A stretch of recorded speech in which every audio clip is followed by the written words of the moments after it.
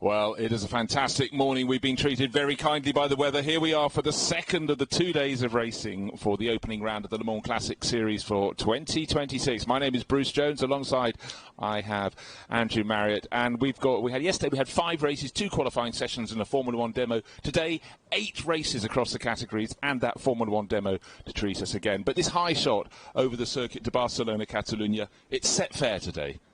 Yeah, of course, we're at a famous Grand Prix circuit here, just out about 30 kilometres away from the centre of Barcelona, up towards the mountains there.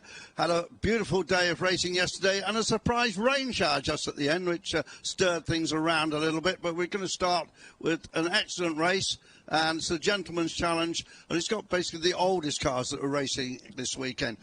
This meeting, a mixture of different eras of sports cars, right up to some, well, prototypes from 20 years ago, Le Mans prototypes, which is going to be absolutely fantastic. The race I'm looking forward to most. I'm also looking forward to a great display of Formula 1 cars. Not only have we got the regular DFV cars, we see quite a lot.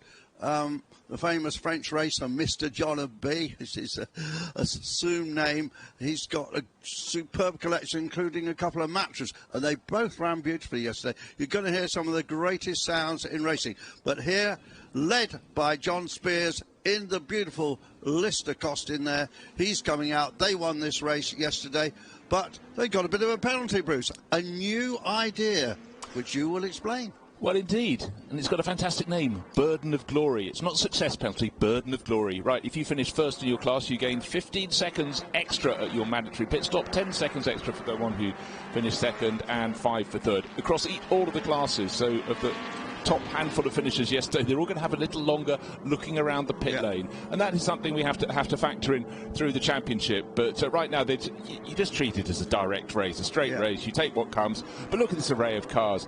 Little TVR going through, Jaguar E-Type, Allard, that's the one with the cycle wings, a lovely little Lotus 15, and then one of the most glorious cars in the race, the Ferrari 250 GT short wheelbase coming out behind little Alfa Romeo, the Mini Marcos, the black one with the orange lipstick around its radiator at the front, and then the absolutely quintessential Porsche 904, big list of knobblies, that's car number 26, so different shapes and sizes. This is the 50s going into the 1960s, little Porsche 356s, a Ferrari 275 GTB, and so on through, and then a really, really rare Aston Martin. Yeah, that's not a Ferrari at the back, it's an Aston Martin, Italian racing red, but the very special Bertoni-bodied DB24. Got a rather large roll cage on the back, I suspect it was added in America. It's that sort of thing, isn't it? But, John Spears, who's in his 70s, but a great racer, and Nigel Greensall, the consummate professional in historic racing, races in more events than any other racing driver we know, and wins more than anybody else. And I just saw him down on the grid a few minutes ago.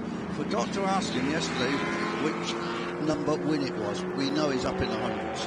Wow, quite extraordinary. But anyhow, track conditions perfect. And if anybody was watching this race last year, the first year it was streamed live. We're doing all of them again live this year all around the world. So classic racing, historic racing fans can watch wherever they are.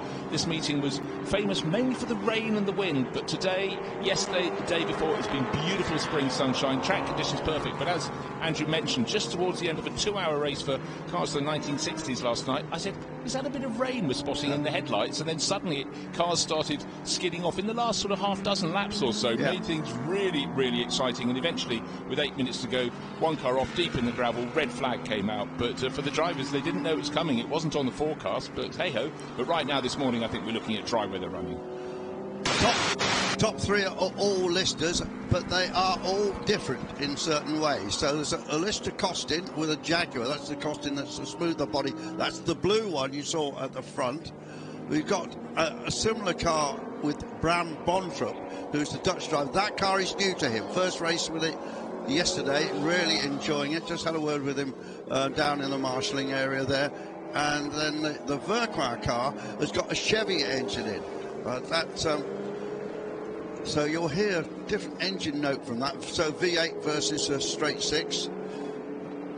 I'd always, in historic racing, have various classes according to age, cubic capacity of the engine, and so on and so forth. So we will have battles within battles, but what you largely need to know, the top 3 finishers yesterday, John Spears, Nigel Greensall in the number 88 blue and white striped Lister Costin. Second place, the Lister Nobly of last year's winner of this event, Luc Pierre Veca, and Abram Bontrop, as you say, having his first run in another Costin. But then lead car in the secondary class was the 904 Carrera GTS of Dr. Afshin Fatemi. Yeah, just had a word with him in the paddock, and apparently had gear shift problems towards the end of the race yesterday.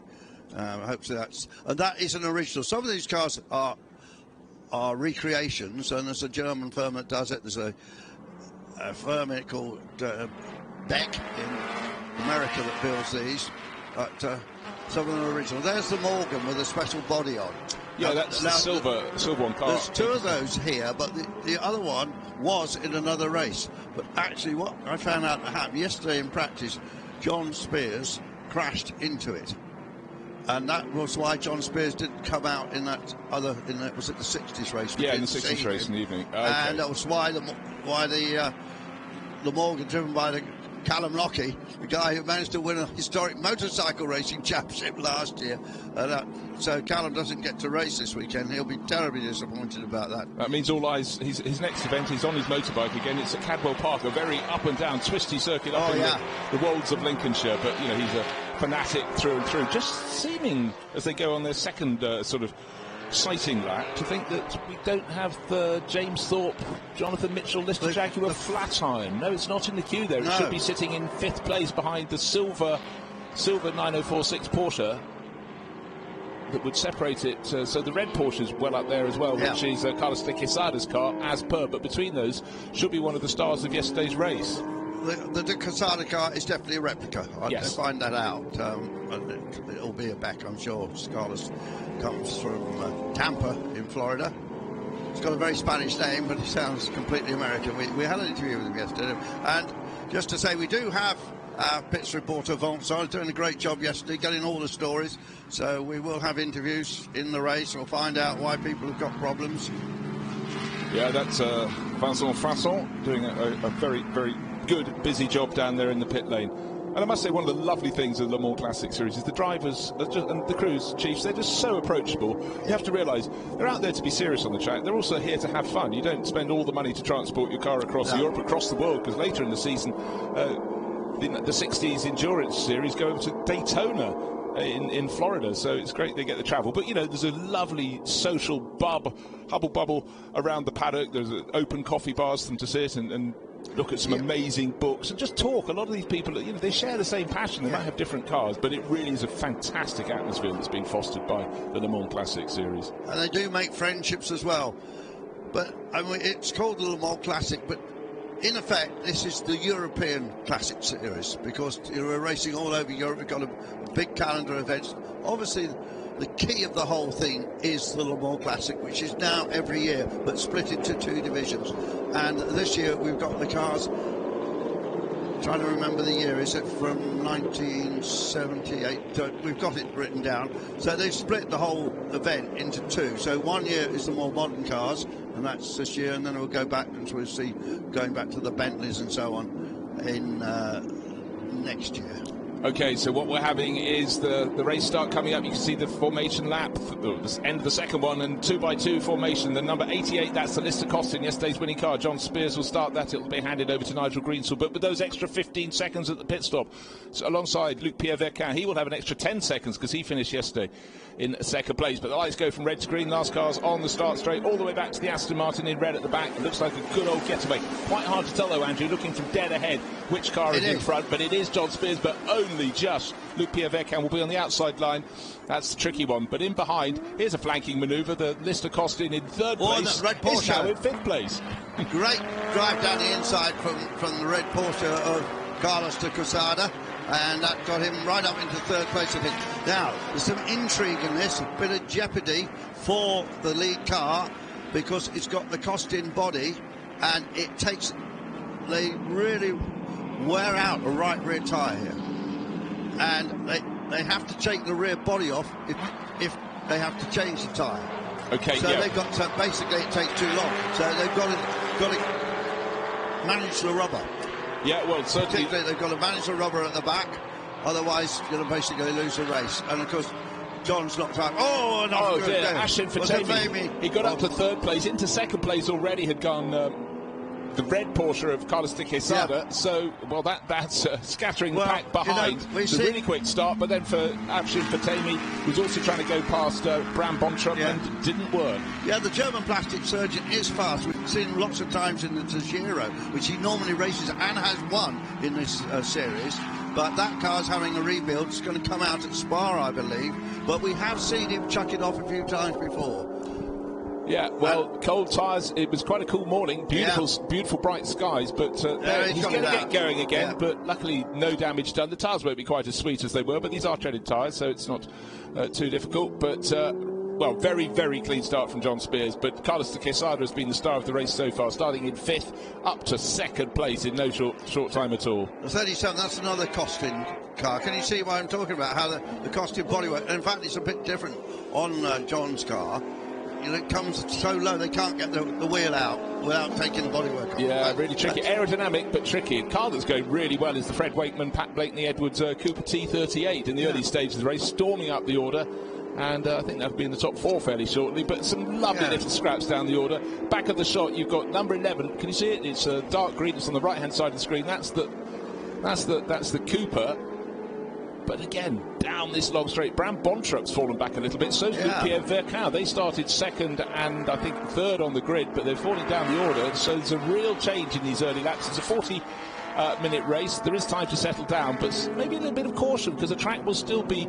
You can see a little damp patch that was from the rain last night. So, you know, just waiting for the fields to come to them. Bram Bontrop in 37. The Lister Costin is trying to get a bit of a toe off the Lister Knobbly, slightly a lumpier body shape. But he's still learning this car. It was his first race in it yesterday. So, you know, a bit of caution in the early laps of the race. No bad thing at all. Quite a lot of these Listers are recreations. But that one that Bontrop has is a genuine car. I believe it's the one Lister that raced at Le Mans. Not many Listers actually raced at Le Mans. I think we came up with the fact yesterday none had ever finished at Le Mans or something. It was something like that. I think only one, yes, that's right. Lotus 11 there, diving down the inside, the 99 car. It's a good little move. And, of course, at Goodwood we've seen Lotus 15. So Lotus 11 became the Lotus 15 in the end. It was some revisions by Colin Chapman and usually had larger engines. But, let's see.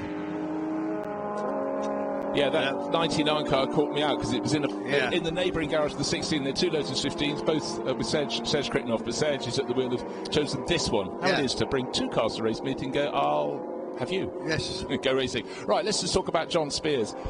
Roared away at the start. 2.1 seconds clear at the moment after one full racing lap, but Carlos de Quesada is going to keep him very honest indeed, I think, because he's looking very, very handy indeed in that little red Beck-built 904 GTS Porsche.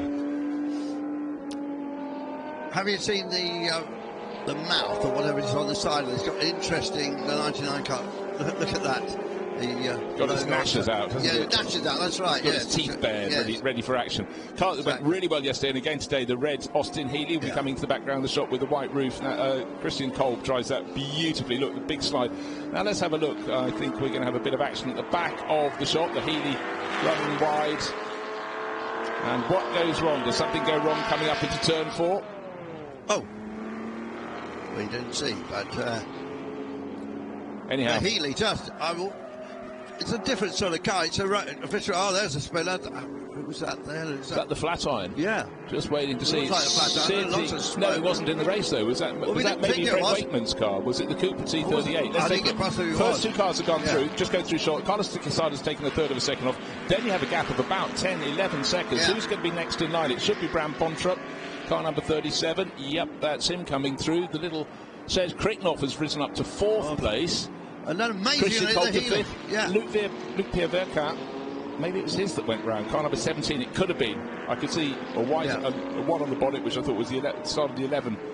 He makes biscuits. He's got a biscuit factory. Why not? There's always a popularity of biscuits. But really, you know, I'm saying Carlos de Quesada is the star of the show, but I have to say that Serge Krittenoff in that little Lotus, you know, he's giving away so many horsepower to the Lister in front of him, but he's keeping it smooth. And this is an essence of historic racing, that you often have cars that deliver their performance in different ways, and the people with the smaller engines, they have to keep it smooth. They have to never, ever lose momentum if they can help it. So I mean, really, that Healy has got no rights to be up amongst those sort of cars. Sports racing cars against just an adapted road car. No, entirely so. But what an amazing array of cars. We look at this replay down into the first corner with the Aston Martin at the back. Just such different shapes and ways to deliver the performance. The tail is being wagged on that Austin Healy. Christian Kolbe is driving that very, very hard indeed. Up into 5th place, second in Class F, but Carlos Quesada second in the race, and capturing the race leader is the person in control of that class for now in his little bright red 904 Carrera GTS Porsche. The factory, of course, did race these Healys at places like Sebring, and sometimes they had their rally drivers take part in the races. Yeah, people like T-Bone Mackinnon and so on. I mean, they were great rally cars, the Healy 3000. Yeah, but they were also fine on the racetrack. Well, here's Bon, the Dutch shipping guy.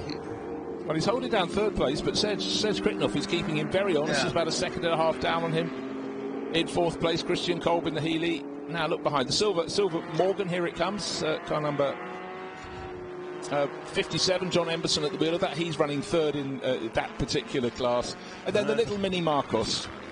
Yeah, 1275 Mini engine in the front, designed by a man called Jem Marsh. That's how it came Marcos.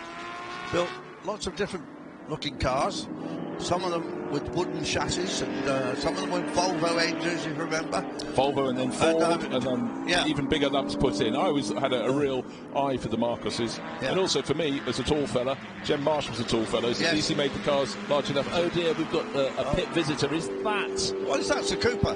That is the Cooper that went so well in the early laps, and suddenly, it's just tumbled down the order. But that was one of the cars that was really rising fast up the order in the early stages of the race. So I mean, the Morgan, John Emberson, he's coached by Nigel Greensall, and Nigel shares a Chevy Corvette with him, which we'll see later, an X-Factory car. But he's going really well in that Morgan. Yeah, and at the start of the season, particularly for people who race lots of cars, you just got to reappraise each of the cars, and you just pray for a day or two of dry testing. And a lot of the drivers here are driver coaches, and they've been testing at other circuits in Spain with other clients, and just they are busy. And certainly in terms of gathering air miles, they gain as much as some of the full pro drivers who have regular racing series. But no one is as busy as Nigel Greensall. There's no question doubt about that. There is a nice battle. Germany versus Malvern in Worcestershire, where the Morgans have, of course, been built. Yeah, up in Malvern, the Malvern Hills. Yeah, they have BMW engines in these days. That will have a Triumph in it. And see the aluminium body designed by Chris Lawrence and John Sprinsel, who was a famous rally driver, actually. Just in the bare aluminium. Save a bit of weight from not having any paint on it. Indeed, and in the spring sunshine they glint away beautifully. Right, what's happening in the lead of the race? Well, we've had Fred Wakeman come out of it, but a replay. So you've got the MGB. He was driven very spiritedly by Benjamin Engren, and he's kept up the same mean. And that was a very, very positive overtaking manoeuvre. You never know when you suddenly get a flash of replay. Is there going to be a spin at the end? But that was a nice, clean overtaking manoeuvre by Benjamin. Right, at the start of the race, we had John Spears pulling away. He's just been passed for the lead. He's now 1.5 seconds down on Carlos Quesada. Maybe he's decided to save his tyres a little bit, or maybe he just read the writing on the wall and he thinks, look, I've got Nigel Greensall taking over from me. We do have the extra time in the pits, extra 15 seconds because we won the opening race. So maybe he's all this, but he's just being maybe cautious, or maybe he got dive bombed by Carlos and just thought, hey, come through if you want it. And a situation of trying to conserve the rear tyres as well, of course.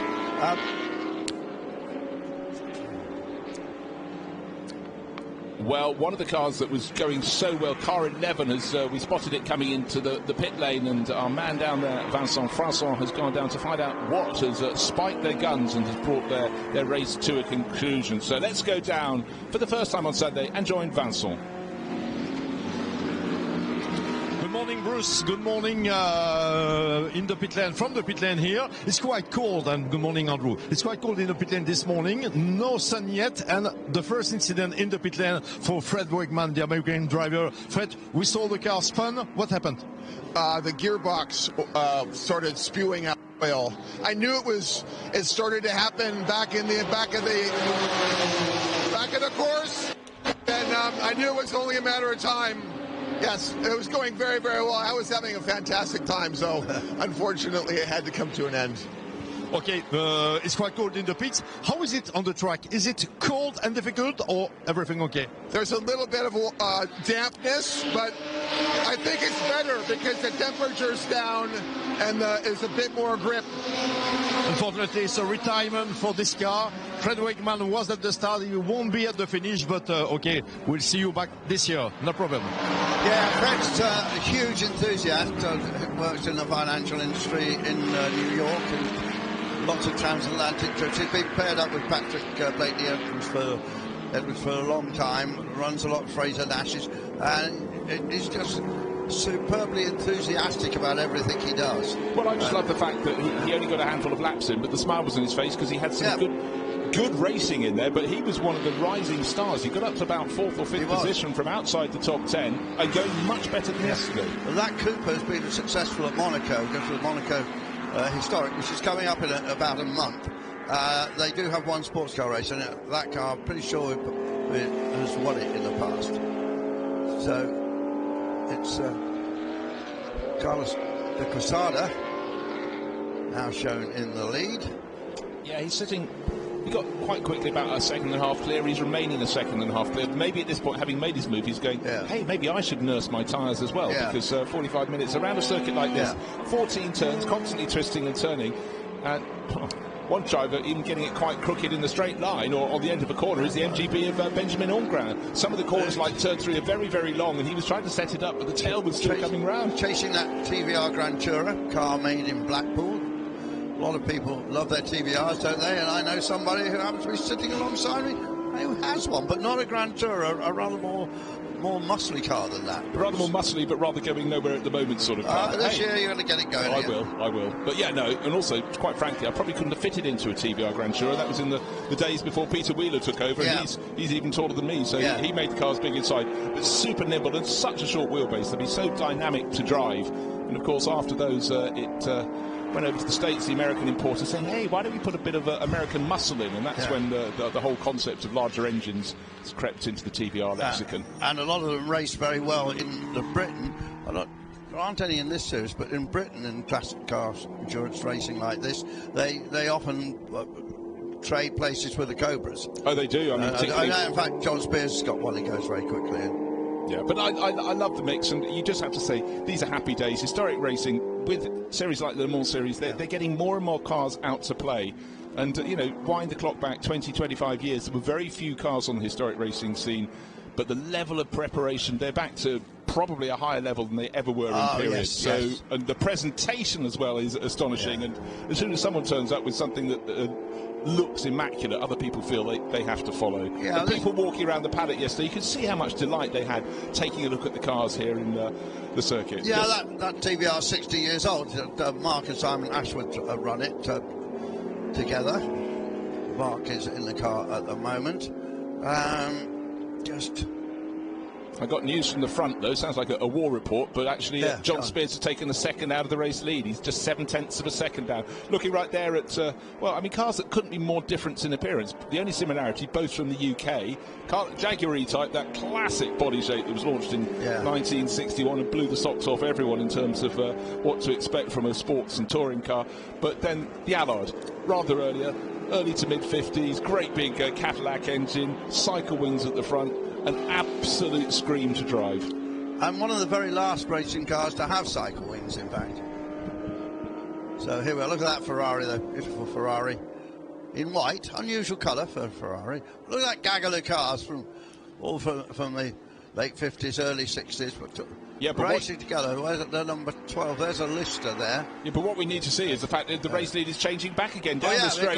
Yes, absolutely. John Spears has caught and passed Carlos de Quesada, but Carlos will break later into the opening corner. No, he's backed out this time. So John maybe felt his tyres going away a bit, backed off for a few laps, lost the lead. I think maybe he used the traffic a bit better, didn't he?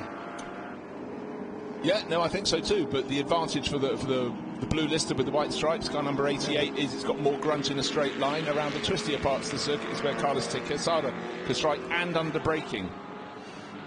And the white Nobly they overtook, that's the Richard Hudson Stuart Morley car. Stuart much better known for racing in Bentleys, historic Bentleys. That car is not on the pace. I think they've got a bit of development to do with that. But there's the car, blue with the white stripes. And, right, we're coming up towards the pit window opening. Yeah. It's a 45-minute race with a mandatory pit stop. The car has gone back into the lead, the blue number 88, Lister Costin. That has extra 15 seconds. It's burden of glory from winning this class yesterday. But the car chasing Carlos de Quesada is in separate class, but he has 10 seconds extra at the pit stop. So in reality, Carlos de Quesada is about, 4.5 seconds in front of Nigel. So you just have to imagine these things and wait and see it. John Spears. However, Carlos, who Allegro Motorsport, runs Allegro Motorsport, he will stay in the car as he dives down, he has a look down the inside, but didn't make it happen. But he's got the inside line now there, side by side. But look, the extra grunt of the Jaguar pulls it away from that flat 4 engine of the Porsche. And so Jaguar straight 6 grunt propels the car forward. But obviously Nigel Greens is quite a bit quicker in this car than is John. All Nigel wants is John to hand the car back to him in good condition with the tyres still nice and crisp, and he'll be happy. And they'll look forward to making it 2 wins this weekend. So in another race, the Greens saw Spears pairing had their car crashed in practice and weren't able to take the start in a race that they might have also won. Look, at the start of the previous lap, they were so close together, but this has been a much better attack lap from John Spears. He's gained about, the best part of a couple of seconds on that lap, which is interesting, to be in the lead, to lose the lead, get back in the lead, and then pull clear. But it's also that element, he probably knows his pit stop's coming up, and it's amazing how often drivers pick up the pace just on the lap when they're coming in. But Nigel Greens will be waiting. There'll be that longer pit stop, and it may well be, well, in fact, I'll tell you what, they're so far clear that with those pit stop penalties, they will still be coming out ahead of the car. 2 minute long pit stop plus the extra for the glory. A little bit of smoke puffing out of the Mini Marcos, and that I don't think was a lock-up. I'm worried that's something else. And the last thing you want on a cool track in the morning is to have extra slipperiness applied by the dropping of some oil. And we saw Ashton Fatami in the gravel and coming out of it. And now he's working his way back up the field because he's quick in that car. And where has he got to now? Yes, he's got back up into 16th place. He's gained half the grid. Yes, he has, Right, car 69 in the pits, one of the other very pretty little Porsches. And that's Dr. John, Mr. John. I made him a doctor this morning. It's Dr. Ashton Fatami. Son of B is also rare. I saw his name on a car. I didn't see his name on an engine list, but I saw him on a car. Look, there's that flat 4 engine.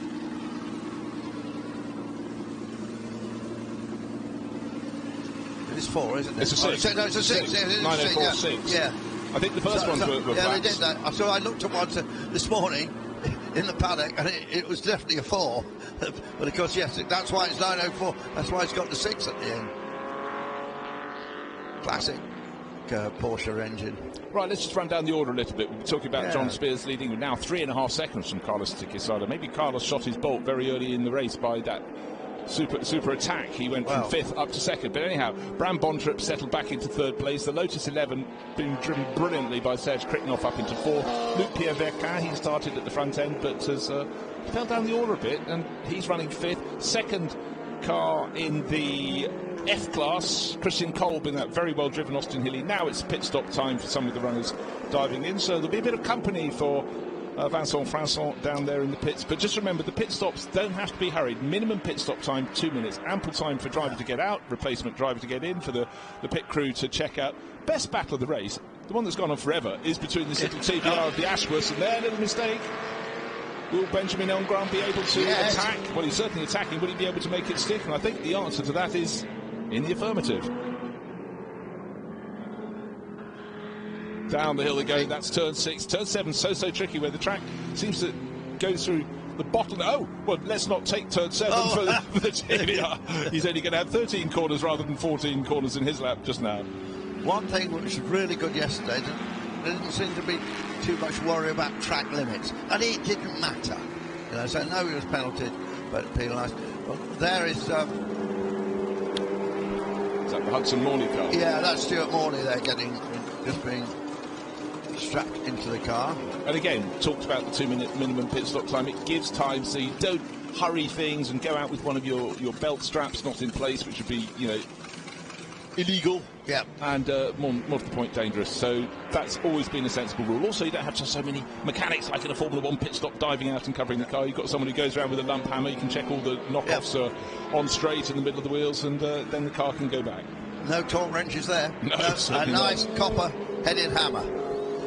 So Benjamin Ungrein, that BMW and the MGB did get past the Ashworth car, as we saw. Yeah, meanwhile, the two line Porsches dived in together, look.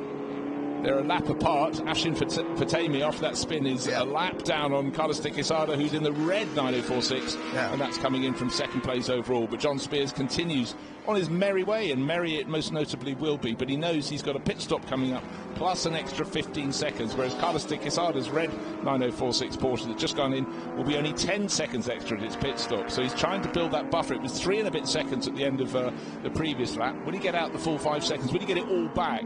What I'm trying to say is I think when Nigel Greensall leaves the pits, he'll come out right with where Carlos de Quesada is. I think he will, but I don't think there's any question that Nigel's the fastest guy in this race.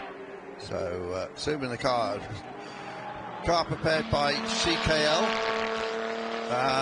we're down in Sussex, and Keith Lucas, he's semi-retired now, but he's still around. So there is Morley coming out, and you can see the exhaust on either side. You look down by the tyres, Chevrolet V8 engines in the Jaguar engine cars, the exhaust don't do that, of course. Again, this is one of the reasons that when you walk around the paddock, you see so many different things. And these cars, the cars in the 50s and 60s just bear so much examination because they were sort of evolving as they went, and you can see even within one model of car, you can see an evolution. And also just, for the younger fans in the paddock, it's just seeing cars they've never seen before. But more importantly, Andrew, hearing them when they fire up. Yeah. Brightech Motorsport is a German preparation company.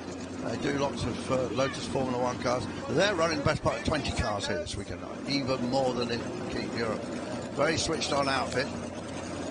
Right, Casey Jones strapped in, Carlos de Quesada out, and Carlos, when he got out of the car yesterday, he was absolutely bubbling, wasn't he? Just had a fantastic time. Right, John Spears, race leader, pole starter, did fall to second place, got back into the lead, and is going for maximum attack. He's going for a further lap before coming to the pits. That's the pit entry, the entry of the pit road. He's gone past that, into turn 14, onto the main straight he goes. You come up to a little rise here as he goes through the staccato sort of marks of a shadow from the grandstand. And down, it does drop to the first corner, but for now it's like he's in a sprint on his own. Nobody else seems to be around him, but I'm sure this will be his last lap before his pit stop. A little bit of tape too, because it's so cold, just to keep temperature up in the radiator there, but nice colour-coded racer tape. And the colour scheme, the reverse of the famous American colour scheme of white with 2 blue stripes, and of course the Cunningham team don't run those listers in the white with blue stripe livery. So the car got a bit of a paint job. The front end was repainted over the winter. But apparently they had a lot of trouble getting the old paint off. The guys were telling me it went all crumbly. They said they'd never seen anything like it before. Really? So if you're British and you know the name Keith Lucas, it's probably because Chris's daughter is a well-known weather girl on television, on the BBC. Right, Sarah, her name is. Yeah, Sarah Keith Lucas, right, another of the pretty little Lotus 11s. That's another Swiss driver on board. That's Jean-Pascal Correa going well. Quite a lot of the cars in the pits, and half of them that have been in have now come back out again, but still waiting for our race leader John Spears to report in. I'm fairly sure he'll do it at the conclusion of this lap. Lovely Lotus Elite there that we haven't mentioned, another British car, Colin Chapman's design. There is the Mini Marcos, look, it's been going really well. He's the only one in his class, so he's going to win it.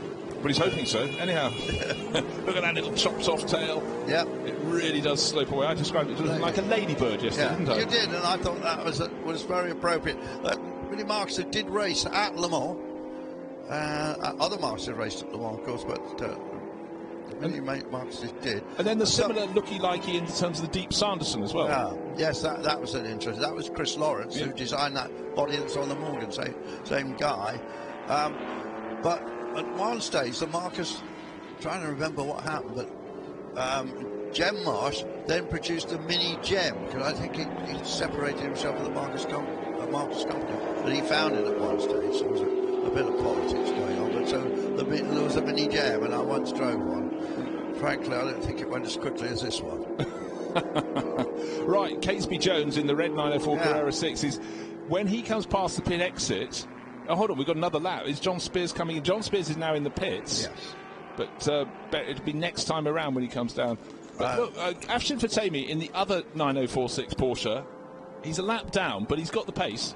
Same pace as Catesby Jones. Catesby had to work quite hard to get past him. Yeah, we saw Catesby racing here last year in this series from America.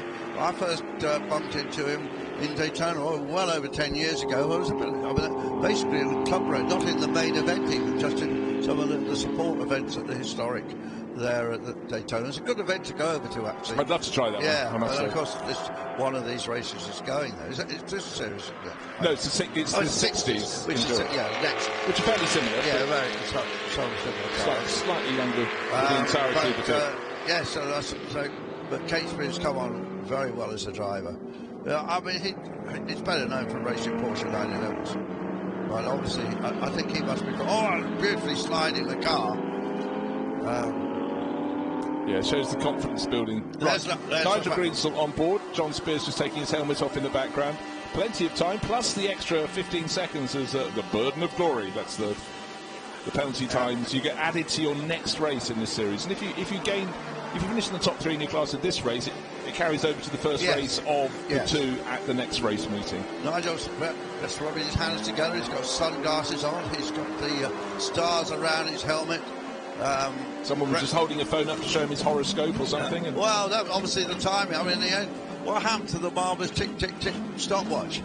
And this is you ought to have proper stopwatches. Of course, this is classic racing. We didn't have iPhones with timers in there. With little countdown symbols. But I have a big board with 3 different watches on and a lever you pull and all sorts of stuff. But that's all history. All history. Right, Catesby Jones pushing very, very hard. Coming down to turn 14. It's a 14-turn circuit, accelerating up to the start-finish straight. We're waiting to see, will he be coming past pit exit when Nigel Greensall exits? That's the key. But Catesby, we've seen him slide it. He is pushing very hard. The answer is no. So he's about 4 or 5 seconds away from where he needed to be to at least be level. I thought he might be coming past level or about a second down, but that means John Spears' in-laps were very good indeed. Yeah, absolutely. Just go back about the stars of Hans Stuck, one of his heroes, but it's a combination of Hans Stuck and Ronnie Peterson's helmets. And last year Nigel went to Sweden and met with Ronnie Peterson's brother. And I run very enough because he's such a... I mean, it shows what a huge fan he is. Well, the cars have been in and out of the pits, and number 88 is in the lead of the race. The driver who got out is John Spears, and he is the person who's going to tell us how he led away and got back into the lead. Just like yesterday in the pit lane with John Spears, another 15 minutes in this race, and it's the first place already, John, for this Lister Costin. How was it? It was, a few little damp patches to begin with that nearly caught me out, but then, just wonderful. I had a nice dice with the red Porsche. The only issue I got, it's quite a bit of vibration of steering, so it's a bit like driving a Formula 1 Aston Martin, I think. So I was getting worried about that, but otherwise just wonderful. So it means that we have the new Fernando Alonso with us here in Barcelona. I suspect he's got some blisters there on his hands from that. So Greensall in the lead by less than a second, because he came out just in front of the Catesby Jones red Porsche. And we'll see that, I'm sure, as the picture widens out. You know, when John was saying that, because we're at a historic race meeting, I was also thinking back to 1959 and 1960. Then I thought, no, hold on. Oh, Aston Martin, that looks like a Ferrari. That's Heinz Stamm. It's a DB24 with a Bertoni competition Spider body on it. It's one of the oldest cars here. It is 1953. It's also one of the longest names on my entry list. It sort of went off my page when I was typing out my notes. But race leader Nigel Greensall. But I tell you what, Catesby Jones had a really good lap. Nigel cautious. Remember, he came out. We thought he had about a 4 or 5 second advantage. Yeah.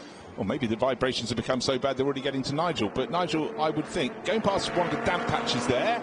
And as we heard from his teammate John Spears, there are a couple of others out around the circuit. So a little bit of caution, but Catesby Jones has really got that red 904.6 Carrera GTS wound up very nicely. You could see as soon as he came out, we got that fabulous rear shot showing how he was sliding it. But he's pushing on now. I reckon Nigel's just feeling his way in and will pick up the pace. But we have heard vibrations, never comfortable. He's only got to nurse them for 15 minutes, though. Let's see what he can manage. Mr. John Beat all the way up to third place in his 904.6 Carrera. Oh, audacious move down the inside, locks it up side by side round here, and indeed the Porsche takes the lead from Nigel Greensall. And the hand came up from Catesby Jones saying thank you for accommodating me, because it takes 2 to tango. Yeah, but now Nigel's answering back. He'll be able to use the grunt of that Jaguar engine when they get on the main long straight here at this Grand Prix track at Barcelona. It's a slower Porsche 911 in the way. Well, that surprised me. I just thought that Nigel was going to motor off into the distance. Well, so did I. But none of it. You know, as the cars were accelerating up the hill out of turn 7, I don't think everything's working fully smoothly on Nigel Greensall's car. It didn't seem to have the pickup I expected to go up the slope. No. Let's have a look. Well, Catesby Jones runs too deep into turn 10, so almost hands it back. No, there seems to be plenty of ground. That is the key. You go down that infield straight. If you run wide, it takes forever until you can get the car straightened up to go up the hill. And at that point, Nigel Greensall had a more cautious entry to the corner, but a far swifter exit. But hey, Catesby Jones isn't finished yet, is he? No, he's really come on as a racer, as Catesby Jones. So I think coming over to Europe to compete, has really improved his game. Now here's the long straight. Now let's see if the Jaguar does pull away. Sometimes it might be a gearbox, probably got a Lotus, lovely little Lotus Elite with its fiberglass monocoque body. Back in the day, Grand Prix drivers would drop back and do other events, and a chap called Trevor Taylor was very good in the Lotus Elite. He was the number 2 to Jim Clark in the factory Lotus team. But Lotus had a factory elite team. And I raced at Le Mans a lot with great success with those cars. And one you were mentioning yesterday, the index of thermal efficiency. Something best consigned to history as far as I'm concerned. You don't need a slide rule to work out race results, not in my mind. Anyhow, whatever I thought there wasn't much pickup on the Jaguar, most notably the clear the ears, so maybe I'm just imagining it. But now in the lead, Nigel Greensall's got to be aware that Catesby Jones is far from finished. We need to pick up the battle for third place, because Mr. John B in the second of the 904 Carrera is a very, very pale green one. Has got Bram Bontrup now right on his tail in the number 37 Lister. Serge Kriknoff, look at him in the 99, which that's the Lotus 11. He's in 6th place. And he's still going very nicely indeed, but he's some distance. He's about 6 seconds off the back of that scrap over third place. Bruce, we know that Stuart Morley drives his Bentleys, those vintage Bentleys, or more Bentleys, very quickly indeed, as a regular winner. But I notice he's going pretty quickly now. He's moving that Lister way up the field for Richard Hudson's car. He's quite a bit quicker than Richard, and he could get into the top 10. That's one to watch for. Also possibly getting into the top 10 before the end will be Fatemi in his lovely point. Oh, the Lotus 11. It's well, that's a shame. We were just commenting on how well that was going for He's holding his hand up, and I think he's stalled it. I just wonder if it might bring a safety car out. If it's stranded there, then it definitely will. Yeah, the race officials have done a cracking job so far. They've got to just be fully aware, and they don't have eyes. Well, they do have eyes at all points on the circuit, but they need the marshalling crews down there to have a very clear directive up to them. Is the car movable? Is it moving? What is going on? Right, at the moment, Nigel Greensall leads by, well, it was a second. I looked at the screen again. It went down to 7 tenths, now to 6 tenths of a second. So Catesby Jones attacking back. Mr. John B 35 seconds further back, but he's only half a second clear of the second of the Listers. That's the Lister Costin of Bram Bontrup, and behind him by just another second half is another Lister, the Nobly of Luc-Pierre Vercamp, and then Serge Kriknoff. We're looking at him, Serge, Swiss racer, in one of a pair of Lotus 11s he brought down here. Yeah, well, Bram will be trying to get onto the podium, won't he, with having his first weekend with this Lister he acquired over the winter. Well-known car. it takes a while to learn the foibles of a car and the vagaries of how the performance changes with even a slight swing in temperature, track temperature, air temperature. So learn as you go. Jacques Sandos enjoying his run down towards the tail of the field a bit. In oh dear, the little Lotus Elite, you praised it and you've broken it, Andrew. Yeah. Got a Coventry Climax 1220cc engine. It's the smallest engine, one of the smallest engines in the race. And fastest lap of the race has gone to Stuart Morley. I said he was motoring on in that Nobly, the Chevy powered one. Yeah, the clock's counting down though. He's not gaining another position. He's nearly 30 seconds down on the next car. But yeah, that's impressive. It's sort of what you'd expect, or maybe you'd expect Nigel Greenstall to have the fastest lap. Okay, we have safety car. So they're our first and second in the race with 8 minutes and 20 seconds on the clock. Nigel Greenstall sharing the lead Lister Costin with John Spears. We heard from John in the pits. Catesby Jones took over from Carlos de Quesada in that chasing red 904-6 Carrera Porsche, and then really quite a gap. In fact, another 40 plus seconds back to Mr. Jonaby, who's just hanging on in the second of the 904-6 Carrera Porsches, with Bram Bondrup all over his tail, and Pierre Vercain also in a Lister right behind him. Big gap between them, but when we get safety car, what happens? The field gets truncated again. So they've just gone past the spun Lotus 11. So no virtual safety cars, no code 60s, anything like that. It's like American style racing, everybody can close up. And there is a safety car just coming out now. BMW, all those flashing lights. I expect being driven by a Spanish hero of the past. And talking of that, there's a marvellous display in the paddock for Emilio de Villota, who was one of the earlier Spaniards to get into Formula One. And we saw his cars yesterday, Bruce, but now in the garage by those three ex-Villota cars, including that rare Lynn car, the McLaren and the Lotus, JPS Lotus. In the garage is now completely decorated with photographs of Emilio's racing, his race suit, trophies, and so on. Yeah, no, it is fantastic, and it's lovely to see cars that you know you're racing. I know my racing, but we haven't seen in the flesh for a very long time. Yeah. But also, just he was a privateer, Emilio de Villota. So it's great to have him celebrated here, and also a lot of the other Spanish racers who didn't compete in Formula One also had really interesting cars, particularly in sports car races. And you were quite envious of a book I picked up yesterday about the history of Montjuïc Park, the fabulous circuit on the hilltop right in the middle of Barcelona. And it's great, because the Spanish Grand Prix is an event that's really moved around an awful lot in its life. In fact, most countries have two or three circuits that might have held a Grand Prix, but here in Spain, and particularly in Barcelona, we've had 3 different circuits. Yes. If not 4. As you see on the screen in the right-hand corner, this event is called the Spirit of Montjuïc, which was the Barcelona racetrack up on the mountain there, a tortuous, difficult race course that saw some tragedy in its time, but was very much a part of Spanish motor racing history. I went up there a couple of years ago and could see no evidence of the race. Basically, it was a road circuit, but there is a marvellous museum up there for the great Spanish artist Miro, which I enjoyed. But a lot of history in motor racing in Spain, because we have not too much. I was also in the paddock, I should say. There's a wonderful SEAT display of their cars, including their successful touring cars and some of their rally cars and Dakar machines. But there was, of course, also Pegaso, who built some pretty impressive motor cars. And then stopped.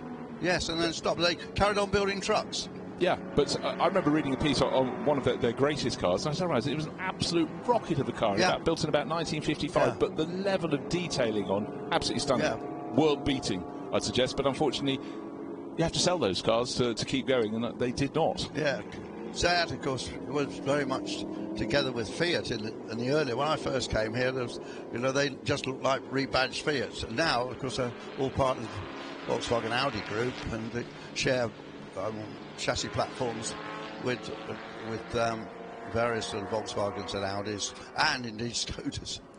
So Right, will we get this race underway again? I think there's enough time. The safety car's leading around. I think the little Lotus 11 or 15 that went for a spin has been removed. But for the driver in the lead of the race, Nigel Greensall, he's got to be absolutely on his toes because Catesby Jones, as with his teammate Carlos de Quesada, they attack right from the outset. So if there's going to be one further racing lap, I think that's about all we might manage, or possibly two.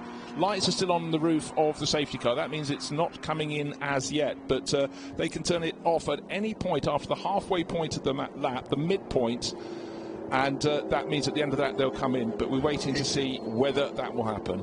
In the train are a few cars that have been lapped, of course. It might make it difficult for Bontrapp to... I mean, he's got to try and get the jump on Mr. John B, and he should be able to do that, but just looking out, he's got that Alpha.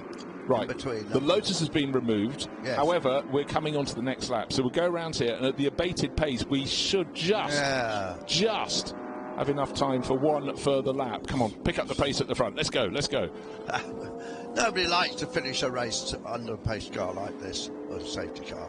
No, indeed not. And let's just hope they can do it. We'll see halfway around the lap. The lights go out on the roof of the safety car. That means racing will continue. Because they had a great race yesterday, full 45 minutes. Today we've got this safety car slightly abating what is happening. The rest of the crew need to get up as close as they can. And they're joining the train, They've got time to do it. But the clock, unfortunately, may not be our friend in this one. It hasn't been a friend to... for Tammy either, has it? Because I thought he'd make it back up into the top 10, but it's actually shown as 11th, and Stuart Morley is shown as 12th. Yeah, I mean, Stuart, if there is a restart, should be able to pick off several cars because they're sitting right across. There's his car, number 12, the white cream Lister Costin. Cream, white, You know, I like to sort of stretch the colour band. We're not going to Farrow and Ball again, the paint specialist. Yes, we might get into that later on when we see the Porsche race. Right, lights still flashing. It may well be the Gentleman Challenge its second race. The first race was a cracker. It was the first race of our meeting yesterday, late morning. So cooler track conditions for them today, but those little damp patches you can see, the flurry of rain that hadn't been forecast came in. Last night we were due to finish racing at 7:30 at night, and it came in at about 7:20, just to add a little piquancy to it all. But in fact, the race was red flagged, wasn't it? Just about 3 laps at the end. It didn't really make much difference. No, because the race leader was straight on at the first corner, deep in the gravel, so they couldn't continue at that point. Right, down to turn 7 they go. Are the lights still on? Let's see. Probably by the time they get to turn 9 they should be off, but I'm beginning to think that this race may, unfortunately, finish behind the safety car. Please turn the lights on. I'd love to have a sprint to the finish. And as you say, quite a few lap cars in the way of some of the front runners. You know, when you see a Lister Costin like the one going off the bottom of your screen, that's stuck behind some others. 2, 3, 5, 6 is in front of Luc-Pierre Vercin. He's running in, 5th place overall. So if there's a restart, of course he'd pick them off. He's got so much more horsepower, but the lights are off. Yes. The lights are off. My wish has been granted. We shall go racing again. I knew they had to come off at the halfway point at the latest around the lap. So Nigel Greensall in the lead, and the blue and white Lister Costin, he knows what he's got to do. And behind Catesby Jones, has he had red meat for breakfast? Is he going to go for it? But certainly both he and his teammate Carlos de Quesada have been tacking. The third car in the line is a lap down that Jacques Sandos's Lister Nobly. But right, Nigel Greensall, he's been around the block a few times. He knows he can floor his throttle. He can't be overtaken before the start-finish line, but at any point around the lap, once it's clear the safety car is coming in, he can nail it. And Catesby Jones has been very wise. Didn't want to anticipate, but didn't want to lose. And third car in the line we're looking for should be Mr. John B. He's the pale green Porsche in the middle. He's being attacked, overtaken, I would suggest, down the main straight by Bram Bontrapp. Bram is on the pit wall side. He's hidden behind another car, but he should have the grunt. Down to the first corner, though. Nigel Greensall's got the job done. Catesby Jones couldn't go past. Bontrapp, car number 37, has made his move and doing the braking, but enough braking to get into the corner and out of the corner. Bit of a lock-up between car number 3, one of the MGBs. I thought that's really embarrassing if you get it wrong when it's you've just had a restart. That's George Rochietta, but he was going for an overtaking manoeuvre, absolutely worth trying. But Nigel Greensall, Andrew, he did what he needed to do. Defended that lead down into the first corner, used the Jaguar grunt of his Lister Costin, and has maintained the lead. And the main change would be Bram Bontrapp getting up into third place ahead of Mr. John B. Yeah, the Dutchman will be happy with that. He wanted to get on the podium, and pretty sure he'll stay there. Mr. John B has decided maybe he shouldn't be going to have a touch. No, thank goodness not. And the pale green and white Carrera, but the other Carrera in front is a lap down. That's Dr. Afshin Fatemi's car, but Mr. John B has got that move done. Right, so you were Bram Bontrapp, you were dreaming of being on the podium. It's not happening right now. You've got half a lap to sort it up. But then if he has a clean run up the hill, through turn 7, turn 8 they go. Afshin Fatemi is actually as quick as they are, so he shouldn't interrupt them, but it's about what happens out of this corner, turn 9 at the top of the hill. Can he? Nice exit there from Bram Bontrapp. The Dutchman is going right. That's where he needs to be. But where is Afshin Fatemi going? There was another Porsche in the way. He's going to try and go around the outside here, and I think he did it actually. Oh no, that was so close. The other Porsche still getting in the way a bit, isn't it? It's the Porsche helps Porsche there. It looks as though Bram Bontrapp had just done enough to get that position back. That other Porsche is quick. It might be a lap down, but it's quick. Yeah, it should have been with them normally, apart from that spin. But talking quick, Nigel Greensall comes through. John Spears will be cheering in the pit lane. And also, I'd say Carlos de Quesada, his car with Catesby Jones coming through in second place. So that's win 4,503 for Nigel Greensall. But in the background, third place has been sorted out, and Mr. John, he's rather happy. He's quite out of the car, but certainly beating the dashboard there. And, you know, racing is racing. You know, finishing third is one thing, but finishing third with a tussle, with an overtaking manoeuvre, you go, I'm proud of that. Oh, no, he's fighting back. I've lost the position. And getting it back. That's why people go racing. 2-litre car ahead of cars with 4 litres. Probably double the power, but beautifully handling, of course. You know, Porsche did such a good job with this beautiful machine. The lines look right, couple of MGBs coming through. The Healy, where did the Healy finish in the end? 8th. And I don't know. Well, I mean, maybe the tyres went a bit, because certainly it was being attacked, driven beautifully by Christian Cole. I think the Mini Marcus came 16th, so he wins his class. Right, so when you get just a one-lap sprint to the finish, you cannot afford to put a wheel out of line, because you could lose all you've built. But an entertaining race, but certainly Nigel Greensall still happy. But Catesby Jones, he drove so well. That first lap, when Nigel was just getting up to speed, he gained about 4 seconds. Well, I have to say, I thought when Nigel got in that car, it was just going to disappear. Obviously, it was truncated by the full course yellow. There's the Lotus, the 99 car. Yeah, he's waving. Well, he came sixth. He did really, really well. Swiss flag on his helmet. And it's interesting, though, a year ago, Luc Pierre-Vercamp, who finished only 5th today, won the race. So it shows other people coming in, the pot is mixed, and then, of course, you've got Burden of Glory, the time penalty that gets added for the top 3 finishers. That's another factor as well, which mixes things around, which makes the victory for Nigel Greensall and John Spears all the more meritorious. For Catesby Jones winning the F-Class with Carlos de Quesada, second place overall. So we had a good scrap there and a fantastic scrap on that final lap in the battle for third place. Mr. John B, he really, really showed he doesn't just come to parade in the cars, he comes to race. Oh, he went very well. I think that car suits him. Obviously, he's a huge entrepreneur in the carbon composite business. And marvellous collection of mainly Formula 1 cars. He's got 3 or 4 Ligiers. He's got at least 2 matches here, but I think he's got a McLaren as well. I've never seen a complete list of cars he's got. But but don't forget, he also has the Group C Peugeot, the 905. Oh yes, of course, he has one of those. And last year, at one of the meetings we've got later this year, the 5th to 7th of June, the Circuit de Dijon-Prenois, the Grand Prix de l'Âge d'Or. Yeah. He had a fantastic array of his cars in the paddock there. But the fact we get to hear some of them running around the circuit, most notably those Matras from the early 1970s, the MS-120, what a treat. But really, OK, so the race is over. The first race of the day, tick that box. That's the Gentleman Trophy. Nigel Greensall and John Spears, top step again, as they were yesterday. Yeah. And here comes their car. It's the blue and white Lister Costin with the Jaguar engine. So, a double win for them. Thumbs up, both hands from Nigel, alongside Mr. John B, who came home in 3rd place, but only just. See all those aluminium panels there. Big. Over there. Around a big space frame chassis, tubular chassis.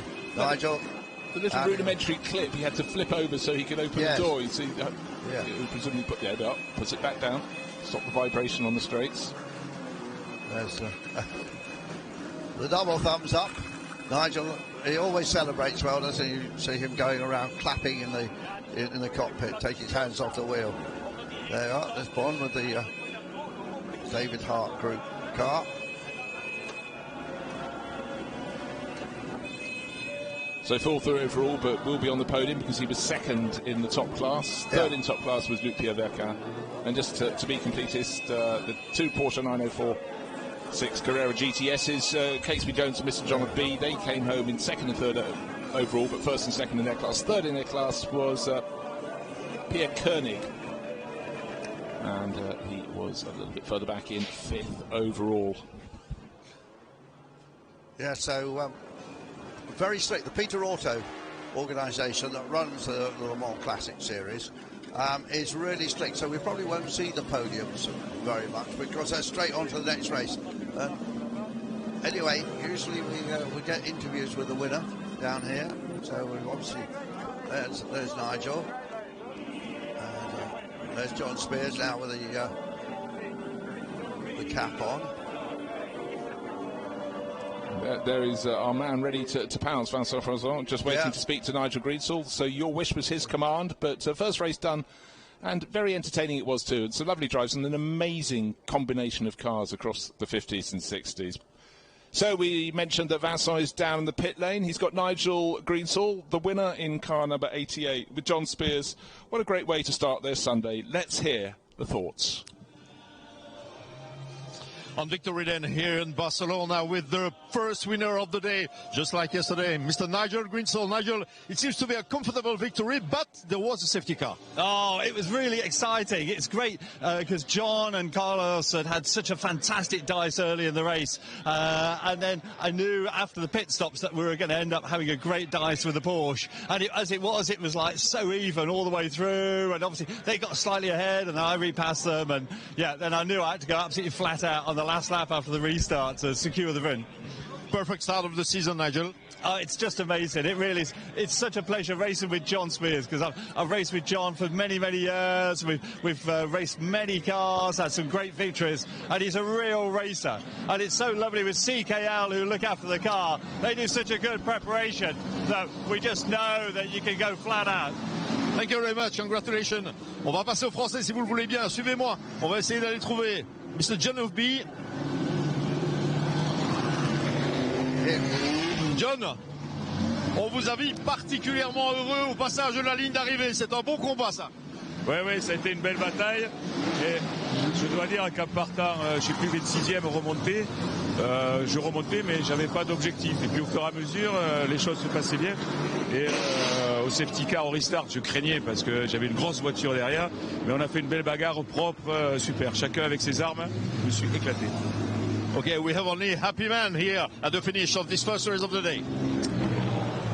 Thank you very much, Vincent, and indeed, because he had to fight for that, that makes it all the better. That's the most I've ever heard him say. But great to get and see what he looks like as well. Hugely successful French entrepreneur, Mr. John of B. His name is actually Jean. And no, that's a good race. We've got another great race coming up, actually. We didn't see these cars racing yesterday. Lots of Lola T70s. We're going to have some Chevrons and Lola, lesser Lolas in there. But let's now just check out the highlights of the first race of the day.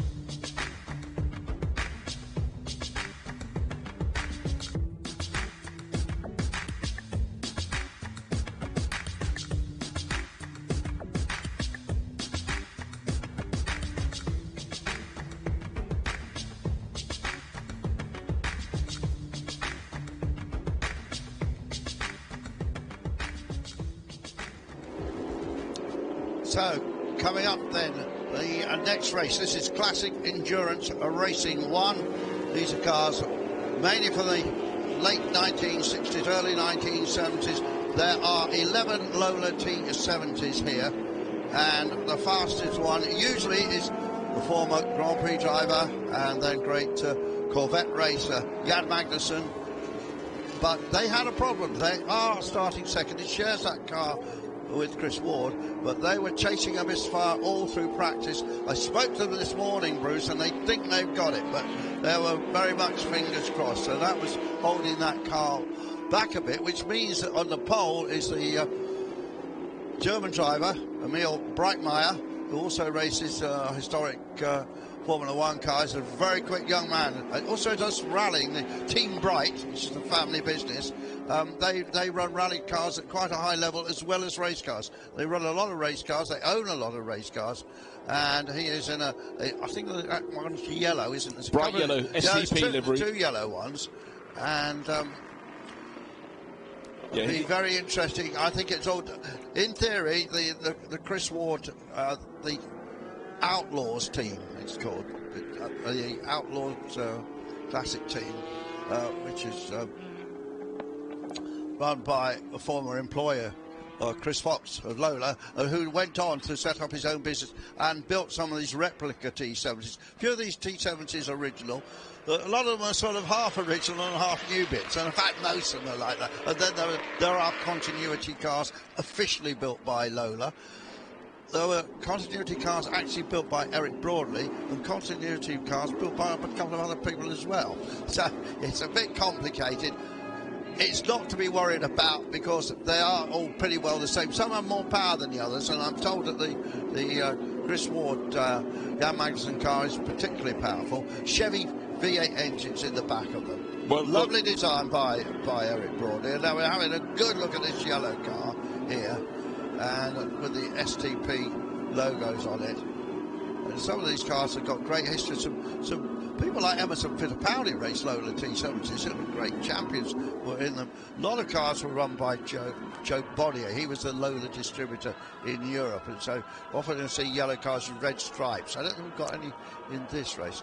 And so that's a coupe. Some of these cars on our entry list are described as spiders. Now, before they went to the GT, there was the spiders. So unfortunately, there's a typo on those. None of these are spiders. Not a spider in this race. Spider meaning open roofed, and of course, yes, when they raced in Can-Am with the great John Surtees and won that first title, that was the open roofed. There are Lola T70 Mark IIIs and Mark IIIBs, and they are different, and they're different in the size of the front wheels and the size of the engine, because the regulations changed while they're producing this car, and so they have smaller capacity engines, but the Mark III, the earlier ones, have not so much tyre. There weren't very many of those made. There was a lot more of the others made.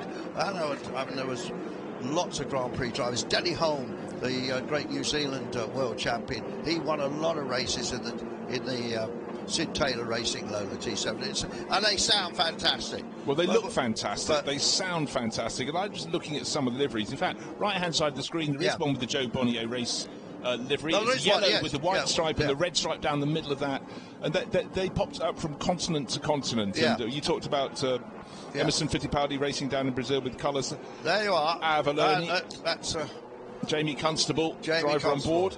He's in one of the chevrons. Now, we've got the overall class, which is the prototypes over 2 litre, but these small open-top sports cars, they're the under 2 litre class mainly. Some have DFE, so they're above that.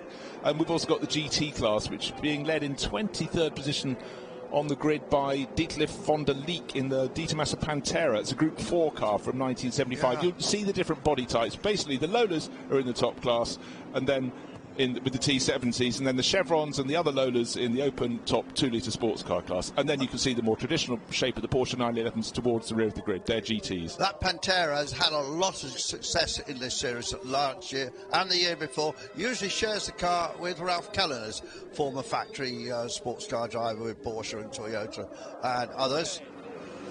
But these Chevron and Lola in this 2 litre category, huge battles between them over the years. There was a 2 litre sports car championship. There's Nigel Greenstill's going to get into that car halfway through this race. Yeah, Rolf Sigrist on board at the moment. Yeah. So, yeah, Nigel probably has enough time for a little glug of water, and then he'll have to be reporting to the pit lane ready for duty. But that's, you know, what these drivers love to do. Sometimes logistics can make it very complicated. Ross is a really nice guy. I chatted with him. He's very late into racing, in his 50s. He's come into racing.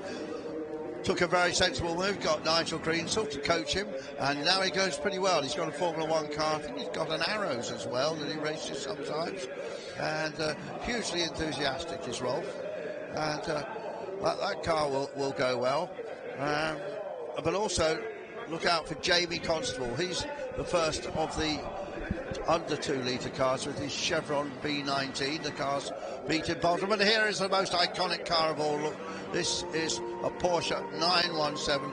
We have seen this car racing in this series in the past.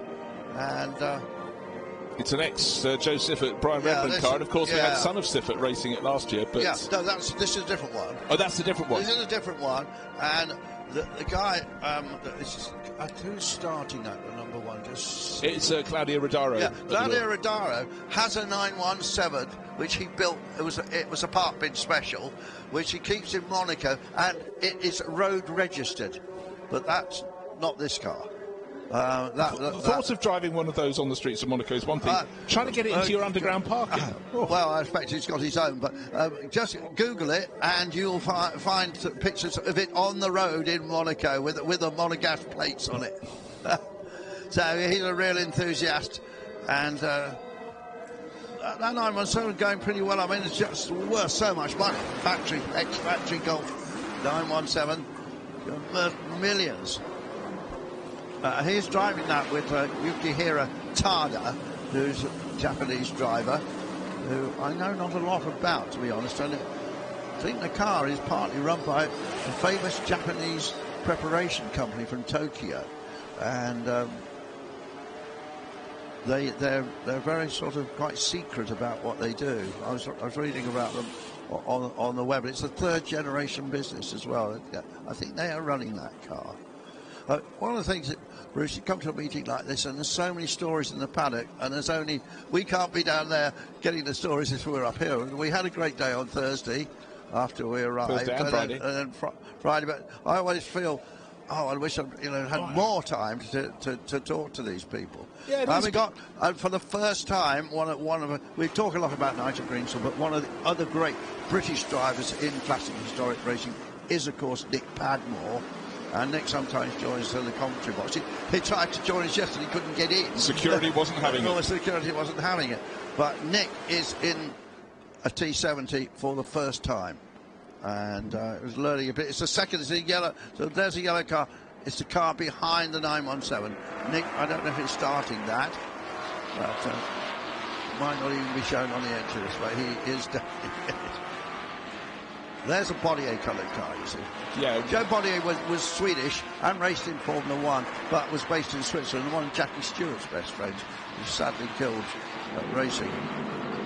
Yeah, Nick is sharing with Carlos Quesada, and Carlos was in the previous race, of course, featuring at the very front end of the field, so he'll have to do the second part of this race. Well, Carlos will know exactly the conditions of the racetrack at the moment. We heard John Spears say that there were some damp patches early on, but they've obviously all gone now.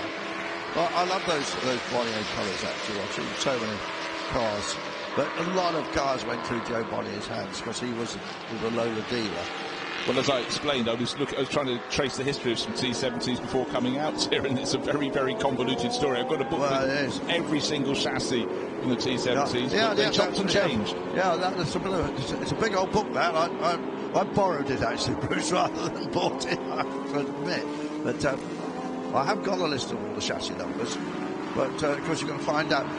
Last year, this series gave us the chassis numbers of the cars competing. All my best part of 50 years of commentating, no one's ever done that before, and it's really useful because then I can take the original list, which was prepared by some Czech gentleman, and try and line them up, but not all of it is right. You know, chassis plates got moved just to help with transportation because papers came, so sometimes chassis plates will move purely to aid transportation. But anyway, that's a backstory. This is the main story, and this is going to be a stunning race for these Lola T70s. And the big question mark is, will the Magnussen Ward car, the Outlaws team car, start misfiring as it did in practice yesterday? 2x2 formation. Just want to pick out a car about 7th place. Yellow with the green bottom. It's a Ligier. Very rare, that one. That's the Ligier JS3. Great to see that. And Soil Irie is at wheel of that. So if it's going to go well, it's going to go very, very well in his hands. Most of Ligier's had Cosmos engines in, that doesn't.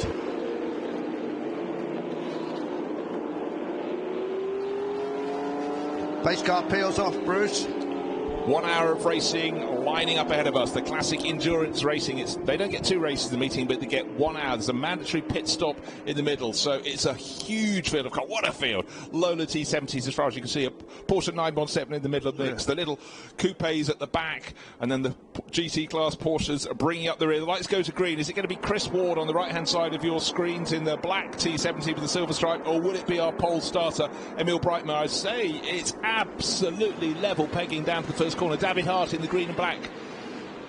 Lola thought he might be turning in third, but Soil Irie said look out for the Ligier JS3, and straight up from 7th to 3rd. Oh, very, very tight in behind, but nice and tidy. But I thought there might be a little bit of trading of colour and paint down there, but clean start. But Chris Ward has just got his nose in front of Emil Breitmeier to take the lead from the pole sitter. Yeah, well, Chris has been racing historics for a long time. It was the main driver for the JD Classics organisation for a number of years, done a lot of Jaguars to success. And when JD Classics folded, he really had to rebuild his career. But so he has done that. He's another driver coach, but he's really quick. Wow, the Porsche 917 gains quite a few places there, and Claudio Rodaro is up into about 6th place now, and he's got right alongside him, he's got Bruno Pereira swapping changes. He's in the Hyatt family car, Portuguese race. The first 3 cars have made their break, and David Hart is holding up the train behind it. There is the Porsche 917, almost clipping the curb with the Hyatt car tucked in high. Bruno Pereira is attacking that very good-looking blue and gold stripe Lola T70. They're all good-looking, really. Wow, look at that 917 go. Yeah, it's got a lot of grunt. Has it got a lot of braking? Let's find out.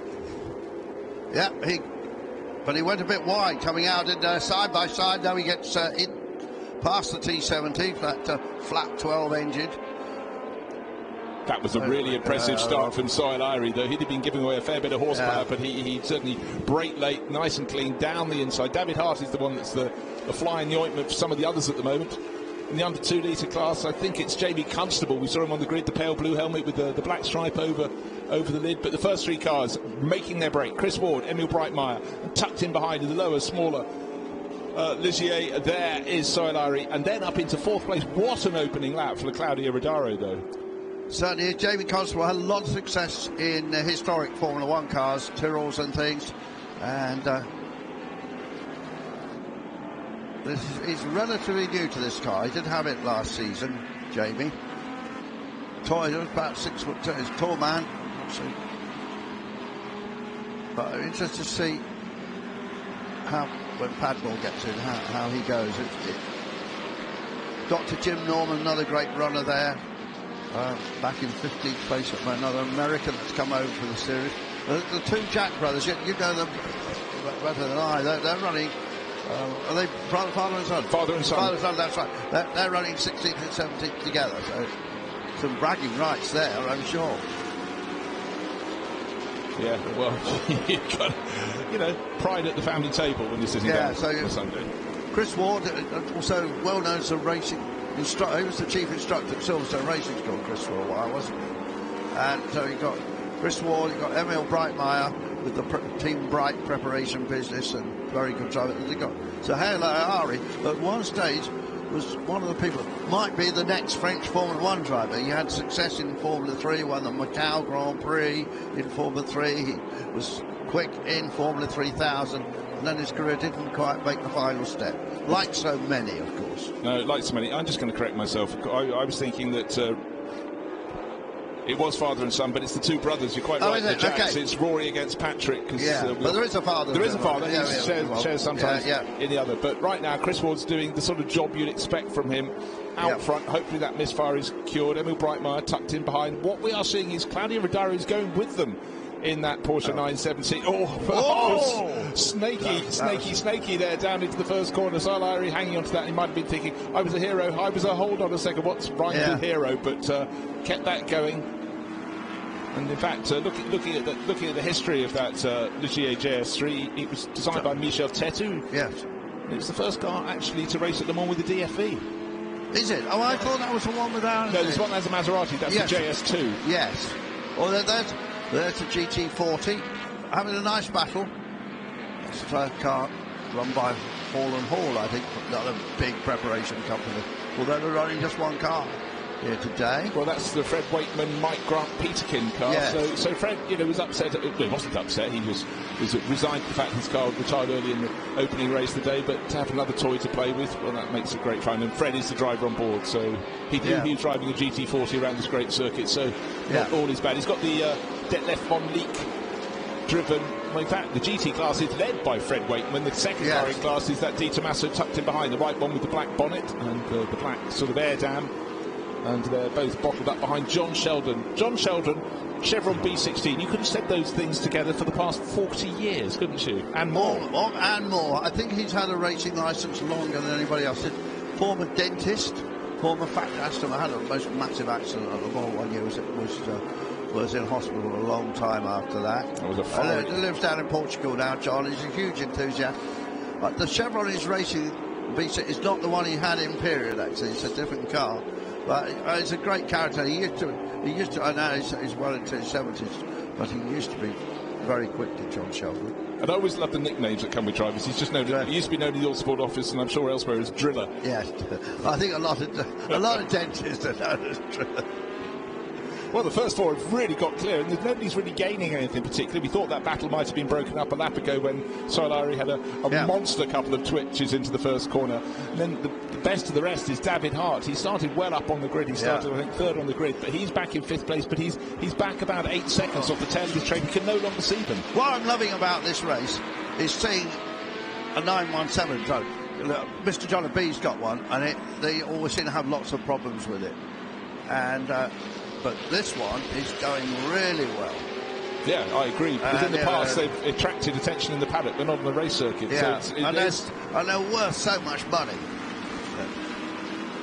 I'd have to look it up, but we're talking millions for one of these. Oh, God, absolutely. Many millions. I tell you what, I remember being at the Mans. And particularly a factory car like with a history. Yeah. Because they weren't sold to privateers.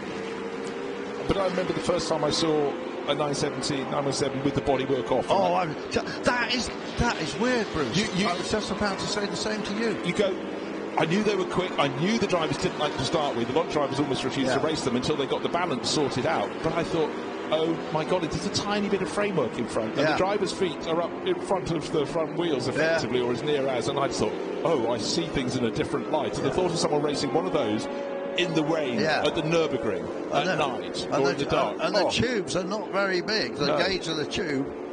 Anyway, we start with Chris Ward being kept very honest indeed by Breitmeyer, and I just wonder if that misfire has returned. But great to see IRI going so well in that Ligier.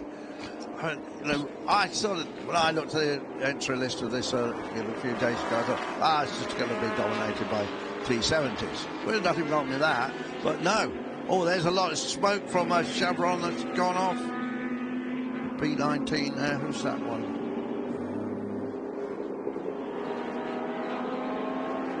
There's a lovely GT40, an unusual silver colour. I mean, a Le Mans Classic, in the past we've had lots of GT40s racing, and including the chairman of the Ford Motor Company has one. Jim Farley. He does. He's got a Chevron as well, actually. I'm always a fan of someone being at the top of a major motor corporation who's got petrol in their veins, and Jim has been he's really bringing Ford back into racing as well. I mean, it's lovely to see that someone with a job as responsible for that has got time off. Has made the time in their agenda. Be easier not to. Well, the door is open on the 27th. I saw something in the background. I did wonder about that. That's John Sheldon's car. Yeah, John Sheldon's car. Well, if he can get into the pit window, not sure. We some racetracks, times we're told when the window's open on screen. Yes, I haven't identified that as such. But you see, we're nowhere near the pit window. No, it's a 1 hour race, so we won't have it for about another 15 minutes, I'd suggest, or thereabouts. So I suggest John Sheldon needs to stop. The De Tomaso's going well. Jamie Constable's still in a substantial lead in the 2 litre class. Yeah, he's leading that in the Chevron B19. Second in class, 3 places further back is the Lola T212. Serge Kricknoff and Rolf Sigrist in the second of the Chevrons, which he's sharing with Nigel Greensall. That's 2 places even further back. Yeah. But the front of the race is absolutely just level. Oh, I'll tell you what's happened. The last 2 laps, the Porsche 917 has fallen back a little bit. Claudio Rodaro. Okay. The GT40 is in. Oh, that's a shame. That's the different one. That's Jean-François Decaux. Yes. The advertising guru. Yeah, guru runs, I suppose, the biggest outdoor advertising company in the world. So bus shelters, you see. Yeah. In Britain as well, they've got huge in Britain. Big poster signs, great huge posters, you see. Decro put them up usually. Chris Ward, don't even look. I mean, it says 3.34 for a second. It is a half a car's length, isn't it? Yeah, it really is. Just trying to see why precisely Claudio Rodaro has fallen back, having had done the hard yards to catch the tail of this trio. But that Ligier. Well, Ligier would be much more nimble. Doesn't have the grunt. Well, he's got a fair bit of grunt, because with DFV, but. Well, I thought that was the one that didn't have the DFV. No, the other one doesn't have the DFV. The other one doesn't. This was the first one to race on at Le Mans. Yes. So. But just that rumble of the Chevrolet V8s as they go around the circuit in their droves. Right. Car number 10, all on its own, but it's what's happening in the background. Yeah, because it's going to be lapped in a minute. That's Jürgen Westphal, who'll be sharing that with the young charger Mattis Pluschkel, who's impressed very much in this first historic meeting for him. But our race leaders coming through. Oren and Taff in that glorious little Chevron, just keeping out of the way on the right-hand side of the screen.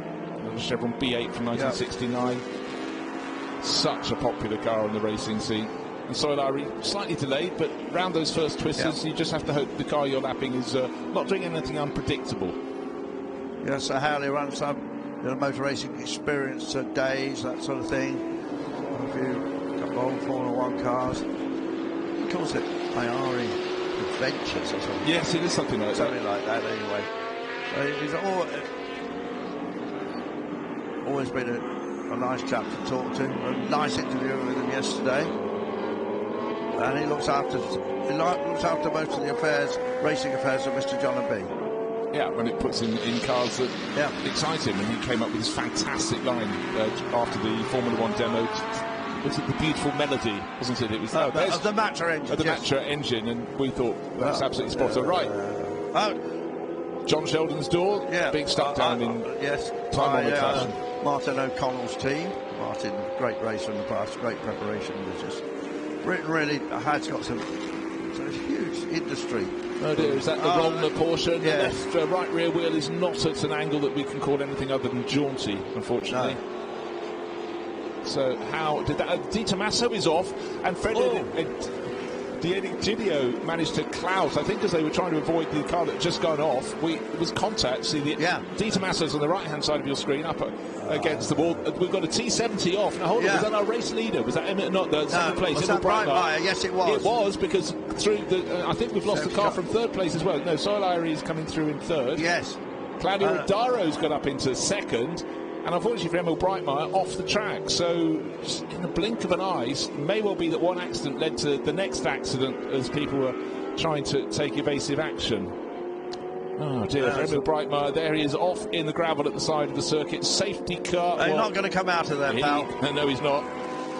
Waved yellow flags, but also the board's being held up bearing 2 letters, SC, safety car. So anybody who had to make a pit, suddenly for John Sheldon, he'd lost time in the pits, but at least he won't be losing any more while they're going to have to go round at a bated pace behind the safety car. So let's take a look. The top of the picture is where the problem happened, and He just got out wide, Got out didn't he, wide, into but the the car gravel. in front led him off, which is Chris Ward. So has someone dropped some oil? Maybe Yeah. that's from the Di Tommaso. But- They get up to out of turn 12 to 13. Race leader runs off, and following him off goes the car in second place. But Chris Ward kept going, Yeah. and poor Emil Breitmeyer. Yeah, but the sucked down. Ligier went off as well and went round him in the gravel. And that would explain also why Claudio Rodaro, who was Yes. running fourth, was able to get up into second place. Chris Ward recovered from the gravel. And here is the contact there. Yeah. That's Federico. Broken wheel, of broken course. wheel for him, Frederic D'Egidio. And so suddenly in a race that was running smoothly, one little incident, but I think it stemmed from what may have dropped out of the Di Tommaso. I don't want to pin any blame to them, but the fact that he's pulled off at the side of the circuit and the track immediately behind him had the front runners who were having no problem at all staying on the circuit, suddenly they did. And the first car and the second car, Chris Ward and Emil Breitmeyer off into the gravel. Phenomenal, amazing performance from Soalairi to get around them and carry on. So he was the great escape, but in the delay as he came back, Claudio Rodaro put the Porsche 917 up into second place overall. And also one thing that's escaped our attention in all that is Claudio Rodaro does have the fastest lap of the race. A terrific effort by him. And then going through slowly, will close up again. Yeah, and I think the contact behind between those Porsches was just something that was a result of what happened ahead of them, and maybe a bit of oil on people's tyres as they drove through it. And then by the time they got to turn 14, the final corner, they couldn't get their grip coming onto the straight, and then cars running out of line, cars having a contact. This may affect the 2-litre class as well, because they'll close up, and when Sigrist hands over to Greensall, he could give Constable a hard time. And I would think it would go past the Kricknoff car. Yeah, it won't be a helping hand. That's because for sure. Right, someone else in problem. 54 is Alan Purbeck and David Bryce. Now, we haven't mentioned David Bryce, have we? But I'll tell you what we shouldn't, because it's car 34 we're looking at. That's Patrick Surrey. Oh, sorry, yes. Similar car. Lola T12, under 2 litre class. 212, one of the earlier Lolas here. Okay, back to David Bryce. Yeah. You were just mentioning we haven't mentioned him, so I cut you off there. David had been one of the chief instructors at Goodwood, and related to the great Tony Bryce, who was a Formula One driver who was, to me, a potential world champion, killed when Graham Hill crashed the plane. Yeah, end of 1975, and they were all getting set up for 76. The team that's Embassy Racing, and he was very much seen as a bright light. So a little bright sunshine here, but we had the safety car leading us around. We've got the Di Tommaso to clear up. We've got to get Emil Breitmeyer's Lola T70, the bright yellow one that started on pole position, get that removed from the gravel, and then hopefully there's nobody else off, but maybe a bit of debris, because two of the GT class Porsches coming together, coming onto the start-finish straight, with one of them ending up sort of rather where it didn't want to be, the Rollner Pierre Thibault car. The Carlos de Quesada guy from Tampa, who's in the medical industry, but in the computer side of the medical industry. He will hand that car over, of course, to Nick Padmore, and that should see it going. Nick's been hugely successful over long. I mean, he started racing in minis, and he's still got a mini, the Swift June prepared mini. He's going to race it 2 or 3 times this year, but he has to pay for that himself. Normally he pays to race these cars and train these people. Good to see Frederic D'Egidio's got a new wheel on his Porsche, so he's coming out of the pits, but that was side-on-side contact, and ended up with Annette Rollner's car rather scattered into the other side of the circuit. We've still got 42 minutes, still a lot of racing to do with this, Catherine. The beautiful lines of the Chevron V16 there. That was John Sheldon's car. It had the problem with the door, and then there's the car we saw. Patrick Surrey is coming in. There's the. Oh, that's the car. That's Emil Breitmeyer's car. That's the Breitmeyer car. They dug it out and got it back in. You can see the dirt on the wheels.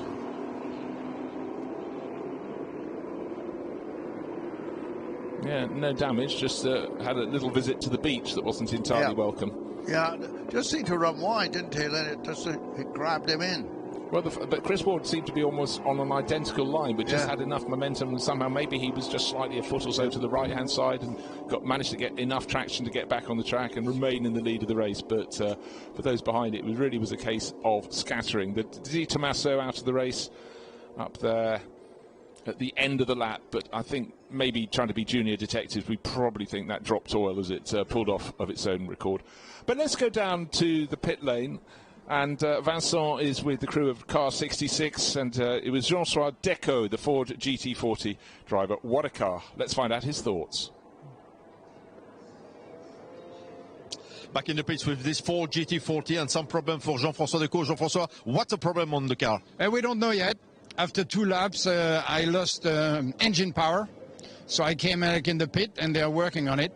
There was a bit of fuel in the car, so it was better to stop.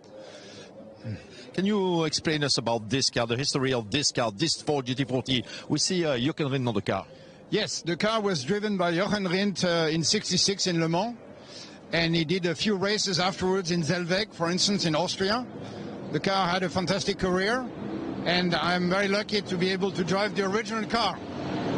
That's what we can call a great car here in Barcelona. Yeah, proper history on that one. And the Rindt name is actually still on the car. Absolutely right what he said. He did those races after Le Mans in it.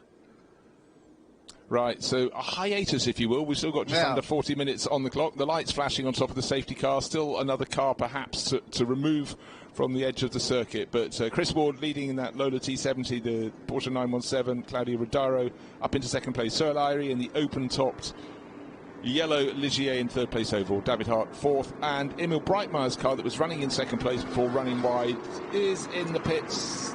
There's Emil on the left-hand side in his race suit explaining what exactly happened, and maybe we'll catch an interview with him, because then at least we'll find out, was it oil that led to them sliding off? You have to think it was.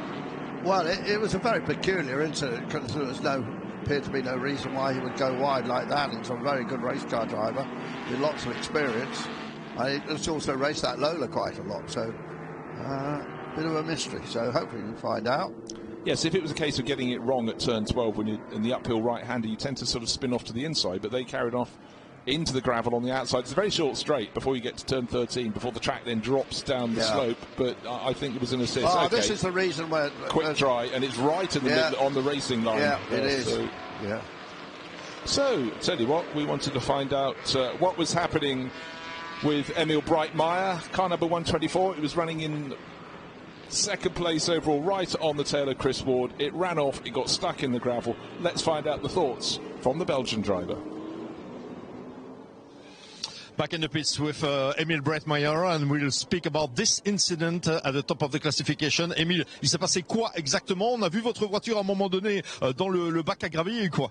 Ce qui s'est passé, c'est que les retardataires devant nous, il y a quelqu'un qui a cassé son moteur et qui a recouvert un virage mais entièrement d'huile. Donc il y a une Porsche qui sort de la route, mais les commissaires n'ont pas jugé bon de mettre le drapeau jaune et rouge, et nous on arriverait très vite dans le virage, donc le premier est à moitié sorti dans le bac. Moi je me suis envolé dans le bac parce que j'arrivais plus vite. Soleil derrière moi est parti dans le bac, mais il a réussi à ressortir, et c'est moi qui suis allé le plus profondément dans le bac. Mais voilà, c'est triste parce que si on me donne l'indication d'un drapeau jaune et rouge, jamais je sors à cet endroit là. Mais quand on n'a pas d'indication, quand on a juste un drapeau jaune alors que juste avant il y a une voiture qui est sortie, c'est franchement limite et un petit peu frustrant. Donc voilà, c'est vraiment dommage pour la course, parce qu'on aurait pu en plus faire une belle course. Il y avait une bagarre sympa et il y avait du potentiel avec la voiture et on commençait à être vraiment bien. Donc voilà, frustrant. Il y a des dommages sur la voiture, Emile? Non, rien du tout. Mais voilà, c'était pas un virage particulièrement rapide, mais avec de l'appui, et donc voilà, c'est à l'huile, et qu'on le sait pas, on s'envole. It's just a question of oil and bad luck. Yeah, now, interestingly, you said he's Belgian. His father's German, and I think they're right on the border. And I think he's sort of Belgo-Deutscher, he is. Maybe decides his nationality on the day, if you can share. But we've been through this with him before, haven't we? Finding out. Yeah. Right, Chris Ward with the red and yellow helmet that he's worn for decades now, leading this race, running at obviously curtailed pace behind the safety car. Still waiting for signals. I haven't seen the lights on the top of the pacey car, the light bar. Are the lights still flashing on the BMW? I think we might be going racing again. We want to go racing. It's still flashing. I thought it was going to pull off. From the way the sun was sitting at the top of the car, I couldn't tell if the lights were still flashing, but flash they are. The waved yellow flags around the outside of the circuit. And the Porsche 917. Which one does the window must have opened. The window's opened, and Chris Ward has dived into the pits. So race lead is the Porsche 917, the Kurtz, the short tail. So very late call. What was on the clock? 36 minutes remaining, a 1 hour race. So the drivers have decided, you know what, maybe come in now. Yeah. And it means that all the other cars running through that quick dry to tidy up that was put down on the oil spill. And maybe just simply Chris Ward's going, what's the point in risking another lap? Let's come in. Jan Magnussen into the car and see what he can do. No, that's a great call. That is a race-winning call, I reckon. Yeah, because they can do the tyre change, they can do whatever they need to do in the pit stop, or simply a driver change. But can't find the rule. I have to dig down to find out what happens behind a safety car, though. Here under the under 2 litre class, I noticed that Jamie Constable dived in as well. So they're going to get an advantage from doing that. Yeah, and Carlos de Quesada, his Lola, is in as well. Bruno Pereira, also in the pits. Everyone else, of course, gets elevated a position or two. Was that the master stroke? Kind of think it was, but time will tell. So, Porsche 917 in the lead. Actually, when did you last say that? Well, they have. I think he has led races before, Rodaro, actually, but not that recent. Because these cars had a history of 2 or 3 years when they were in period, but their classic racing histories are much like 20 years long. Yeah, I mean, that's one of the strangest things, but Soil Irie in second place in that. Ligier may just fancy his chances when we get to the restart, but what we do know for sure is that Porsche 917 has got a massive amount of grunt in a straight line. So there's an interesting colour scheme just going through. The Team Gunston colours. Now, Gunston was a South African tobacco company. 2 big tobacco wars in South Africa in motor racing, Gunston and Lucky Strike, and the reason it's in those colours because there was a big Springbok series, a big series in the winter when lots of these cars like this over the 70s had the Kyalami 9 Hours was the big race, and there were some accompanying races in the Springbok series. So that was obviously, when it was in Europe, never ran in those colours. It's running in its South African colour scheme. And of course, you know what? There is a car in the series. I was querying this before I came out. It's orange with the brown central stripe. But do you not remember a team called Grand Bahama Racing? Indeed, yes. Mike Daoudi. Mike Daoudi, yes. I think that could be his colour scheme. He famously ran a car with the little roof periscopes. Do you remember? Yes. 370 with the little roof periscopes. So do you think that's it rather than... Yeah, I think that's you don't think it's very similar to the Gunston colours. Because I marked it down originally as a Gunston. There's a little 2 litre sports car we've had in this series in the Gunston colours, ex-John Love car. I apologise. Not at all. You might be right. You're right. No, I need to look at the car a bit closer. But you are right about Grand Bahama Racing and Mike Daoudi. It's quite a character, somebody I knew, actually. And, shared with Frank Gardner. But, even if I'm wrong, we're having a conversation, so the real historians will be looking it up. I'm meant to be doing a book about colour schemes. I've written a lot of the chapters already and doing quite a lot of research. So there's the classic Bonnier colour scheme. But there's another one I spotted on a Lola. And, the VDS colours? The VDS colours, yes. The VDS is Van der Straten, Count Van der Straten, effectively the man behind Stella Artois. But that team has continued go. We see their cars until recently in the Creventic series. Yes. Sometimes you see part of the family from Van der Straten. Okay, everybody's in the pit. There's Olivier Hart waiting to take over the car that started very near the front of the grid with his father David. That's one of the Lola T70s. It's green with a black stripe. If that photographer could just move himself out of the way. Thank you very much. Car 42 comes to a halt. And again, these pit stops don't have to be hurried. In the background, Soil Irie is in. And of course, he was running well. He'll be handing over to Mr. John of B. That's a very unusual yellow and green Ligier. We haven't said this, Bruce, but this is one of the widest pit lanes in the world. It's massive. It's great, isn't it? You compare them when you go to some circuits that hold historic race meetings, and obviously Goodwood, it's the width of a pencil. But, you know, the teams have to adjust accordingly. So Mr. John B always wears that, or generally wears the Jackie X tribute helmet. Very, very dark blue with the white line around the bottom and the top. And we could have a conversation about racing helmets, but I still love the ones when they were distinctive. Just a couple of key colours, job done. Right, now, this is Rolf Sigrist still on board. I thought Nigel Greensall was taking that one. Nigel told me an hour and a half ago that he was. So... Tell you what, there's a funny colour scheme. No, that is. Sorry, that was Serge Kriknoff, another Swiss helmet. Sorry, of course it was, another Lola. Yeah, look at that colour scheme. Yes, I marked that down as blue with red and orange stripes, but it's got everything else as well. Stinkpack Boubon. Boubray. Well, you wouldn't miss that, would you? No, you wouldn't. Francois Bourdin sharing in that car. Lovely vehicle, the B16. You were talking about it with John Sheldon. His looks entirely different just by dint of not having a colour scheme like that. Right, so Claudio Rodaro will be out of that Porsche 917 that took the lead of the race when, of course, Chris Ward dived into the pits. Jan Magnussen, at the moment, will be working his way up the order as all the cars are in the pits, apart from the ones who just came in the last time around. But they, of course, are running behind the safety car, so they can't get any move on. They have to run at the pace set by the safety car. So was it a masterstroke, or were these cars? No, maybe it wasn't. I'm thinking all, because maybe not. They wanted the safety car to withdraw. Yes, well, that's what I was expecting them to do. So, and in fact, that is going to be a massive gift. Okay, we'll see how it pans out. Yeah, there's going to be some big action once this yellow is withdrawn. That's for sure. Still, some of the front runners or some of the midfield now coming in to make their pit stops, and from their point of view, they just have to hope the safety car goes round for another lap, because if you're stationary in the safety car, then withdraws and releases the field, and the field goes back up to full racing speed, then you are going to lose night and day. But the board still SC held up around the circuit. See, those people almost a lap behind. The pace car has only picked up one of that Porsche 911. Presumably he hasn't been into the pits. So lots of action down in the pits, and Bonson's down there again with the number 69 car, maybe talking to Sahel Ayari.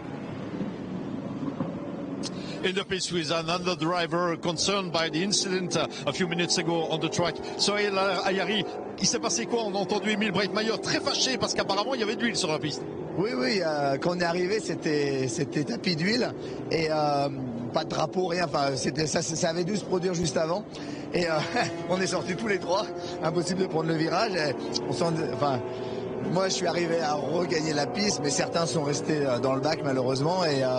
Et voilà, après, il y a un peu de réussite et un petit peu de débrouille sur le moment, quoi. Mais c'était une chouette course et c'était très sympa la bagarre devant. J'avais hâte. Le safety car a duré trop longtemps. J'aurais adoré refaire le restart après le safety car, on se serait bien amusé. Quelques mots sur cette Ligier JS3, exceptionnelle, pièce unique, magnifique. Voilà, pièce unique, exceptionnelle, et à conduire c'est très très fun. Peut-être, je ne sais pas si vous l'avez vu à la vidéo, mais de l'intérieur c'est génial. Parfait. So he is a happy man. He was happy because he did not retire in the incident, and this Ligier JS3 is just wonderful. Thank you very much, Vincent. I mean, I've not seen a happier driver all meeting than Sohail Ayari. He really seems to be enjoying himself, but I think he realised they all had a great escape. As he said, there were no flags being waved. They hit the oil, and it was a question of just where they ended up. But he brought the Guy Ligier, Patrick Depailler JS3, the Ligier, back into the pits in one piece, so he's pleased with that. Ran as high as 5th at Le Mans until 10 in the morning, just there thinking about what should we have for coffee, and unfortunately it went no further. Gearbox trouble, apparently, because the suspension mounting caused a problem early on, and then gearbox trouble. Often if your car's been rattling around a bit, you know, your gearbox is going to suffer. Right, this is the car that Nigel Greensall's taking over, and it's a Chevrolet. Rolf Sigrist. Yeah, car number 19 he's sharing. Out he goes. Chevron B19, so one of the under 2 litre class cars. Pit lane suddenly almost quiet, but the big question is the safety car is still out on the circuit. We still have SC on our timing screens. Where's our leader dropped to then? Well, our leader, at the end of the previous lap was listed as 23rd position, but with a lot of the cars actually in the pits going nowhere, so he was... Yeah, he'll move up, but he's not going to move to the front. I think he lost out in all that. Yeah, I'm afraid so, and it seemed an incredibly late decision to do that, but then everyone else came in over the next Well, I must dive into the pits because I can make up, but they didn't realise how long it would take to clear up all that oil. That's the colours with the Team VDS colours. I mean, they ran mainly single-seater cars, particularly Formula 5000. Yes, the Chevron for Peter Gethin. Right, here's a little story. You may well have been at this race when the Formula 5000s and the Formula 1 went together at Brands Hatch, and Peter Gethin won in a Formula 5000, which was sort of contra what people thought might happen. Yeah, there was a few races. I went to a race at the Ontario Motor Speedway in California, with been knocked down since, and that had a lot of Formula 5000 cars in it as well as Formula 1 cars. What was the name of that race? It had something race of the century or something. No, it's called the Questor Grand Prix. And what was Questor? I've forgotten what it was, but I tell you what, I've still got the cufflinks. They gave us cufflinks and they gave us a T-shirt. It was an opening race there, but they also had the Silverstone sometimes races with Formula 1 and 5000. And the 5000 race, David Hobbs in a Haas Lola beat the outright lap record quicker than Formula 1 cars, but actually the record was taken back the next day. So on the Saturday there was Formula 1 and 5000s. On the Sunday there was only 5000, only Formula 1, and the lap record went back. But they could run very well. But the Gethin one you mentioned is the only time I think the 5000s. The 5000s are in there to top up the entry of the Formula 1 cars. Here's the young German guy we were talking about. Mathis Puschkel, he's getting into that number 10, the bright blue 911 Carrera RSR 3 litre. What a car that was. We were talking about 70s. Talking about him because he is in the 2.0 Porsche race, which has been one of the stalwart starters of this whole series. Great races. And we've got Emanuele Pirro, 5 times or more winner in that. But he's new in that, and he really shook it up yesterday because he took the pole position. Yeah, he did. He was, but it wasn't something he built towards. He was just quick from the second he got in the car. He's part of the Mucka Racing organisation. So, don't think normal races have been resumed. We've still got the safety car flags. No. These are a couple of drivers trying to make up to get to the tail of the grouping. Yeah, that's right. And now you can see out of turn 9 on the infield straight down to turn 10, everybody else has caught the line. The 86 car is Eric Mestad, who is French. Yeah, first race by the Filippinetti team, and of course Filippinetti to Joe Bonnier racing it almost every night. The Loader T70, particularly the Mark 3Bs, tended to go through their hands, and actually was used in Interserie. This particular car. After Interserie was a sort of international sports car series in Europe, but it was sort of a sort bit of a catch-all. Yes, Formula Libre sort of Can-Am cars in it. As we go green lights. Green. Well, there is Magnussen, look, in the black car with the silver. Yeah, but the Hart car, which was way back behind, has got Olivier Hart, and that is now effective leader, going past that little Lola car number 34. That's the golf car. So effective first, second and third will be sorted out by the end of the lap, and I think the 917 is up into third place and others are giving chase. But the most important element in this is the Hart family car, started by David, handed over to Olivier, is in the effective lead of this race, as those who are being lapped are being shuffled out. But here, now it's becoming clear. The dark green car, Olivier Hart, first. Second place, Jan Magnussen, black with the silver stripe. Then the Porsche 917, and it's got the second. It's still listed as Claudio Rodaro. Maybe he didn't hand it over to his teammate. Maybe he didn't, because he certainly was going super well. And then up into fourth place, right here and now, moving up the order. Another of the Lola T70s, but we've got the other car in the middle, and Jim Norman's car, white with the blue nose in the back of the pack. So a lot of sorting out on this Porsche 906 going well. Yes, a lot of sorting up, a lot of cars on track here.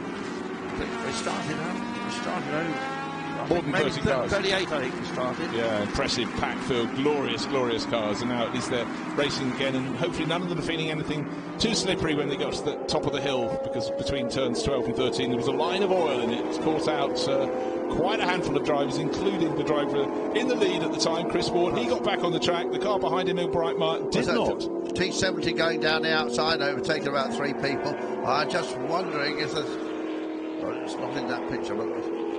That's it. Ulf Norinder, Ronald Peterson car, isn't it? And Pika Troberg drove that too. Yes, so they were famous Swedish drivers at that time. Ulf Norinder, a huge character, big man, a big beard, was rather famous for throwing thunder flashes waking everybody up. Who was the person that blew up the toilet block at Anderstorp? Was it him? No. Different The story. toilet block that was blown up was in Martra in Finland, right on the Russian border. It was blown up by a chap called Barry Sheen with some flunderfashes. Don't think he got Didn't get the right names. Well, there was a lot of methane around, there was a lot of gas around, and there was a tale to that story. So at the time, Barry was just a kid. It was in the 125 race. He wasn't in the main race, and at the prize giving, the organisers couldn't work out. I think he won the race. He got the biggest round of applause, bigger than Agostino, who ever won the main race. Because everybody, because apparently this toilet block should have been condemned years ago. It smelled. Right. Okay. Anyway, there may have been other toilet blocks blown up. I think if you look back in history time, great scrap between Nick Padmore in that bright yellow T70 with the green band. That's why you were picking it out. And he's got Jim Norman behind. Jim knows his T70 very well. But as you said, this is the first time Nick Padmore, ace historic racer, has had a chance to drive one of these. He's got time and plenty to enjoy it. 20 minutes here at full racing speed. He's trying to pick off the little Patrick Suri Lola from in front of him. When they get in a straight line, that shouldn't be too difficult at all. There he goes, the Padster, as we call him.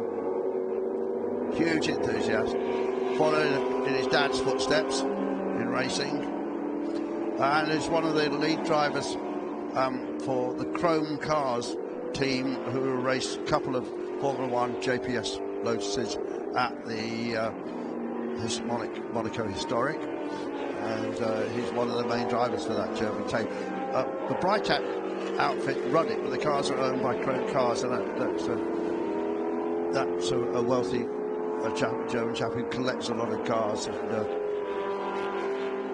Right, just looking down the order as Claudio Rodaro continues in the lead of the race. I'm on Mill second. You see, what we're seeing, we've been looking at effectively the group that are fighting further down. Those that pitted early really got hit by the extra safety car. They did in the end. That's why Olivier Hart, I was reckoning he was back in the lead race. He's down in 21st position. Jan Magnussen 22nd. We thought I thought they played a blinder by coming in, but actually there was a big mistake.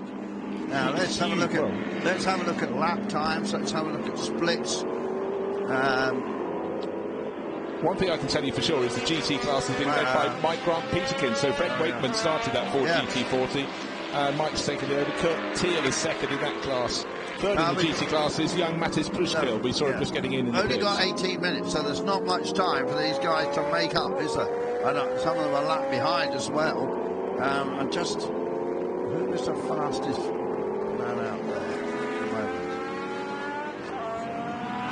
Oh, and another top British driver that also runs on our cars, Will Nuttall. I noticed he's in a T70. We've seen him winning lots of races in the 1959 Formula 1 ex-Bruce McLaren, I think Cooper, haven't we, Bruce? But I've never seen him in a T70 before. No. I presume it's prepared by IN Racing, Ian Nuttall Racing. Well, I saw it in the paddock. I saw his name almost, I did see it. But I thought it's not on the entry list, and maybe he'll hop in. We often get that, but, Olivier Hart's just done the fastest lap of the race at a 1:48.332, and he's going quicker than Magnussen, actually. So Magnussen took about second out of Magnussen. So I wonder how far those two cars can come up the field. Really tricky. I mean, Claudio Rodaro coming on the same lap in the 917 is Soil Irie brought the GHS3. They were 1 or 2 laps after that sudden dive in the pits by Chris Ward. And look, Padmore shown in 5th place now, and I would have said that. Now, how far is he behind? Well, he just went past Patrick Jack. Yes. And at the moment, he's 18 seconds behind the leader. Yeah. Which is shown as obviously it's a 917. Because he was right at the front group, wasn't he? And didn't stop like the other two or three quick cars did. So Padmore, just looking at the splits, he's right on the T70 top pace, that's for sure. And he's after as the Balestra load of T70, and Padmore's just gone by him actually. So next on his list would be Mr. John in the Ligier, started by Sahel Ayari. And wait to see the second split. I think Padmore's definitely in for a podium on this. Armand Meal, of course, is now in that the leading T70. Yeah, we've got to see how he fares against the gap, 5.7 seconds off the race leader Porsche 917. But Claudio Rodaro, we saw him in the opening stage of the race, was able to catch the front-running cars. Yeah. Then he fell away a bit, maybe he just made a slight mistake. But he's certainly going very nicely indeed. Keep looking at car number 86, that's Christophe Van Riet sharing with the Belgian Eric Mester. Now replay, big lock-up, hardest corner on the circuit, turn 7. I think that's Patrick Souris again, he was under pressure from behind. And thank you. Around the outside for you. Yeah, and the Eric Mustag Lola goes round him. I think that was David Bryce we were talking about. Sorry, it was a silver stripe, so that would be the Chevrolet B16. I still think that's the Gunston colours. I think they're more orange. Do you? Yeah, I do. Interesting. And there is, well, if they've kept the livery, they've taken the numbers off. But no, I'm sure the orange for Gunston. This is getting really talking about the paint colour charts again. Do you know? I'm thinking about it. You're right. I'll take that. Yeah, you are right. Yes, more orange, but very similar. I'll give you that as well. Yeah. Right, Jim Norman. He's a transatlantic commuter to come and race that Lola T70 white with the blue nose, and he's having a decent run, 6th place overall, but he's fallen about 3 seconds off the back. The one he wants to chase is Romain Beltest, car number 37. Now, Jim Norman's a very interesting man. He's a surgeon, but he's working on some medical breakthrough. It's quite interesting, actually, because it's very holistic. It's all a bit secret at the moment. They were telling me about it. So. Will he cure you? Will he cure you? Put his hand on the shoulder? No, it wasn't like that. Well, I think it involves insects or something. Oh, okay. Something like that.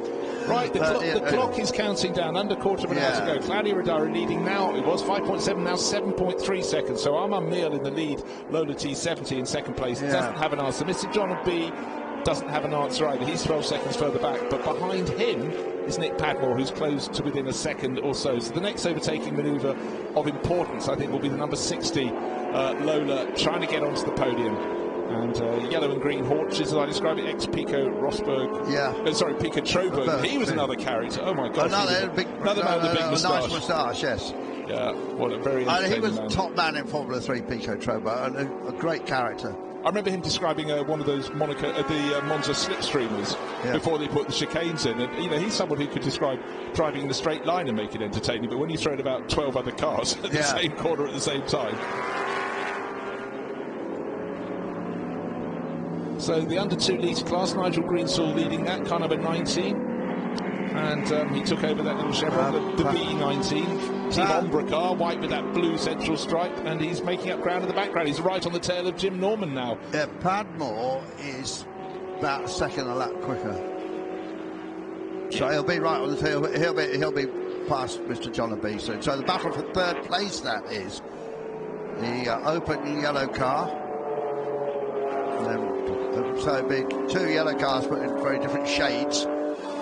Good to see that the Deco Ford GT40 is back out onto the circuit. It had its problems, but clearly it's been decided car number 66 should get back out there on this lovely sunny morning. So Jean-Francois doing what he enjoys, going racing. Right, Claudio Rodaro leading the race in the Porsche 917, 8.3 seconds to good. So he's stretching his margin over the number 35 Armand Meal Lola T70 with every lap. Now, for those that got caught out by pitting at the wrong time, Olivier Hart is down in 21st position, Jan Magnussen in 22nd. They will start picking off the cars in front of them, but even to get in the top 20 will be so hard for them because they simply guessed and got it wrong. But sometimes you've got to roll the dice. If you think it's going to be a long safety car period, you can choose when to come in. If you think it's a short one and you can get in and out before, whatever. Someone made a choice or just stuck to a plan, and it's backfired on them. The vagaries of racing.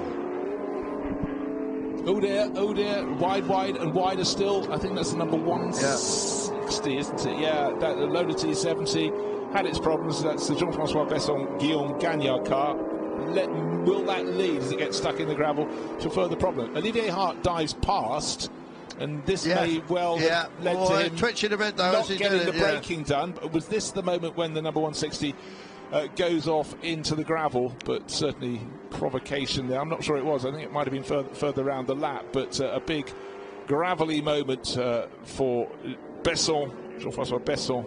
And let's hope that doesn't lead to another safety car, because maybe it definitely went into the gravel, maybe it get out. But the battle for third place is absolutely cracking. 2 yellow cars, one with the roof, one without. But it's the Ligier JS3, Mr. John B, that is leading that bright yellow T70.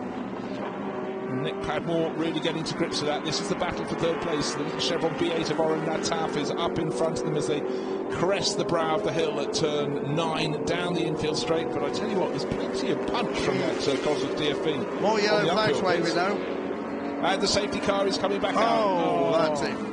What a shame. Okay, so for those that got caught out early on, the Hart family car and the Ward Magnussen entry, well, they're not going to get a chance to gain any further positions. But the key is where is the race leading Porsche 917? Its lead was 9.3 seconds over Armand Mills' Lola T70. So when the whole field gets picked up, it will be close up. There is our race leading Porsche, and I don't suppose anyone's going to depose it.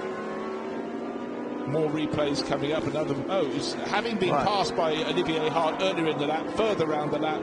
Unfortunately for Jean-François Besson, went off on his own again. I was just doing a little bit of research on David Bryce, because yes, I knew he wasn't Tony's son, but Tony had a younger brother, Tim, who's also a good racing driver. And the family, because of famous, came out of stock car racing. Johnny Bryce was famous stock car racer. So it's Tim's son, and I believe he is the chief instructor still at Goodwood, and he's a good racer too.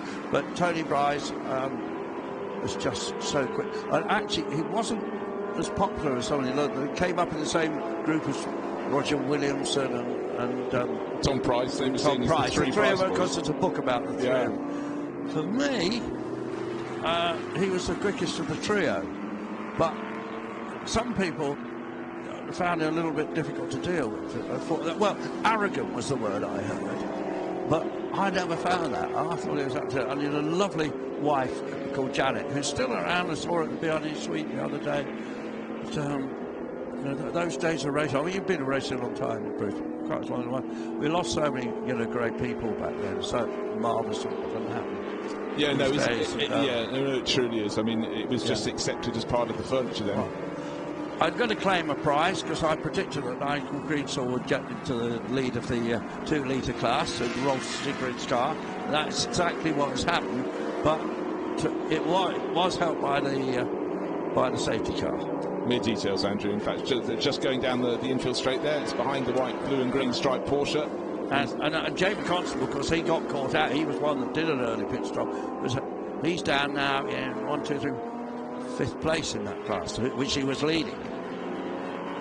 I say the vagaries of racing sometimes. No, it really is. But there's the car with Nigel Greensall in it. The Chevron up in 5th place overall. So they'd have been delighted to get an under 2-litre car.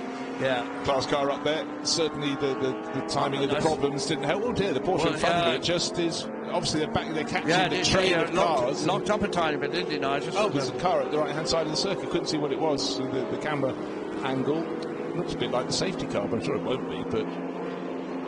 But again, you're playing the catch-up game. You have to have concentration. The car that caused the problem, the number 160 Lola T70, is at the side of the track, and it had its problem up at turn 4. Yeah.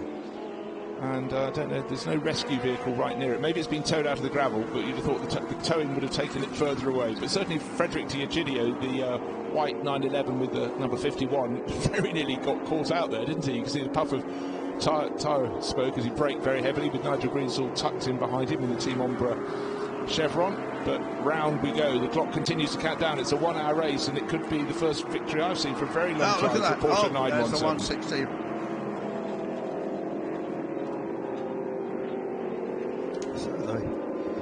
Jean-François Besson. So what we don't have... OK, the car I saw, it was the safety car, because the reason it is, it hasn't picked up the race-leading car. So he's got to get the 917, car number 1, which should be coming into view somewhere. That's the climb. OK, he's been given the signal he needs to keep moving, or maybe he's about to what's the protocol here? Because I think we're still waiting for that number 160 loaded T7 to be towed clear. But he's going to let the others, wave the others past in the start-finish straight, because he needs the number 1, the Porsche 917, which is the fourth car in that pack, just turning into the final corner now behind the yellow 911. So he's got to wave the first 3 of those cars through, and Claudio Rodaro needs to hang back. But what he has is Armand Mille now right on his tail in the black loaded T70 with the silver stripes. He needs the other cars to go through. Except the problem is Claudio Rodaro has overtaken the safety car. Oh no, that's gonna. Will he realise what he's just done? He needed to drop into line behind. Absolutely, it looked as if it was going to happen, didn't it? Well, this is causing. I don't know. We're counting down in virtually the last 5 minutes now. Okay, what are the options for our safety car? Does it have to almost park at the side of the circuit, it had been before, and wait for this lot to come round again? I can't see what else he can. Well, he's still circulating. Obviously, there's going to be communication from race control down to from the race director to him for what to do. The person who's got it right has tucked in behind. Armand Mille, he's running second. He's dropped in line behind the safety car. But this car, the number 1 ex-Siffert Redmond Porsche 917 Kurtz, the short tail, has not dropped behind the safety car. As a race leader, he needed to be behind the safety car. In current racing, because every driver can hear race control, but not in these cars. No, for sure. Okay, right. So for everyone else, they're having to run in order. But now, Claudio Rodaro, if it isn't indeed still Claudio Rodaro in that car, we expected a driver change. It doesn't appear to have been one according to our timing screens, but we needed him to tuck into line behind the safety car. The lights are still flashing around the circuit, the warning boards, they're held up by the marshals, the waved yellow flags, but unfortunately our safety car is not leading the race leader. Unfortunately, this has taken the sting out of what was a cracking race. Well, certainly Armand Mille must have been thinking I have a chance on the restart to go off after him. But there's Armand's car tucked in behind the safety car. But alas, the Porsche 917 has just gone on past and he's going around on another lap in front of the city. Armand Mille, son of Richard Mille, the famous clockmaker, Formula One, a timepiece. I think some of their watches are up in the hundreds of thousands of pounds, aren't they? And they do a lot of advertising, they got a lot of sponsorship, and also a lot of advertising, I see, in various motoring magazines. So here's our race leader in the blue and orange Gulf livery Porsche 917, the K, but unfortunately he's not behind the safety car. The other unfortunate element is the clock continues to count down. Under 4 minutes remain in this race. And race control is probably not used to, well, I don't know what the protocol is when someone has not dropped into position. The unfortunate thing was they weren't picked up very quickly when the safety car period started after the number 160 loaded T70 was parked. He stopped now, you see, he stopped. And then he's restarted. Well, the Ligier JS3, third and fourth positions in the 2 yellow cars. The open top car running 4th behind the safety car, and the car in 5th, Nick Padmore. Surely this will hand the victory to Mille, because he's got to go round and catch up the train, and there's lots and lots of other runners, obviously on the road behind him, but literally on the road, it will be in front of him, won't they? It's got a lot of back markers and midfield runners. Yeah, and Claudio Rodaro, red flag has been thrown now. So unfortunately, the confusion has led to no race to the flag. So on countback, providing Claudio Rodaro must therefore still be the winner. Armand Mille second. Mr. John B, because there was no restart, was able to resist the charge of Nick Padmore. Top in the under 2 litre class. Nigel Greensaw in 5th place overall. And takes his 3rd win of the weekend. It's pretty good for Nigel. I think he lives in Bath, doesn't he? Certainly down in the West Country. Might be Cheltenham, but lives down that way. So Claudio Rodaro, he knew he couldn't overtake anybody else, so he had to run behind that yellow GT class Porsche. But he must be thinking, where's the safety car? Well, it's the car that you went past. And the fact 2 of them went by, just to confuse matters. I wonder if I get a penalty. We'll have to wait until those official results, won't we? Before we know. There was one result last night, so we'll go into it a bit later, that was overturned after, we congratulated the winner, and in the end turned out not to be the winner. Yeah, it was. When you think you're talking about one penalty, then there was someone saying, did well, you not get two? But we didn't know what it was. No. That was the Group C race. But so the cars come in, there'll be an element of confusion. They'll have enjoyed the racing when it was going on, but unfortunately behind the safety car, things went a little awry. Right, now, here is the car that may be described as the winner, or is that being flagged to go on past because he didn't follow the protocol procedure? It appears so. Yep. So I would suggest that you're correct, that Armand Meal will be handed the victory because he stuck in, he was running second, he had about a 9-second deficit before the safety car, was able to get obviously right under the tail of Claudio Rodaro's Porsche 917, but then the confusion, let's say, and the field is still being led round. Here is Armand Meal, car number 35. Won a lot of races in this series. I mean, they're in a lot of races because they have a fleet of racing cars. So I think it'll be, ultimately, it'll be Meal and then the Ligier and then Padmore. I think that's how it will. You think that, and therefore, if Claudio Rodaro has a penalty of some measure, if they give him a huge penalty, I mean, you know, he's listed as being 1 minute and 5 seconds ahead, so a 1 minute penalty, which will feel draconian, would still keep him in the lead of the race. But it's not for us to guess.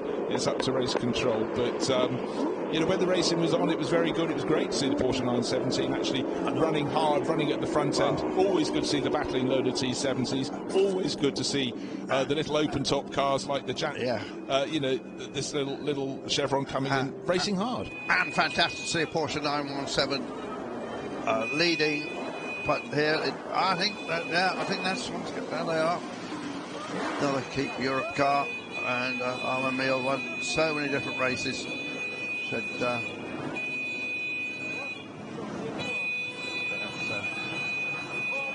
be well pleased with that. There's the Ligier next one with the say Jackie Eats tribute helmet. There's Armand Meal. So we haven't heard from him yet this weekend, so hopefully we'll. It's quite unusual. Normally at this stage we'd have heard from Armand, but be good to catch him. So what an hour that Mr. John B's had. Yeah. Class win, and then second overall, potentially. But he is by the number 2 second position board, and in the background of the shot, the yellow is Nick Padmore, presumably in the yellow and green Lola T70 in the background. There you see the DFV engine in the back of that car, so rightly pointed out. Great to see the sort of camaraderie in historic racing. You know, it goes back in time, but the thing is, a lot of these drivers will be racing each other for probably 20 years, so if they can jolly well get on with each other and socialise and possibly stay in the same hotels, they should. I suspect there's a few that don't. Well, let's go down to Vincent now, and I think you have the winner with him, so let's hear what he has to say for himself. There was this red flag procedure at the end of this race, and the winner of the race is not Claudio Rodaro. There was a story with the safety car, you understood it, but it's Armand Meal. Armand, victoire finalement. Je pense que quand on vous a indiqué le PA, vous vous y attendiez pas là. Alors pas du tout, c'était une course assez spéciale avec un départ assez compliqué, on va dire. Mais oui, j'étais surpris de voir le P1, mais pas déçu. Alors est-ce que vous avez compris ce qui se passait durant la course? Il y a eu plein de choses, hein? Pas du tout. J'ai vu des voitures de partout, des safety cars, on va dire, voilà, mais non, j'avoue que j'étais un peu perdu. Mais à la fin, lorsque vous voyez la safety car, vous comprenez que vous devez vous ranger derrière, parce que Rodaro l'avait dépassé et était parti, lui. Oui, exactement. Bah, de toute façon, moi, j'ai vu que la première fois, j'ai été passé parce que le mec s'était mis sur le côté avec le clignotant. Du coup, je l'ai passé, mais oui, la deuxième fois, j'ai compris que j'étais derrière. Et puis, il y avait Julien, mon mécano, avec le panneau qui me dit c'est bon, t'es bien. Félicitations, Armand Meal. He is the winner. He did not understand everything in the race, but he is the winner. That's the most important thing. Armand Meal. Well done, Vincent. Thank you very much, Armand. But you know, he was in the right place at the right time, and he actually probably was a bit frustrated. He's taken victory, but I think he'd have liked a few laps to shoot out, having got back onto the tail of that Porsche 917. But Claudio Rodaro didn't seem to understand the procedure there, unfortunately. But it was great to see those cars, great to hear those cars, great to see this circuit on a sunny Sunday morning, and we'll take it. Oh, and again, the conversation between the drivers. You know, that's Rolf Seacrest, though. Yeah. And again, just lovely to see the people enjoying their racing, and why wouldn't you on a morning like this? So here's There's the Nigel. under 2 litre class victory. Yeah, puts his sunglasses on. He's already prepared his victory speech. It's quite a big event. There's lots going on in the paddock, but Franssen's down there with a mic again, and he's going to talk to the driver of car 66 and hear what he has to say for himself after a quite unusual race. Let's hear from Vincent. I have two guys with me. Third place overall with Carlos de Quesada and Nick Padmore. Carlos, it was a strange race. It was a very strange race. I was able to work myself up to fifth, and then there was a full course yellow with safety car out, and I thought, you know, I was within my pit window, so I pitted a little bit too early, made that mistake, but gave it to Nick, and Nick brought it back up front and finished third, so you couldn't ask for anything better than that. Nick, did you understand what happened at the end of the race? I was so confused because there was a safety car for ages and then the red flag, and I thought P2 in front of me, and I really wanted to get that. But I must say, it's the first time we've driven a car together. I've always wanted to race a Mark 3B. So this guy, thank you very much. That was awesome. And Brytek, of course. Congrats, guys. Third place overall for those two. Thank you. So the drivers also were confused, but, you know, they would have all loved a little shootout towards the end. And clearly Nick had his sort of sights locked onto the Ligier, thinking, right, here's the battle, here's the battle. I think Nick Padmore's got another great client there, and that could be a nice little learner for him driving for Carlos, and I'm sure they'll share that car again. I mean, Padmore's got a great reputation, of course, but we're going to see the highlights, which we'll see what happened in what was ultimately an extremely confusing race, but one of a race that finished with a red flag.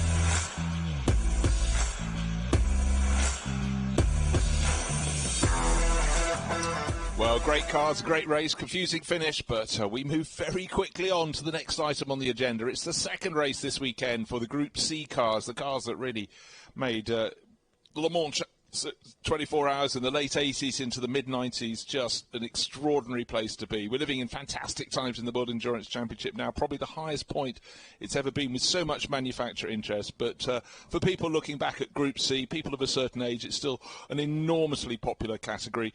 Yesterday we had a cracking race. We had a slightly confusing finish with we thought Olivier Gallon had won the race, but it turns out there were 2 penalties, and overnight I believe that a little look at the results would suggest that he wasn't the eventual winner in that, but we will find out more. I've sent Andrew Marriott scurrying down to the grid to find out. But one of the cars that didn't come out to play yesterday is actually on the track just going through the first corner. So it's good to see that Klaus Aberlin's car, the Haviland-sponsored Porsche 962C from 1991, will come out to play. These cars are very, very quick indeed. And one of the most powerful is actually the one coming down here. It's a Buick engine March 85G. It's the oldest car in the field. It's one used to be run by Richard Clear, raced by Richard with Jack Newsom and Lionel Robert a long time ago. March, though, were generally more famous for building their single-seaters in the early days.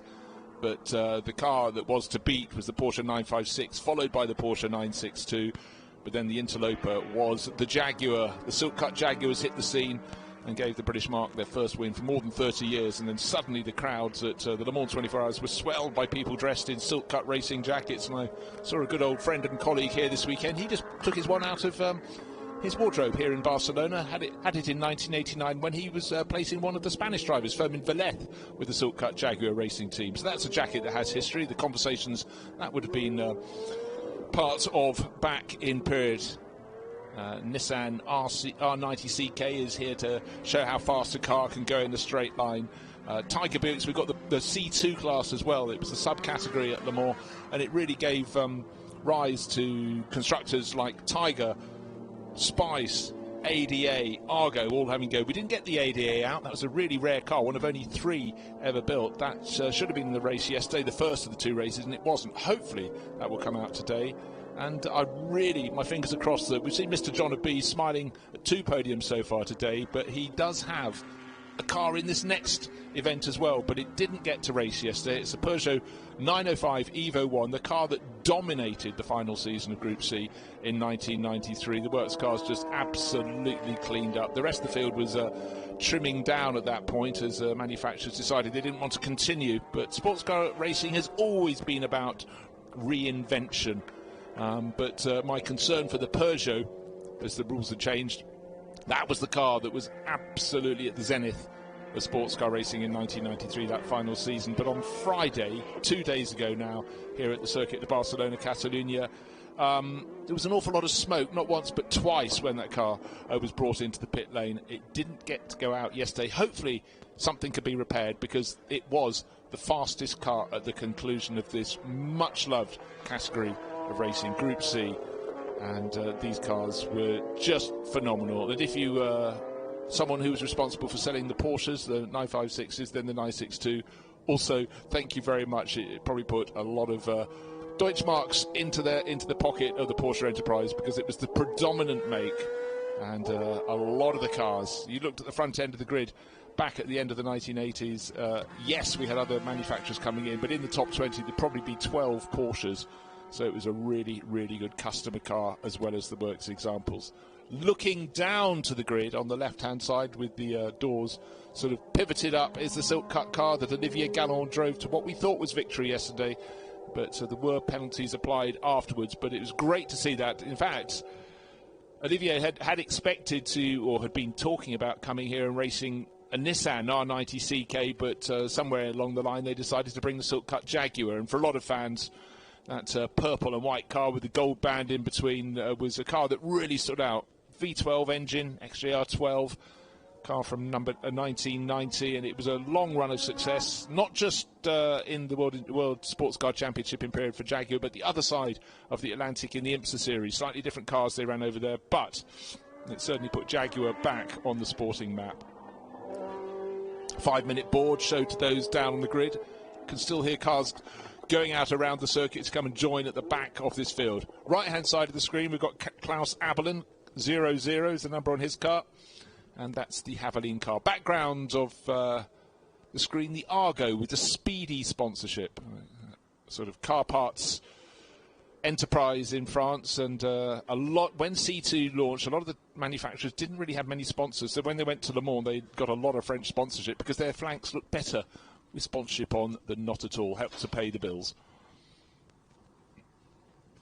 So cars still coming around to the grid, but the grid as per yesterday, but this time Klaus Abelin is going to start. He's a man who adores his racing, has his own racing team, Fricadelli Racing Team, that only went and won the Nürburgring 24 Hours a couple of 3 years ago. But now, news hot from the grid. Yeah, Andrew, what have you got? On that particularly, it didn't run yesterday, of course. It was some electrical problem there. Franz Conrad just told me it's electrical problem, so I've been out of breath. Just no, you don't. From there, down the Jaguar. Anybody watched yesterday? Remember the flames we saw coming out? Yes. I said it looked like an oil leak. It wasn't. It was the oil breather, which is very close to the exhaust. And so actually, that was oil catching fire. Just igniting as it came out. Yeah, they've moved it now. So Aaron Scott's just told me that. Why did they lift the back of the car in that last minute, which then got them a penalty, which lost them the race? Yeah. The starter motor was jammed. They had to. They wouldn't even started the race otherwise. Then, when they made the pit stop, they thought, "Oh, we're in trouble here." The starter motor worked perfectly, and fingers crossed now. Wow. So that was that. What else? No, that's about what I found out, but that was the main thing. I did find out that we were hoping, not in this race, later to see that marvellous Peugeot Le Mans car run. Yeah, it's not on our starting chart. No. Another car that's missing is Jack Fabi, the little Tiger. Yes, didn't see that. The Peugeot. I talked very quickly to Nicky Pastorelli, who runs those cars. It's got some damage to the exhaust system. They don't have a spare one, and they couldn't repair it here, so it'll be out another time. So there is a man who thought he won the race yesterday, Olivier Galland, the Dubai-based Frenchman, and hopefully he won't have the problem. We celebrated the victory yesterday, but then he had the penalty for a jump start. I think if he hadn't jumped the start, he still would have... I must look at yesterday's result. But if he hadn't jumped the start, I don't think we would have had that. What else? Well, it was chopping and changing, because yesterday, the first car across the line was Philippe Kaddouri in the RLR Porsche. That's the pink and white one that's going to be starting third. Now, I'm claiming a reward now, because I said Damon Hill raced that car, and you said, I don't think so. No, I was talking about that specific car. That specific car? Yeah, but he raced that car the year before, but it was black then. Now it's pink. Here's a black car. We'll talk about this black car, shall we? You find out we can't sleep at night, you know. Yeah, so we got another couple missing, haven't we, here? Yeah, so we're missing the Porsche. We're missing Jack Fabi's Tiger, which should be starting fourth on the grid. That would be the top C2 car. The 124 Speedy car was out late. I saw one of the other C2 cars in the garage, and there was nobody around it. The one that we saw racing. Here is Kaddouri, Chief Executive of Peninsula Hotels. That's a job, isn't it? Family bit took over from his father. Great chap, a very chatty guy, you know. Flies helicopters. So here is this car, which does not have a chassis designed by Porsche. It has a chassis designed by a guy called Nigel Stroud, very well-known race car designer. Designed the Mazda, which won at Le Mans. And body by Peter Stevens. And run by GTI Engineering, or Richard Lloyd Racing stroke GTI Engineering. And they started with regular Porsche 956 and 962, and then they developed and took all the parts, all the mechanical bits of Porsche, but a part of the chassis and the bodywork are their own making. What a fabulous effort for Richard Lloyd. And they ran the whole. It wasn't just for Le Mans. No, the whole championship. Another car that unfortunately appears to be missing is the ADA. We didn't see it yesterday. That's the one I saw abandoned in the pits. Okay. But I was sort of rushing to try and get to Aaron Scott and Franz Conrad and people, but there seemed to be nobody near it. So. Okay, so we have 6 cars coming out to play. But if no one's working, we don't expect the ADA to join from pit exit. Don't know about Jack Fabi's Tiger. No. But, is that at pit exit? I can't see it in the pit lane. Well, we'll keep an eye out for that. But what we have is a Jaguar on pole position, a Porsche second, a Porsche third, black ahead of pink, and then the best of the C2 cars. Driven really well yesterday by Marco Fumagalli. It's the blue and red Speedy Argo. In behind the Spice with the Charwans. That was sort of there or thereabouts. And then bringing out the rear, Georges Caban in the March 85G with the big Buick hump in the tail. As we said yesterday, if you're in France, you can go to Speedy and get your tyres changed, new exhaust, that sort of thing. And they went on to sponsor various different cars at Le Mans. It's been good. So though the black Porsche also doesn't have a Porsche chassis. It has a chassis built in America by Fabcar, and it was built for the Dower organisation, but Fabcar built that. And again, similar deal. Like, same deal as Lloyd. they felt that Porsche was a bit behind the curve, really, by sticking with an aluminium chassis, Monaco chassis. They went to carbon with these two cars. And I believe that Texaco comes from the fact that Andretti raced that car. I think Marriott and Michael raced that car. I'm doing this on my head. No. I meant to research that one, but I went down another rabbit hole. You have to understand when you're just checking and building your historic notes that you find interesting stories, and that leads to another interesting story, and suddenly you can't remember who you are. And there's so many cars. We've both done Formula One in the past. We had to learn about 20. When I was there, I learned about 36 drivers at one stage. Some of them never actually made it to the race. And now they just have to know about 22 cars and 22 drivers. We got 200 odd to try and research here. We do it because we love it.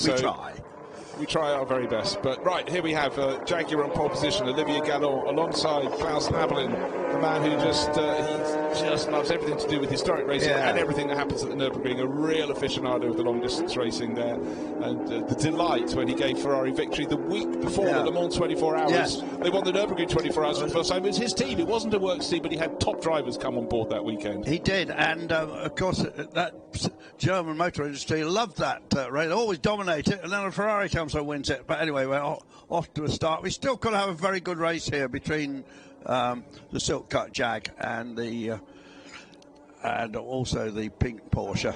Well, I tell you what, it almost looked as though Klaus Abelin's car was in front of the Jaguar at the start, but that might have been by dint of the shadow across the track. But certainly on the run to the first corner, Olivier Gallon's got it going very nicely, and Philippe Cadori thinking about going to second place. No, I tell you what, I'll swing wide. And for those behind, the march has already not made the sleekest of starts for Georges Cabane at the back of the pack, but the first five are pulling away. And again, Marco Fumagalli's car is going very nicely. The blue, red and white striped Speedy Argo is trying its best to keep up with the C1 cars in front of it. And then tucked in behind Alejandro Chaguan, bringing up the rear of the lead group there in his spice. Yeah, Chaguan from all the way from Argentina to race here down in sunny Spain, racing with his brother. And quite a bit of experience in racing in America, and also historic Formula One cars in his CV. Okay. You don't often see people thinking about it at turn 6. I think maybe Klaus Abelin was a little slow out of turn 5. Now Philippe Cadori, I think if he really determined he made a move there, they could have both ended up off the circuit. So well done for not doing it, because turn 7 falls very quickly after 6 and it's sharp.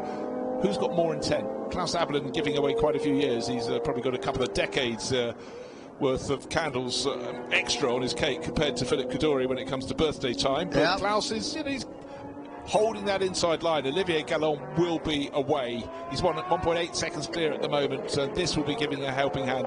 I'm convinced that Philippe Cadori, if he gets by in that Richard Lloyd Racing Porsche, would be able to go off after our race leader. But as long as Klaus Abelin is there doing nothing wrong, in fact, Abelin's slightly better entry to the main straight. That means Philippe Cadori is going to have to think where he's going to go for things. He'll be getting a slipstream out of the shadow, back into the bright sunshine, down towards the first corner, having half a look, a quarter of a look. No, this time I'm going to tuck him behind. And then, actually, realising Klaus Abelin was braking rather hard than he thought, that suddenly evasive action had to be taken there by Philippe Cadori, so he didn't hit the rear end of the black 00 Porsche 962C. And that, combined with a little bit of delay earlier in that, means that our race leader, Olivier Gallon, is clear by 3 seconds, 3.2 seconds. And certainly that incident down at turn 1 probably added about a second of that, but the writing at the moment is on the ball. Olivier Gallon hooked up with the XJR12, just going beautifully. And of course there'll be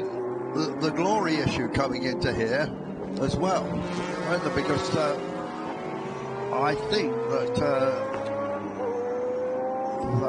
Cadori will get 5 seconds longer in the pits. Won't he? Yeah. Or was it longer? No, because of course Klaus Abelin didn't race yesterday, so it'll be 15. So well, hold on. With Olivier Gallon being kicked out, not kicked out, but not as the winner, he gets 10 seconds extra in his pit stop. But by being promoted to victory, 15 seconds for Cadori. Yes. Burden of Glory. If you're just joining us Burden of Glory, as we're reporting on the second day of the opening round of the Le Mans Classic Series for 2026, victory, second and third in any race in any class means that the next pit stop in the next race you get 15 seconds extra at a standstill if you won, 10 seconds if you were second, 5 if you're third. It's a factor in all the races. Great flame out shots on the Buick March. But really the story of the race at the moment is that our race leader, Olivier Gallon, pulling ever further clear, 4.8, 4.9 seconds clear to lead the race. At this battle, Klaus Appelin, he's not obstructing Philippe Couduri. I still think Philippe would be faster if he should find his way past. But at the moment, Klaus is not saying after you, Claude, at all. In the C2 class, it's still Marco Fumagalli. He's got Alejandro Hawan about only a second and a half behind him, so that could still swing in the opposite direction. And this burden of glory is an expression that I have never heard before. Have you, Bruce? No, not at all. I like it. Great. I like it. Oh, yes, I like it. Normally called success penalty, and sometimes it's the addition of weight. In some championships, in other championships, it's the equivalent. It's the adding on time, but the name burden of glory. It's rather cool. So our race leader Olivier Gallon looking at his XJR12, and he'll be hoping no penalties today, as Andrew explained when he came back up just before the start of the race yesterday with the starter motor not performing as it should. They had to lift the engine cover. That earned them a time penalty because it was on the grid after the appointed time in the countdown to the start of the race. And then subsequently another penalty cost him the victory that he'd inherited. Philippe Couduri was first to finish, but he had a penalty of his own. But anyhow, sorting out the C2 battle. Look at it now. It was always going to come down to the battle between once the Tiger that started on polling, or was down to start on polling class, didn't get to make the start. It was going to be down between this car, the number 124 Argo, and the Spice that's giving chase. But at the moment, the gap between them 2.5 seconds, and it's just gradually going out in the favour of this little Argo. Yeah, I built quite a lot of these Argos. Joe Marquardt, who's the Swiss but British-based race car designer, and working with Nick Jordan, who's a well-known mechanic, Formula 1 engineer at times. We'll go back to the Porsches in a minute. So they built, originally, these are Porsche 962s, and we say these are the ones with the special chassis, the two we see here. But originally it was the Porsche 956, and they wanted to race them in America, and there was a guy called John Bishop who led the IMSA organisation. And he said, I'm not having those racing here. They're too dangerous. They drive. And we talked about the 917 with the feet in front of the front axle. You'll have to alter it. You can race if you move the driver back and his feet are behind the front axle. And that's what became the 962. So,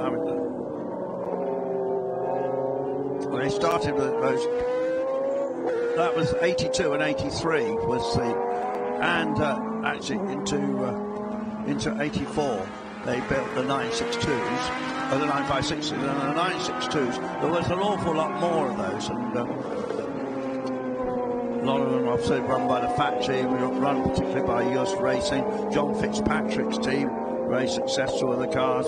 Kramer, people like Braun Motorsport, Just again. A lot of cars running in America, and great successes in America with Porsche 962s. And they probably built the best part of 100 of those. When the formula's right and the customers understand it, as I was saying, the Porsche customer cars, racing car salesmen did a very, very good job, and they must have gone. I hope they were a good bonus. Most of the engines, of course, came from Porsche, were prepared by Porsche, but in America there's an outfit called Andial, and they tweaked them even further. And some of the cars had an extra. The Andial cars didn't have an extra scoop on the rear deck, if you remember.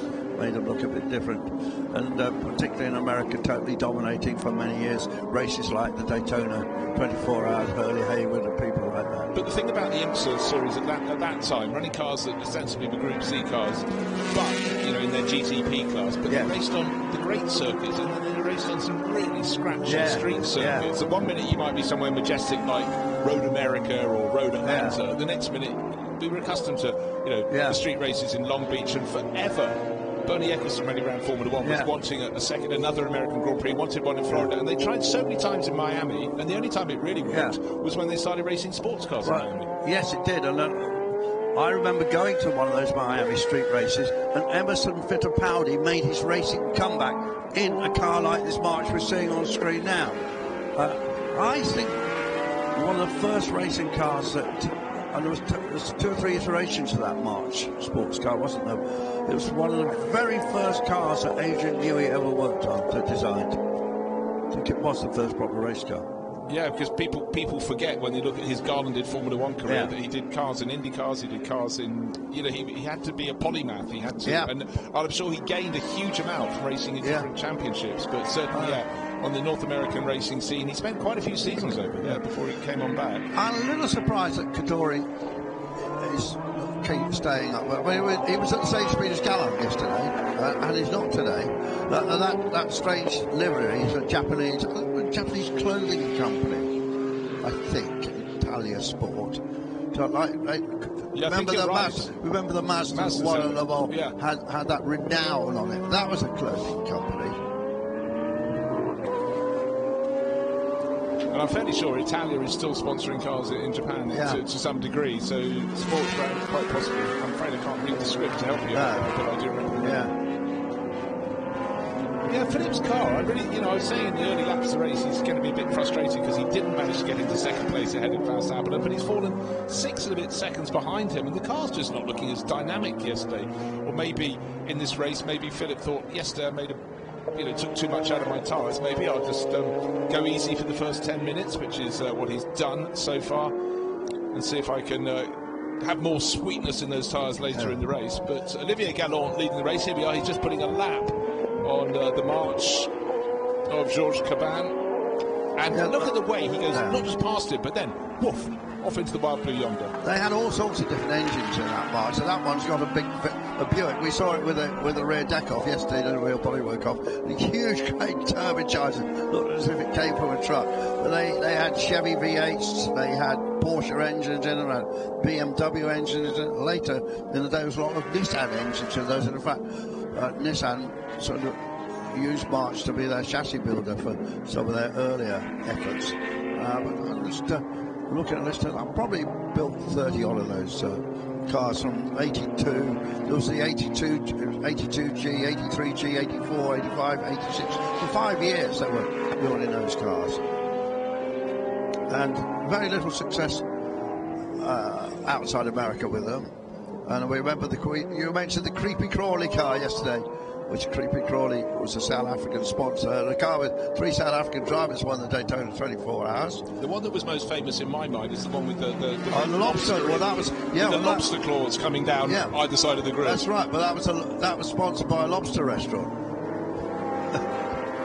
It was good because it was a chain restaurant, and most of the fans would be able to find one of those restaurants somewhere near them in the States. But it also looked good because you did have that rather unusual nose that seemed to have the lobster claw shape anyhow. Right, in the C2 battle, it's still Marco Fumagalli. He's now got, his lead is really small. In fact, it's so small he's being attacked. The Spice is right on his tail as they get into turn number 4. So the Argentinian driver Alejandro Chawan pushing very, very hard indeed. And Marco Fumagalli, well, he's trying to hang on, but he can't because in a flash, number 111, the Spice, white above dark blue, goes past. Yesterday, certainly that is a change of form because always yesterday Marco Fumagalli seemed to have a little bit in hand when it came to race, but being chipped away.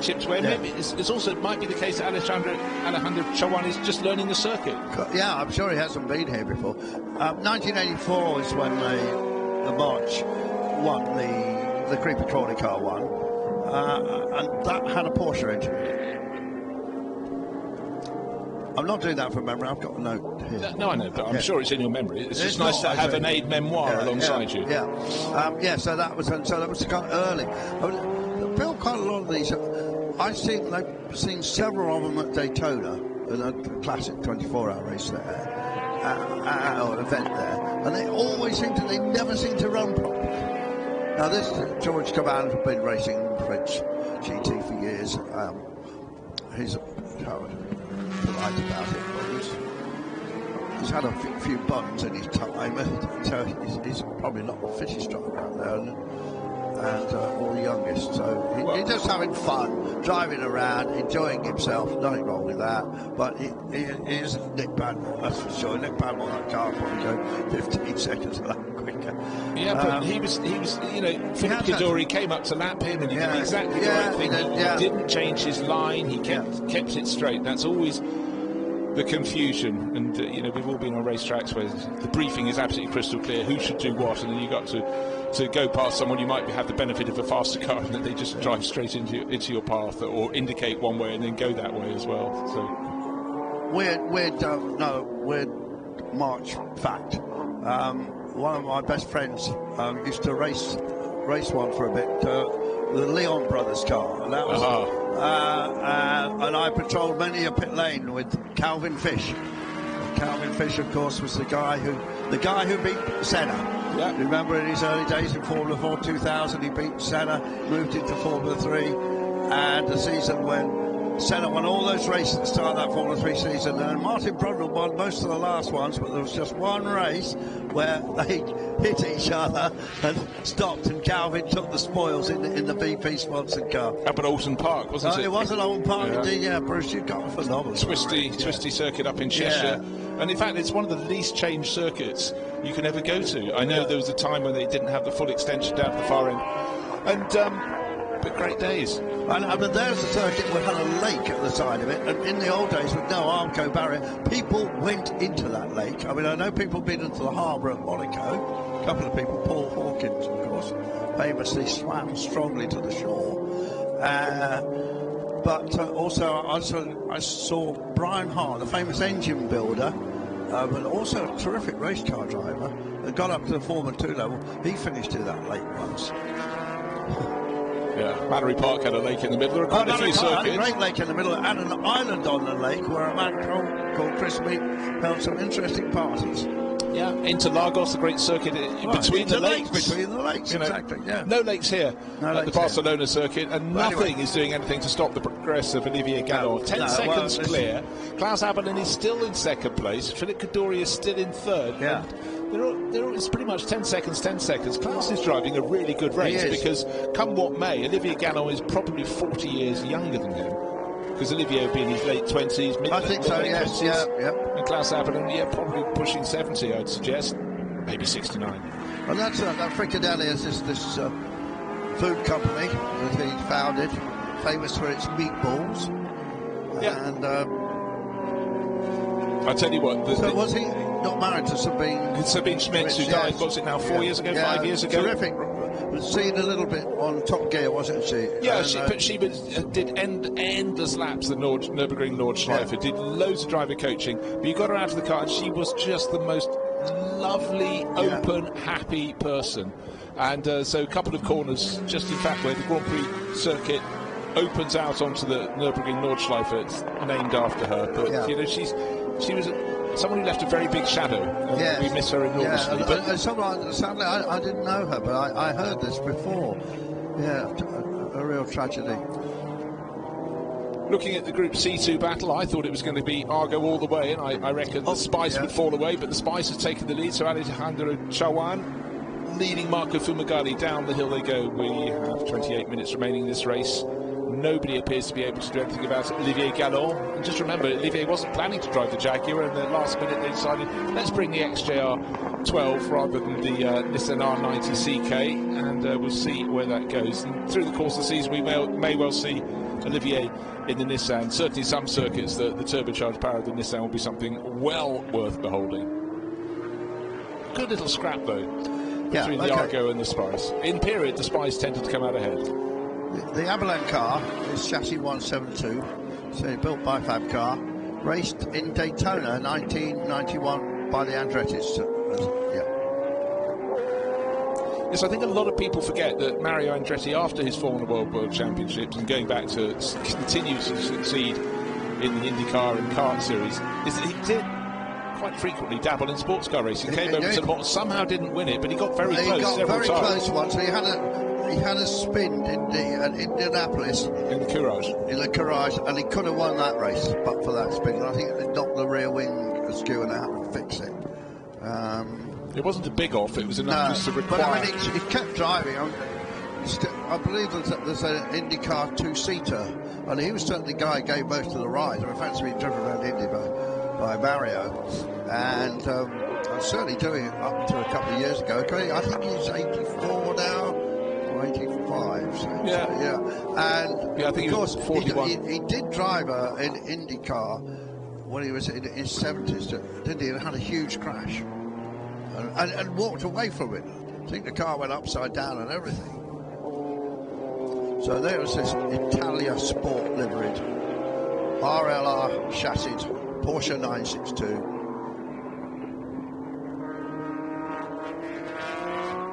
And through the course of this 2026 season, we'll see a rich cast of cars coming out to play in Group C. So Marco Fumigali's car is in, having a pit stop at the moment, but we're also due to have David Hart hopefully will bring his Lola Judd from 1992 to come out and play at some point. And that's when that car was late. They were doing things to this car, and just as I was running back up to the booth, they were actually doing something mechanical to it. So one presumes the same problem has reoccurred. Yeah, well, yesterday it just seemed to have the legs on the spice. Today it's fallen behind, so maybe it is some slight intermittent problem. Another car we will hopefully have out in the Group C races through the course of 2026 is Kriton Lendoudis, the British-based Greek driver, with his glorious, what a sound it makes, the Mercedes-Benz CL11 from 1990. That's a car that can shake your innards if it drives past at full chat. We also hope to have Paul White bring out an Aston Martin AMR1 as well from 1989. So a bit of variety, maybe another 962 Porsche might come our way as well. So it's going to be a moving feast, and we definitely want to have Mr. John B getting his Peugeot out to play. Yeah, so unfortunately not. Well, now, they've got the engine cover off there. I think they've got a problem with that car, haven't they? Well, we commented it's not running at the pace it was yesterday, because certainly it was able to run at the very, very front of the field. And, adjusting the rear suspension. Well, this is... it goes like this. Mr. Cabana will win this. They built Argo, say founded by Joe Marcotte, and as we discussed yesterday, they didn't only build sports cars, built quite a lot of Formula 3, Atlantic, Super V cars.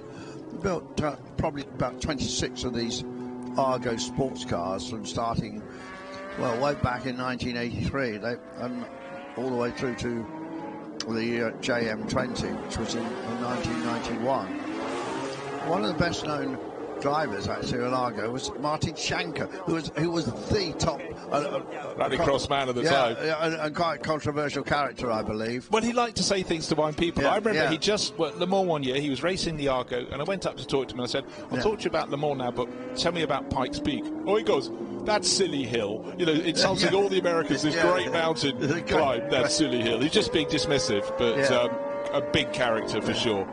And, but actually, maybe the most famous person in overall top results in motor racing at Racing Argo was Roberto Guerrero. Yep. Of course, he had a lot of success in IndyCars, had his Formula 1. Super lady driver still around in America, Lynn St. James, she raced one.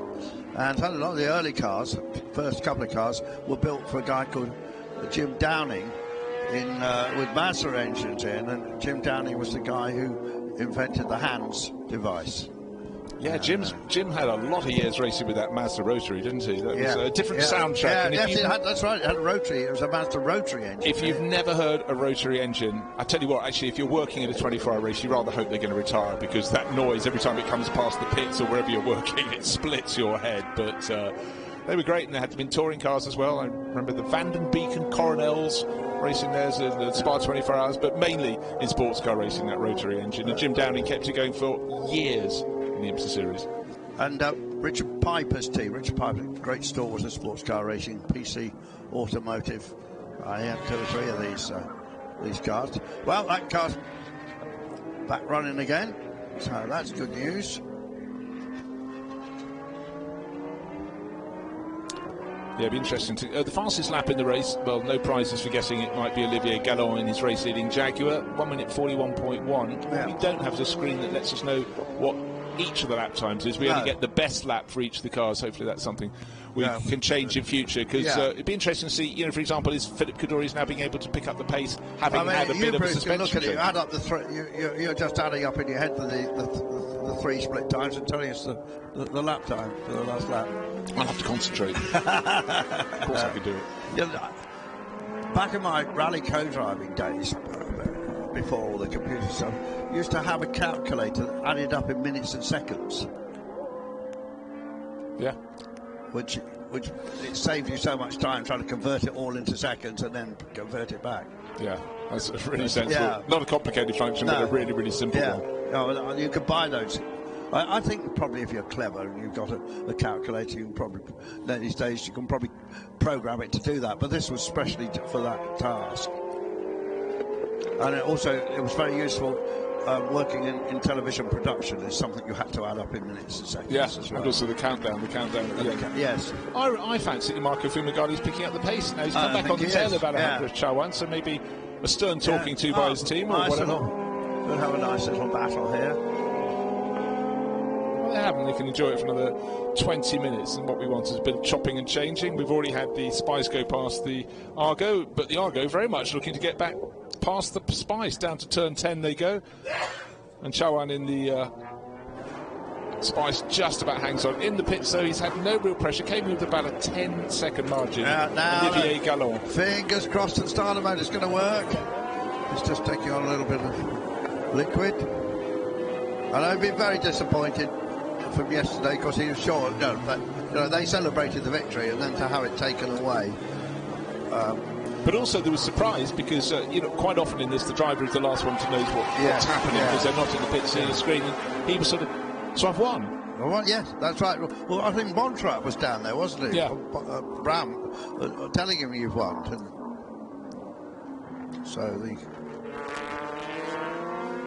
Well, we got a good little C2 scrap here. 2 different rival chassis. But it was always the problem at events like the Le Mans 24 Hours. You tend to focus on what's happening at the front of the race. But some of the battles in C2 were great. But in the early days of C2, they often broke quite regularly, running on a much, much smaller budget. Yeah. And so sometimes I think, if you're running one, do you just try and get through the night and see where you can attack from them? Or are you racers and you go early on? But I think you had a combination of those. And remember, a lot of them had they were allowed 3-litre engines. So they had a tuned down version of Formula 1 DFV engine in. For C2. Later, of course, Cosworth had the DFL, which was a different version of the DFV, more for sports car racing. Yeah, because the early ones were just known as the vibrators, weren't they? They were the DFVs, because they shook cars apart. But they made the long stroke, and it was a much smoother engine. But of course, DFV, and they were in Golf Mirages for a while as well, weren't they?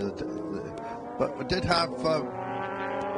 We had one victory with a DFV engine at Le Mans. Yes, in 75, 76. French, was it? Was it a Courage one? No. But we did. Definitely had one DFV car with Le Mans. Yeah, I thought it was the Mirage. Oh, maybe it was, or maybe it had 75, 2. 76. No, I don't think there's been 2. Can you? I possibly can. Google actually. But no, I'm going to some notes I might have done somewhere. Oh, really? Yeah. I did have a computer wipeout 2 years ago, and it took most of my records with it. XJR 12 Jaguar with a magnificent V12 engine in it. Of course, later they had sort of versions of Cosworth Formula 1 engines in, and they had. They went to. The V6 engine, it never sounded as good, did it? No. Never sounded as good. Absolutely not. The V12 was the one that we loved, and one Martin Brundle had his win in. And I was just reading an interview with Martin Brundle last night, actually, where he said the greatest thing in his career was definitely winning Le Mans. Well, there's so much more to well. Yeah, what do we? How about the Golf GR8? 1975. That was, yes. Jackie X, Derek Bell. So, okay, we did get it between us. Yeah. There we have I thought there was one other. I don't think so. But anyhow, we must not deviate. Yeah, well, obviously, we've got a few cars. It's nice just to go off on a few little tangents. Although we do have still cars running close together, which is good. We've got Olivier Galland in a lead by some 9 seconds over Klaus Abelin. Great to have that car running properly again. And then Kadori way back in third place, but he's had his win, locked into it a little bit, but he had his win yesterday. Well, he was first across the finish line, but then with all those results going the other way. But I'm just impressed that Klaus Abelin, it's decent length of time, and he's at the older end of the driving scale, and he's just not dropped away that much. And in fact, he's closer than he was before the pit stop. So the ex-Andretti Porsche going very nicely indeed. They have had quite a few problems with that car, because I remember seeing it last season and it didn't finish. Yeah, that's the thing with the packed agenda here. Is if you aren't able to get down there, the next race is started. Now, okay, further problem for the Argo. It dropped away in the last lap or so from the Spice. Remember, it came out after the pit stop. Has it just simply got a puncture there? Well, it might be more than a puncture, but they have got a spare tyre out for that. Well, they don't seem to be doing anything else. No. Oh, now jacking it up. Well, because it could be. Maybe the wheel was loose. I don't know, they seem to be looking at the wheel on the other side of the car as well. So maybe it felt a big vibration. That's the point. Yeah. Well, I can't be sure, but they seem very keen to fit some more wheels on there. They've got another 15 minutes this race, so you've got to get out there. That's for sure. Shame, because yesterday it just seemed to have the legs on the Spice. Today, not quite, but was able to, after the pit stop, to get right on its tail. So we thought there'd been an adjustment that worked in their favour, but right now, speedy by name, but not by nature, unfortunately. So, some quarter of an hour still to go. See, they had a bit of sponsorship from Lada as well. So I'd never noticed that before. Yeah. Lada, the Russian car manufacturer, used to have deals with Fiat, didn't they? Well, indeed. Ladas were based on Fiats for a long time. Well, it was the Fiat 124 that seemed to be copied so much, because they had the Polski Fiat lot in Poland. You had Seat using the same model here in Spain, and Lada were based very much on a sort of latter-day version of the same, weren't they? Somewhat after the Fiat 124 in the early 70s came out as a top-selling Italian road car. I just think for the people who were here 12 months ago for this Espíritu de Montjuïc, it's like they've come to a different circuit, a different planet, because last year it wasn't just sluicing down with rain, it was really windy as well. It was pretty hideous, not a nice place to be. But the paddock, Friday, Saturday, Sunday here, people milling around, looking at the cars, looking at displays, going to the Dodgems, the carousel, wondering why the heck was an aeroplane parked in the paddock. We've been scratching our heads. Talking about that, when I went down I thought these cars were still in the assembly area, so I went the wrong direction first. And I went through something I never saw yesterday, with a whole load of Lambrettas and scooters, and one I have never ever seen with a sidecar. A mini sidecar. That must have moved about the pace of a snail with a sidecar and a chubby person on board. There's some great stuff down there. There's those Model T Fords, and Deuce Coupes and Hot Rods.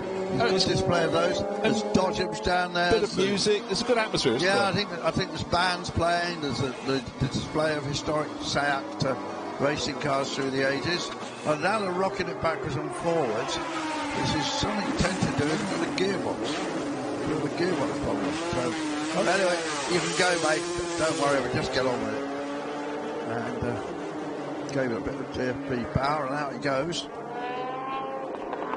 Again, looking from this angle, looks like the pit lane is only about 25 metres long. Trust me, it's a lot more than that. That's the foreshortening effect of the head-on shot. And we get that very much when we see the start of the race. We do. As the field comes through. Yeah. It's a very long start-finish straight. Drops down towards the first corner, and this is where Marco Fumagalli is just arriving now. This is a corner over the years been chopped and changed a lot, because at many points you've just had an enormous gravel trap and people would all fall in. But the decision to put at least a strip or two of tarmac has just stopped a lot of races halting, and unfortunately the march is now coming into the pits at the moment, so let's hope George doesn't have a problem. But I do hope they take the rear bodywork off and we get a look at that massive great turbocharger. Well, he's already dropped down to the mandatory speed, but I think that looks like a car that's retiring. There's no great No Vigor. attitude to it. No, there isn't. Look, there's And his pit crew moving across to flag him into the right garage. He's in one of the garages closest to pit in anyhow, so it doesn't have to go too far. And that's where he's going. Oh, no, he's not. Here he is, right in front of our cameraman. He's got a big BRDC badge on him, but I'm not sure why. Somebody Richard Clear Racing. Oh, was it Richard Clear Racing? Did they run it? Obviously, they ran that. Ran one in 1986 for Richard Clear, Jack Newsom and Lionel Robert. Oh, right. And it was the only finisher in the IMSA GTP class. So, we were talking about Group C, IMSA GTP, the cars looked relatively similar, but slightly different for the American racing scene. And for a long time they've been in IMSA class, but very few people actually competing in it. But for Richard Clear... Yeah, bit of smoke coming off the brakes. Beau Jolly's, was that a nightclub? Yes, it was a nightclub. Sponsor on the front. Yeah. One of the famous nightclubs that sponsored racing cars was Thursdays. Alan Jones and fabulous. Johnny Mac's car. Yeah, Johnny McDowell went to his funeral the other day, but I think we're going to get another pit report, aren't we? So we're going to go down now to Vincent. He's probably down with that march and get another catch-up, find out the latest news. Back in the pits with some problem with the March 85G, and Georges Caban with us, interview in French. Georges Caban, interview en français. Problème apparemment pour cette voiture. Qu'est-ce qui se passe a priori? Je pense qu'on a un problème avec un moyeu arrière gauche. Je pense, et ça nous pénalise en frein, ça nous laisse partir la pédale en bas. Alors Georges, vous m'avez dit vous avez fait le premier relais et c'est physique. Ah, c'est très très physique pour moi, oui. C'est une voiture brute de fonderie, on peut parler de cette marche. Ouais, c'est une voiture très très brute. Elle est faite pour faire le Mans. C'est une voiture de grand circuit. Le Mans se passe avant. Mais les petits circuits comme ça, c'est très très dur. Très physique. Voiture moins connue que les Porsche 962, etc. Mais c'est une voiture qui a pas le palmarès au Mans. Voilà, elle a gagné le Mans en 86, cette voiture. Elle a fait 14e avec un pilote français qui est un Mansois. Et après, elle est partie aux États-Unis. Elle a gagné à Sebring. Et vous l'avez depuis l'année dernière? Oui, j'ai commencé l'année passée avec. C'est la deuxième saison. Alors, question qu'on peut se poser, est-ce que c'est facile ou pas à piloter? Non, c'est très très dur à piloter. Faut être jeune, faut être très jeune. C'est très très dur. He's still young, or not so young, but that's not the point, of course. Georges Caban with this March 85B, and unfortunately it's a retirement for this car. Thank you, Vincent, and picked out there that he was talking, it was the left rear causing a problem. And he was saying how much he liked the circuit, wasn't he? Yeah, but what he was particularly saying, though, he liked the car, but it's better for the big circuits like Le Mans, Spa-Francorchamps. Right. Here, it's hard work because you're constantly... that's what he said. Constantly having to turn. He still enjoyed it, but he said it's more suited to places with sort of longer straights and maybe faster corners, but physical car. And also the way that the Buick would have delivered its grunt. I bet the enormous turbo lag, it probably suddenly kicks in. Well, also you think about turbos as the Beau Jolly's livery a discotheque, not nightclub. I think it was both. More of the same. I think it was pretty well known. It was. So I'm told, but I only knew it through motor racing. But anyhow, I think back then, even on it was the early days of turbos on road cars, and sometimes it said turbo on the boot, but you didn't really know it was a turbo until about 3 seconds after you'd applied the throttle. Then suddenly it would come crashing in, and it would be quite entertaining. But certainly, when it came in racing cars, of course, Renault brought it in 1977 into Formula One, and it didn't really work for quite a while. And then in time, everybody pretty much had to have them. Yeah. But even about 4 or 5 years later, some of the turbo cars were just absolutely brutal. They described it as light switch, on off. The Hart engine in particular was a bit like that, I think. And, fabulous V12 sounds around this circuit, reminding us of the great Jaguar victories at Le Mans. They had great following. I wonder what sort of following the Formula E team gets these days. Aren't quite the same, I don't think. Certainly don't sound. People love, your racing car brings in a lot of senses, and it's not just the sounds and the smells and the. But it's the difference between, if you watch it on television, you can pick up the sound from the microphones, but it's when you're standing trackside. Every season, the first meeting, it's still a visceral thing for me.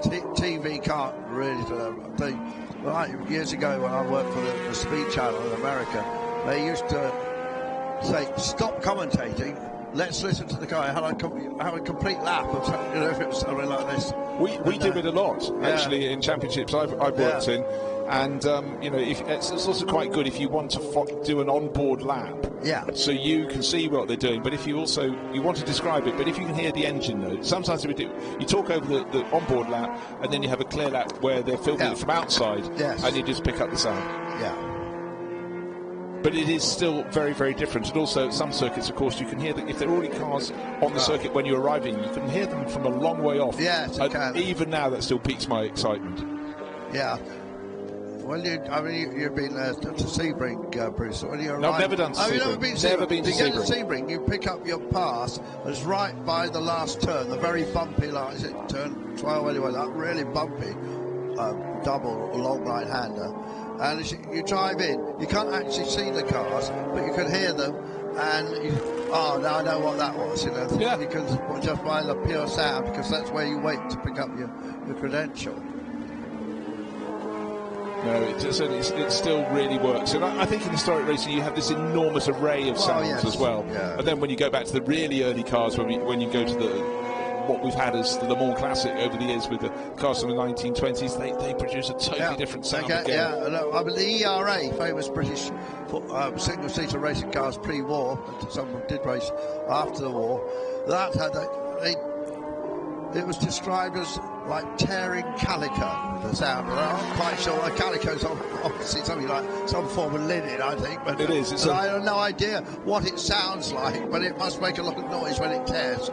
Yeah, maybe it doesn't tear. Then when it goes in a great big rent. But anyhow, yes. I mean, favourite all time, definitely Matra V12. But then the 4-quad Mazda was so loud. The 4-quad.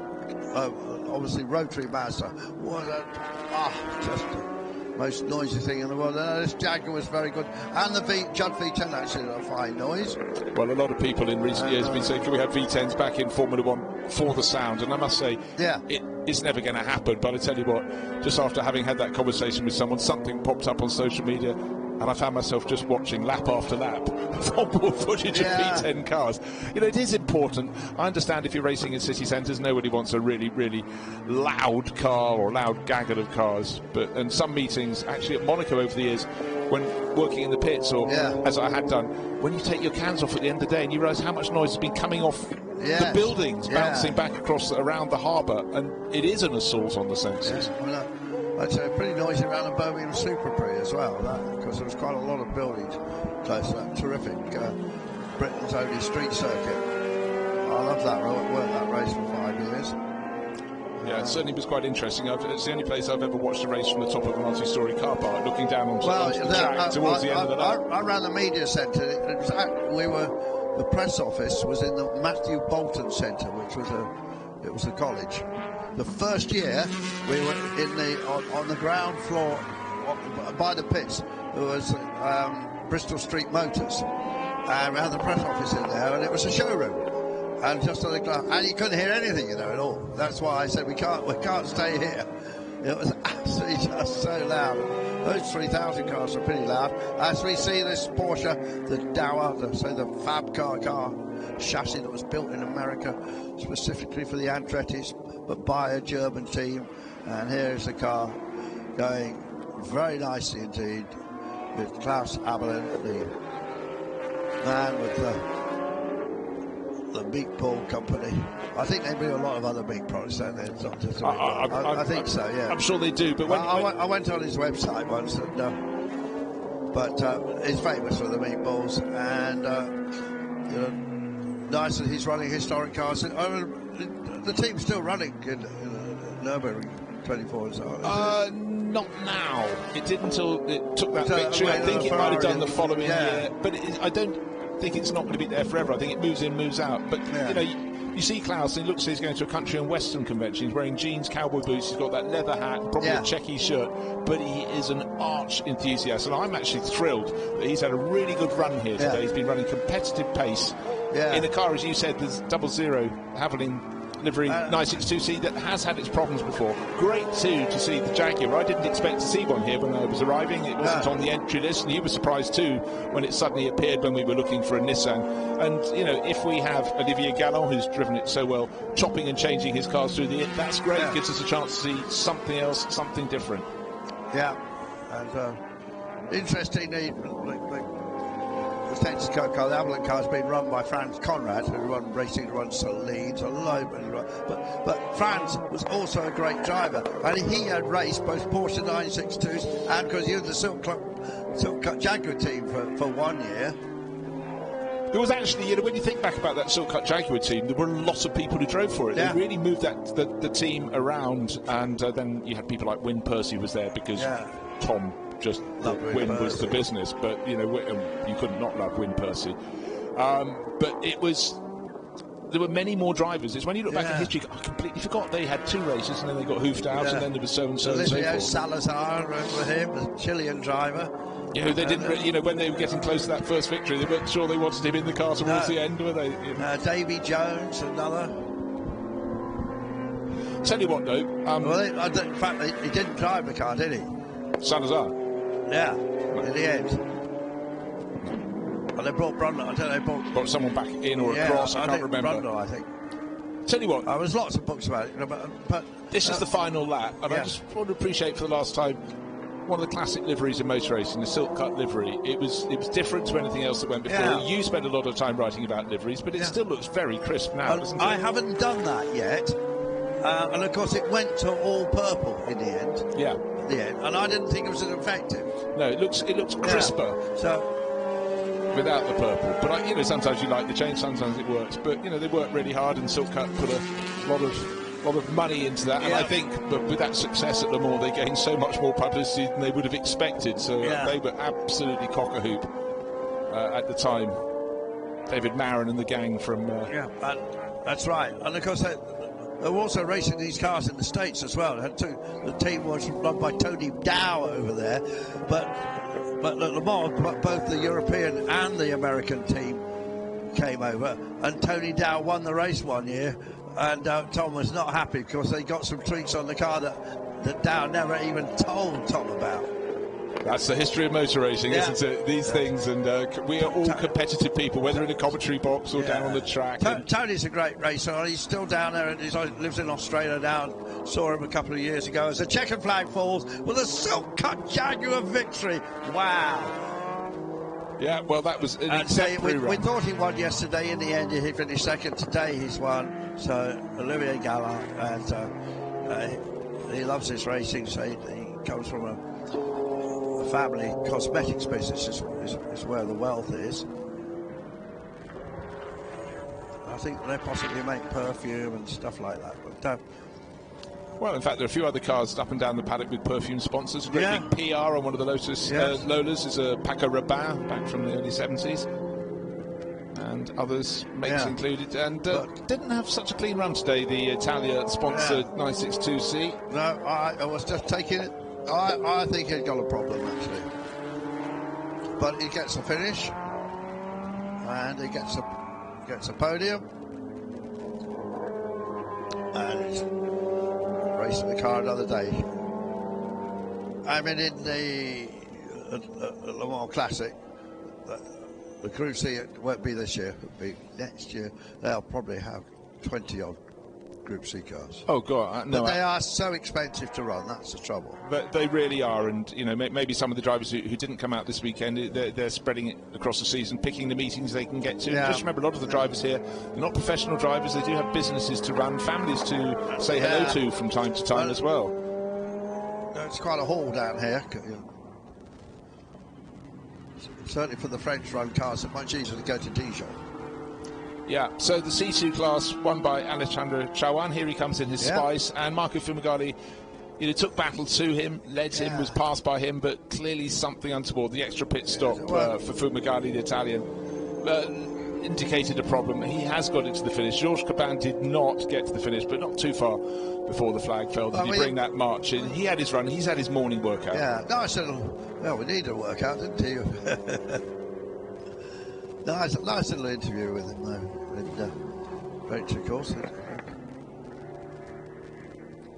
lovely to see a March. It was 84G running. We really go from one extreme to the other because we're going to touring cars next. Yes, the Heritage Touring Car. Cars. Really looking forward to that. But it's always lovely to see the Group C cars. Yeah, we're going to be BMWs and Capris racing wheel to wheel. They're pretty evenly matched. I also love the side exhaust in the Silk Cut Jag.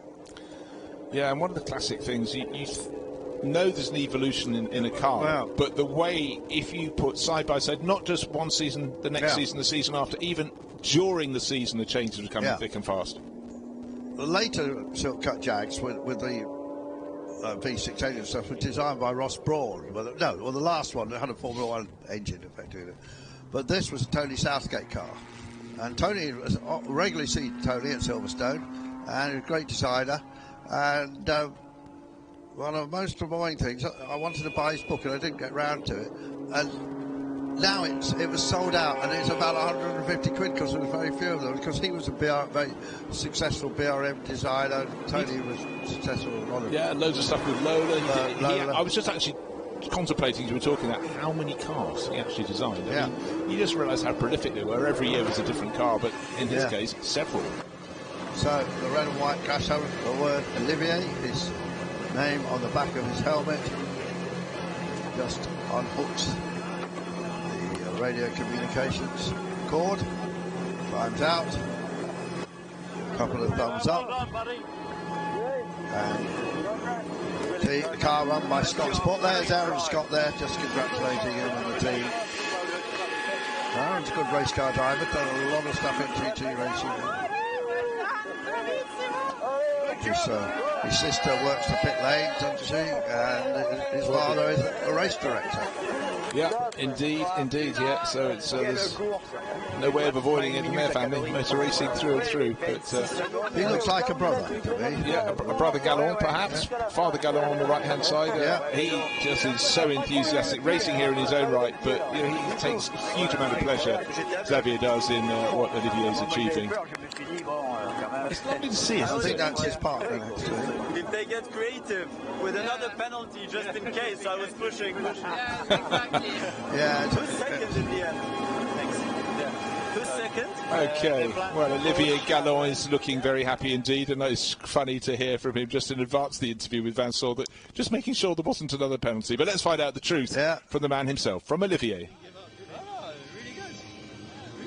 That's the end of the race of Group C racing, and not the same winner as yesterday. The same interview, but not the same winner. Olivier, apparemment aujourd'hui, on ne parle pas de pénalité, départ volé, etc., etc. Ça a été bon. Ça a été bon. Bon, j'ai poussé comme un malade jusqu'à la fin, au cas où. Je me disais, on sait jamais, parce qu'hier, bon, je la gagne pas, mais bon, je pense que je la gagne quand même. Et mais super, mais je dois dire que le pilote Abelin, je crois, je le connais pas, mais on était plus ou moins dans le même rythme, hein, donc je pense que j'ai pu partir au départ et prendre un bon départ. Et il a dû se bagarrer un peu avec Kadori, ça lui a fait perdre du temps. Mais après, on était dans des rythmes très similaires. Donc j'ai eu de la chance de bien partir, quoi. On peut regretter quelque part l'absence de quelques voitures. Hein. Ici, le plateau est un peu faible. C'est dommage parce que ça reste des voitures exceptionnelles. Absolument. Ben, il manque Yvan Vercouter et Ralph Kelleners avec la 962. Bon, on espère qu'ils seront là la prochaine fois. Et puis il manque pas mal de voitures en plus. Mais bon, j'ai entendu dire qu'il y avait beaucoup de voitures à Spa.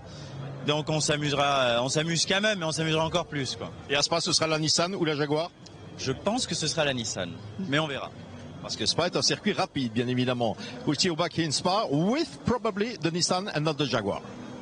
Thank you very much indeed. Also, I noticed he mentioned he was sorry that Ivan Vercoutre and Ralph Kelleners, who have a Porsche 962, an ex-Yost car that is usually very successful in the Group C, weren't here, and they tend to be the people to beat, really. Yeah, in the first race last year here in Barcelona, in the wet, that was a Vercoutre.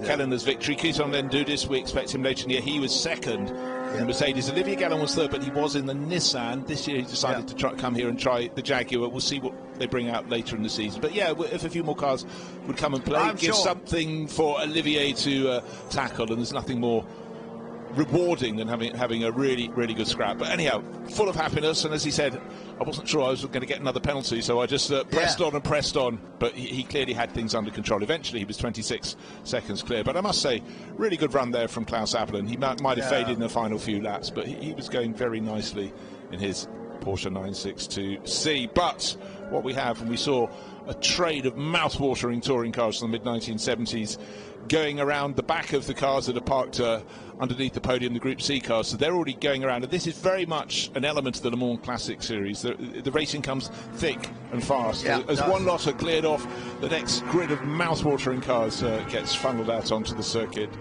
But let's go back down and hear an interview with Klaus Abelen with Vincent. At the finish of the race, this time with Klaus Abelen and this wonderful Porsche 00. Klaus, you are an expert of the Nordschleife of the Nürburgring with free category racing, but it seems that Barcelona is also a good track for you. Oh, I love it. We had some rounds last week and this week, so I'm very happy here, and the times are quite okay. I'm happy. Very interesting car, this one. Can you tell us about the story of this car? Yeah, that's a 1991 Porsche 962C, and driven from the four Andretti's in Daytona at this year. And then, come on, my head first. So, okay, thank you. And now I'm ready. And yeah, that's all history. That was all the race, and my races in the last years. So I had some races at the Nürburgring, and now some in this wonderful series, Peter Auto. Olivier Gallard just said to us a few minutes ago, this guy is very quick. It seems to be, sometimes. Klaus Abelen with this Porsche 962. Thank you very much, Vincent. And there was the famous hat going on. Extraordinary piece of headgear. It doesn't show oil stains, I think that's probably... I don't think it does, no. He was very keen to wear it.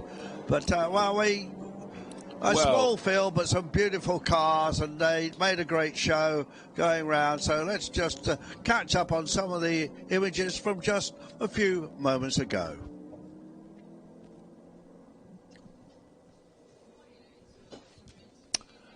Okay, well, I tell you what, we're going to actually... we talked about the programme being very slick. The race has just gone from red lights to green lights, so we're straight into the Heritage Cup. And this is the world of BMW CSLs. The Ford Caprice filling the front row with Maxime Guénard, the white car with the green spoiler. But down the inside, as a challenger to the opening corner, it may still be two Caprice with the Herbert car nipping back into second place. But the challenge was there. But what a grid of cars. Yeah, we're describing yesterday that some of the BMWs have 24-valve engines, some have 12, and there's about 50 horsepower between the two different engine types. And last year they had to run in the same class. So we believe there's a subclass being created this year. Yeah. And same with the Caprice, there's two different engines there as well. Yeah, I think at the next meeting we will have Heritage Cup 2. Yeah. Touring Cup 2 coming out. So. Well, yes, there's 2 or 3 different divisions, aren't there? But anyway, we got some nice escorts in there. One driven by the guy who's hugely successful in the day, Dave Matthews, whose son James been involved in all kinds of was successful driver for a while, then driver management. And then we got Vince Woodman was another great exponent of this kind of racing, mainly in Caprice actually, but also with an escort before that. But I think that white car you see now was raced by him in period. Yeah, and obviously Vince, a great West Country character, and a Ford dealer actually. Yeah, so all eyes on the front will be on the Caprice at the moment. Armand Mille in second place, Maxime Guénard leading the race. But just going back to the escorts, if I may, because in fact the best place is really going rather nicely. Raphael de Bourman in 8th place overall, just actually behind the next car behind the green and white Capri. But in Germany they raced them really strongly. Zack Speed ran escorts for really quite a while. A lot of selects, people like Hans Heyer and so on and so forth, running those in periods. So yeah, the best place is escort is orange and black. The UFO Jeans car's had a problem. He's turning off there now. Jose Oliveira. Yeah. That's a shame. Hopefully Portuguese driver. Hopefully that will find a gap in the wall for that to go away. But at the front of the field, definitely going away is Maxime Guénard. He's pulling clear of Armand Mille. Armand is in also an RS31 100 Capri, but his is the one with the Hermitite sponsorship. around at that final corner. The UFO car has got going again, I sense. Well, last year there were 2 races, and a man called Sebastian Glazer won the first. You won't see his name there, but if you look at the 3rd place driver, Leo G, that is Sebastian Glazer. Crafty, eh? Crafty. Not sure why. But somebody came and part of the French crew came and told us that yesterday. Held up a piece of paper. Yeah, just So, yeah. Well, I wonder what the hell he was on about to start with. Yeah, just want to Max in Guenard won the 2nd race. Yeah, just want to correct myself. It was the Greenhow car that spun. It was 171, and there it is reporting into the pit lane. It wasn't the number 17 that we mentioned, which is actually the Yakko livery car of Jose Oliveira. Right, leading the race after 1 lap, 1.3 seconds to good. Maxime Guenard ahead of fellow Capri racer Armand Mille. 9/10 of a second back to Leo G. You just mentioned Sebastian Glazer is his regular name, and Olivier Breitmeier is in 4th place overall. Sebastian's been a champion in the past here as well in this series. We did find it amusing. You make the effort of having a pseudonym, but you're rumbled at the first occasion. Yeah. In fact, I tell you what, it's very much something that happens a lot in the long-distance racing in Nürburgring. In Germany, over the years in Germany, there've been so many people racing under pseudonyms, and of course, it was a very famous winner of the Le Mans 24 Hours, and that's when he had to admit to his mother that John Winter, his racing name was actually Louis Kragus. Louis Kragus, yes. Actually, one of the few racing drivers committed suicide. He went to America and ran a toy business, believe it or not, after he won Le Mans, and he committed suicide. Oh, well, that's awfully sad, isn't it? Awfully sad for whatever reason brought that to bear. So, best of the escorts is now in... Boy, it's going well. 8th place, still Raphael de Bourman. So, good to see. You know, it's nice to see the order being a little bit shuffled up. Raphael, it's the ex-Broadspeed car, ex-Dave Matthews car, as you mentioned at the earlier in this race. Broadspeed was a guy called Ralph Broad from Birmingham, and ran a top outfit and a Ford put works cars in his hands. And originally, when I first saw him, he ran Anglias, Ford 105E Anglias, and they were 1 litre cars. And so drivers went from that on to great things, like John Fitzpatrick, for instance, one of the early people. Right, there's the only one RS 2600 Capri. This is the lightweight version of Jean-François Besson, but it's a slow version because it's not going anywhere at the moment with repairs. But obviously, it's a sort of battle for performance in all forms of motor racing. That was a car from 1975. We do actually have a car from 1980 in this race, which is a BMW 635 CSI. So it's a more modern car, but runs a more controlled dimensions and specifications, so not actually as fast. Yesterday, because this is our 2nd race for these cars, yesterday we had Stephen Keating in his Rover, which was much new in the invitation class. It was ran towards and it's shown as having started this race, but it's clearly had a problem. And 2 laps down. So we haven't seen that car yet. It's orange, and other than the number rounders on it, there's no decals at all. It does look as though it's maybe going to be something that evolves into a beauty through the course of the season. But, so now we've got Maxime Guenard, followed by Armand Mille, who we've just seen very recently on the Lola T70. And those two, as we said many times, their father started the Richard Mille watch company, and they've been friends since they were little kids, schoolboys. Well, what a joy to be able to have a friendship that goes like that, and have a different way you can go and play. Yeah, Swiss, of course. As I said yesterday, the Richard Mille watches is based right by the French border. I've forgotten the name of the town now.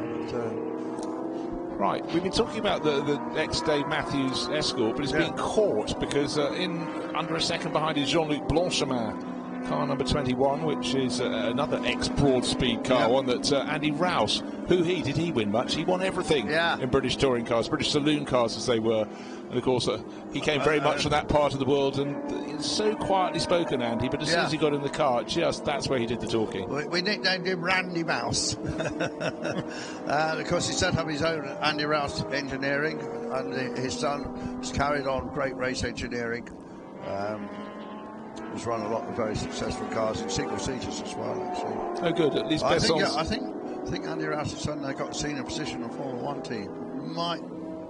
That's from memory, but I think so. Anyway, he's a great race engineer and also raced. But Andy Rouse, one of the huge names since they have what we used to call saloon car racing.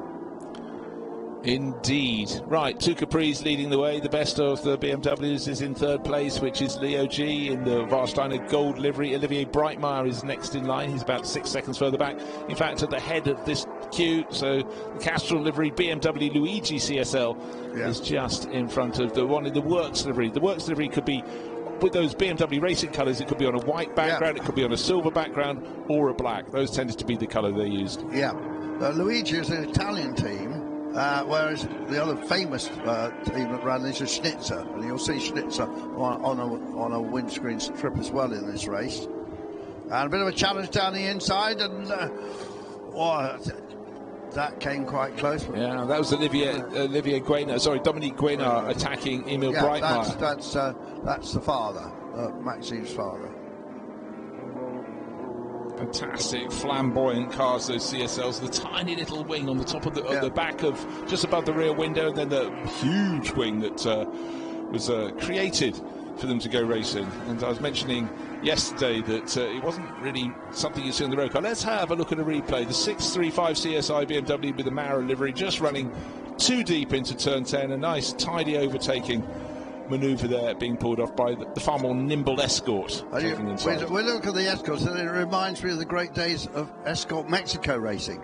You know, people like Jody Scheckter's terrific one-make series that they ran. Yeah, around British circuits, and they'd have a whole combination of people taking part in them. And the Escort Mexico, to explain, was, why would you call a car after a country? And it's because there was the London to Mexico rally, which it won. And therefore they thought, let's because these rallies of enormous distance, they get a huge amount of publicity. If you can then go and win it, you're the fool if you don't just then embrace it. But it was the performance version of the standard Escort. But another way to keep promoting it is to have a racing series. Yeah, and there was some very good. Jerry Marshall was in it. Roger Clark, a great rally driver. Colin Vandervelde, a friend of mine, enjoyed it. It was excellent. In fact, the Escort Mexico that Colin Vandervelde raced in the series became a rally car for the RAC Rally, and I got a phone call. Oh, forget that story. Well, same cars as we had in the replay, they've come together. The little Escort being given a bit of a clout there, unfortunately, by the 635 CSI. And that's Philippe Truffier getting into the side of, I think, Pierre-Alain France. Now, is there any damage on the BMW? But it's more likely to be damage on the Escort, because that was the one that was used as a bouncing board. Okay, not a heavy touch. No. He was already turning in, so the Escort was spun, but that was over-ambitious, and unfortunately, that was the heat of the battle, because you'd have thought that Truffier, the previous lap, having gone deep in the corner, would have, but then you're suddenly in a gaggle of 4 cars, and in the heat of battle, you maybe just miss your braking point, and that's the result. Just very quickly, so we raced this Escort Mexico in the series, and they decided to do the RAC Rally in the same car, and it was converted into a rally car, and we had a super run. Actually, gearbox broke in the end, but and I'd never done a rally before. Oh, really? No. Because I was a journalist, I just got a license of it, but I haven't. So they gave me a license. And actually, I did share a flat with 2 guys. One guy who won the RAC Rally as a navigator, so I got a bit of good coaching, and we had a terrific run. And actually, the mechanic of the day went on, Humphrey Corbett, went on to be a Formula 1 race engineer with Lee Joe with various teams. At 3,000. I knew Humphrey in Formula 2000. Yeah, he was our mechanic on that rally, 1972. And this week, I was going through some old stuff, and I found a road book. One of your I was saying earlier about doing historical research. You suddenly find things and go off at tangents. Cracking battle. It's between the CSLs. Leo G's clear in the best of those in third place overall, but Dominique Guénard has finally got past Olivier Breitmeier, and Franz Wunderlich is tucked in right behind them. So I don't think that one's far from far from over. And then another Swiss driver, Yves Shamama. So we got Swiss first. seconds. He's about 3 seconds further back. This is the car leading the race, Maxime Guénard, and you can see the second of the Ford Capris. It's white with the gold, red, and black bands of Hermatite sponsorship in the background. The Rover, well, we're going to see it in a minute properly because we'll have it being overtaken and lapped by this, the race leader, Maxime Guénard, leading by 2.2 seconds. You know, he's got, at these points, you think 2.2 seconds is comfortable. You built a tenth of a second here, a tenth of a second there. Oh, the Rover's smoking a little bit, and that can lead to slightly slippery surfaces. But look, it's not so far back to the second place Capri of Armand Mille.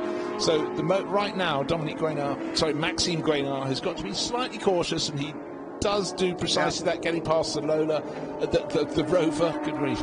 Getting my letters back to front. So, I mean, he had the win yesterday. We won here a year ago. And this car with this interesting livery, it's got the liquid moly colours, sort of a German oil colours, and then this logo with a chimney sweep on it, which is Nigrin. Yes, which apparently started many years ago in the 19th century and became a car clean products company.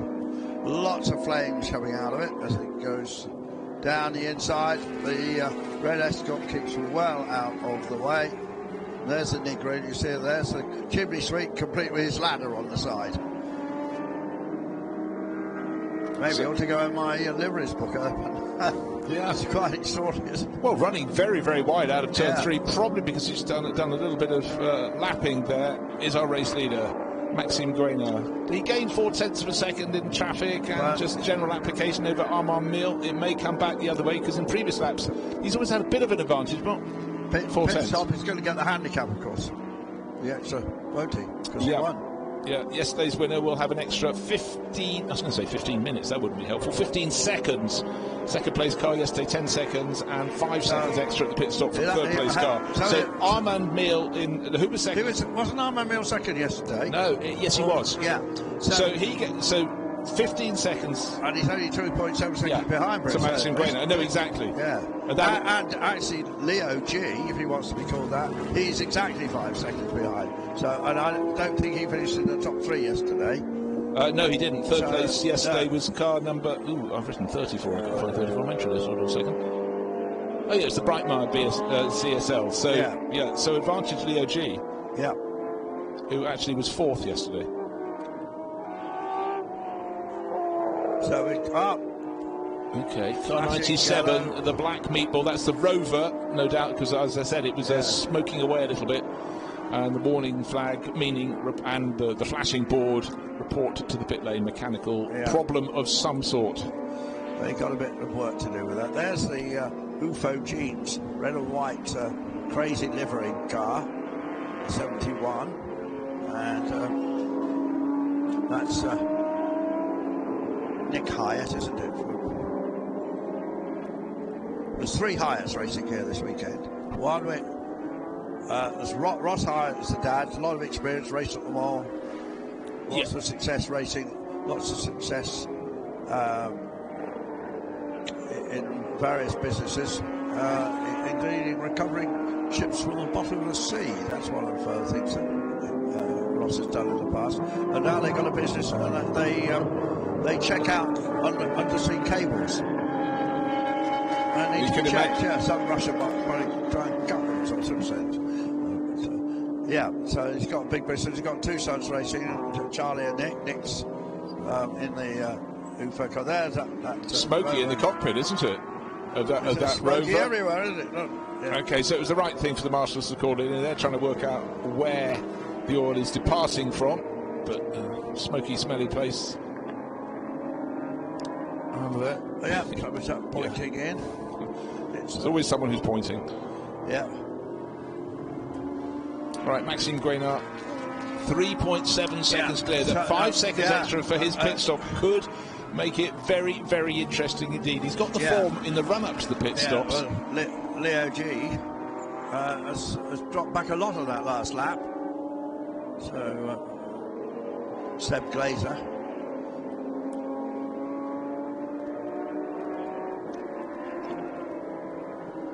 Just looking back to see who's topping there isn't a class for the Ford Escorts, but obviously an RS 1600 has got no way of staying with the front-running cars, but still Raphael de Bourman, Jean-Luc Blanchemin is within a second of him. That's a good battle, 9th and 10th overall. I was told there was going to be a subdivision for these cars with the less powerful engines, the 12 valves and the other Ford engine.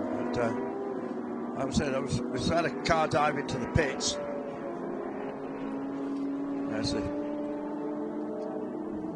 We heard yesterday in the broadcast, we heard from Michael Kammerman, didn't we, who's a former champion in this series from 2 years ago. Yeah, but he was driving a Ford for the first time. Yes, he was. And for normally, a friend, yes. Yeah, normally drives the BMWs, prepares the BMWs, so just getting experience in that. I was helping out a mate, I think. And, nice contrast, though.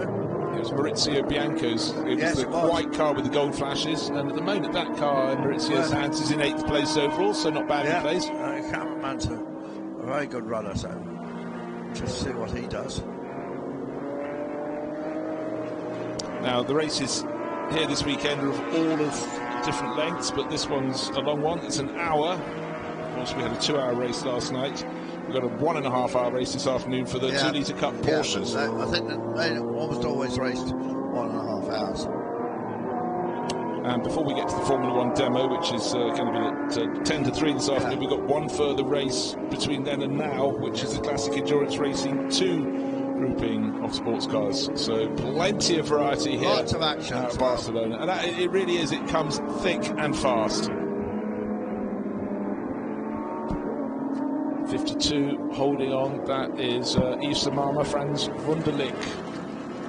Looking left, looking right in the white CSL behind with the blue and red flashes. Looking down the inside, I don't think you're close enough. No, you're not really trying, are you? And Yves Samama's a huge enthusiast for this series.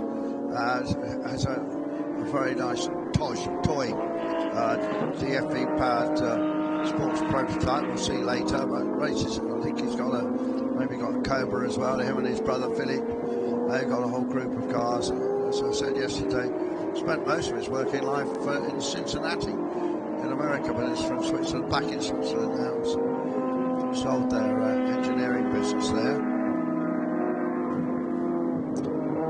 We've been talking of Fords in form of Capri and Escort. We've been talking of the BMW CSL. We've talked of the 635 CSI. It was great to see. We haven't really spoken too much about the Ricci family, Alfa Romeo Giulia Sprint, the GTA, Mauro Ricci at the wheel at the moment. You may have just spotted it ahead of this batch of cars. So about to have a lap to put on it. But again, much as with the Ford Escort RS 1600s, fighting a very...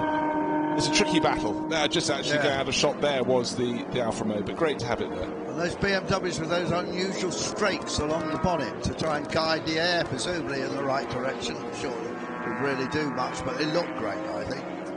Yeah, air separation. Yeah.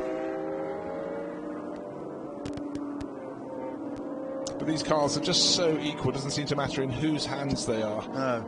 RS, as always in motorsport, one car will have an advantage at one point on the circuit, one in another, but they both also just look so well balanced. There's the little Alfa Romeo I was talking about, just being overtaken. A lap put on it by the driver in 4th place, Dominique Guénard. He had his great battle with Olivier Breitmeyer, but he's really put a bit of clear space between the pair of them, about the best part of 4 seconds. There's Breitmeyer, the Gitin livery on the and Castrol riding on the tail of his car. Nick Hyatt is in 11th place. Now, he's one of the BMWs that has got the 12-valve engine. Car has been run by Trevor Foster of Pegasus Motorsport, and Trevor's long history in racing, but particularly with the Zytek. You might remember. I didn't think he was at Jordan as well. Jordan for a long time, That's how I first think of him. Yeah, and he was telling me that you can buy a 24-valve engine. And I think he said it was 140,000 euros. Do you don't have any buy one get one free offers? No. Yeah, it's a lot of money. And so whenever you see someone with for a historic reason, you have the sympathy. You probably don't expect to see them in the next round, really. So up front, we've been talking about needing to build a 5-second lead, and Maxime Guénard hasn't done that. He's 4.49 seconds to do. Let's call that 5 seconds. Almost there. And obviously, maybe he can execute his pit stop a little better than his friend Armin Meal. Both the cars have been run by the same team, by Keep Europe.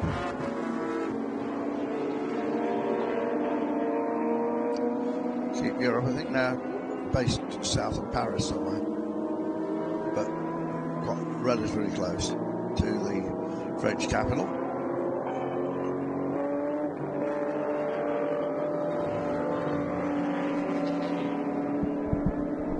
Yeah, you mentioned Bianco. We're presumably going to see Cameraman in that car. See, he's in 8th. Yeah, that's what's due. And at the moment, that car is. Oh, it's a long way back. It's more than half a minute back from the car in 7th. Franz Wunderlich, only just ahead of those escorts. Actually, about 20 seconds up on the best of the escorts, which is still Raphael de Bourman, car number 37. Oh, Melson Racing Broadspeed car. This scrap between the green and white Capri. Remember, you thought that's a bit of an unusual colour yesterday. You commentate on that. That's Yves Samama, but Franz Wunderlich all over his tail. Now, was that the car you designed as pea green? No, that's a different one, but it is pea green. It is. That's more mushy pea green. Mushy pea green. The one I described as pea green. It was a little Lotus Elan. Yes, it was. Yes, it was slightly different shade to this. Yeah, a bit brighter. Yeah, the classic BMW stripes.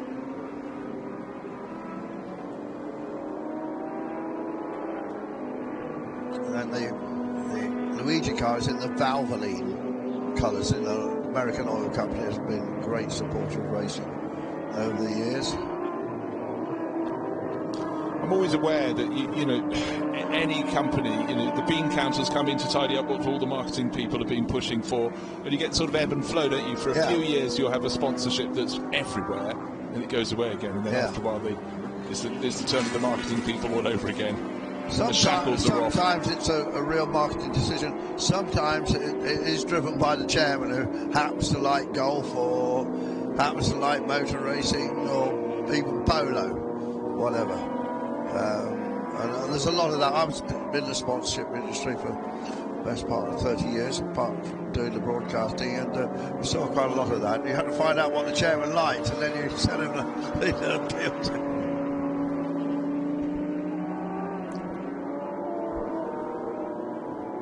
And some sponsorship actually just becomes, after that car's had success, it just becomes linked to that forever. Or a series, I think particularly of a series that you did a lot with a particular watch company.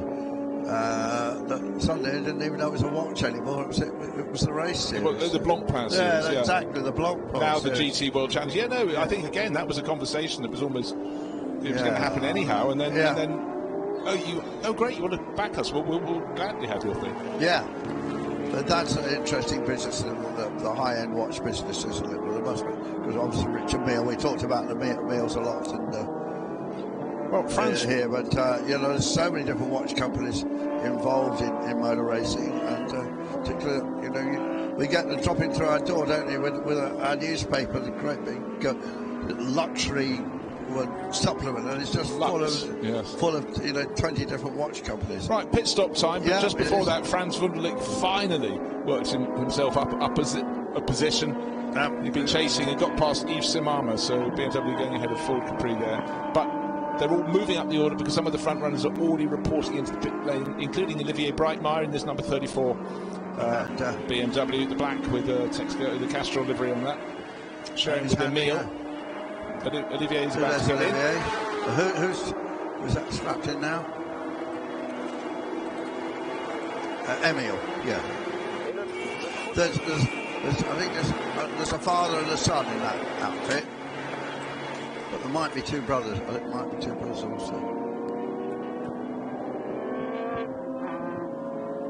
So Maxime Guénard, we'll look at him, continues in the lead of this race. Car number 1. Winner of yesterday's race, so remember he's going to have 15 seconds extra at this pit stop, over and above the minimum pit stop time, so that can make it 2 minutes and 15 seconds. But the last time we checked, the interval between him and the car behind, it got out to 4.4 seconds. It's come down to 2.1 seconds. But the Mille's got a penalty as well, so yeah, we'll see. Armand Mill, yeah, he has a penalty as well, but not as much. No. So it's he is 5 seconds shorter, yes, but he's now got to within...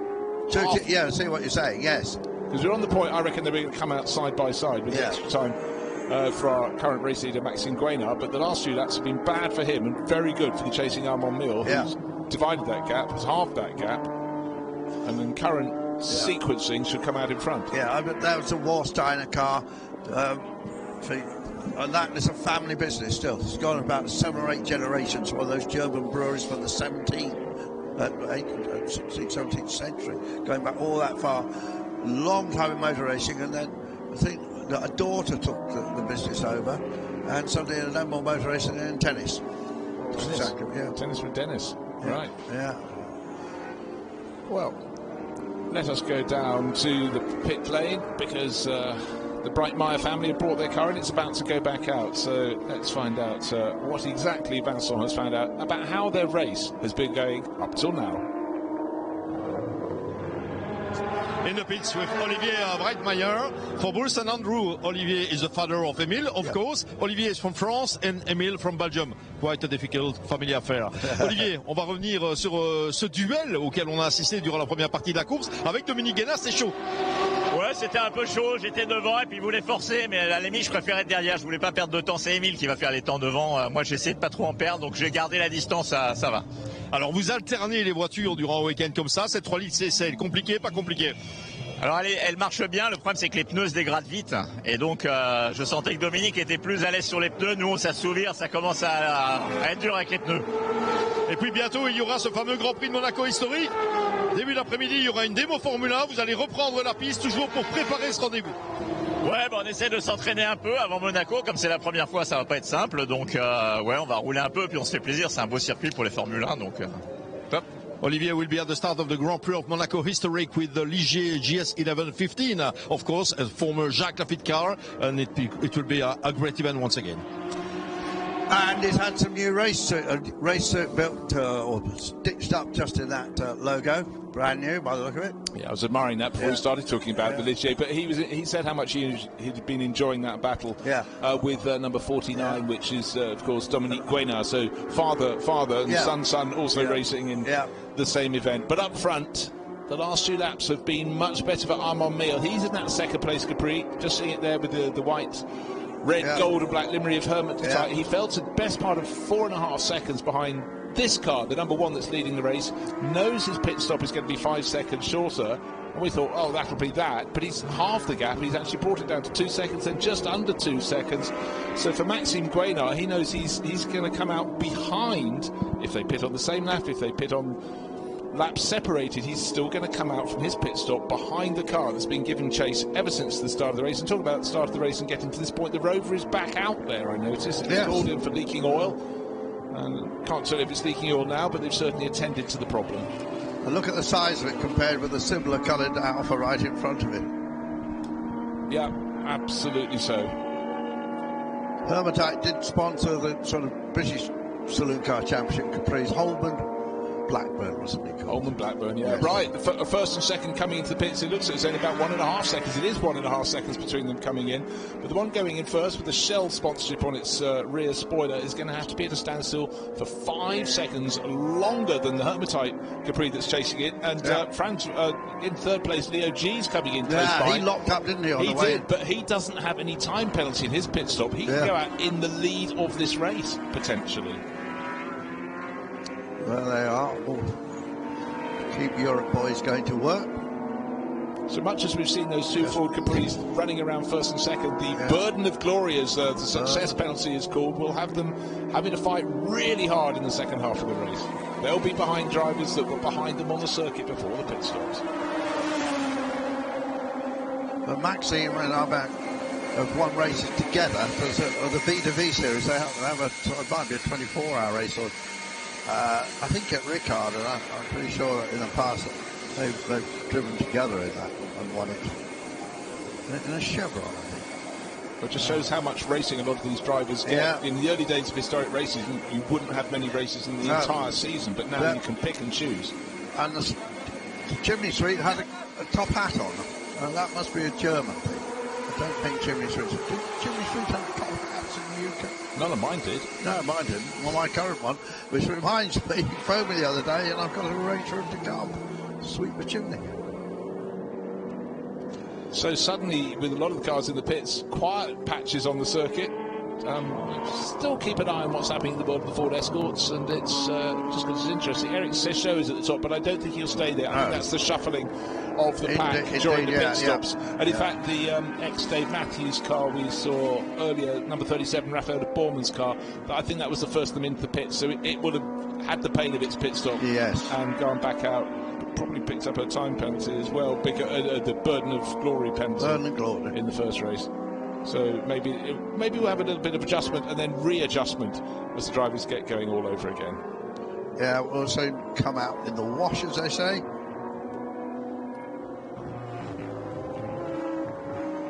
And actually, as a driver, you know, if you're in the top three, you sort of curse the fact you've got your burden of glory extra time in the pits, but it's quite confusing out on the track. You know, for other drivers who may have been running 4th or 5th or 6th or something before the pit stop, they come out and they're in front, but the Capri is going in front. Well, we expected the Capri to be in front. We expected the one in second in that run of cars to be in front. Its pit stop should have been 5 seconds shorter, and yet somehow Maxime Grainard comes out ahead of it. But the big question is how many other cars have got ahead of them by dint of not having the burden of glory extra time in the pits? Not many, I would hazard to guess that. The Hyatt family of BMW briefly climbed up to 4th place. Yeah, but now it's one of the last that ones to serve a pit stop. Yeah, exactly. That's for that reason, yeah.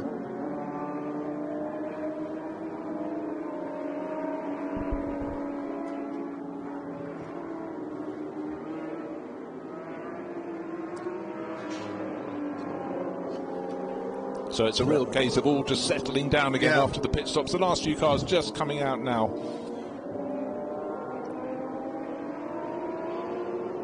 So Grainard and Mille, friends and protagonists. This battle. Before the pit stops, the blue and red striped Valvoline car had got ahead finally of the green and white Capri, but that isn't the case. Yves Simama is back ahead after the pit stop, so Frans van der Ligt will have to do it all over again. He knows how to do it now, though.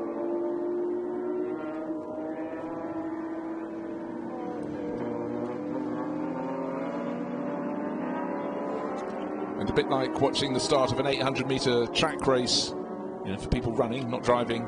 We're watching for the stagger to unwind in this. Yes.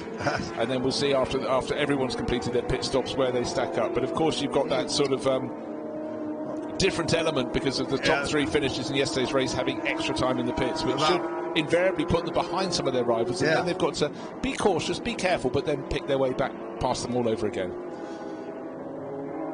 Maxime Grainard has the fastest lap of the race thus far, 18 laps in, 24 minutes remaining, and a great battle between the BMW, the green and gold Capri here, as this time the BMW does get by and the Luigi car.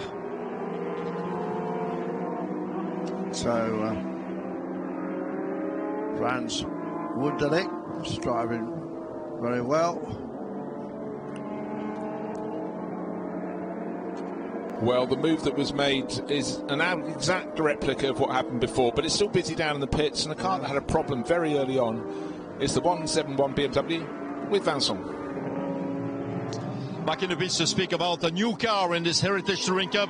The 171, it's a BMW 3.0 CSL with Mike Kupka. We'll do it in French, he comes from Belgium. Mike, toute nouvelle voiture, donc construction, on est reparti de zéro pour cette auto, c'est ça? Exactement, donc gros travail. Comme tu dis, on est parti à zéro, donc ça veut dire qu'il y a des petits démons qui sont encore dans la voiture. Et en fait, cette course-là est vraiment un test grandeur nature pour éviter des problèmes par après. Alors on connaît les couleurs très bien de cette voiture, hein, ex-Luigi dans cette livrée-là. Bientôt c'est Spa Classique, on verra cette voiture à Spa Classique, Mike. Absolument, hein, c'est un must, because voilà, c'est Spa et c'est Luigi et c'est UFO et c'est Mekoto. Donc, faut aller. The owners of this new BMW 3.0 CSL is Robin Greenhalgh, and at the wheel now it's the son of Robin Greenhalgh, Jérôme, and he will try to get the finish of this race. Thank you very much, Vincent. And just hearing there that, of course, we've got to get this car running absolutely perfectly, because the next race is at Spa-Francorchamps, which really is the sort of spiritual home of quite a lot of these cars, because back when they were racing in the mid-70s, it was the big race of the year for touring cars, saloon cars as they were. Yeah, Spa 24 Hours wasn't a sports car race anyway, it was a touring car race. And last year there we had a Volvo amongst this field. We came all the way from Sweden, yeah. The 240T. Yeah, but he was very enthusiastic, the chap, and then never saw him again. I seem to remember he had a number plate on his car, or his race numbers were the sort of ones you could get from a car accessories shop. It all looked, there was a Chevrolet as well, Camaro with those on. But anyhow, you know, when you see, and the level of preparation of these cars, I mean, the work that goes into recreating the original liveries for them, and it's easier to do it now than when you used to have the cars painted. You can get you know, other ways of putting your whole wrap on the car rather than individual stickers and so on and so forth. But still, it's a tribute, and the attention to detail, get the right shade of colour for each of the parts is enormous. A couple of £1,000 to get a decent wrap. Right. So the battle before we came to the pit stops was between Maxime Guénard, number 1 Capri, and the number 60 giving chase was Armand Mill. We thought in those pit stops, as they came in about a second and a half, that the Hermitite car, by dint of having to stop for 5 seconds fewer, would go out ahead, but it hasn't happened. No, I wonder if it got held up and couldn't get out, because there's a lot of activity down there. That's a possibility. No, I concur. Unless they didn't stick to the rules. I'm surprised that the Mill car didn't come out in front. Yeah, we didn't see the full placement of where they pulled to the hall. The one may have been delayed, but you know, 3.5 seconds is a lot of time. Well, a bit more, 4 seconds is a lot of time to lose, because we expected it to be flipped the other way around, and then we'd see Armand Mill having to defend from Maxime Guénard, but Guénard just somehow squeaked out ahead. And they are new rules, of course. People have got to get used to them. In the heat of the moment, you might forget.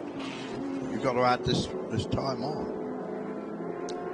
Yeah, I mean, so many moving parts in a racing car, and in a race itself, you know, when drivers can play billiards with each other and knock each other off, but also just keeping abreast of the different rule books for each of the championships, and so many things. But pit stops, absolutely critical. So many things can go wrong, but the whole point about having a longer minimum pit stop time is that does reduce the issue of people really, you know, pushing hard and making mistakes. So it is unusual to see something like that, where you expect one driver to come out, you know, several seconds ahead, and they come out behind. But we didn't see their passage down the pit lane towards pit exit. There could have been elements involved there.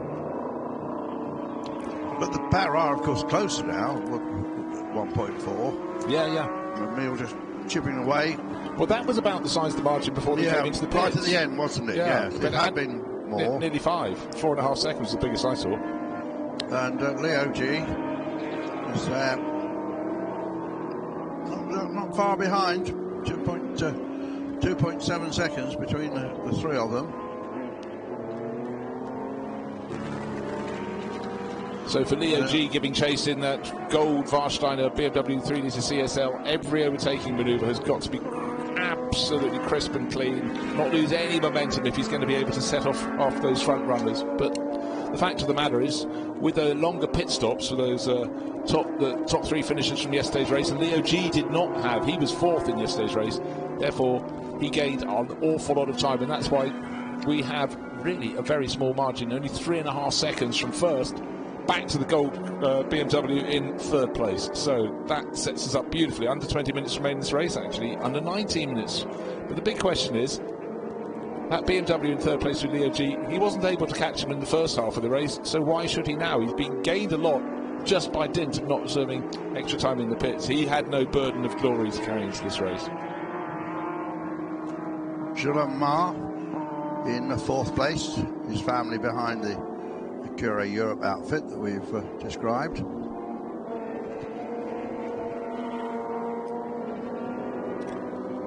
Yeah, certainly Leo G in that Warsteiner livery car isn't too far back. No, I think he's possibly, I don't think he's gaining though. He's 2.9 seconds down the race leader. But keep an eye on that.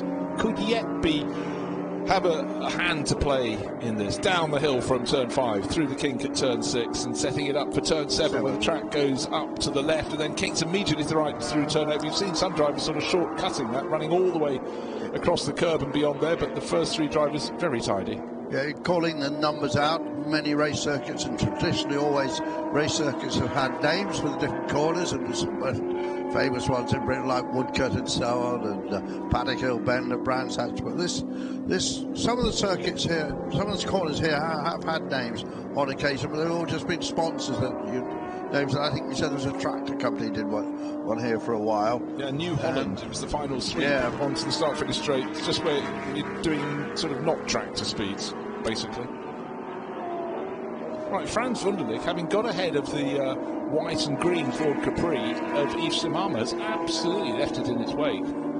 So he's setting off after those in front, but everyone is still setting off after Maxime Gray now. He's only under a second clear now. Armand Meal starting to fight back. Remember, we thought Armand Meal would come out of the pits in front. He didn't. Maybe he's feeling slightly frustrated that wasn't the case, and he's starting to put on the attack. There, the Hermitite Capri, second place.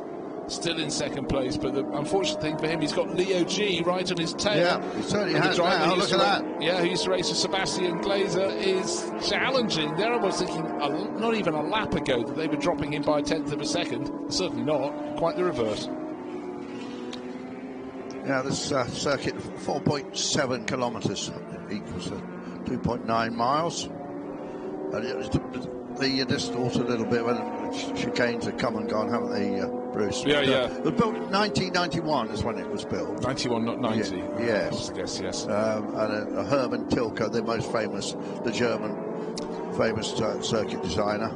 Yeah. The first corner is the place that's changed the most over the years. Yes. They've tightened it, they've opened it out, they've fiddled with it a lot, they've moved the gravel track back. The other corner that at least has been restored is turn 13. Because you climbed out of the hill, out of the end of the infield straight, you twist to the left, to the right, go up the rise. Yes. And then, it's a short enough straight now to turn 13, but they turned down the slope sooner. They went down into a left-right chicane. To me, one of the best corners on the circuit is that sweep from turn 13 through 14 onto the start-finish straight. Leo G has made the move. Yeah. He's made it stick. Yeah. That was deep into the corner, but back into second place goes Armand Meal. And while this is happening, I reckon Maxime Greenau will go, carry on. Yeah. Oh, he's got 2 cars in front of him. He needs to get away. He's put that traffic between him and the chasers, but... And Leo G was pretty sideways, wasn't he, in that manoeuvre? Yeah, he's going to be affected the most. He's the wrong side of that Ford Escort of the France family. So, first 3 cars still in charge. The Greenhalgh family car, the car that the UFO genes, that is beached in the gravel. Where is that on the circuit? Quickly trying to find out. Had a little moment very early in the race. Well, we've got a tracker here, but we don't see anything stationary, but then... Hardly seen anything stationary all day when I thought I would. No, quite so.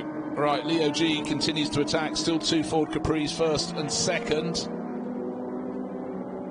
Ignore the white and gold one. Our race leader here looking for any signalling from the marshals. Not at this early point in the lap. This is turn number 4. Safety car. Message comes onto the screen. I feared that might be the case because it's very near the edge of the circuit, the stricken UFO BMW 3 litre CSL, and therefore is a dangerous place. Beached in the gravel. Safety driver just nipped in for some lunch. Just been told to put sandwiches down. Yeah. I'm dreaming of lunch, actually. Yeah. Safety car. So it's not the first one we've had today, but you cannot go on racing with a car that is not able to be pushed clear by the marshals. It's going to need a tow to get out of there. So what you never know when you see a car put in the gravel, was it put there by the driver or was it put there with someone else going down the inside? You don't get too much of that in historic racing, thank goodness, but it's always an issue. But while the safety car is out there on the track, let us go down and join Vincent in the pit lane to find the very latest news from down there. Back in the pits with one of the BMWs. It's a 635 CSI, but not a Group A car. It's a Group 2 car from 1980. The driver is French, Philippe Truffier, 1980 pour cette voiture. Il y a un peu des impacts sur la voiture. La course n'a pas été évidente, Philippe. Non, la course s'est pas très bien passée. une petite touchette sur un freinage avec une escorte qui referme un peu trop vite et donc j'ai pas d'échappatoire, je bloque tout mais c'est trop tard. Et après, bon, la voiture roulait plutôt bien, mais on a eu une panne d'alternateur et là, le moteur s'est coupé, donc c'est terminé pour aujourd'hui, malheureusement. Alors la BMW 635, c'est ici, est restée célèbre dans l'histoire, dans sa version groupe A, un peu moins dans cette version groupe 2. Qu'est-ce qui vous plaisait dans celle-là, en fait? Le fait, justement, qu'il n'y en ait pas. C'est une voiture assez atypique, tout le monde connaît les CSL, les Capri, mais les 635 groupe 2, il n'y en avait pas dans le plateau, donc l'idée c'était de rouler différent et de montrer que finalement elle était très compétitive également au niveau des 12 soupapes CSL quand ça roule bien, voilà, quand tout va bien. Philippe Souvet wanted to have an original car, not a Group A, of course, and this Group 2 is a very good solution. Well, number 13, lucky for some, but not for him today, as we got more cars into the pits. And this series, of course, I'm not sure we've mentioned it today, renamed as the Le Mans Classic Series, previously known as Peter Auto Series, of course, as we got the pace car out there and the Rover being pushed back. Had its problems, had its oily, smoky moments, and to close that door is, but well done, they've found a gap in the ball, that's between turns 4 and 5, and Marshall's running back into position as well, going down to the spun 171, the BMW UFO livery car. That's the reason we got a safety car. I mean, the Rover probably had its own problems, but there it is. The Marshall's only now getting down to it, but that's not one Marshall job to push that clear. They'll need a rescue truck. So the clock has 11 minutes on it left, and well, let's hope we get some racing back before the end of the race. But we've got 3 cars that were very close together in the lead of the race. 2 seconds covering the Capris of Maxime Guénard, Armand Miel and Leo G, who was just starting to make moves to pass the Hermitite Grand Prix, the Capri, car number 60, that's holding second place. We did see it nose ahead, but then couldn't get the traction and had to hand it back. So the fans in the stands, a bit cooler today, woolly hat on. Peter Auto first came here with this series, now known as the Le Mans Classic Series, 2018. And they raced in 18 and 19, I know because COVID came, and then they didn't race again here until last year. So this is, it's not a track. You see some of the drivers say, I've never raced here before. It's not, hasn't been as regular as some of the other circuits we go to with the series.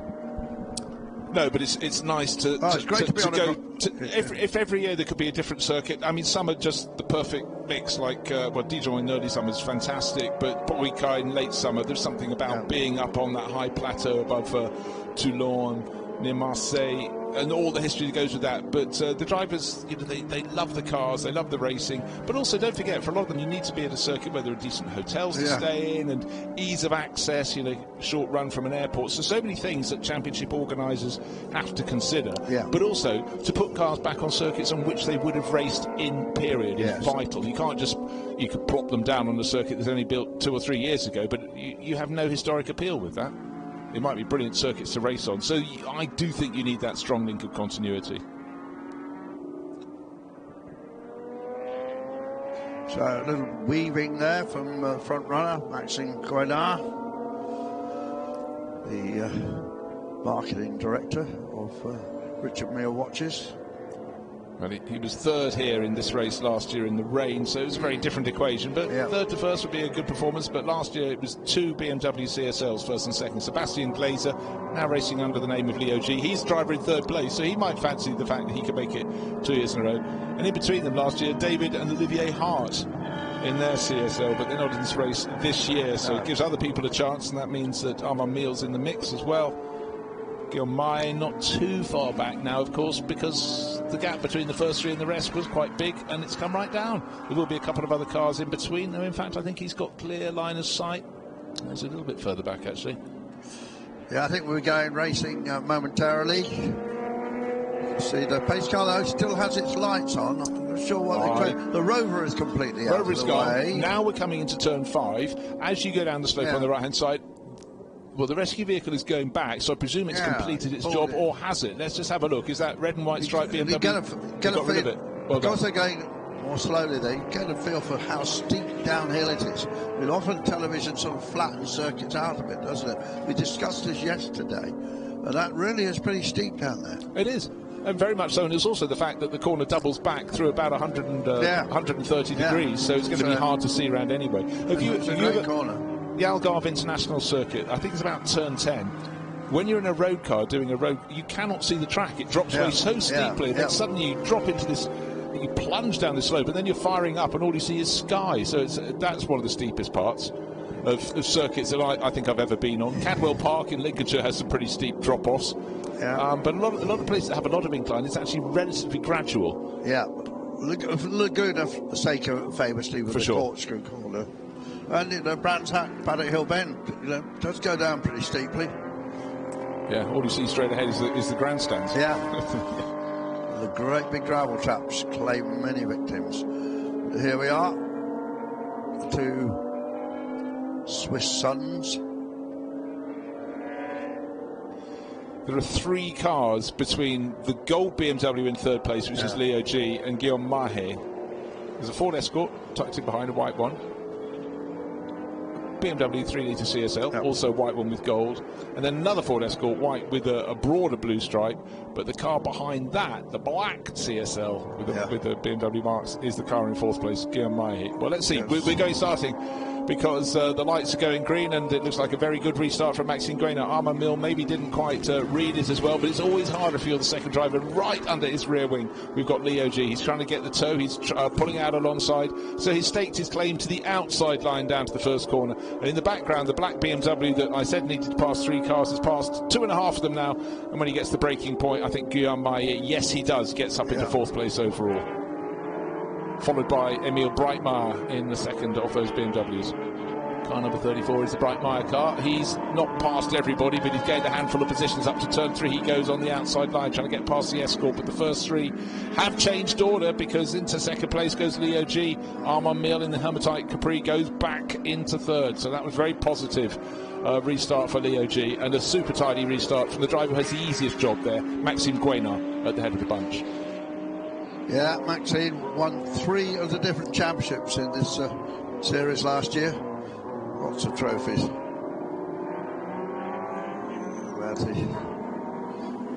lot of the cars have a little number on the back, which is, I think, a special idea of this series. I've seen it very often.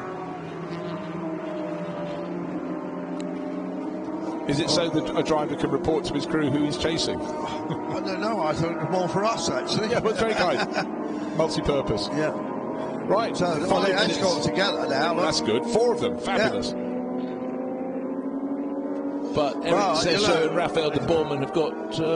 Leo G's got ideas of winning this race. Oh, it definitely He's really pushing hard now.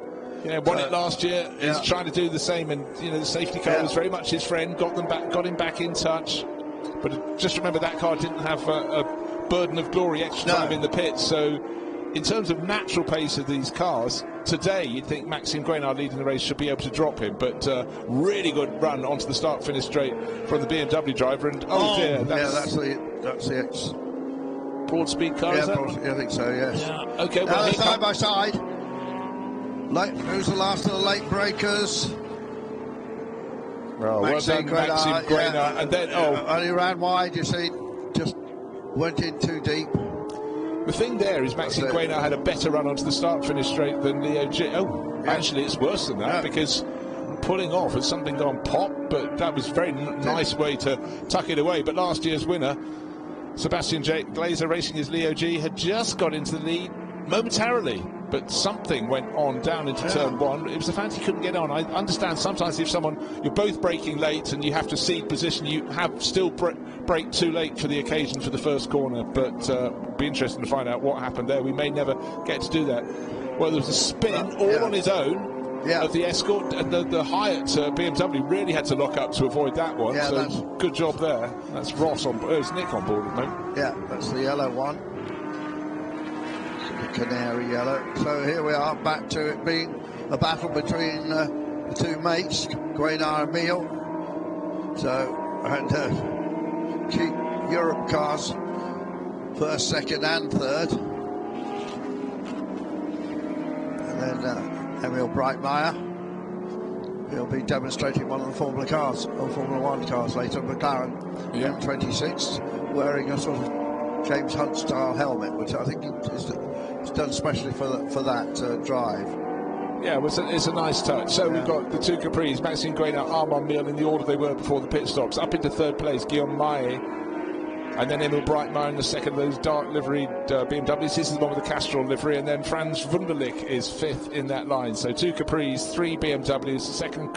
The third Capri is Yves Samama in the background of the shot as well. There we are, the first 6 cars running down the main straight. The clock down to just 2.5 minutes remaining in this race. Still spitting flame. Still Maxime Guénard leading this race, and just be so intrigued to find out what happened to the car that's just passing right now against the barriers. Why did that BMW of Leo G pull to the side? There was no obvious smoke or anything like that. No. I thought, he went on that return lane as if he was going to rejoin the race. Yeah, I mean, other cars that have gone too deep into the first corner, but he didn't seem to just slide off. He seemed to just drive off into the first corner. So I guess by then he'd sensed something was amiss, and sensitivity to something like that is a very, very good thing to have. So not as bright and sunny as it had been for the previous 2 days, but it's dry, and after the wet, windy weather 12 months ago here at the Circuit de Barcelona-Catalunya, everyone will say, yes, that is fine. And yesterday, we ended up having a lovely sunset, and then right at the end, under cover of darkness, we had a little flurry of rain just to keep the 2-hour 60s endurance race, just to give it a sting in the tail. And eventually, in fact, we stopped 8 minutes early because of a red flag, because the race leader was buried in his car deep in the gravel. And they didn't go back one lap, did they? So they didn't credit him with the win, which we thought they would do. And in fact, we caught up with some audio in the pit lane with people discussing it, where they thought, oh, don't worry, so we'll go back a lap and he'll still be the winner. Looked at the results this morning, and they hadn't done that. Right, suddenly the Hermitite Capri's got a whole lot closer, that's Armand Mille, to the tail of Maxime Guénard, and they haven't been running through traffic, so this is maybe a bit of a late spurt. Well, it is a late spurt. This should be the final lap, and there in fact comes that very message on the top of the timing graphic. We're treated to that. On our timing screen it says last lap, on our race graphic it says final lap. Both are the same thing, but this therefore is the last chance. There are only a couple of points on the lap where you're likely to make an overtaking manoeuvre, and we've already just been through the first of those, which is into turn 1, the first corner of the lap, that right-hander at the end of the dipping end of the start-finish straight. Through turn 3 we go. No change given by our race leader, Maxime Guénard. Armand Mille close, but not close enough into turn 4. You don't get many overtaking manoeuvres there, but importantly, a good exit from this could possibly give you a nose up the inside into turn 5. Not close enough. I hope we get an interview with Maxime Guénard. We probably will, but even if he's asked by Vauxhall, do you know what happened to the Leo G car? He won't, unless he'd heard something. I think it's unlikely to know why, because it was a big challenge. It was an audacious move, and very nearly came off, but in the end resulted in retirement instead. Yeah, it's still a strange one. And very strange. I tell you what, Maxime Guénard is really starting to get a little bit rattled by the push from Armand Mille. Got very loose going up the slow through turn 7 and the kink at turn 8, but there is only really one more option, and that's past. Turn 10 hasn't made the move, so Armand Mille has done enough, surely. Maxime Guénard to keep Armand Mille behind him, but Armand comes again, and again he's being pushed along absolutely by Guillaume Maé, but I cannot see, barring a missed gear or running too wide over the curbs out of 13, no, race leader has not done that. He's kept it clean, kept it tidy, coming through onto the start finish straight. It's going to be 1 second covering the top 3 cars. Great battle to the end, but for Maxime Guénard, he really drove beautifully, but kept on his toes by Armand Mille, and they've had a lot of races that have been fabulous, and that's another one they can put in. And then the 2 Luigi cars coming home together. So there we are, BMW Capri as it was in period. Great to see totally different liveries, and they are so different, don't they? They really do.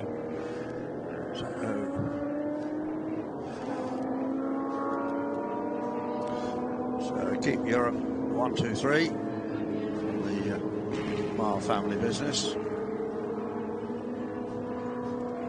And the best of the escorts comes across the line. Raphael de Boorman, black with the orange spoiler at the front. So the fact he's got some BMW CSLs behind him means he's driven a very good race.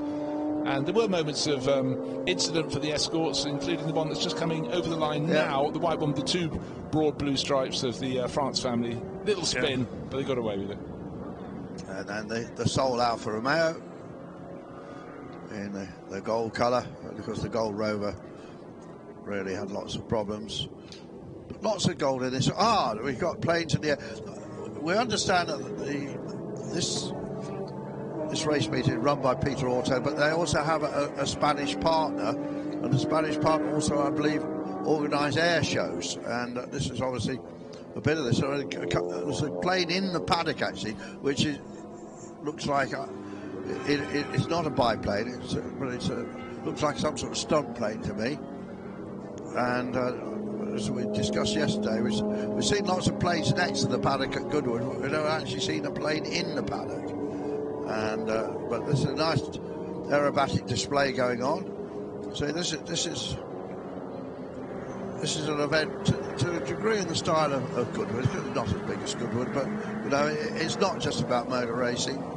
It's about everything from the Lambrettas and Vespa scooters. I saw that display, to the planes, to the bands that are playing. We've got the Todgems and various other displays. Lots of nice stands.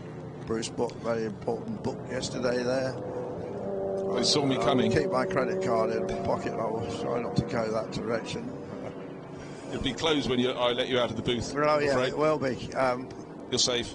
But no, it's a great atmosphere in the paddock, and I mean, you know, we get very excited about all the cars, and quite rightly so, and you, by dint of the fact you're watching the live stream here for the Le Mans Classic Series likewise, but there is something special about being the ephemera that goes with it, and I think they're doing a very good job at Espíritu de Montjuïc to add to the show. The Emilio de Veloz's display with the three the cars he raced there, but done a magnificent job in the garage, all the photographs and his memorabilia and crash helmets and things like that. And when I dashed down for the Group C race, I went past that garage. There's a lot of people in there, looking at it all. There we are.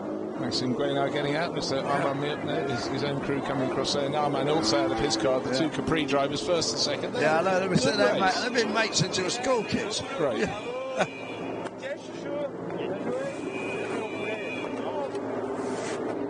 And third place, Guillaume Mahé, also in that mix. Got right up and had a real shot at the end, but just couldn't quite pull it off. Yeah. There he is, BMW 3-litre CSL driver. Ka-ching. A big hug there.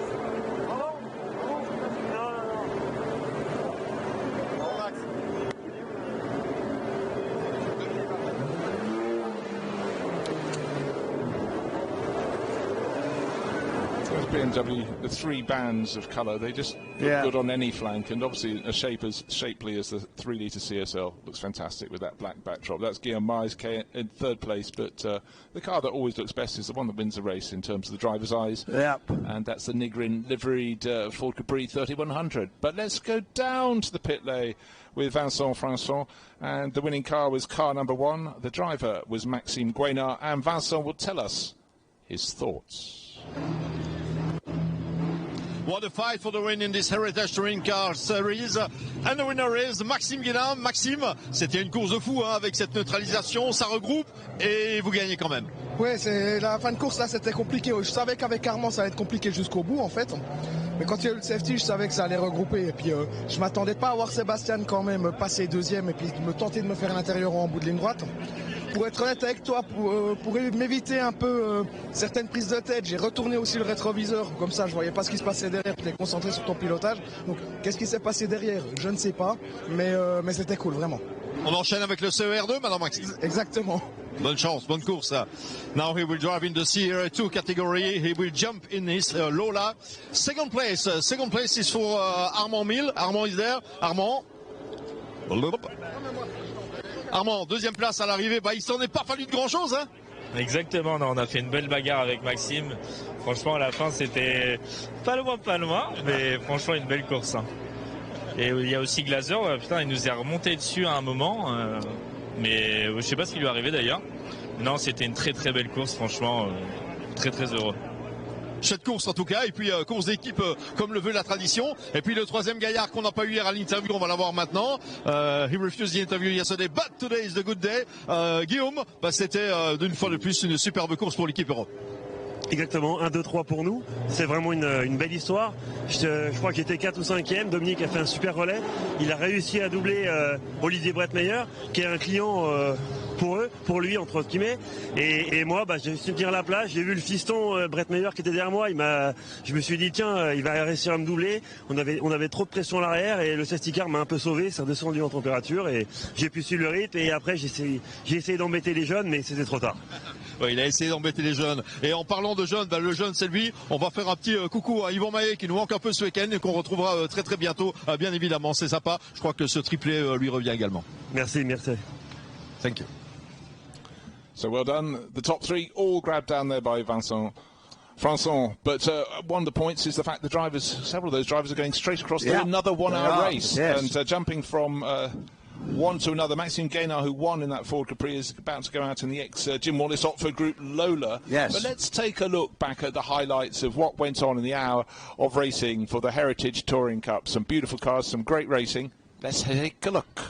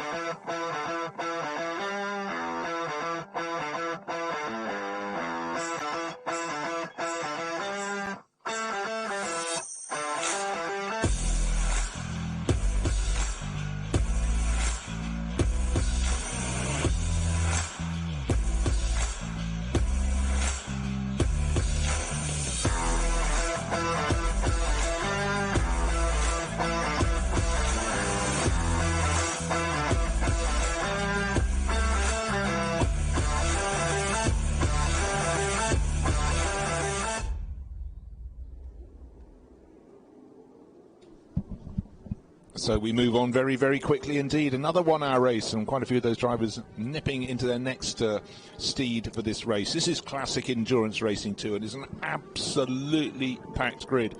One similarity on the front row, two drivers with the same name. It's Maxime Gaynard and Dominique Gaynard, son and father. One on pole position in the Lola, the Otford Group car, that's Maxime, and father in the best place of quite a handful of the toys in the race, or the Todges, if you want to call them that, the SC303. So both cars from the mid-70s, 76 versus 78, but great to have this variety at the front. Now, you say he's on pole position, but he wasn't fastest. Remember who was fastest? Jan Magnussen. Why is he not on pole? Penalised. The car was underweight, and he will start at the back of the grid. So Chris Fox, who runs that car, he's coming down towards the first corner. They understood that the weight limit was 550, and the car was more than that, but it was under 600. Actually, the weight limit is 600. Well, okay. And that is a 2-litre car, so most of the cars in the front are 3-litre cars powered by DFV engines, and we've seen them doing very well in this series in the past. Well, this is a brand new car to the team, Outlaw Legends team. They've added to the stable. Chris Fox worked, of course, runs that team, worked for many years for Lola, managed to find this car, and actually, in a way, a tragic story. The car, which is an ex-Barclays International, Guy Edwards car, won in a lot of serious races, was parked up for a long time, then was bought by an Irish gentleman, and very soon after buying the car, he had a heart attack and died. And then the widow got hold of Chris, because she knew Chris, and said, would you be interested, what can we do with it? The car was in pretty good condition, but it's had a complete refurb over the winter, and the gentleman that owns the team, who prefers to be in the background, said, yeah, we've got to have that car. It's a South African gentleman, actually. And so they got the car, brought it here, and it was absolutely perfect, running beautifully. It's running a Richardson engine, which is a version of BDA, Cosworth BDA. There's somebody from Richardson here today looking after the engine, and it's pretty fast, so we've got to see what happens to that car, see how far Jan Magnus can bring it through the field. But starting down there in 28th position. Yeah, you talked about the under 2-litre class. In fact, we've got 4 of them in 4th, 5th, and 7th on the grid, behind 3 more powerful cars. Tony Sinclair there in the Crown Racing car that he used to share, but no longer does. He's going to run it himself. John Emberson who is starting in 6th place, will have Nigel Greensaw in that car, and that will go well.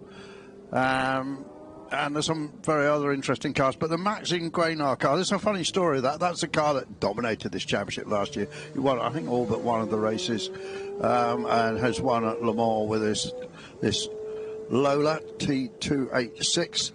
I built quite a lot of this. Is the last one that was built, and it was built for the famous Alain de Cadenet, who of course had his own cars at Le Mans that he built, but this was later than that. And after he ordered it, they changed the regulations. The car was no longer eligible, so the car sat at Lola doing nothing for 4 years.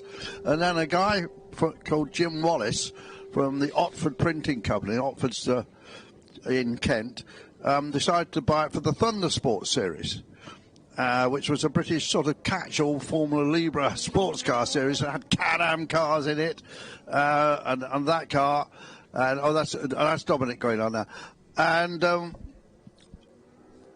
there was people like Mike Wiles drove it and all sorts of, but I think you could never beat the Can-Am car. It's John Brindley and.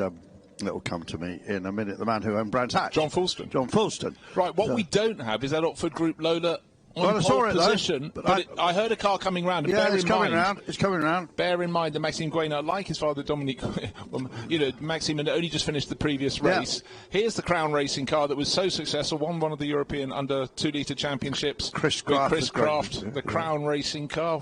So this is the car that Nick Padmore used to share with Tony. Yeah, and Tony's top runner in the under 2-litre class. So here comes the Otford Group car. We worried about it, but we could hear in the background as we looked at the cars on the grid, as we looked at Father Dominique sitting in the black, white and green Toj on the right-hand side of the circuit. I only call it a toy. I've always called them toys. Yeah, well, I asked Yves Shabama about that. He says, I'm Swiss and I call it a Toj, but other people call it a toy. Toy Obermeyer George, wasn't it? Yeah. The O and the J. There's Maxime Guénard. Different sort of car to drive now. Right, get used to the colours of this pale blue and white car at the back of the grid, number 70 on its rear wing. This is the little Lola that you were talking about, the ex-Guy Edwards Barclays International car. Jan Magnussen, quite a few cars between him and the front, so the misunderstanding about the minimum weight clearly... it's going to be a cracking race. Yeah. Yeah, basically there were 2 designs of toy. I went for about 6 years. They built nice Formula 2 and 3 cars as well, did Obermoser. But the main business was their sports cars. And they came with 2-litre engines, 3-litre engines. I know one of the ones at the front, they got a BMW engine in it. and but the first design was originally adapted from a British design called the GRD, and then later on they brought a couple of Porsche engineers in, or ex-Porsche engineers, so they designed a second, but there was various iterations. Basically it was 2 different cars, but the bodywork changed quite a lot. And there is the 131. Starting 6th overall, Bruno Pereira, who's really getting in the Hyatt camp, because this Sphere Drake livery car is one that they've had. But speaking to Charlie, Bruno he described him as a massive character, so he's clearly making an impact with the team. Car that is missing is the one that should be 3rd on the grid, Yves Simama, the 2nd of the tour. Is the SC304, but I think that's coming around. There's definitely a car moving somewhere. I did see something of goldish hue leaving the pit lane. Yeah, that's another car with those first 3 have all got Cosworth DFE Formula 1 engines in them, or the sports car version of it anyway. Right, this is a famous livery. You don't get many brown racing cars. This is the car known as Chocolate Drop, one of John Watson's favourite ever cars. He said he adored racing this little Chevron. And John Emerson will kick off. Nigel Greensall will take over. But nimble, perfect balance was Botty's description. And John raced more than one different brown car, because the Hexagon cars were brown as well. I don't know if they did this for John because he'd raced brown Formula 1 cars. But there's very few of them. Certainly are. Can you think of any others? I did write an article. Oh, did you? Okay, I'll come back to you later. It's very left field, but Andy Dawson and I did the Tour of Britain in a brown Capri years ago, and that was an official colour scheme of Sabre at Woolworths, which is Woolworths' own brand aftershave. We had a lot of it. You didn't really want to wear it. So that was a brown racing car, and I can't think of any others. Here's the Bush in their 935, very different sort of vehicle, of course, this 935, the ex-Kramer team car with the sponsorship for Fruit Crush or something. No, it's a grapefruit and vodka combination. Is it? The Mambo. Is it? Not my regular sauce. VK, Steve Perez, whose son Seb's a well-known racing driver, he produces a product called VK Kick, which is just like that. Cheap vodka with different fruit juices in it. I don't think that's how they describe it in their marketing. Right, I'll tell you what, though. We just had a look at the Mambo liveried 935. Oh, here comes the missing toy. Thank goodness that's starting. That's Yves Simama, 3rd on the grid. But we've got the GT cars as well as the prototype over 2 litre, under 2 litre. So the number 54 GT2 class leader is that Dennis Bush car on the left-hand side of the grid, the pale blue livery, and tucked in behind that is a BMW M1 Pro car. It's good to have those out in the mix. Is that Stephen Osborne's car? It is indeed. That looks really crisp. The Alpina livery.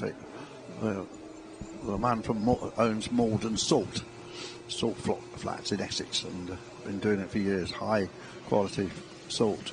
They're beautiful Team Vorsteiner colours, aren't they? Look. I love it. I mean, they did a superb job. They were taking on the might of Lola and Chevron, who dominated this kind of car, and Obermost did so well with them. Just like the look of that. 1 minute to go. Clear the grid. And we'll be off in the race I'm looking forward to the most. There's a Lancia, that where you're pointing to at the screen. Position. Fans can't see it. No, I know. I was just to indicate you. I wanted to talk about the Lancia. Yes, go on. Basically, again, something completely different. The Lancia Beta Monte Carlo. When people tend to think of Lancia in the late 70s, going into the 80s, you thought of the rally cars, clearly. But they hit the track with real vengeance, not so much the Beta Monte Carlo, but what followed, the LC2 and things. Beautiful, stunning cars that were taking up. They always, in sports car racing at that period, looked very, very sleek. Mind you, everything looked sleek, white with the Martini racing stripes on it. But something a bit different, the Beta Monte Carlo. That's car number 39, and it's being driven by Luca Betti and perhaps Steve Evans as well, an American racer. It's a Group 5 turbocharged Monte Carlo, so let's see how that gets on. But it's running the GT2 class, but it's about, well, I'll tell you precisely where it is in class. It's 13th and last, but we've got an hour of racing ahead of us. One of the Porsches pushing out an awful lot of smoke before it gets going on the right-hand side of the grid towards the rear.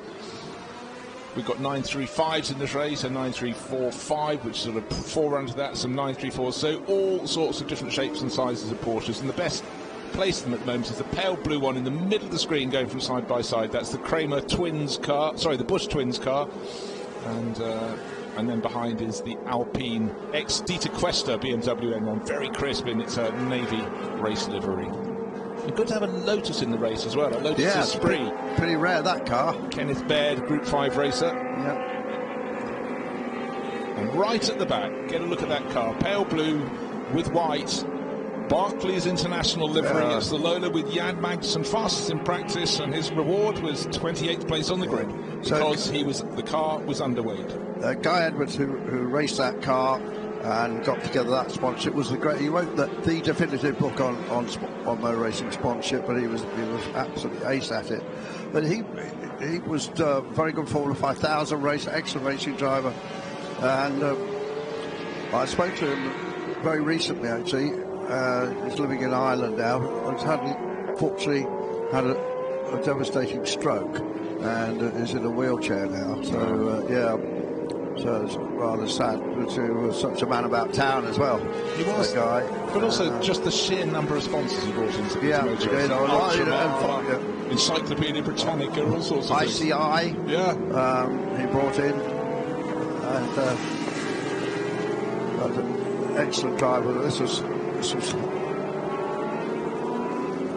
a very nice deal. He liked sports car racing. And, a Skull Bandit, the tobacco patches, well not patches, pouches that you sucked. It was another sponsor. They were on Porsche 962s, I remember. And in Formula 1, took them to Formula 1 with the Ram team. So, anyway, interesting, we got, I think, is it 4 toys? Or I think it's 4. 4. I don't think 4 ever raced together in period because they're spreading several years. Only 3, unfortunately. Only 3 starting, yes. I thought there were 4. I thought there were 4. Yeah. Anyhow, let's wait and see. But what we've got is a Lola T86 on the front row with a toy SC303. So it's the white car with the brown and orange flanks, if you will, which is the Oxford Group. And again, there under Jim Wallace, the guy who was the Oxford Group. And Oxford is about 4-5 kilometres from Brands Hatch. Yes, it is. Yeah, printing group in the North Downs of Kent. But the level of preparation and presentation of those cars was way above the opposition. The Greyhound, when they got the car, it wasn't in the Oxford colours, and they wanted to reproduce the car as it was when it raced at the Brands and places like that, and so they redid the livery. So the lights are very quick flick. You never know when they're going to go, but it looks like a tidy start from pole position. The Gitan covered Lola on the left-hand side is trying to get past the brown and yellow John Emberson Chevron, may do so, but the first 3 cars, as expected with the more powerful engines, first 3 positions, but up for 8th in that GT2 935 Porsche, Dennis Busch.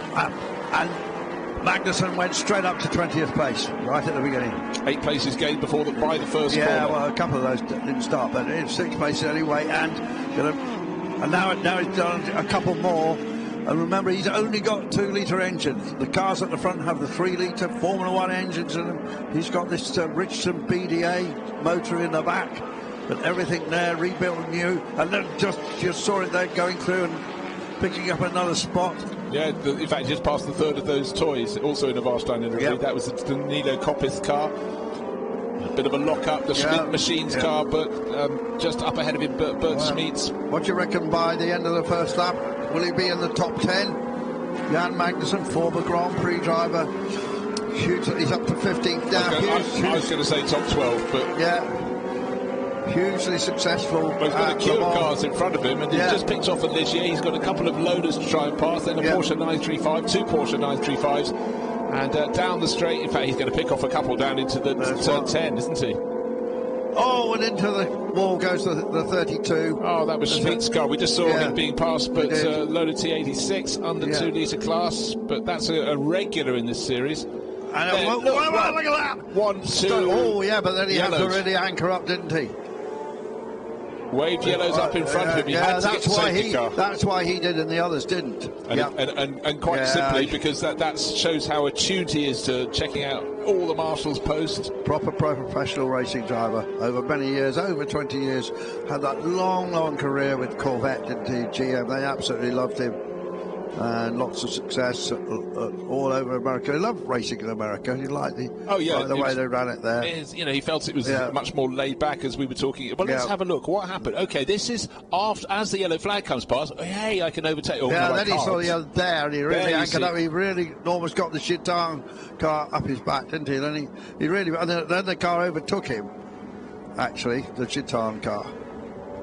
Anyhow, all avoided down there, so it's all because Bert Smeets' car is the Belgian racer, his 296 Lola, parked at the side of the track. Did it jump? Was it pushed? Can't tell you, but anyhow, hopefully that can be cleared up and all is okay at the tail end of the field. But the star of the race, I guess a lot of power, turbo power in the 935 Porsche, but Dennis Bush from 8th place on the grid, woof, straight past the under 2 litre sports car, the prototypes, up into 4th place. There he is, weaving around, pale blue with the orange and yellow bands around the nose. Tucked in behind the best of 2 litre cars, Bruno Pereira gained a place or two, moved ahead of Tony Sinclair. John Emberson lost a position or two actually in the brownie yellow chevron to go back to 4th in class. We haven't really talked about the Yosella PA8. No. Valio Course driving that car, Christian Valio's course, and running period by Anastasio Automobili. I love these original race liveries. And so he's made a very good start. Look, floating the clue, just coming to shot now. White car with the periscope engine covers. So out of turn 5 was where poor Bert Smeets, and you can see the telltale marks. He went over the curbing on the right-hand side of the track. The car must have snapped away on him, and then his own rubber signature across the track, and then into the wall on the other side of the circuit. Now, of course, the big question is, there are some places you crash and it's actually quite hard to get the car down to a point at which they can be moved behind the wall. But the first job is obviously to make sure that Bert is fine. The second job is to make sure that they can get that car out of the way. Yeah, so let's have a look back at the start of the race, and very, very tidy start from pole position from Maxime Guénard. Outside of the front row, the green and black toy trying to make its mark, but up into second place went Yves Samama in the gold toy, and up from 8th to 4th, the pale blue Porsche 935 of Dennis Bush. In behind, pretty neat and tidy, but just now taking a tight line on the replay through turn 5 was the car that would end up in the wall. This car went down the inside of a rival. It may well be another car. The car he was trying to pass just came across on him, but unusual place to go. But this is fantastic news. Not only is the car not damaged, it's moving, so may have stalled when it went across the track towards the wall. He may just be bringing it back to the pits, but maybe all is okay. I don't see any damage on it. I think it maybe just kissed the wall and he's got going again. Right, Steve Osborne's diving into the pits in his BMW M1, so that's a bit disappointing, coming in from about 8th place. So he might have picked up something. It's a 1 hour race, so we've still got plenty of time left. But Bert Smeets, here he comes. Last year it was a Guénard family 1-2, with Maxime beating Dad Dominic, with Frank Morel third in 2 litre toy. A toy that is not running, was entered, but it's not running. And indeed, Maxime Guénard won the championship as well.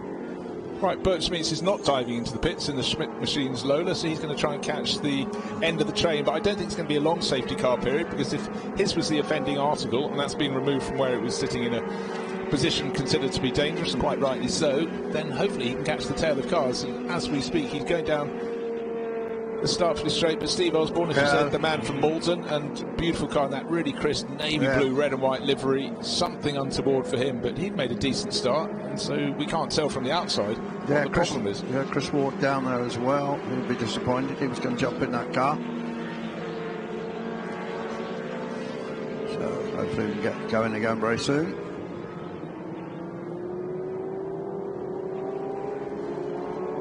So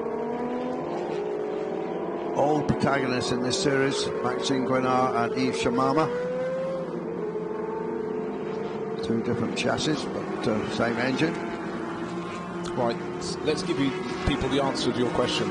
12th place was as high as young but it was 13th, but we lost the car from in front of him. Yeah, but had they not had the flag, I would have won that. Well, we didn't make a bet. We didn't, but I did say 12th. I'm just going to remind you. Where's the chalk that one to you? Not that I'm a gambling man. No.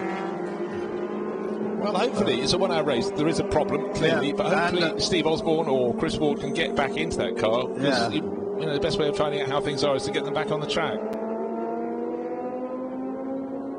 dear. The rocking backwards and forwards suggests something is not quite as free as it should be. Rear suspension, possibly.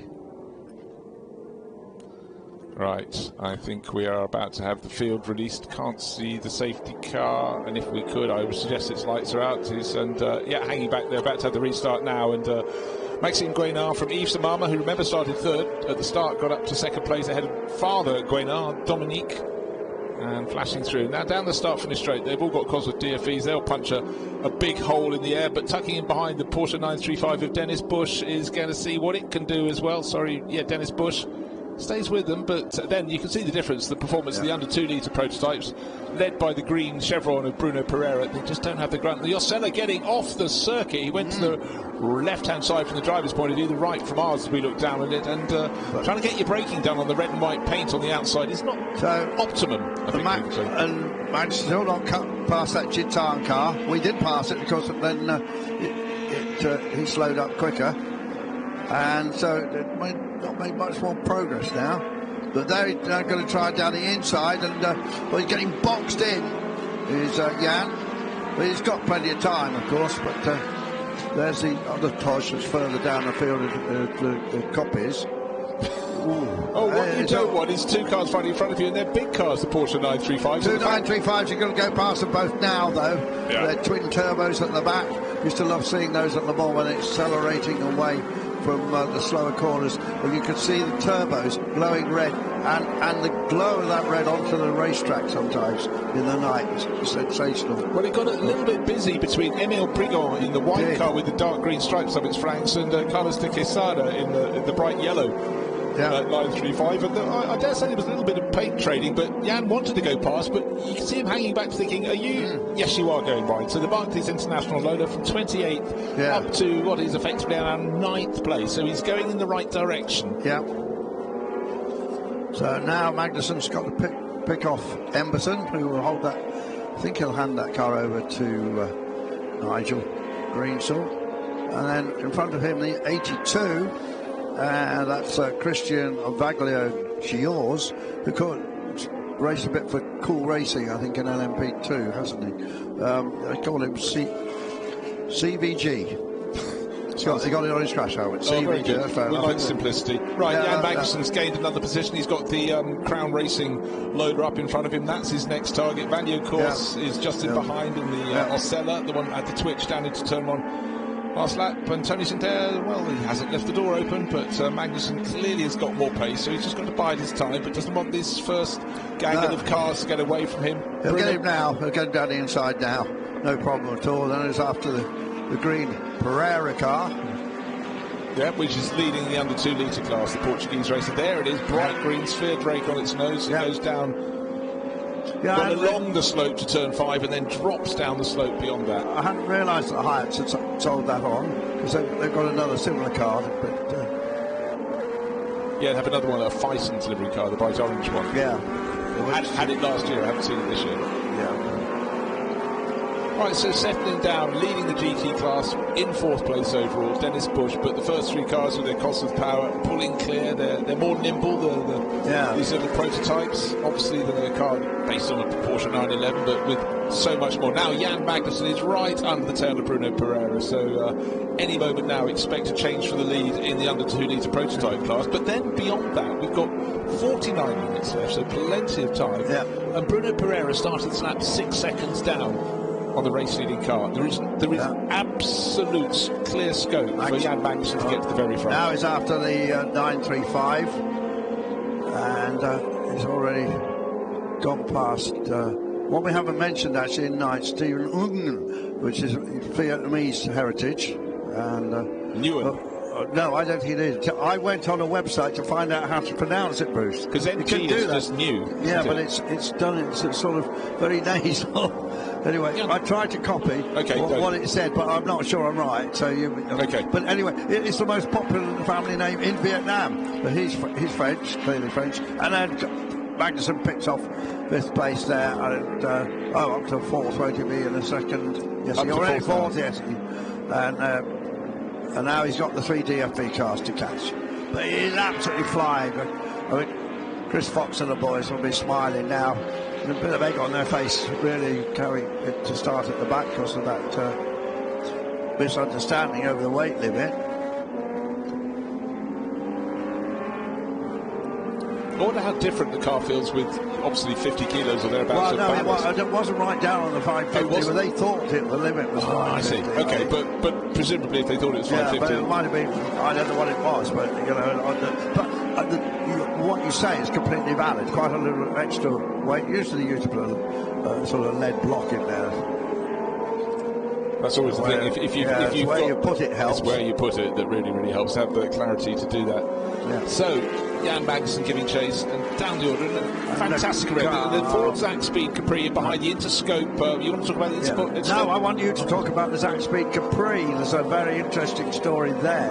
Well, we weren't expecting to see it. Was the first interesting story. There was supposed. I tell you what, theirs was the fourth toy. Yes. The Devises. They were going to have it. Yes, in fact. So, it was supposed to be an SC302. It's notes right in front of me. So I spoke to Mark yesterday, and they were bringing a toy, another one with a 3-litre TFV engine in. New to them, had a complete rebuild over the winter, everything. The very first lap of, I think it was, we had just testing on Thursday. It ran, basically the engine blew up and there was oil coming out of the exhaust system, never a good sign.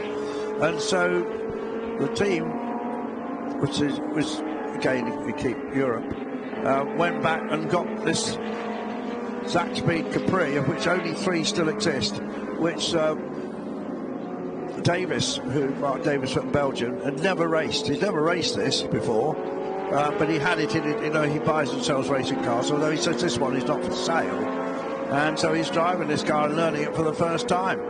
And that's, again, a different Capri to what we saw before, so even more extreme.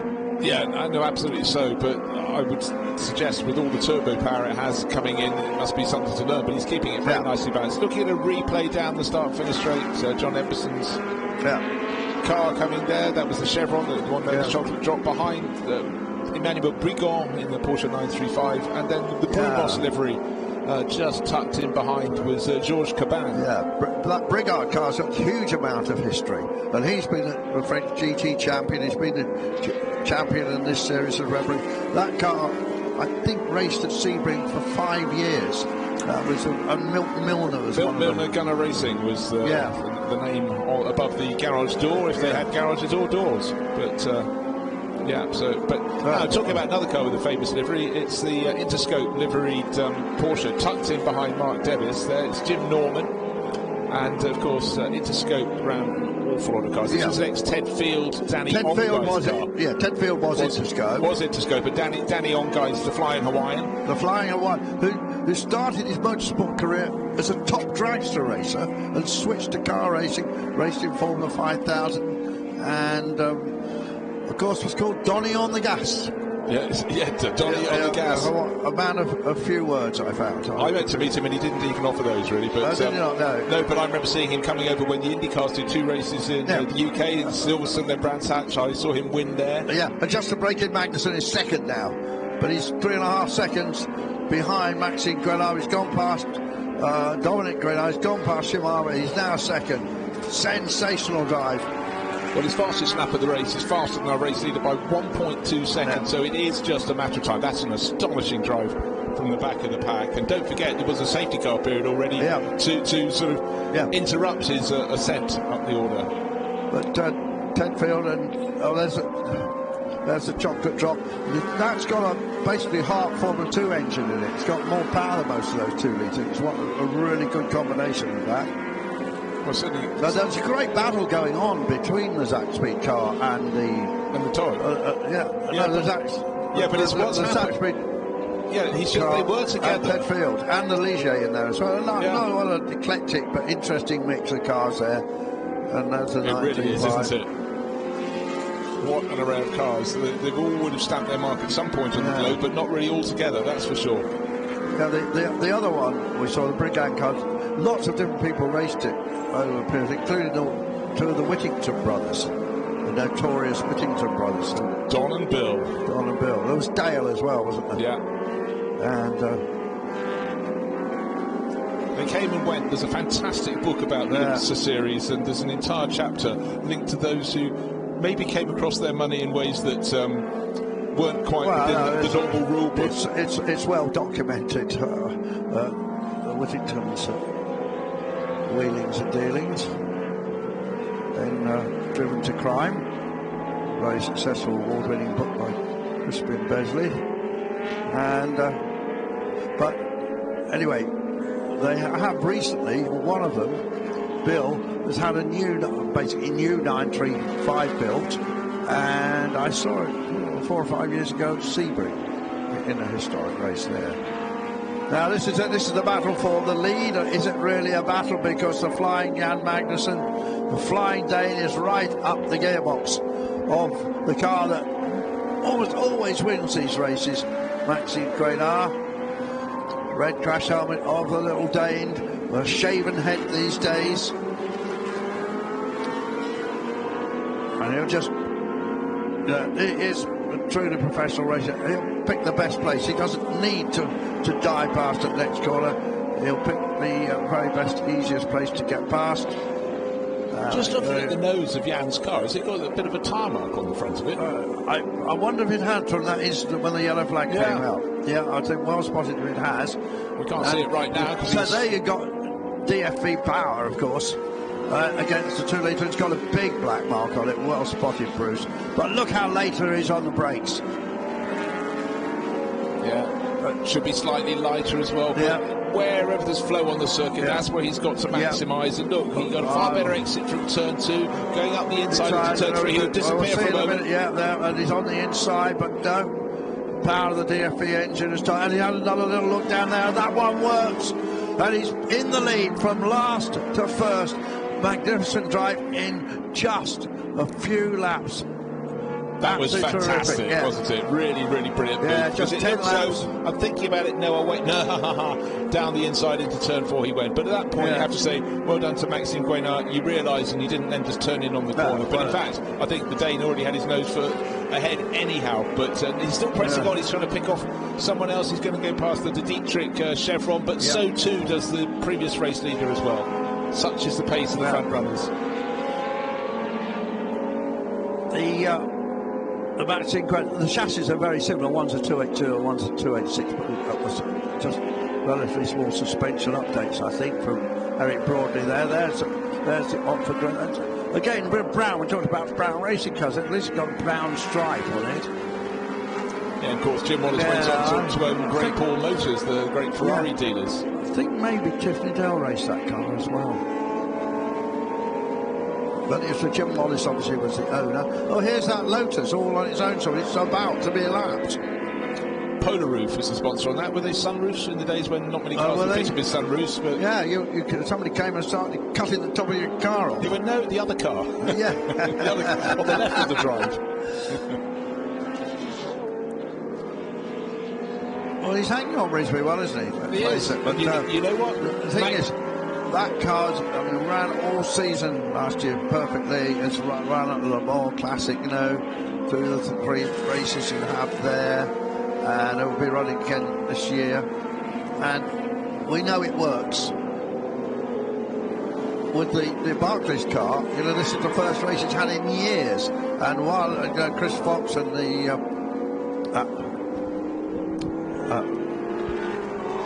team there do a great job. The funny things happen to race cars in 20 odd years sitting, and they might not have spotted everything, but it is a good battle as well. Tony Sinclair and the other loader going past the Jetta livery has been hunting him down for quite a while. The Stefan, let's call him that, has got DFV power. Last year he did race in this and he didn't have DFV power. So that car is effectively the same as the car that is in second place in the series. And they did build that, I was surprised, they did build quite a lot of those cars with DFV engines. Well, DFV engines are fairly plentiful, so a good source, well tested engine, but as we said, no, there's actually cars pulling off, so what a shame. I sensed a little early in the race. I thought it had a little hesitation. There was one lap where it seemed to lose a little bit of time, but sometimes it's also deceptive when you see them coming along the start-finish straight. Is that car losing a little bit to a rival? Yeah. I thought, well, it suddenly looks like the Brumos Porsche. No, it was going okay. I sensed it was not quite as fast as it had been on the previous laps for Georges Caban. And Brumos, I mean, how much success did they have in the North American racing team? It's in Florida, those blue and red broad bands on the nose of pretty much everything they did. They've got that fantastic new museum, relatively new museum, haven't they, that our friend Peter Mackay raised about.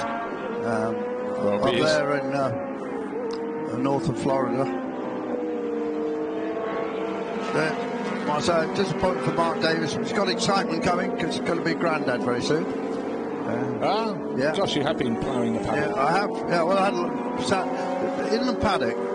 There's about 3, I'd call them bays, lots of garages all together. Try and group all the cars together. But each of those 3 sections has its own little cafe. It's such a good idea. I've never seen anything like that before, and it's something this series I've seen do before. And a little snacks and a nice cup of coffee, which we enjoyed. On Thursday, on Friday, where we had the run of the paddock. But you got that, so it was one of these. I sat down with Mark Davis. I've known him for a long time. RMD is his company, sells racing cars, and I've seen him winning at Daytona in a proper load. We talked about loaded T70 Spiders. The open top was in an open top one. It must have been 7 or 8 years ago now. But his son also racing. Right, 2 toys running in 3rd and 4th positions. Yves Samama in gold ahead of the car that started second on the grid of Dominic Quaynor. This car was meant to race at Le Mans but never made it. Well, it got there, but it had problems, never qualified. The BP liveried one of Dominic's. That's why the BP is the French BP, the French division of BP. And they had a couple of cars and they never got into Le Mans. And it was entered non-qualifying 78, entered by BP Racing for Guy Chassis. Guy Chassis, Jörg Obermoser, of course, he who made Toy, and Hubert Strebig. Yeah, who I think was behind that actual project. Oh, full course yellow, FCY, yellow flags flying. That was while the Ford Zaxby Capri was being pushed back through the wall at the end of the main straight. Remember, it pulled off on the left-hand side from the driver's point of view, but considering the pace the cars will be coming down into that braking zone, not good to leave it there, so tidied up very nicely indeed for them. But everybody running at a mandated pace. Look, he's got a green card, a green visor. And hold on, the driver of the Dietrich liveried Chevron appears to be pulling to one side. Yeah, I think he is. Pulling to a halt. Certainly wouldn't have been waving if he wasn't. Oh, I don't know. I'm not sure. No. Green flags. Off they go again. Yeah, that's number 26, the Chevron who was waving, and it's Claude Lejean. Can't really get my foot on that one. That was raced at Le Mans by Fred Stalder. Albert Dufresne and Alain Flottard with a Simca engine. Yes, Fred Stalder was developing that, wasn't it? The company was called ROC. They particularly developed those engines to drive as well. The Osella has got a BMW engine in it. Looks great, doesn't it, that car? Oh, it really does.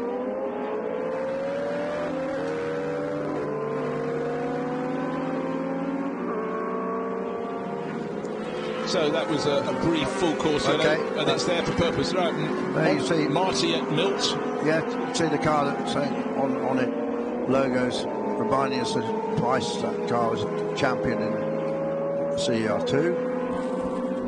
Regard, he'd been a French GT champion, he was a good strong runner. So some good battles going a bit further down the field, aren't they, for the sort of...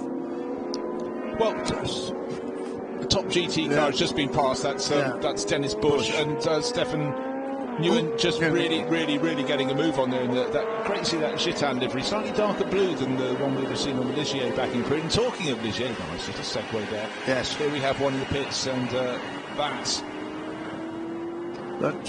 is the Brightmeyer car. Yeah. It's car number 80 on the entry list. Presume he's bolting Dad on board, isn't he?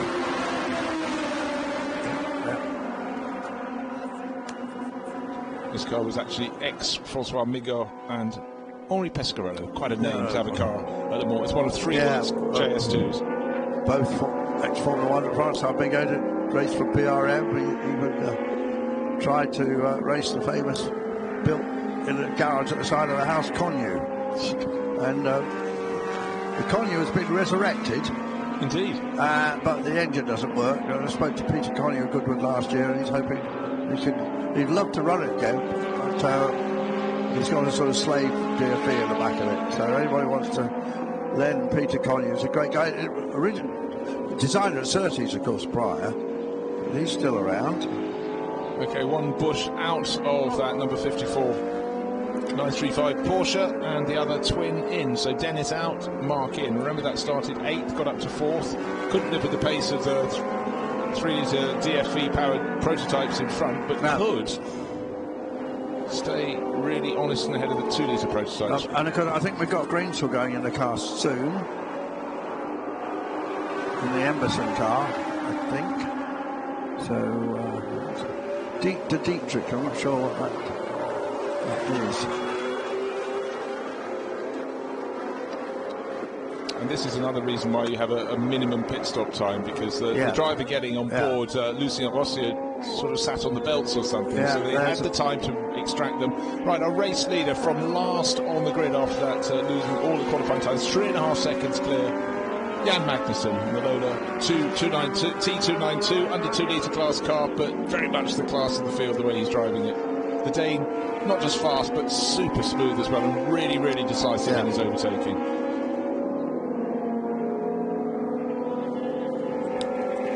His son, of course, also made Formula 1, and maybe didn't, really, both Magnussens, I feel, could have achieved more in Formula 1. Jan, we talked about it yesterday, maybe he wasn't mature enough as a person, really, more than anything else, despite being under the tutelage of Jackie Stewart. And Kevin, quite not outspoken as well, of course, Kevin Magnussen. With Haas, and then going away from Haas, coming back to Haas. And a McLaren to start with. Yeah, that's right, yes. But also bear in mind, when Jan was doing his early racing career, he was already a father, because he was a teenage father to Kevin, so he had lots of other things going on in his life, but he's made a phenomenal career.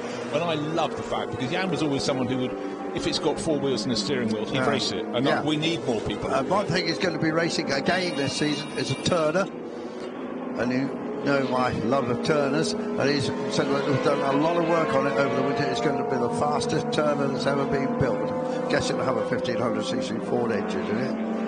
In period, they raced mainly with climax engines like the Lotus Elite we saw earlier. And he loves that car, because it's got that tricky, tricky torsion bar in the suspension and everything. Anyway, enough of that. This is now, but we're halfway through this race, almost on the nose. It's a 1-hour race. It's a cracker, a classic endurance racing 2 category, chock full grid, and Magnussen has seen every single car, because he started at the back, worked his way all the way through to the front, and the pit stops running up and down the order. And one of the toys coming back in the race, that's Danilo Coppice's car now with Frederic Rouvier at the wheel. That's the under 2-litre Tosh, running with a Simca engine, or it did. No, actually, it's with a BMW engine now, isn't it? I've even got that on my notes in front of me. Gosh.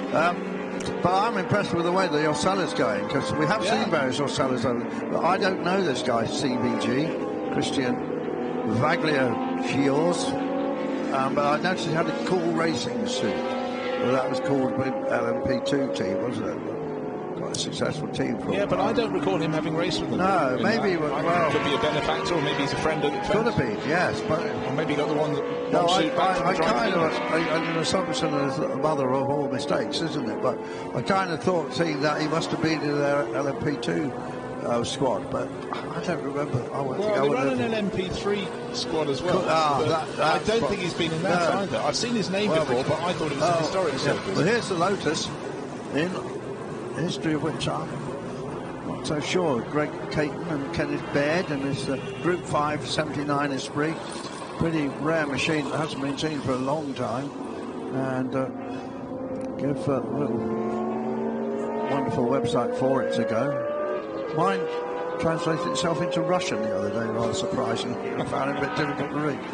Nice shot there of the Oxford Group car, look. Yeah, that's lovely, and it sounds good too. You know, engine being revved, absolutely. Yeah, because it's by dint of Magnussen coming into for the pit stop, he's back in the lead temporarily.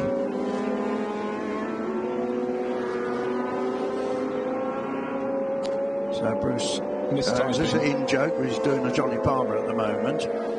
He did race in P3 in European Le Mans, which is DK engineering, but in P3 also for Cool Racing. So that was 2018, then Cool Racing in P3 and the Le Mans Cup again in 2019. Man from Geneva, 52 years young. Yeah. Good website.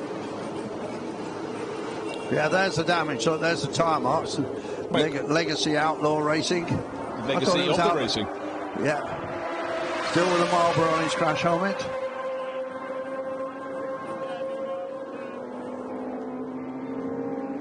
So, what an array of cars in one shot. We've got the 2-litre toys, under 2-litre toy sports car. You've got the Ligier JS2 following it down the hill, and the Porsche 935 in the background. Yeah. So George Caban, who we had the interview with, a sort of portly chap, been going really well in this. He has. He's just coming out of the pits in the background. I think that March is a really difficult beast to drive, actually. I'm sure it is. I think it's twitchy. I think it's got turbo lag, going much quicker than this. So Greensill has got into the 21 car and has got a lot of work to do because he is 6th. And Charlie Hyatt has also gone into that family, into the just coming down towards us in that bright green chevron in the background. Chocolate drop with Nigel Greensill in behind Emmanuel Brigon in his Porsche 935 from 1981. This race last year, Charlie Hyatt was in the lead. I think it was this race. He certainly led one race last year and it broke just in the end because I think they've got maybe it was a different category, but a similar car. I think anyway, so maybe they haven't sold the car. Maybe they've just brought in this driver.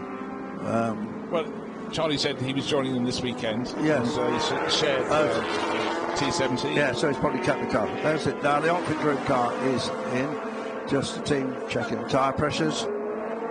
Might just take a little bit of pressure out now. Now they're up to temperature.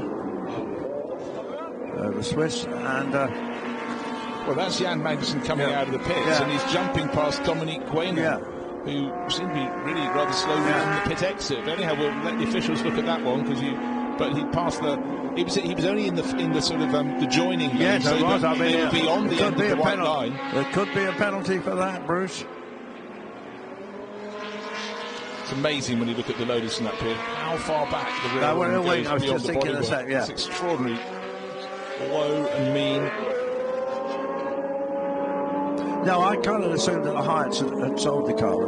Probably haven't. They brought the driver in because normally Ross would have driven that.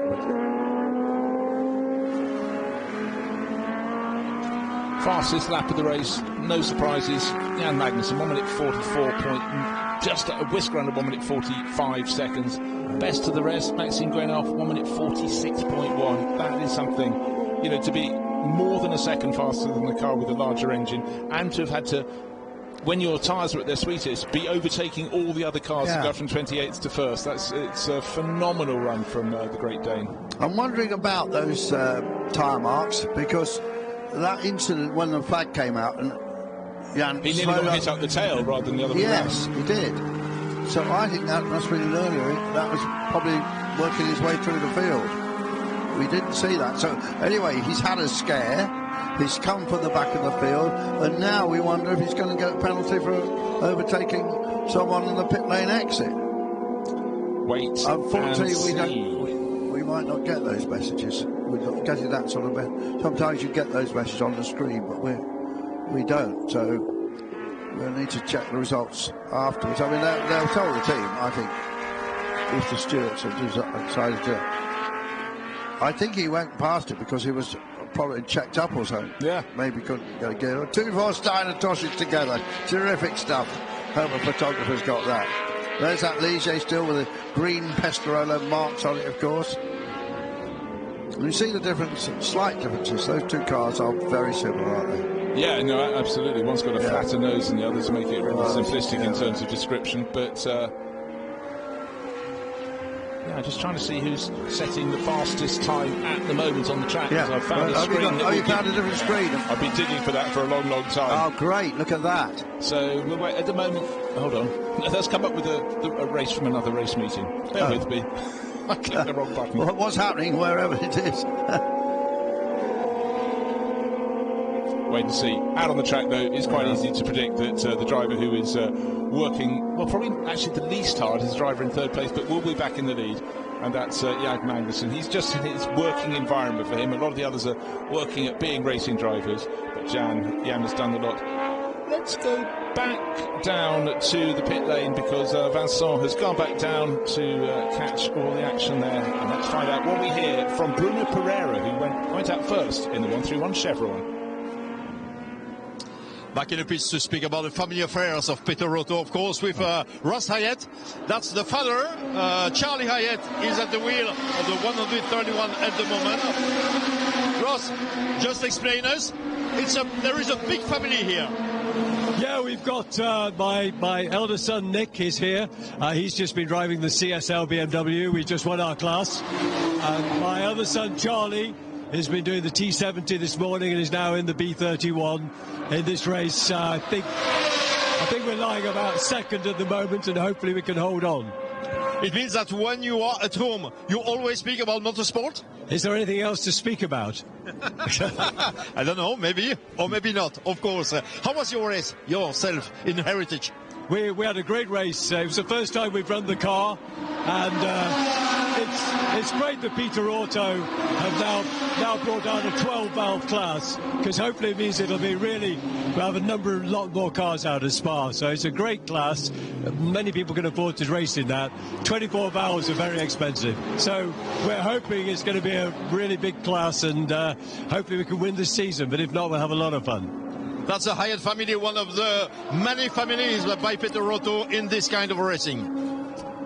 Enthusiasts from top to bottom. I've known Ross for about 40 years. Raced a lot at Le Mans and so on. But there he's clarified what I thought about the 12-valve class. It wasn't shown on our timing screens, and I'm not sure how many were actually in it, but it's great to hear that. And there is Charlie Hyatt, our director, who's right on it. Has picked the Hyatt car up. Yeah, and Charlie actually is running third in class because, of course, Jan Magnussen's in the same class. Yes, he is. He's way clear, and I think maybe Ross is merely thinking of what Charlie's got to do to catch a seller of a value course, but he's got plenty of company because not far behind Charlie is Nigel Greensaw, as you mentioned. Nigel just set a very quick lap the two well. Vorsteiner cars, two Trosches swapping positions there. Different front treatment, but very similar. I'm just trying to look up the names of those two Porsche engineers that produce the later cars. Yeah, we're talking about the different people who raced for toys in the past, and one of them actually was Dave Walker, the Australian who of course raced in Formula 1, and it was afterwards, I think, after his Formula 1 career. But another who was the guy who raced under the name of Pierre Chevet, and I think his name was Frederick Glatz or something like that. Fritz Glatz. But I think he had more pseudonyms than anybody in the world. He certainly did. So let's head back down because Vincent is down the pit lane. He's with Dominic Guénard, who started the toy, but sadly he's with him in the pits right now. Some problem in the piste for one of the Toge, the car of Dominic Guénard. Dominic, apparemment un problème qui vous contraint à l'abandon, il y a eu quoi? Problème de boîte de vitesse, la 2 veut plus, je n'arrive plus à passer la 2. Je pense que le crabot est abîmé, et puis la 2 rentre mais elle ressort tout de suite. Donc conduire sans deuxième ici, c'est un peu compliqué. Le niveau est très élevé dans ce CER2 ici sur le circuit de Barcelone. Oui, le niveau ça va très très vite. Il y a des nouveaux arrivants en CER2, Nguyen en 3 litres, Magnussen en 2 litres. Il y a de la concurrence. Dominic Guéna, unfortunately, it's a retirement for him. Gearbox problems. Thank you very much, Vincent. Sorry to hear for Dominic Guéna that that was the conclusion. Remember, he started outside of the front row, was running in 4th place, and then settled into 3rd. As we expected those first 3-litre cars to pull away, but gearbox problems, never anybody's friend. Magnussen back in second, longer pit stop because he's a gold. Of course. Yeah. He's gold over 50, but he's still a gold. I've forgotten how many seconds that was. It's a great big chart with all this, so I think we can probably look it up, can't we? How much? Well, we're in a 1 hour race. Yeah. That's above 60 minutes. Up to 60 minutes, but a gold 20 seconds extra, but he's over for 40 years old. Yeah, 20 seconds extra. Yeah. And he's competing against Maxime Guéna, who will be... might have only been a 5-second difference, actually. We will see, but anyhow, where we are in the race, no, it must be more than that, because the difference is 37 seconds at the moment. Yeah. I like to cross a few T's and I's, dot the I's. The later Toges were designed by former Porsche engineers Kurt Chebeck and Dieter Bartz. Oh, well done. You've dug very deep very quickly. Yeah. So, well done for doing that. I just want to highlight the fact in the battle of the chevrons for second place in the under 2-litre class, the order has changed. Charlie Hyatt couldn't resist the charging Nigel Greensill, so number 21 Brown with the yellow stripe, Chocolate Drop as it's been known, that car for, well, since the 70s, has worked its way to second in class. The next car up the road is about 20 seconds clear of them. Yeah. So I think he'll get that, Nigel. Yeah. No, we've got 16. Yeah, we could, and he might take Charlie Hyatt with him. Yeah. So, I mean, of the 2-litre cars, that will be the most powerful because the Hart engine, the Interscope car's gone round. Newport Beach, California. You've been there, Bruce. No, I haven't. Oh, have you not? I thought you'd been about. No. I'd have claimed it as a racing circuit. Oh, well, there we go. Round goes Jim Norman. He'll get it pointed the right way. Top to Jim.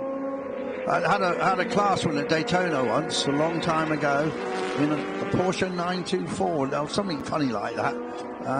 And it was painted in the famous hippie colours. Oh, really? And it was in a new GTX class. And they won the class, but there was only about just a couple of other Mazdas in it, and it was a bit of a hollow victory, really. But anyway, he has got the watch. And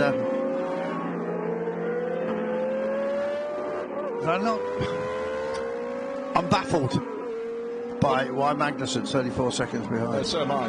I'm racking my brains to try and work. Yeah, that part of out. it is that. But what's it? I know. Go on. I think he's got a 30-second penalty. We were wondering if he got given a penalty for leaving when he left the pits. Remember, he overtook Dominic Guéna, who had gearbox problems, is now retired. Because he wasn't yet, he was in the sort of, what do you call it, the lane when you get going out of the... exit, yeah. I think it must be it. Because I can't think there of must any be a other channel somewhere, we should be able to find it. Well, I got excited when I thought I'd got the right screen, and then it gave me a race meeting in Germany, which wasn't too helpful at that point. On the good old time in 71. So, it brings some jeopardy into 14 minutes to go, 6 laps, it's not going to do it, is it? No way. No. But that's a disappointment. So it has been a race of ups and downs with this car. Well, it has, but I mean, watching it, we've been the beneficiaries of watching a supreme racer, absolutely on top of his craft. But, I mean, he is his best lap, his fastest lap, is 1.5 seconds faster than anybody else in Spanish. Yeah. Well,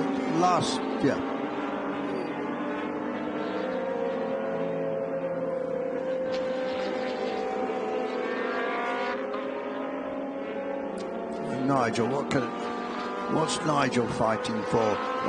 He's not. I mean, I suppose he's fighting for an overall podium, isn't he?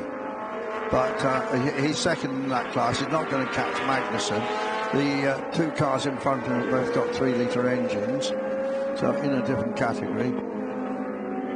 The Bush twins are leading 1, 2, 3 Porsche 935 in the GT category, which Brigade tends to win normally. We've got Carlos de Quesada in there.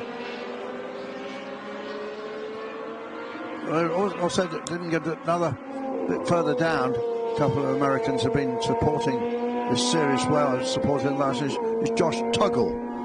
And Josh is currently in 13th place. And running with Dean DeSantis. Dean DeSantis has got a Lola T70 as well, which it often races with Dave Hinton, a British guy based in America, who was the founder of the main classic car series in America. They sold it to IMSA now, but he still prepares a lot of cars. He absolutely loves E-types. He's got several E-types. And Dave raced last year with DeSantis in this series, but he's got to get back to real work this year. And Magnussen just shown has dropped to 3rd. Okay, so Yves Samama has taken the number. Well, we need to see the front. Yeah, well, here's the leader. Maxing. The GT class leader was in the background. Yeah, the GT class. Bush, and Magnussen down to 4th now, so he come there's into a the problem. pits. There's a problem. Hasn't come into the pits that we can see as yet, but he's clearly something that's gone. You talked earlier about, has it got with the reliability? Yeah, I did. This has only just come back to racing. Nigel Greensill is trying to get another 2 outright wins and 2 class wins. Yeah, oh dear. Well, they'll sort it, but it's shown great pace. So it's shown terrific pace, encouraging start. And the excitement of cutting through the field, magnificent. Unless it could be a legacy of that earlier incident. Could. Because obviously the car that rode up on the nose went quite a way. Right, so suddenly for Maxime Guénin, he's already got 1 win in the bag and he's cruising to another. This one, he's changed from Ford Capri RS 3100 to Lola T286 and is well 44 seconds clear of Yves Samama, who's second overall. The timing shows that the 70 car has stopped, but unfortunately on the map it doesn't show you where. Another car that's just stopped. Sorry, I beg your pardon. The lines are moving too fast for me to keep up. It drops down the screen. It's still that Magnussen car in the first timing sector. Yeah, and that only takes you through to just before turn 4. So it's either anywhere between turn 1, 2, 3 or 4, maybe even at the bottom of the start-finish straight. But got to try and pick up that pale blue portion. We're just past the end of the first timing sector. Someone's locked up down there. It's not off to the left. Still looking for where he's gone. Well, Magnussen, we know he went from last to first, but then behind after the pit stops and his recovery drive. And we were trying to work out whether he'd been given a penalty. We couldn't work out why he'd lost so much time, and then he's lost it. It matters not now because the car is pulled off somewhere. So I'm just seeing. I wonder. I don't think Greensill could get into the top 3, can he? So the third is That's to find 17 seconds. He hasn't got as much as you. But so 2 Lola 286s with Cosworth engines in the top 3. That's probably a first. Charlie Hyatt right up there as well. The Osella is 3rd, and Tony Sinclair. Yeah, and then in the GT class, it's the Bush twins. The 54 went from 8th at the start up to 4th place. The pale blue Porsche 935. Second in the class is Carlos de Quesada in another 935. He's another 11 seconds back, and 11 seconds behind him is Emmanuel Brigot in another Porsche 935. Nigel Greensill into turn 10, out of turn 10. Car giving chase is Charlie Hyatt. Bright green car. Is that pea green or bright green? Bright green to me. His crash helmet is lime green. Green and yellow. Yeah. I mean, he goes well, Charlie. He's not a professional racing driver, you know. He's got work to do. He's twitching a bit, but I mean, he's right there with Nigel. There's a chocolate drop. So it's a dry day. It's not a sunny day. It started off sunny here today, but we'll take it. Last year it was horrible, the weather here. And the drivers all enjoying the circuit. It's interesting, isn't it, Andrew? We said quite a few drivers when interviewed who said, actually, I've never raced here before. Yeah. So, you know, when you're a driver, sometimes if you race in a championship, you do tend to do very similar circuits. And yet there must be so many you want to go and race on because you've seen the Grand Prix being held there, or you've seen other great sports car races or whatever. And for a lot of drivers coming here, you know, it's really gentle, easy climate at the moment, 16, 17 degrees.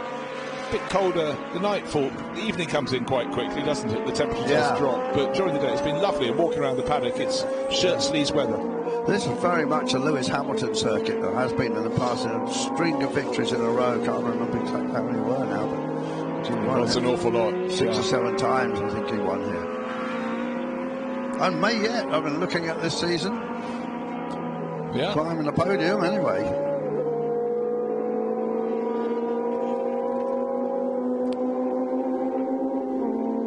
We won't say what happened. I was about to just warn you. No, I'm not saying that. So Charlie Hyatt still pressing on, second in the under 2 litre prototype class, 5th overall. He's not too many seconds behind Nigel Greensall, just over 3 seconds He's only keeping Nigel on. It's a slide. It's right on the limit, though, isn't he? Yeah. He's right. He's sliding that car around. Nigel just picks off another car as we got, I suppose, 3 laps to go. Yeah, 3, possibly 4 actually, just waiting to see exactly where Maxime Guénin is around the circuit in the number 1 Lola. And there's that Ligier with the Gitan sponsorship. 2 different French national tobacco companies. Well, the same company, different brands. Gitan and Gaulois. I think the Gitans didn't have a filter and the Gaulois did, or the other way around. But there is a smell in France that doesn't exist anymore, but it was any bar you went into, if it had wood panelling, the smell of Gitan and Gaulois, I think in particular, had just seeped in, hadn't it? I think they tended to toast the tobacco leaf in a different way, or more, didn't they? It gave that smell. And just a very quick story, the great motorcycle racer Barry Shearer mentioned before. That was his favourite cigarette, but he liked the ones that had the filters, but he liked them with the filter off, so he used to tear the filters off and then smoke them. Right. Didn't do him any good. No. Sadly, he died of cancer of the esophagus.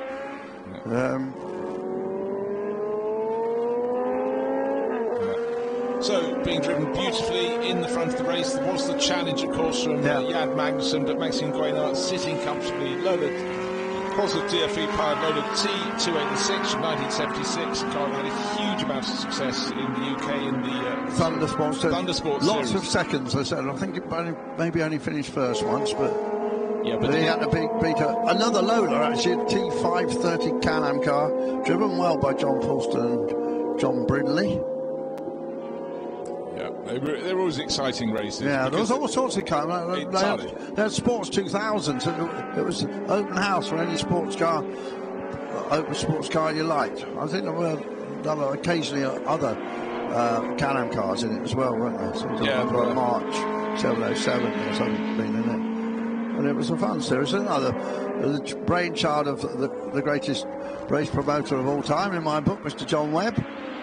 And he's the guy that invented Formula Ford and Formula Ford 2000. And the UK pickup racing, the Ford P100. And he was restless. He was always looking for new ideas, and he really put his money where his mouth was. And he got behind women drivers of Davina and Davina Galika and Desiree Wilson. I went to a press conference once, and I think they got a drive for Desiree in the British Grand Prix, and he decided that, the Brumos delivery car has pulled off with it has a Brumos number as well, of course, 59. George Caban, he was going really well in there. He was. But he's pulled off, and I sense another car I'm just checking where all the toys are. Frederic Rouvier's car has just stopped out on the circuit. Saw it at the bottom of the hill. They're all turn 6. In one way, they're all playing with their toys, aren't they? Yes. Yeah. Phil Corsiello had to come with cars sitting at the side of the circuit, I think in 2 positions around the track, with 3.5 minutes remaining. There is one of the fallen, that's car 59. Maybe that's the only one they're concerned about, but certainly at the bottom of the hill, down by turn 6, was one of the golden Horsteiner toys. It was car number 71, Frederic Rouvier's car. That was the 2-litre one. But for the winner, I can say winner at this point. I would suggest in the 2-litre class, under 2-litre class, it must be Nigel Greensill. But our race winner surely is going to be Maxime Guénard. He was sitting on a margin of over a minute, so whatever happens, he's not going to be overhauled. That Porsche is sufficiently pushed back into the pit lane by marshals, or corner workers, as they're called in America. Just very quickly, going back to that John Webb story, as we are in full course yellow mode. So he decided Desiree Wilson was the lioness, and so he went to this press conference. They'd hired a sort of very dodgy Williams for Johnny Mack for her to drive. But we went to the press conference, and he had managed to hire a baby lion as a photo prop. It's rather similar to my story of hiring a piglet, but we won't go into that now. More creative, I think, the press conferences back in. They were, yeah. But John Webb did quite a lot of that sort of stuff, didn't he? And Davina lives in America now. She was quite a girl. She was, with her skiing. I think she was. One say she's the fastest woman ever on ski. She was. She went to Les Arcs and they did the flying kilometre. Yeah. Right, here we are. We full course yellow is being cleared very quickly because George Gaban's car was pushed into the pit exit, and so Maxime Guénard just has to defend his lead, which shouldn't be too difficult because we've got 2 minutes left on the clock. He's clear by 1.5 minutes now from Yves Simama, and Steven Nguyen just kept on working his way forward, and he's up into 3rd overall. And as I say that, he goes down to 4th because Nigel Greensill has passed him, so the leading under 2-litre class car has moved into 3rd, and you do get the prediction. Yes, but no. Well, I thought he wasn't going to do it, but the yellows helped him, of course. Yes, that's why. That's great. Well, on Nigel, 2 outright wins so far. Now it's going to be 2 class wins. He's evergreen. It's Nigel Greensill. The toy that parked at the bottom of turn 6 has been moved behind the barriers. He did well to take it down to the escape rope. But where is the Magnussen car? We never saw where it went. No. Somewhere in the first timing sector is all we can tell you. But that's not much use, is it? I might hop out of the box in between races and try and find out what happened to it. Because obviously, usually with people retiring the pits, Vincent's been right on it, and we know why they've had problems. But if they stopped out on the circuit, we'll get lost in the mists of time. May never otherwise find out. Maxime Guénard, though, 42 seconds till the checkered flag can come out, so he's just going to be doing one further lap after this one. We're talking about Nigel's wins. He's having another good weekend, isn't it? It's not unusual for him to win 4 or 5 events during a Le Mans Classic weekend, as we now call it. That car, that was a Le Mans sponsorship, that Lambretta. I think it was some strange Italian deal or other. So presumably they're Lambrettas in the paddock, not Vespers. Maybe have a look. If I could manage to go again. Yeah, they ran quite a few loaders actually, the Lambretta livery. Right, leading the GT2 class, it's still the Bush Twins car. Mark on his own, and see nobody is immediately behind him. In fact, he's Mark 30 and seconds, Dennis. 30 seconds ahead of Carlos de Quesada's bright yellow 935. And the Lotus has kept going, hasn't it? Yeah, because I've not seen that race before, so it's probably quite new in its racing. Greg Caton, that must be new, I think. Yeah. When I say new in its racing life, I mean its second racing life. Yeah. Right, just trying to see how far behind Nigel. Stefan Nguyen has got back into third place ahead of Nigel Greensill. Nigel is 5.5 seconds. No, it's gone back again the other way. Swapped again now. It was just a timing screen glitch, I think. I don't think it had gone one way then the other. But they were only about a second apart, so it could have been a bit of chopping and changing. Jim Norman came in the pits as well. Saw him in the background in the scope car. We lost quite a lot for this. We lost best part of 7 or 8 cars. Yeah, right, final corner, final lap. Here comes the race winner. Maxime Guénard made it look very easy, but just remember he was chased, he was harried by Jan Magnussen, but Jan has not made it to the end of the race. A couple of under 2 litre class cars, Tony Sinclair on the left, and the Lambretta livery car number 13, Simon Nobili. Who got the jump on there? Well, nobody is down in 13th overall. No, Tony Sinclair was a lap ahead in 7th. Oh, yes, of course he was, yes, yeah. And here comes our GT2 class winner. It was never in doubt from this. A, the second qualifying started, and then B, in the race. Brilliant start from Dennis Bush, and twin brother Mark brings it home to complete the job to win the GT2 class in 8th place overall. Still waiting for Yves Semama to come through in 2nd place. Maxime Guénard has long ago finished, and it emphasises, in fact, here comes Yves Semama down to turn 10. Yeah. He's only at this point and already probably helmet off in the paddock for race winner. Maxime Guénard, or pretty close. He'll be popping his belts and climbing out.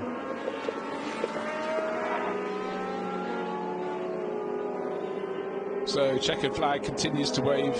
Really never in doubt once there's a problem for Jan Magnussen when he works his way right up from the tail of the field to the front. And the car coming home in second is just going through turn 14, and Nigel Greensall only just finishing in 3rd place. He's being pushed, well, he's very close to the tail of Yves Semama. He very nearly got into 2nd place overall. No, he didn't, sorry. Stefan Newen has come through in 2nd place overall. Nigel Greensall listed as 4th. No, the timing screen is going all over the place. Crazy. So Charlie Hyatt, it seems anyone comes over the finish line, they get promoted. So we'll wait for it to settle down. But on another timing screen, it's maybe some penalties are being applied. Because suddenly Nigel Greensall is 38 seconds behind Stefan Newen, who was ahead of him on the track. Yeah, changing don't position. understand that at all. That'll teach me to write the finishing results down before the end, when I was fairly confident. No doubting who won the race overall. Maxime Guénard got the job done. Could have been a different story if Jan Magnussen hadn't had his problem, because he came from last to first. And then we thought he might have picked up a penalty that seemed to drop him about 30 seconds. And then it became irrelevant because his car was parked out somewhere, and we haven't worked out where. But what did Greensall do? Overtake under the yellow? It's not Nigel's so experienced, not the sort of thing he's going to do. I'm not convinced that. OK, well, let's see as they come in. No doubting the race winner in his Lola. There we are, Maxime Guénard. Stefan Newen.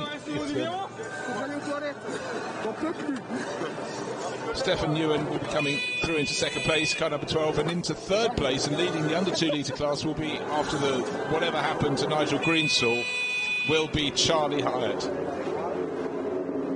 Well, he's gone marching off. He's probably in the next race. Hold on, what's the next race? Oh, yeah, probably is, yeah. That's the life of Maxime Guénard.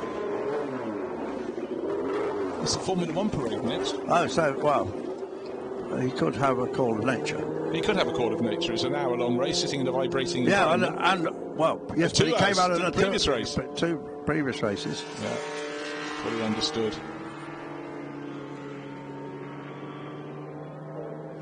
So, as it stands on our timing screens, victory to Maxime Guénard, that we understand. Stefan Newen into 2nd place with whatever it was that dropped. Well, did Shimama get a penalty as well? Yeah, Shimama was 2nd across the finish line and then scrambled backwards. Probably worth me doing a run down there, isn't it? Oh, 100%, off you go. Yeah. Get your spikes on. Yeah. And at the end, Nigel Greensall ended up in 6th place overall, 3rd in the under 2 litre class. So the penalties applied, and maybe at some point we will find out just precisely to whom and how much.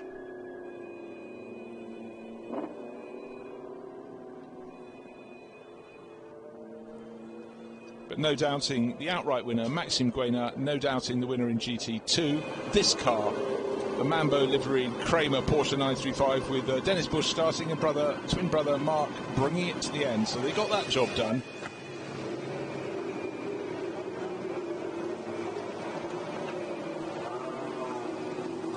But Nigel Greensall listed as 1 minute and 58 seconds down on the race leader, but I think he seemed to pick up a penalty of about the magnitude of nearly 40 seconds, because he was fighting with Stefan Newen, who's ended up in 2nd place. Anyhow, I'm not going to second guess myself, but I'm sure Andrew, who's just charged down to the pit lane, will help fill in all of that.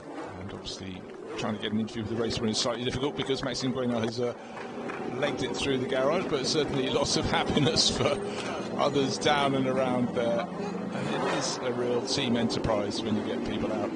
In historic racing in particular, they know the stories. Not all these cars are so easy to prepare. And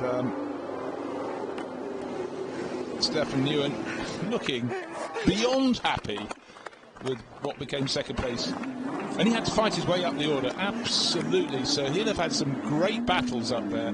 Right at the end with Nigel Greensall harrying him, he must have really worried. But we're going to go down in a moment and join Vincent Franssen with probably the happiest person we've seen today. Go, Vincent. In the pits with a very happy man, Stéphane Nguyen. Stéphane Nguyen, apparemment, vous êtes très très très heureux. C'est une course comment? Difficile? Ouais, surtout ému. On vient de loin, la voiture est toute fraîche. Elle n'a jamais roulé, moi non plus avec. Mardi, ils étaient encore dessus. Les mécanos se sont démenés toute la semaine. Et je suis super content d'avoir fait ce résultat pour eux. Et voilà, la voiture marche bien. Il y a encore des choses à améliorer, mais rendez-vous à Spa. Une course au cours de laquelle il s'est passé pas mal de choses. Hein. Vous avez un peu joué au yo-yo dans le classement. Il y a le 82 qui m'a tapé, là je vais voir la vidéo, mais je crois qu'il était un peu agressif, parce qu'il m'a vraiment coupé dans le gros parabolique là. Je suis un tête à queue, je suis reparti, et puis après j'avais un problème de frein, j'ai freiné trop tard, j'ai fait le gravier, et voilà, après je me suis battu quoi. Second place overall for Stéphane Nguyen. Thank you very much, Vincent, with Stéphane Nguyen. And already we've got the Formula One cars going out for a demo. It's been a real extra bonus, but I love seeing that level of passion and enthusiasm. And also he had to fight for it. And he said he had a really good battle with Christian Valli, of course, in the Osella on the way up. But it was feisty, but they got there. And that number 12, Gitin Lola, the driver, we have just heard from him, the winning Opfer Group car. Maxime Guénard already evacuated that one to move on. It's a really, really busy day, and a lot of these drivers are driving in plenty of races and jumping from one type of racing car to another decade and another type of racing car. So they really have to be nimble. But right now, let's enjoy the Formula One demo. And already, what we had yesterday when they came out, the drivers would have a fairly circumspect outlap, and then they'd really start to pick up the pace. And the cars that sound the best when their engines are really being wound up are the two Matra MS120s with their V12 engine notes, super, super pure. And Soelari, who was driving one of them yesterday, just described it as the most beautiful melody. But let's go back down into the pit lane, and we're going to go and join Vincent with car 52, Yves Semama. Another top driver of this race, Yves Semama with the touch. Yves avec le vainqueur, Maxime Guénard, qu'on va interviewer dans la foulée. Alors Yves, c'était une course avec des hauts et des bas. Ça s'est passé comment pour vous? Ben, ça s'est bien passé, un assez bon départ de P3, P2. Et puis après, une course sans trop de rebondissements. Évidemment, Jan Magnussen, impossible de le tenir. Quand il vient, il passe. Et puis c'est fait. Là, il semblerait que j'ai pris une pénalité. De 30 secondes pour speeding dans le safety car. Alors, bon, moi je ne sais pas quand, il me semble que j'ai respecté, mais je pense dans la slow down période, dans le moment, le temps qu'on le voit, qu'on ralentisse, évidemment, on ne saute pas sur les freins. Il va falloir s'habituer à vraiment, dès qu'on le voit, monter sur les freins. Alors il faudra faire attention à ceux qui suivent, évidemment. En fait, à un moment donné, j'ai même dépassé quelqu'un sous le FC, le Full Course Yellow, parce que moi, je l'ai vu, je me suis mis à 80, et puis l'autre, il s'est arrêté. À 10 km/h, j'ai pas compris, je regardais le truc, puis je passe à côté. Évidemment, je l'ai laissé passer. Je pense pas que c'était à ce moment-là. Je sais pas, on verra, on apprend. P3 final result for him because of a penalty for speeding under full course yellow. Unfortunately for this guy, but he's very, very happy. We're learning. Thank you. Thank you very much. So good to see a smile on the face of Yves Semama there. But yeah, picked up a penalty. We're learning. You know, it came thick and fast, but we very much enjoyed that race. Classic Endurance Racing 2 class. But the sound in the background, you could see Yves wince. The sheer noise of some of the Formula One cars at full chat down the start-finish straight in their demo. So these are cars not just being paraded around, these are driven hard, and I really approve of that in a demo. You don't want to see a car driven at half pace, you can't understand how dynamic it is, but you don't get to hear the engine as it truly should. And with And Vincent still loves a noisy pit lane, so he's ready for another interview down there, and we'll be getting to that very shortly indeed. Maybe he'll squeeze it into a fairly quiet gap before the Formula 1 cars come round again, maybe not, but it's a magical sound down there. And that was quite a race, and I think a lot to chew over. We still haven't worked out where Jan Magnussen's car ended up. It said on our timing screens it had stopped, but we never ever saw it again.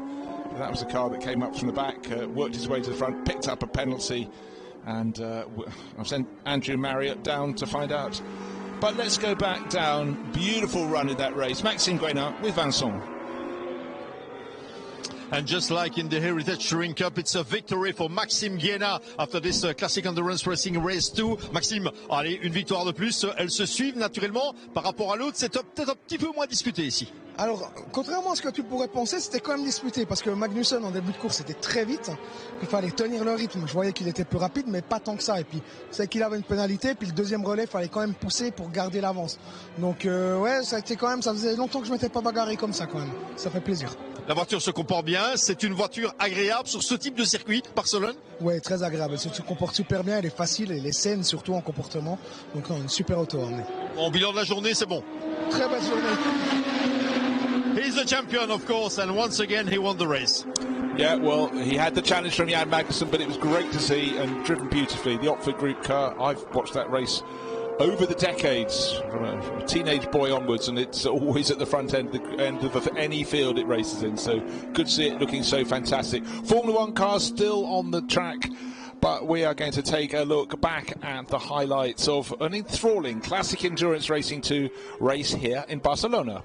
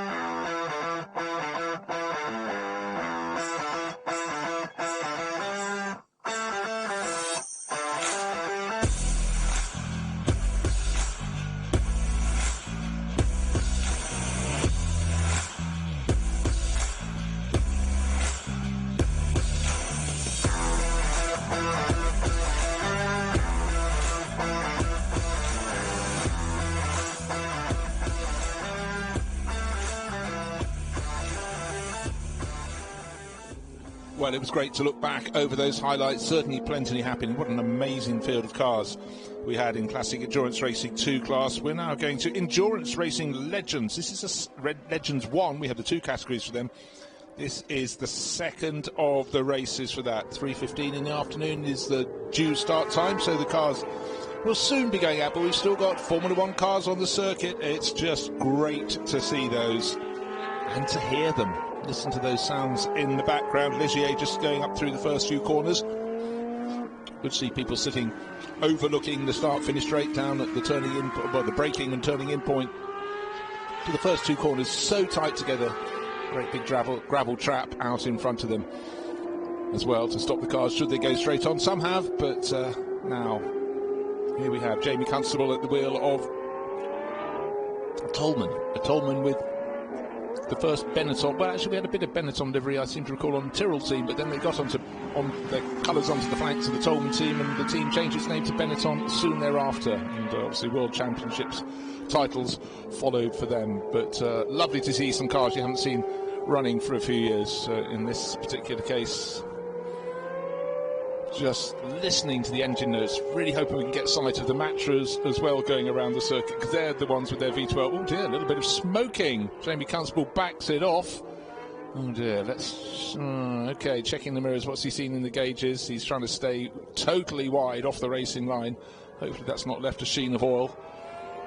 Ligier being pushed on very hard indeed. I think, actually, yesterday in that, I think we had Emil Breitmeyer going out, so maybe Maxime Guénard as well. A lot of people queuing up almost to drive these Formula One cars.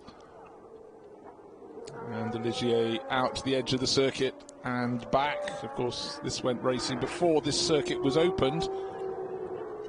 Opened for racing in 1991, the Circuit de Barcelona, as it was called, and then latterly Circuit de Barcelona-Catalunya. 1976 was the year that Ligier arrived in Formula One, and had their moments once they got into ground force. The start of the 1979 season, or was it 1980? I think it was 79. When we went down to South America, and the Argentinian and Brazilian Grand Prix, and the Ligiers just rocketed off into the distance. However, the other teams then got their ground effects cars to work supremely well, and that was their only 2 wins of the year. But it had looked as though the season was suddenly going to be going to the French team that no one had predicted would have been in that position. And Andrew Marriott has just arrived back from the paddock. What did you find out? Well, I was there when the Magnussen car arrived on the flatbed, followed about 15 seconds later by Jan Magnussen. I cut out the expletives, of course there were a lot. Throttle cable broke. Oh. What do you think is that? It's the sort of smallest of things, isn't it? It could have been the paddock, but basically, throttle cable. And did he know what the penalty was that had been applied to him to give him his time that was so far off? Probably not so important now. It was all so. I think did you get an interview? I think with Yves Shamama, because they were just about to queue one up when I was down there. Yeah, he said there was speeding. He picked up a penalty for speeding behind the safety car. Yeah, or in the yes, I think it was the same for Nigel. I couldn't find Nigel. I think it was all the same. Okay. Which I think, well, shame. Right, let's see if we can listen. Let's try and listen to the Matra as it comes down the start-finish straight, see what noise it can make.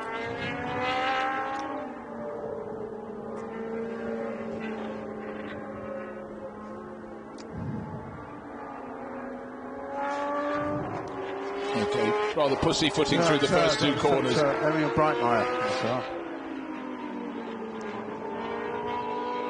He's signalling to the driver of the Ligier behind to go through, so he's not driving that as hard as we would have hoped at that point, but he may have also picked up a problem, or maybe he just wants to follow the Ligier and take a look at how it takes the corners.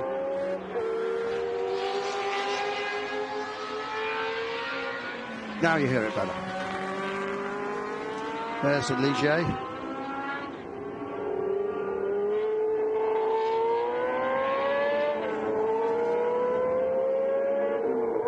A bit of a shame. We've got the 3 cars from Emilio de Vallota down there. He wasn't able to join in this. It's probably a very good reason. I'm sure there are many good reasons, but just to let you know the cars you aren't seeing on the track, this trio of cars, you had the Lynn car, Formula One car, little known, did race in the British Grand Prix in, I think, 1974 or 75. But that was John Nicholson, and it got taken over, slightly redeveloped, and raced in the British Formula One series called the Shell Sport Championship in 77, and was soon followed by a McLaren M23. Yes. It was taken over from the Works team for Emilio, and he trialled various Grand Prix around Europe, but then his big break was taking over a ground effect Lotus, the Lotus 78. And that too is in the paddock. And of course he then used that, painted it yellow, and won the British, the Aurora Formula One Championship. Yes, he did. And that Lynn car, never seen it since. Until this weekend, so it's great. So another McLaren, not the M23, but the one that followed it, but actually had a sort of painful burst, the McLaren M26, and the drivers, including James Hunt, said, actually, can we go back to racing the M23, which had raced for 4 seasons? Yeah, and they did.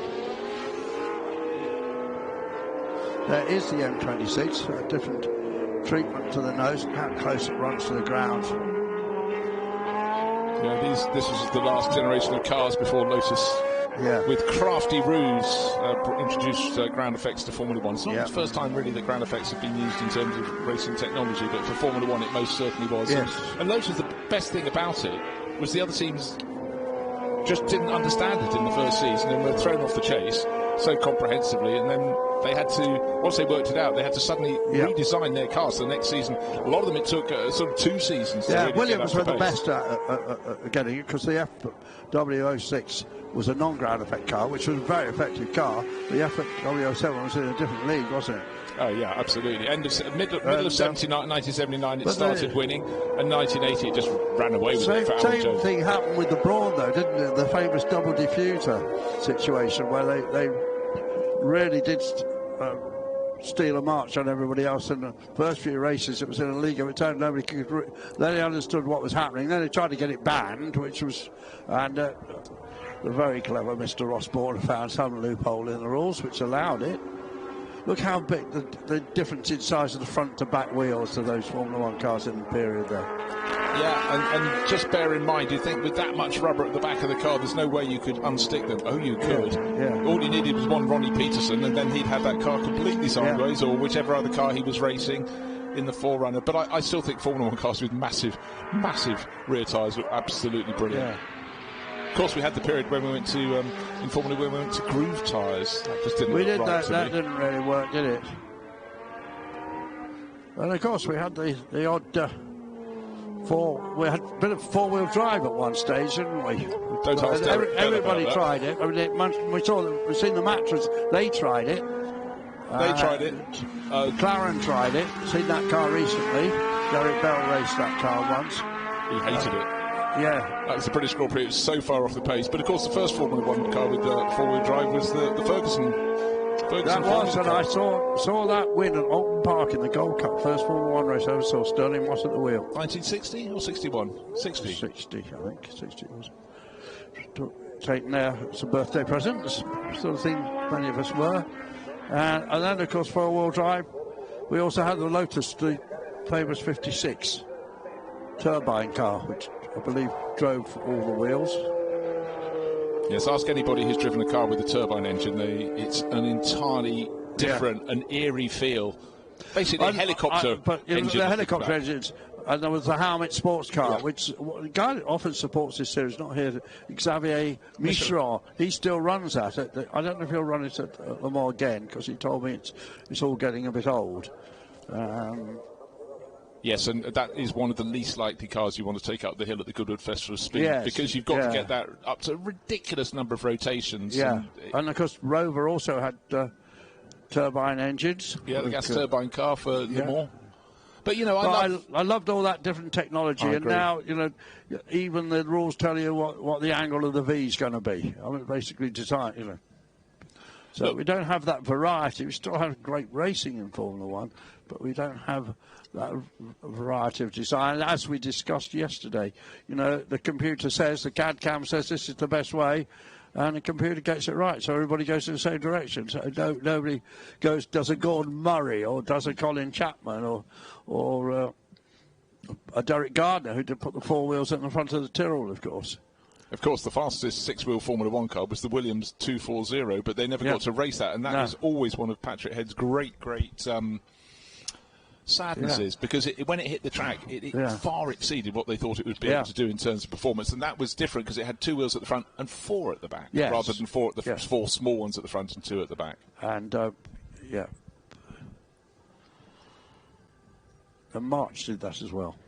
Yes, March did. You're quite right.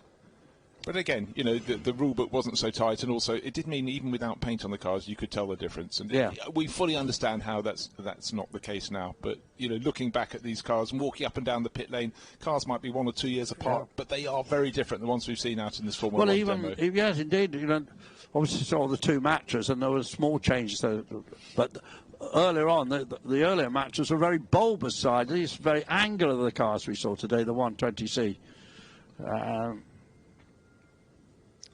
Just absolutely packed down there around where the Formula 1 cars were. I had to do a bit of elbowing to get out of there. To get out of well, look, there we are.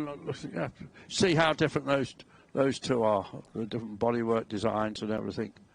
And yeah, so just saw Sahel Ayari down there. He was in the Ligier. Not sure who was in that M26. No, might have been another Breitmeyer actually. I think they own that car, Team Bright. Again, look at the cockpit. The controls are so yes, and look simple. at the steering wheel. We have control systems now. So, and interesting. They got the rev limit set on 10. They used to, because with DFE, we'd usually rev to 11 in period. Great big slick rear tyres. Yeah. You can sort of see and understand pretty much. We're looking at a part of the engine. When the car goes by, you can see part of the engine. Well, you can't even see part of the electric motor these days. No. And bear in mind, when the Ford Cosworth DFE, which is in the back of that McLaren, was introduced, it was revolutionised Formula 1 because it could be used as a stress member. You didn't have to have a frame around it to mount your suspension. You could mount it straight onto the tail end of the engine. So that was a huge advancement and definitely gave much more rigidity to the cars. And rigidity is great in terms of being able to get your performance right. Because the Cosworth DFE was designed together with Colin Chapman Lotus, and they had the first use of it. And of course, the Lotus 49 was the first that used a stress member like that. It was, and it started winning from the outset and just kept on going. More than 150 Grand Prix wins for the DFE. Just an astonishing warhorse. And the sports car wins, and we've just seen a race won by DFE engine just a few minutes ago. Yeah, so really quite something. DFE double 4-valve. Ligier, one man's idea, and certainly for Guy Ligier, who raced in Formula 1 in his own right. Yeah. And he sort of had friends in high places in the French government that certainly helped finance that and made it happen. They were desperate for French success. And he was also a good rugby player. He was on the fringes of the French. I'm not sure, was he sort of in the French B team, was he? He was sort of there or thereabouts. That would have been a hairy environment to be in, I can guarantee you that. He looked a bit like bulky rugby players, or Guy Ligier. They also produced sort of little town cars that finally sold the business, ultimately. Yeah, so we're waiting for the next batch of cars to come out onto the this circuit. This is the second race, isn't it, for this division, where we're going to see the very much the Le Mans cars. But unfortunately, today we haven't got as many as we'd hoped for. But we're going to see Pescarolo, Mike Newton and his MG, a couple of LMP2 cars, a couple of very rare American-built sports cars, and there is one of them just going through now, the silver cars, the Cannibal Chevrolet IMSA from 1998. There are the two Pilbeams, the two teammates, usually race together, but now they've got two cars. One car's 2 years older than the other, and halfway through the race they're going to swap over. And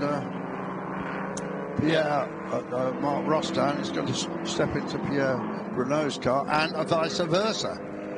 Yeah, well, yesterday, and they then had a little bit of overtaking on the track, but you have to expect with the Pescarolo on pole position with David Hart that will run off and hide. Mike Newton kept him really honest in a less powerful car, different sort of category of car, in an LMP2 class car, really, effectively, running in second place. And then towards the end, the last 2 laps, he suddenly dropped away a bit, but early days, it was a really, really good run from Mike Newton. And then that yellow Lola there with the, that was the car run by Chamberlain's Synergy team, great Hugh Chamberlain, huge character that was a stalwart of Le Mans teams over the years around, but the Synergy part that was with Bob Berridge. Hugh was the only person I could really have meaningful conversations about another passion of mine, about rugby, because he rose from the rugby club, and one of the people he used to play with there was, in the same rugby club, was Will Hoy, and then he entered cars for Will to race in Clubmans, and then moved all the way up into the global stage, and everyone misses Will, a real gentleman who died way too young of illness. I went to Will Hoy's funeral. It was a huge funeral, Will Hoy. Absolutely packed that church in Chelsea. And Mike Batt, remember Mike Batt? I know the name. Singer-songwriter. Bright Eyes, wrote Bright Eyes. He sang it there. Did he? Yeah. Oh my gosh. And Sarah Green, TV personality, married to great broadcaster, cum racer, Mike Smith. They were there. It was a bit of funerals of my life. Racing drivers go there subsequently, of course. And it was one of the most impressive funerals I've ever been. It goes right up there with 100 Academies. Yeah, and as you get older... But Will was a super guy, wasn't he? He wasn't a full-time racing driver either. He works in the property business, in real estate. Yeah.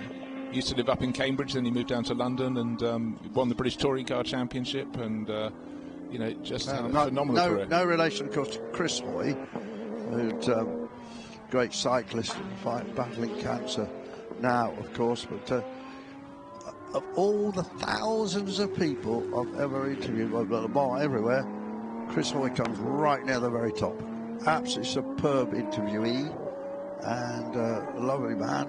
And was never as good at racing as he was at cycling, but he was still did a pretty good job. He competed at Le Mans, and we wish him well. And then there was Caroline Hoy, of course, who was a great karter. There's Mike Newton. It really is a throwback in time. I know that's a stupid thing to say in the historic racing field, but this car has never been anyone apart from Mike's, has it? No. And he raced in period, great success at Le Mans, and again was just going so well yesterday in that, and won P2 in 2006. Yep. Warren Hughes' name on that car as well. He raced at Warren Hughes, the Northeast. One of our broadcasting pal Joe Bradley's mates. Warren Hughes, his brother Mark, great journalist. Really want to know what's happening inside Formula One. Mark's the sort of guy you need to read. I did Jim Russell School Formula Ford races with Warren Hughes. I think it's safe to say he was a lot better than I was. Right. Well, he was half your size, though. Yeah, that's true. That's true. But yeah, right. And again, talking of Will Hoy, we talked of the person who ran him. And we do miss Hugh Chamberlain. He died last year. It was like a light went out because that man could entertain you morning, noon and night.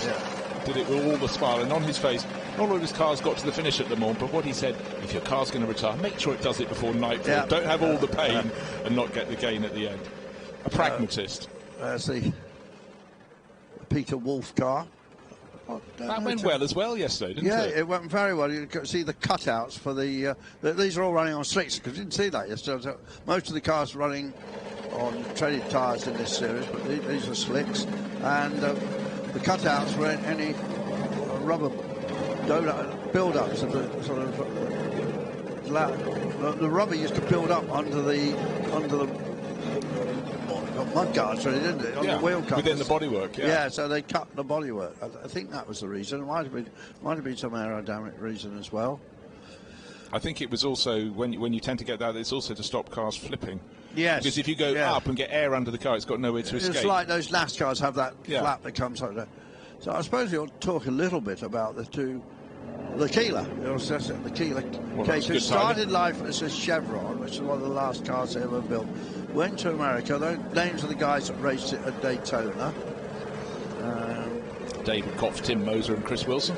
Tim Moser is the best known of those.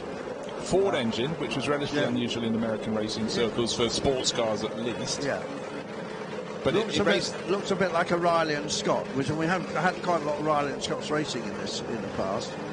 And the guy's got a couple of them. It's the chap I just mentioned who has the helmet, Xavier Micheron of the Ascot Group, another man who buys and sells racing cars. But a fairly long career at Daytona, 1995 to 1998, so 4 years. But in cricket terms we say it never troubled the scorers, meaning it didn't really pick up a top result. The scorer in cricket has to note how many runs you've scored, but I think you get the gist. Good shot at Mark Rostan. They raced this car in period at Le Mans 20 odd years ago. Pilbeam, and design of British Mike Pilbeam, was a veteran race car designer and constructor. Built lots of cars, been successful in hill climbs, but prior to that was designing BRMs when BRM Formula 1 cars were competitive. Well, him and Tony Southgate basically designed cars that did most of the winning for BRM. Right, and a lot of these cars, we have various classes of cars, and when we looked at the Pilbeams, they were running in LMP 675, which was a weight formula, but it's effectively what is P2, or used to be P2. We no longer have that in the World Endurance Championship. P2, but 675 kilos. And there is the man who should have a fairly easy run too. But, oh, look, he's just showing us his crash helmet. Is he doing that deliberately? Or no, I think he was just exercising his neck. Father and son crash helmets are completely different. Probably painted by the same guy. Yeah, that's helmets evolved. I always like the racer Sean Lynn, his helmet with all the cars and circuits he's raced at, or an evocation of each of those on his. So it's you get up from a distance, it's still fairly visible, legible. Right, looks like we're missing a car from the right-hand side of. So you've got a GT class car in there, which is the only one, which is the Porsche 996 bi-turbo. Marcus Paltela driving it solo this weekend. I think was briefly a BMW factory driver. He certainly raced Finn. He raced many things, but he was for a long time. He's based in Belgium, racing in their own racing, the various racing series. You've got a bit of a Google, a bit of a Forex on it. Bit of a Forex. You can do that. I just see the cars leaving the grid now, and immediately David Hart, the Dutchman. I think he's originally from Eindhoven. Very big in the warehouse, building warehouses, renting out warehouses.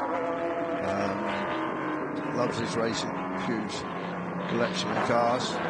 Very proud of having his son races as well. And David Hart has been around in racing for over 30 years.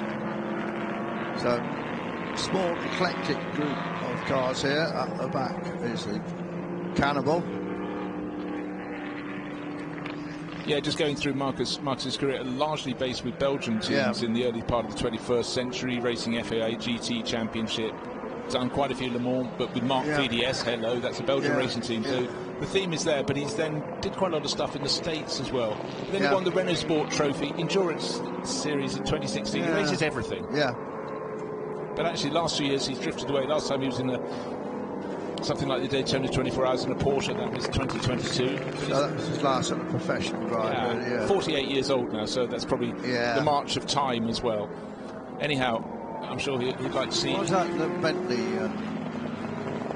mentioned there? It was with a top team, Emil Frey racing, Swiss team, race with them. Yeah, a little in the early days of the. But that's what I was thinking about actually. But he raced for Turner Motorsport in America. That was sort of their second string team that mainly did the GTD category. I think he might have had a BMW work contract briefly, but he was certainly placed there. But he's good. And Will Turner runs that team, is another man that comes very high up with great guys to interview, actually. Good driver, but also one of those team owners, you know you're going to get something interesting, and particularly if something's gone wrong. A team manager who can own up when things go wrong, or at least clarify it and not try and obfuscate clubbing. Right. We have 40 minutes of racing ahead of us for the second time. Yesterday we had victory by 22 seconds for the driver on pole position, David Hart.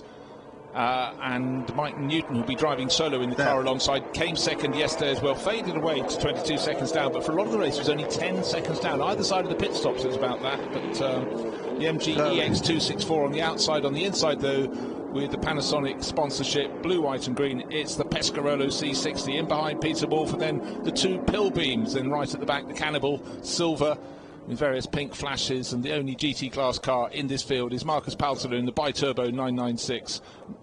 Looking for the lights to go from red to green on the start-finish straight. A little bit of a heat haze, and proves it's another nice day here in Catalonia. And down to the first corner. Well, there's no doubting the start from David Hart. He's just V10 power, really pushing the car forward. But Mike Newton, tucks in behind into the first corner, very late onto the brakes, and taking a look. Because this might be Mike's chance, because maybe he's more confident on tyres that aren't fully up to temperature. At the back of the field is the Cannibal. tucked behind the second of the Pilbeams, behind the Porsche of Marcus Palsler. Really need to get all eyes, and it's still as they go between turns 3 and 4. Yeah. This is the Mike Newton is going to try and do it in the next couple of corners. This will be his chance, because I think David Hart, he'll get on that infield straight from turn 9 to turn 10, he'll rock it away, but he's got the middle part of the track. He's covered off Mike Newton, but Mike is far from finishing. Just remember how many years Mike has been running that car. 2 class wins at Le Mans, but also he's so much experience with it, so he's au fait. He's comfortable right now. I noticed the 2 Pilbeams got completely split. Somebody obviously locked up, just saw the smoke. Yeah, Peter Wolf just locked up in that bright yellow Lola. Yesterday, the 2 Pilbeams ran very close together nearly the whole way through the race, and again after they swapped drivers. Yeah, they did. Mark Rostam was the faster driver yesterday because he overtook after the pit stops, but he's the one that's fallen back down the order to about 8th place, in fact, precisely into 8th place, whereas his teammate Pierre Bruno is in Maybe he second. didn't get a gear at the start or something. Yeah, we'll get a replay at the start sometime soon, but in terms of on-track action, the only moment where something could have gone wrong was dropping down through the kink at turn 6. This car, the bright yellow Peter Wolf-driven Lola. But Mike Newton is all over our race leader Pescarolo of David Hart. Of course, when they get onto the start-finish straight where they've just gone now, David will have more punch from his Judd than certainly the AER would be engine in Mike Newton's MG. The car based on a Lola will be offering him, but he's close. Remember, he was very good on the braking last time. Yeah, and he's very good there. He had very different engine configurations. And the ex-Chamberlain Synergy car, that's got Judd in as well, I think it has it. I'm trying to remember. I think he's got an AER. Oh, yes, I think it has. Yeah, I think that's what they ran with. Yeah, I've got him down as an AER. I'm sure that's right, yeah. But that turbocharged 4-cylinder engine with a lot of turbo boost, and that engine also for a while has a lock-up again from Peter Wolf. That engine also became a Mazda engine over in America with the Dyson team for a while, but it was basically the same architecture. And in fact, James Weaver, after he retired, James Weaver was with Dyson, great driver with Andy Wallace, and he would work with AER for a while, because I think the Dyson bought into the business. They also done a lot of rally engines and so on, down in Chelmsford. Well, I'm really impressed. I said that yesterday that Mike Newton stayed close to David Hart in the Pescarolo, but today he's staying closer. That is for sure. At this stage yesterday, he'd have been 3 or 4 seconds back. He was 10 seconds down at the pit stop, which is halfway through this 40-minute race. But right now, he's looking very, very comfortable. New lease of life. Pescarolo with a single roll hoop, the 2 roll heaps of the Lola-based MG. MG's final fleeing at motor racing, wasn't it, before they were disappeared and then to be recreated by a Chinese company. Right, here we go. They've now got a decent sports car, actually. They do indeed. Oh, well, this is fantastic for Mike Newton. Didn't expect this at all. No. I just thought that David Hart, even if he wanted to take it easy, would build a 2 or 3 second gap and then gradually extend from there. But he's never got any further than about a second ahead of Mike Newton. So Mike, as they drop down from turn 5 where they are now, through the kink to the left at turn 6. Saw Peter Wolf locking up as he came down here, just when he was considering braking this point. The next corner, turn 7. Such a critical corner on this lap.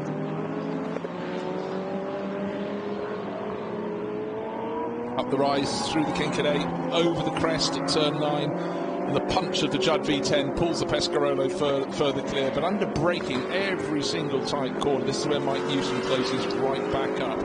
Now they go through turn 10, turning hard to the left, and then of course there'll be a bit more punch for the Judd. That will accelerate the Pescarolo away a bit, but Mike Newton is hardly any tardier at all. Through turn 12 they go. And he got inside him. So that has been a problem. A problem for the car. Oh no.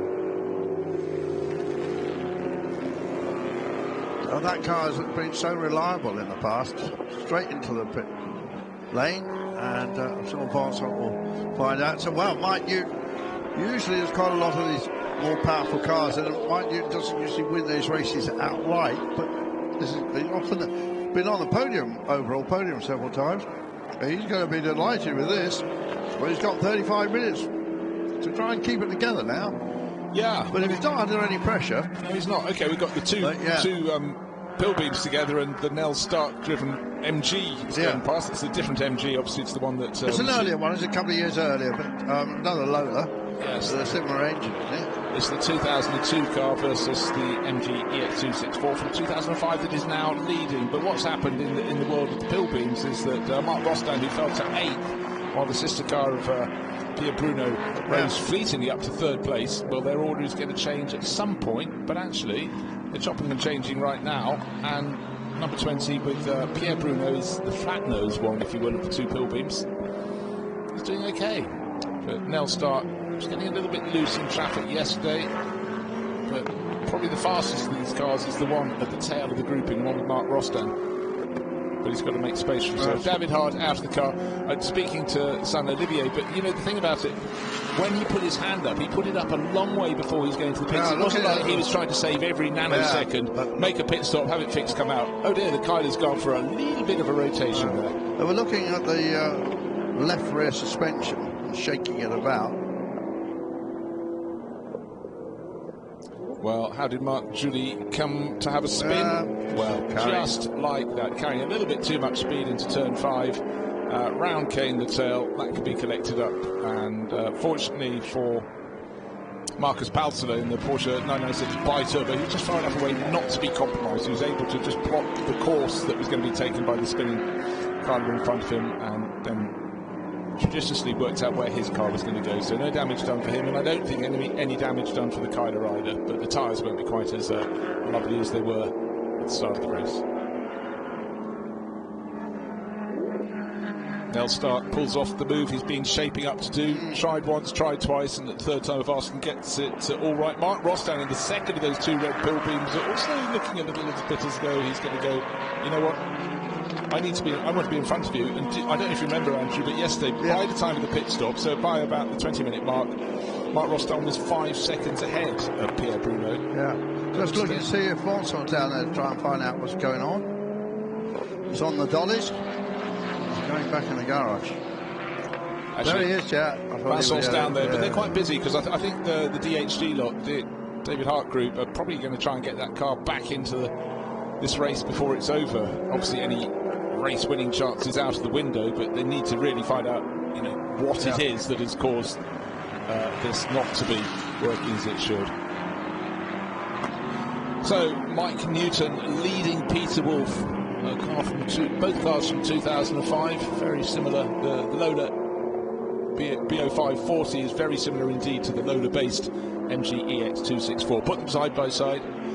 They are similar indeed, but 12-second advantage. But let's go down to the pit lane because we wanted to know what was happening with the Pescarolo of the David Hart family. And Vincent Franssen is right there. He's finding out. And it's a bad news about this Pescarolo. David Hart, what was the problem? Yeah, it is something with the drivetrain. So it's not the gearbox, it shifts, but there's a noise in it. And yeah, normally I recognize the noise, so it's better to stop before I ruin the whole car. How is it to drive? How is it to drive such a modern car here in Barcelona? It's very quick. Yeah, it's unbelievable. It's like it's towing to it's sucking to the floor, and it's really nice to drive. It's a nice circuit, and yeah, now I will try it in the Ferrari later on. What's the summary of your weekend till now? Sorry? The summary of the weekend. Satisfied? I make a stupid mistake with the Lola this morning. I followed Chris Ward, and I thought he went in after the safety car, but the window wasn't open, so we lost everything. It's a pity because Olivier...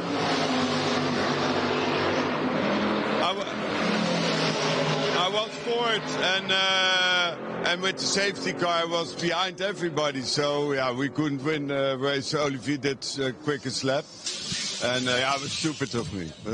Yeah, not an easy day for the Hart family, but they will come back. Thank you, Vincent. It's nice to be able to have another vehicle, another race to at least go and try and atone for things that have gone wrong, rather than going back home to the Netherlands with your tail between your legs. Yeah, I'm very honest of him. But, you know, we always. talked about this yesterday. You know, you've got to be really on it, not only in the cockpit, but on the pit lane with the clipboard and making sure you know about all that, because the problem is that there's no communication in these races between driver and car. I mean, obviously you've got the pit board, so he dived into the pits thinking the window was open, and it wasn't. It loses him a good finish.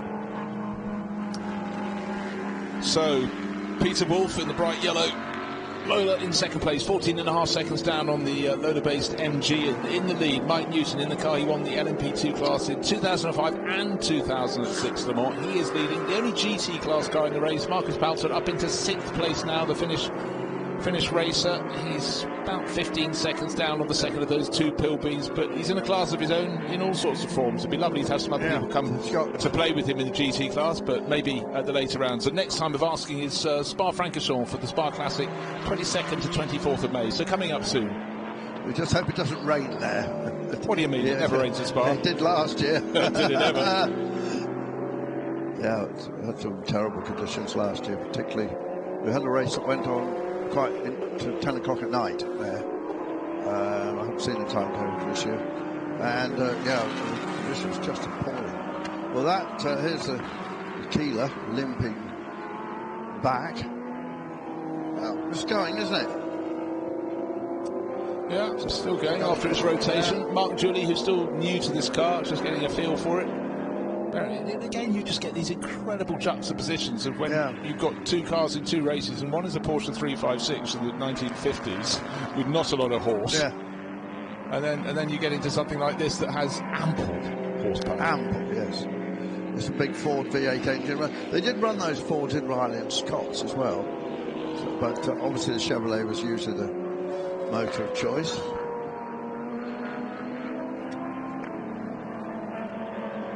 Fastest lap of the race, our race leader, this man, Mike Newton, 1 minute 40.2 seconds. And in fact, the fastest lap of the Pescarolo before it pitted was 1 minute 41.0. So we did sense that Mike Newton was a little faster. There were various points he was trying, but as then we heard from David Hart, to have some element within the transmission that just wasn't right, that would explain why maybe he was being a little bit more circumspect. Yeah, I think that's probably right, but, well, we wonder when he heard the noise first. But no, it was, you know, Mike was really on it this weekend. It was right there. And I don't think he explained it all the way by saying that Hart was going at full pace. Well, look, when the Pescarolo, Hart-driven Pescarolo was going at full pace yesterday without a care in the world, in the first part of the race, only 10 seconds separated them. But today we were aware that David Hart wasn't pulling away as much. And Mike Newton was in that invidious, that difficult position of trying to overtake a car that's got more horsepower. Yes. It really, really is tricky. Obviously, your best bets here are at the end of long straights. And what encourages you down a straight? Horses. Yeah. And if you don't have as many as the car in front, you've got to be incredibly creative. So the Legends 1 category, LMP section, it's a Legends 2 category as well. So Endurance Racing Legends. We have a couple of other cars that are here in the pit lane that didn't get to come out to play in the race. Christoph Van Ries and Eric Mestar were sharing that the Reynard Chrysler, that's the two. And we saw that here for sure. Bright red, ex-Delot Dalmas Minassian car, and also the DBA, which is a lesser-known car, but effectively when Reynard went bankrupt, its O2S project was taken over and entered as a DBA, the Den Blad Arvis, because it was a Danish sponsor, John Nielsen and the gang. Yeah, Den Blad Arvis was a bit like Exchange and Mart. Yeah, it was a paper to buy if you wanted to buy things or sell things. Yeah, and, had a racing background. There was a bunch of a man called Jack Nellerman was behind. He was one of the owners of it. I think they were licensed to Germany as well. They did very well. But that car then became the Zytek. Yeah, but back in 2005, according to my notes, it was uprated from LMP 675 to P1 spec and was run by Creation Autosport. Well, then, it became for Jamie Campbell-Walter. And that car was in the garage. I know. But maybe it was, I think you said maybe somebody tested it on Thursday. Somebody might be thinking of buying it. Who knows? Yeah, or maybe someone said, let's give it a shakedown. The other car's going to be there. I'm not planning to race until Spa because I'm busy. Or they put some strange engine in it. The creation. I'll have to have a long think. Well, I think it's a Google rather than a thing. I can't. But they definitely had an engine that's not one of the main engines that people used. And then it later had a John in it. Yeah, that's how I remember it. But it definitely had some sort of weird one-off engine that some clever outfit tried to produce. Haven't got time to look that up. It doesn't really matter. It's one of the real. I can tell you what's got a Chevrolet in it. And it's Fantasy Junction. Look at that front engine, of course. You can hardly see out of that. It's sort of popping up, put his head over the screen. Run by some. Well, that and the other rather strange. Well, the ex-Chevron car are run by the same team. They're called G-Sport or something like that, in French. So this. Now, I don't remember this car in period at all, but it did. I think it did a Daytona. 1998 for Bruce Trenery, Spencer Trenery, and Graham Bryant. Oh, that's Ollie Bryant's father. Yeah. Kent Painter and Steve Pfeiffer. Very few of the top cars had 5 drivers in their lineup. The Trenerys. David Trenery, they later ran a racing team. They were good competitors.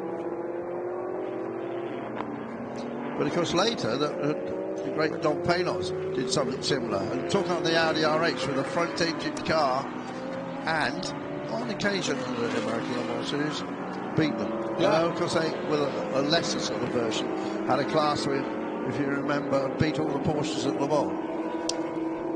Indeed. I mean, Don Panos, the most remarkable man, he really lifted sports car racing when it was flagging.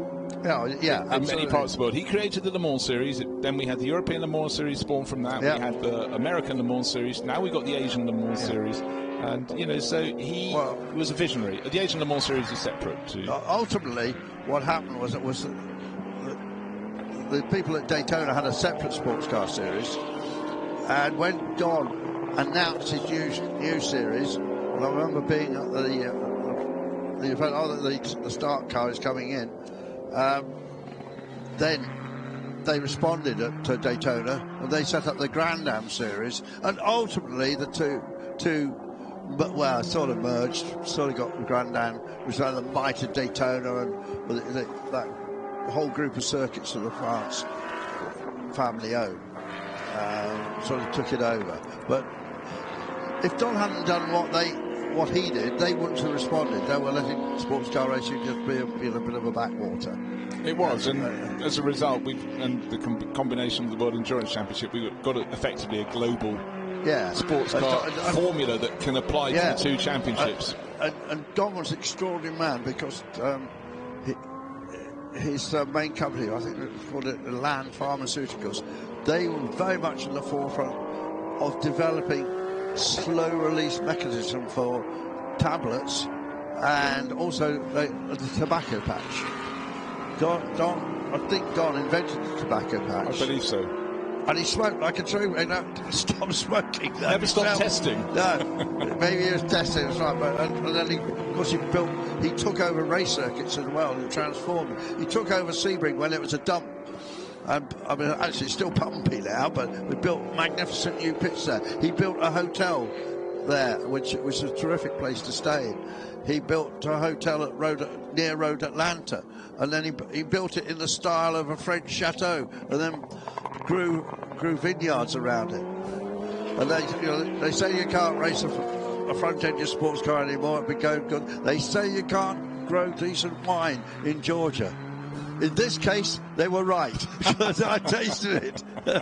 And a lovely hotel there as well. Chateau Alain. Chateau Alain, and a visionary, true visionary. So Nell Starr, probably one of the first to pit, and the others must have come in behind Peter Wolf. Peter Wolf. There we go. There's the Keeler. I don't know why they changed his name from Chevron to Keeler. There will be a reason. They've got a decent information board up actually in the garage about the car. Right, so Mike Newton, fastest lap in the race. In fact, he's brought it down by about a half second since I last looked. He's got under 1 minute 40, so he really is going well, but he's sitting on a bumper lead. Most of his rivals are pitted, though. Still the two Pilbeams are out there, but one of the early cars to come in, they'll start back out in that sort of dark grey and bright green. He's a chap we haven't got much info on, isn't he? Well, let's see the two Pilbeams coming together. They're going around. Well, they have to, down don't the they? back straight. Yes, exactly. But well, otherwise, yeah. What do you mean you're still going round? Because driver 1 will swap with driver 2 and vice versa. Therefore, Pierre Bruno, who's going to come in behind Mark Rostan. Here's this extraordinary Fantasy Junction, Mulberry Estates. He's got the Rolex. So it raced at Daytona. And here it is. Oh, can you see the sticker on that? That was the forerunner, US RC2. That was the forerunner of the Grand Am Series. The US Road Racing Series. Yes. Champion. Wasn't that the forerunner to the name that was the forerunner of the Can-Am Series? Wasn't that the US Road Racing Series? No. Championship or whatever. No. What was that? Can-Am Series was something else. Most powerful racing series in the world. Biggest engines. Over 1,000 horsepower. I went to a couple of them, Bruce. It was just unbelievable. You know the circuit, I would love to have seen them race out above all odds. I'd love to see them at Motorsport. I really wanted to go to Bridgehampton. Oh, right, in the sand dunes. It looked brilliant. Yeah, but I went over and saw them in Edmonton, Alberta. Circuit over in Canada. So was that the original iteration that went up to 1974? Oh, yeah. The post? No, afterwards, of course, they basically converted 4,000 or 5,000 cars and blokes out in the middle. And there was some good racing in that. I remember VDS, we got down. Let's see what they do here. Well, they're not going to change. They're not going to change, are they? No, there's no sign of them changing at all. So Mark Rostan, this car, the older car who's come in ahead, that's the one, the MP91 from 2004. The MP93 with the flatter nose, there it is, with Pierre Bruno. I think they did change that last time. I think so too. Yeah. Oh well. It was a bit too much bother. Why did we bother? Yeah, exactly. Cars are very similar performance.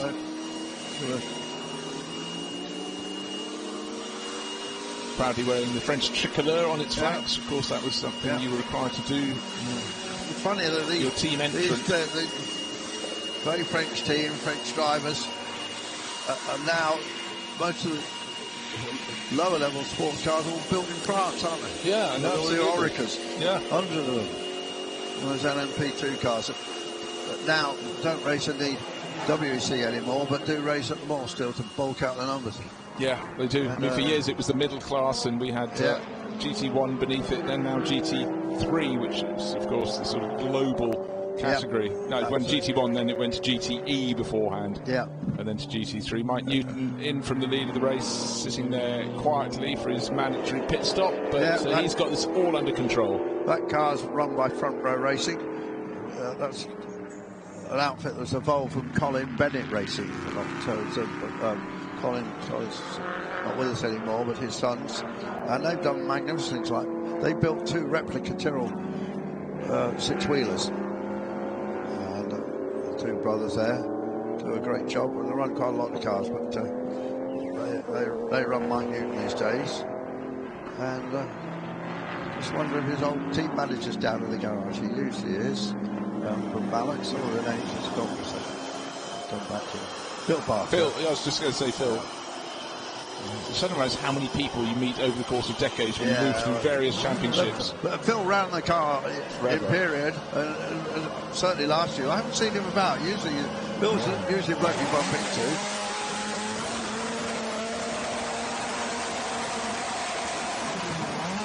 Italian racing wheels with American tyres. Funny how the Italians sort of dominate that wheel business, isn't it? OZ. Or is OZ Japanese? Yeah, so, but they do. There's a lot. I think they're Italian. But yeah, they've always been big in wheels. All the Formula One wheels, I think, are made in Italy. And all the fuel cells are made in Britain. All the mod cars, Formula One all got ATL fuel cells from Milton Keynes. Yeah, what people who don't understand motor racing, what they don't realise is how much industry benefits from motorsport and the little areas of expertise. I remember talking to a leading British politician once who couldn't give two hoots, didn't care about motor racing. And I said, I'd just come back from the Indy 500, which he sort of had vaguely heard of. I said, do you know how many of the cars were made in the UK? How many engines? No, I had no idea. And he also wasn't interested. And I thought, really? Do you know how many people are employed? Exactly. This is what I tried to explain, but, he was his head in the clouds. But, wherever it is, doesn't have to be Britain, it could be France, Germany, Italy, Spain, anywhere. When you have a centre of excellence, there are so many other industries that benefit off the side of it. Specialist manufacturers and, ways you research things. Right, now start getting stuck in there, split the pill beams. Well, he pitted early. They've only just come out of the pit, so he's more up to full speed at the moment. Yeah. So it looks so dynamic, that little Lola MG that Nelstart's got. Yeah. Maybe it's down also, maybe quite simply, we could ask Pete Stevens, who knows a lot about liveries, having the dark grey flanks and the bright green. Well, he was involved. Middle. Yeah, he was involved in that. He was part of that last bit of MG.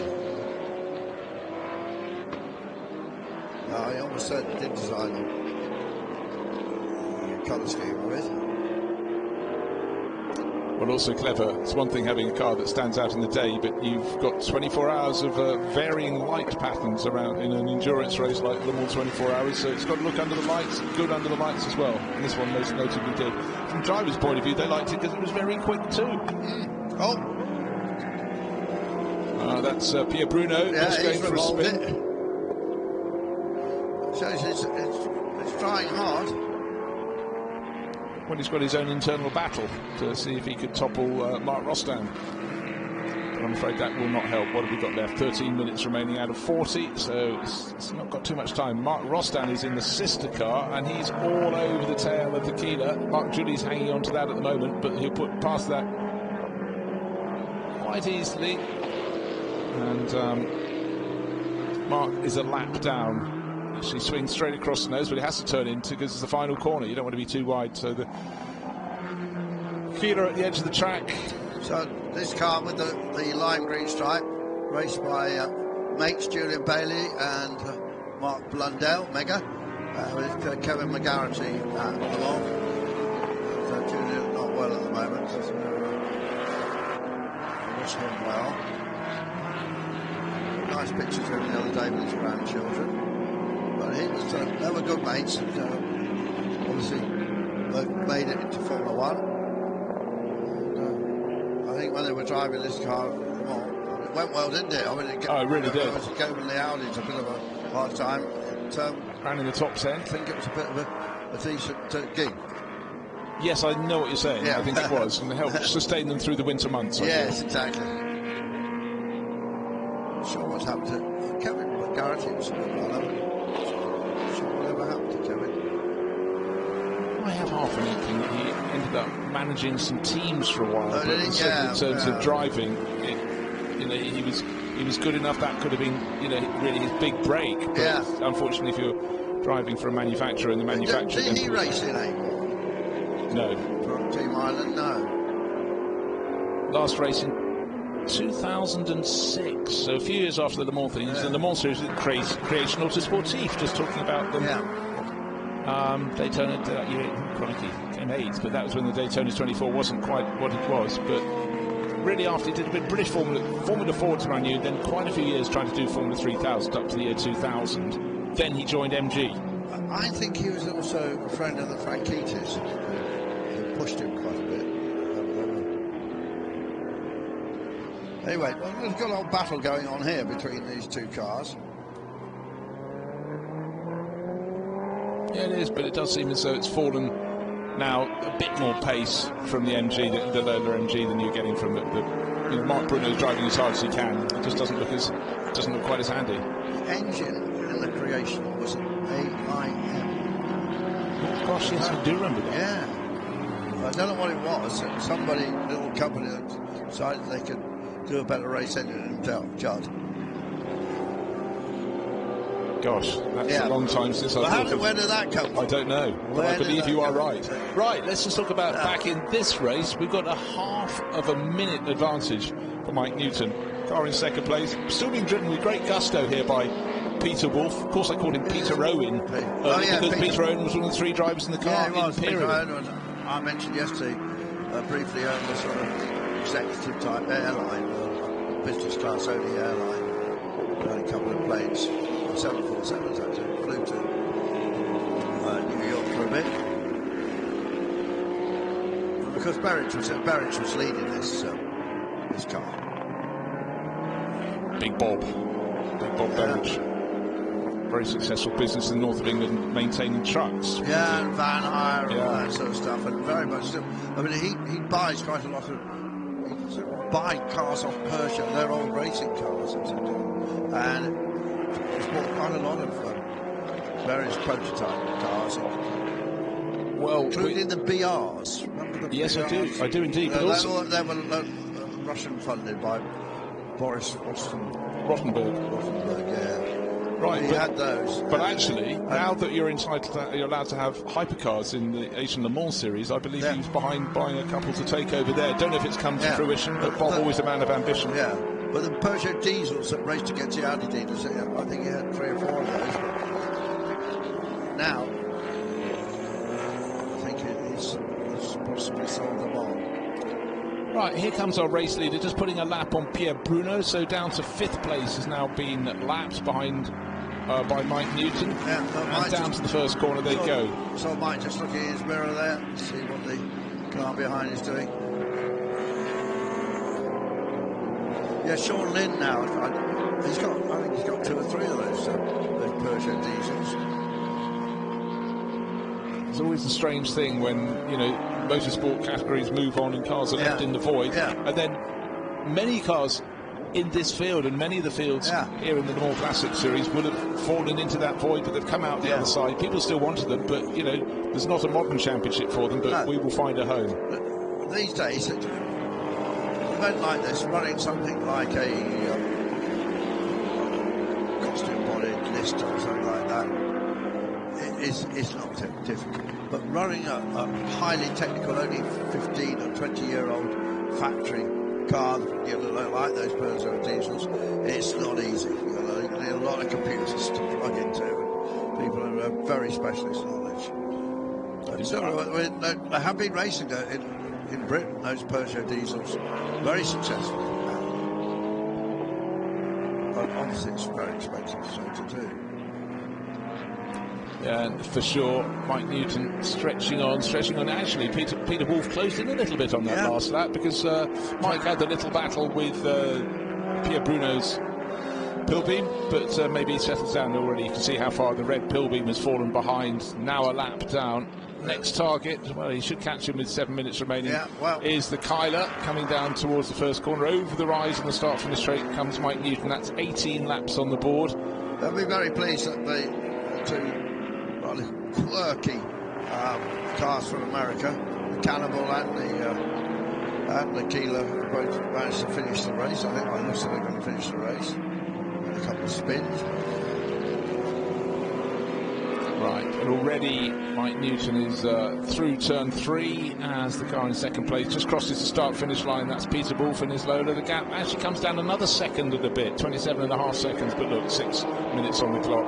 Mike Newton is not needing to take any risks. He is diving down the inside of the Kyler, but had seen him, lets him through at turn 5, and he will carry on in his way. But the checkered flag comes out very soon indeed. 6 minutes remain, so time for effectively 4 more laps, or this lap and 3 more, I would suggest, is what Mike Newton will have to do. He'll be enjoying this. The car's running well at the moment. He's driving well. Would have been really interesting to see what he could have done today in terms of keeping as close as he could to Pescarolo. There's a big disappointment that car had to pull in with some strange transmission problem. Might have been a diff, of course. Indeed, it could have been.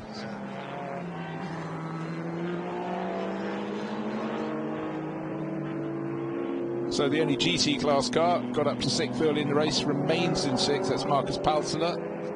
996 bi-turbo. It's quite strange when you're racing the race with nobody else to play with in terms of class rivals. So it was hard to gauge exactly how well he's going, but with his career history, he's going very nicely indeed. He might be 47 years old, but you don't suddenly lose all your driving ability. And he's raced a huge range of cars, but actually quite a lot of Porsches. And then had that career as certainly semi-works BMW driver in the States for a couple of years.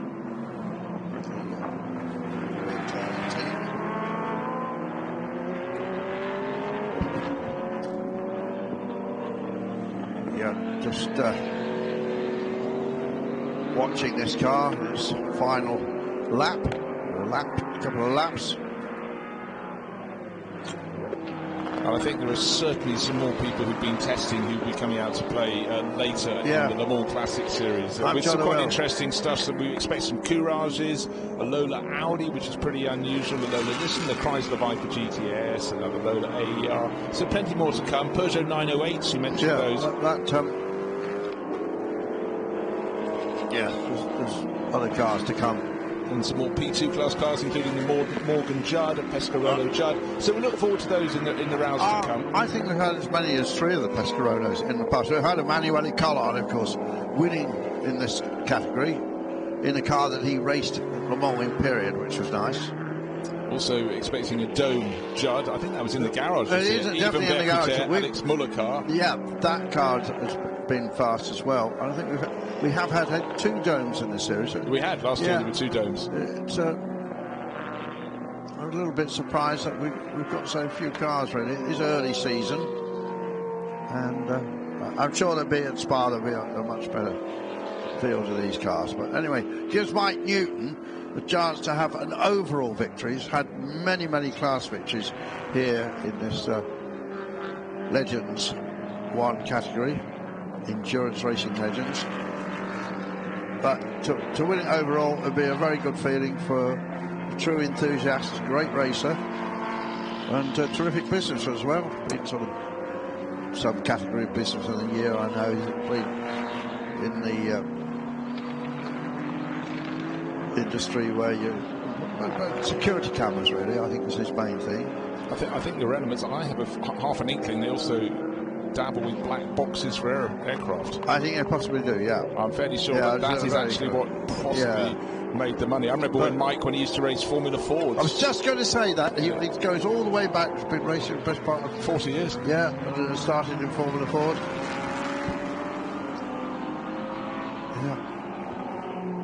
Yeah, and in those days he was a little bit older than the young guns that were doing it, but he didn't lose a lot to them in terms of speed. But really, sports car racing has been his absolute métier. It's been where he's enjoyed his craft, and so many years racing with Tommy Erdos alongside him with RML in these cars. Yeah, and I think he had a piece of the action at RML for a while.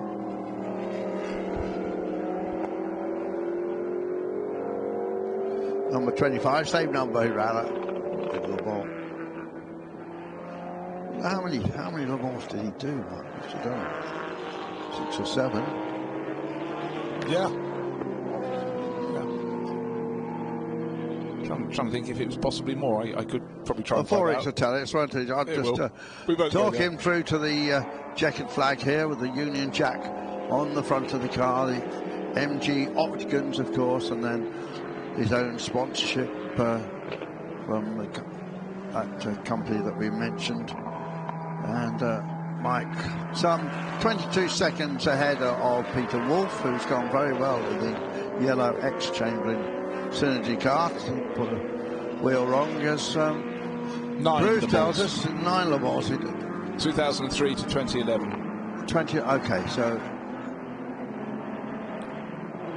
But right now, all that experience, but this car was the most successful car in his career, in Mike's career. Hit the sweet spot, had some good co-drivers with him, and RML running a tip-top team.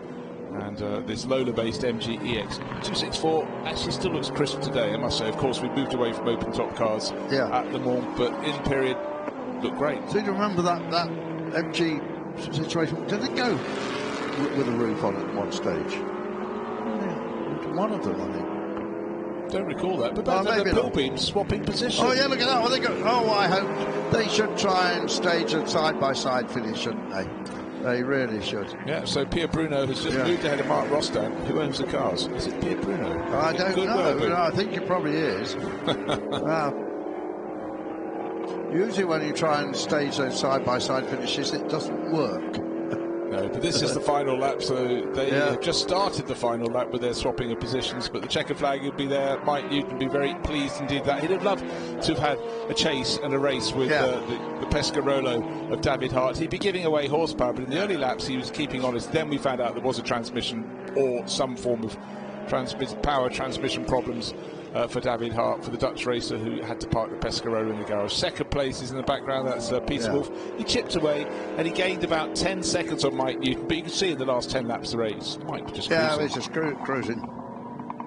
Cruising, eventually just under 20 seconds in a rear for the chasing Peter Wolf, and the next car ought to be the last car on the lead lap, which will be Nell Stark in that Lola MG, the deep grey and bright green car we saw quite a lot early in the race. As he had to fight with the Pilbeams, got his way through. Car that's going to win the GT class is the only car in the GT class, but here it is right now, and it's Marcus Palser, the Finnish driver, coming through to the finish. Yeah. We're going to see a lot of Porsches next, I think, aren't we? Porsches and Ferraris, I'm thinking. That's what it's going to be all about. No. Is that not the next race? The last race is the Porsche. I haven't forgotten, we've got our order wrong. It's the 2-litre Cup for Porsches, the penultimate race, the longest race of the day, 90 minutes. And here comes Nell Stark to take third place. So we're going to see a lot of Porsches. You were right. The 5 times Le Mans winner, Emanuele Pirot, making his debut in a Porsche 911. So checkered flag waving, and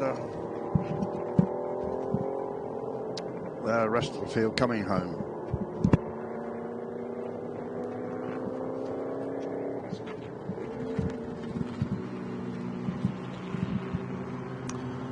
So Mike Newton, overall winner, gloved hand, out of the cockpit. There's the 2 Pilbeams, and the guy in the Cannibal, he's pretty happy, he's waving. His teammates joined him because they run as a team, those 2 American brutes. And heading towards the pits, and inevitably for an interview with Vincent. Not sure if Mike could do it in French. I think he's from Cheshire originally. So here he comes in, and there are the boards to mark the first 3. Have to line up against that. And Mike can go into the middle. They're the number 1. And, well, a day to remember for Mike Newton. NetView, that was another of Mike's companies on the chart. There he is, look, you can see how happy he is. And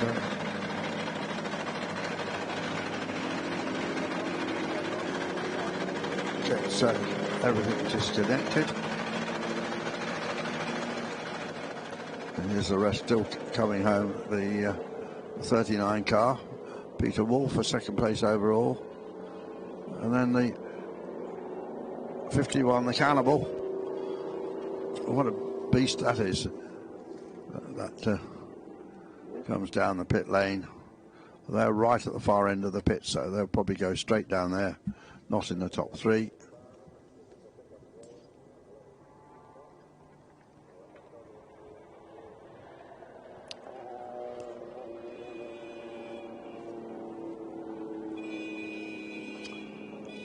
So, coming up, as we said, Porsche 2.0, this very successful series. Got a huge field of cars, got quite a lot of new people in it. The actual management of it has moved to the Peter Auto organisation. James Turner invented this series in effect, and is now going to race in it. Well, he has raced it in the past, and he's the one that's brought in Emmanuel Collard. Okay, there's Peter Wolf, and he'll get his helmet off. So 2 Lola MGs in the top 3. It's pretty good going. And 3 Lolas, so it's Lola. The company that's been recently resurrected.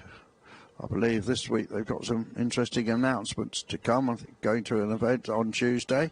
But I think we can possibly get down now to see Vincent, who is ready. And he's going to be there talking with a very happy man, I think. So let's go and find out how Mike Newton is going to celebrate his victory. This guy is a very happy man, Mike Newton. This time it's the first place, the win. Absolutely, delighted with the result. I mean, we had a good car yesterday, but the genius of Phil Barker gave me an even better car today, another 2 seconds quicker. So, yeah, I was able to hustle the P1 car, and I was really all over him until whatever problem he had. So it would have been an interesting race if he'd stayed in there. But I'm really pleased with the result. Mike, you know this car so well, of course. Do you still discover things on various tracks with this car? Every track, every tyre, every batch of tyres always seems to be that little bit different. And having Phil Barker who's run the car ever since we had it first in 2005 is marvellous, because when I come back and tell him it's doing something, he always knows exactly what to do to make it do what I want. So that's been marvellous. Winner of this race number 2 for the ERL1, Mike Newton. Thank you. So Phil Barker was there, as we thought, and I hadn't seen him, but he's also been busy tweaking that car to make it go even faster, Bruce. Yeah, I mean, when you know you're going to be racing against a car that is likely to be faster than yours, you've got to do what you've got to do to see if you can get close, but also all the experience. But then again, you know, when you just think, if anyone thinks that people just bring cars out to play when they're historic cars, you have to understand that the mechanics, the engineers are competitive as well, so they'll constantly be pushing to try and improve things too, and as Mike says, every different set of tyres, every different temperature make things different. But let's go pop back down to the pit lane to find out what Vincent has for us now. With this car, the Kyler, this prototype, it's an American prototype, and the driver is French, Marc Julie. Alors Marc, ça s'est bien passé, vous êtes à l'arrivée, c'était comment ce week-end? Le week-end était super, les autres plateaux ont bien fonctionné. Une petite erreur de talon pointe qui m'a mis à l'envers. Bon, voilà. Heureusement, j'avais un pilote professionnel derrière moi qui m'a gentiment évité. J'aime autant. Mais globalement, c'est bien. Bon, c'est des voitures assez physiques, malgré tout. Ce sont des voitures physiques. Vous me disiez hier, il faut être fou pour rouler avec ce genre de trucs. Hein. Bah, disons que c'est quand même, il faut switcher à un moment ou à un autre pour pouvoir aller assez vite avec ces voitures-là, quoi. Ou alors on garde une grosse part de sécurité, mais on n'est vraiment pas performant, quoi. Alors sur d'autres épreuves ici, dans le cadre de ces meetings, Peter Auto, vous roulez avec votre fille Agathe, et elle va faire des débuts avec un prototype prochainement, c'est sûr. Alors c'est sûr, mais pas avec ce genre de voiture. On va essayer déjà avec une Tiga en 2 litres, et puis step by step, on va essayer de monter en puissance tout doucement. Et la preuve, Agathe, ce message pour toi, voilà l'intérêt de savoir faire un talon pointe. Si on le loupe, on part à l'envers. It's another family affair here in Peter Auto Racing. Well, he had a race suit on with all the American patches that they used to wear back in period. It's rather fine. It is, and also just like he's saying, I'm learning this car and I'm going to do it step by step. Yeah. And he had his spin, but you know, if you don't push towards the edge, but it is a learning process, and if your other cars you race are entirely different, you know, Swiss racer Mark Julie, every right to be look and learn as he goes. Right now, you're quite right, I jumped to the wrong race. This is a 90-minute race, the longest race of the Sunday here for the Le Mans Classic Series at Barcelona, the opening round of the championship. They had this is their one race, but it's 90 minutes. All the field, bar 4, are gentleman drivers, but we've got 4 cars, 2 in the top 2 positions, and one in 9th and one in 14th, that are gentlemen and elite class drivers. Yes. And guess what? That means they're going to have longer pit stops. Yeah, we had a real shake-up here in this series, because the many times champion, Ollie Bryant, who works with the ERA group, suddenly found that there was too many clashes, and the owner Kyle Tilley, so the defending champions are not here with their car, and Ollie had to find a run with another team, which he did at the very last minute, and he will be absolutely flying here. But there's a ringer in a young German driver, 21-year-old, joined this series and put the car on pole position. He was fastest, but in fact you've got the aggregate of the two drivers, so that puts him in the outside the front row in that pale blue car, but on pole position it's car 71, Andrew Smith at the wheel, and like the car alongside, it's a gentleman and elite driver combination. They'll have longer pit stops, but these Porsche 2-litre Cup cars from 2-litre cars from 1965, an amazing array of cars. They look absolutely fantastic. They look pretty standard, but you know what? These are tricky to drive, or to drive right at the sharp end of the field. They're lovely to drive if you're not quite on the pace, days, but to wring these cars by the necks, and a mistake, unfortunately, from the outside the front row from Jürgen Westphal. He's in that pale blue car rejoining. Look how many places he's shed. Braking slightly deep, he's lost, I would reckon, 10, if not more positions before they get to turn 3. But that's the car that Pruskal is going to drive. Exactly. So he's giving him a bit more work to do. The 21-year-old's going to be racing in the Le Mans Cup Series, an LMP3 car next year. You might even see this year, rather. Sorry, and Emmanuel Pirot. That car is in the middle of the pack, and that's the car they nicknamed Stripey, with the colours designed by the famous fashion designer Paul Smith.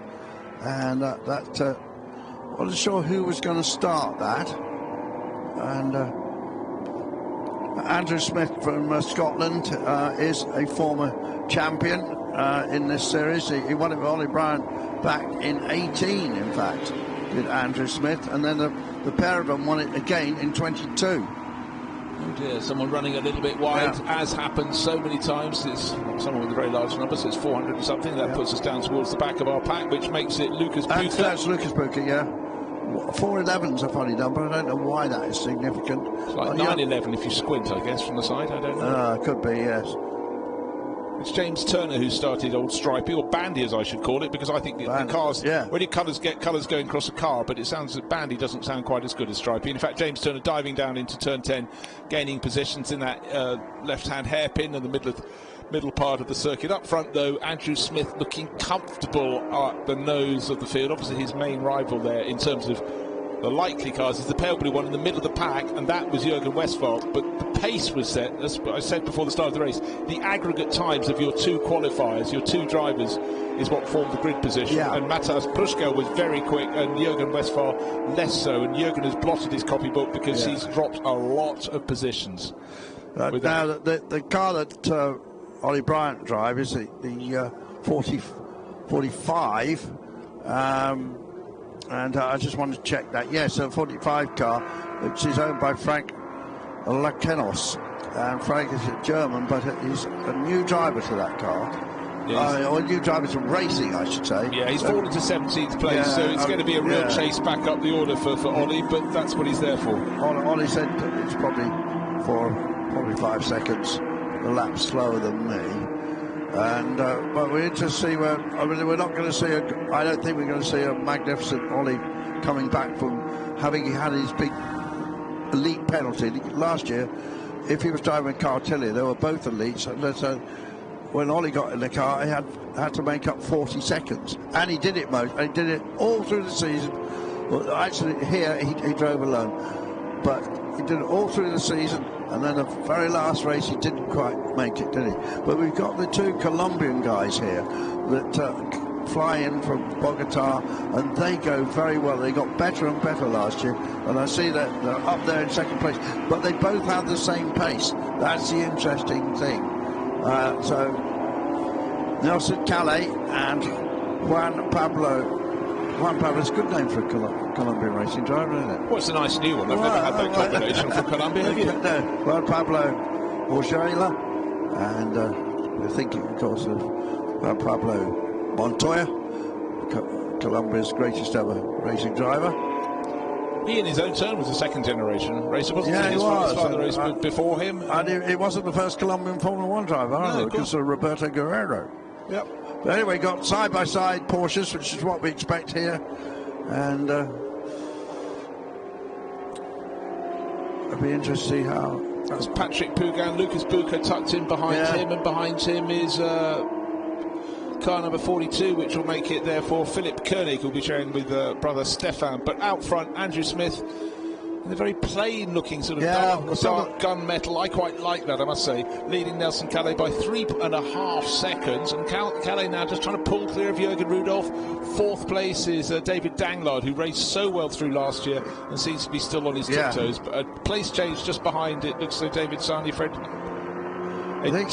Gideon are swapping positions. Ooh, getting very close with someone diving up the inside a little bit further back, just ahead of, I think, Patrick Pougan. Yeah, David and his wife run a string of indoor karting emporiums. I think they're electric karts, actually. A lot of places, brand new, some of them in brand new buildings. So traditionally, they always seem to be in old bus garages, didn't they? The karting track. He's done really well with it. His American nationality, I think he was actually born in France originally, but he went really well last year, and he finished second in the championship to Ollie Bryant. So he's come on really well.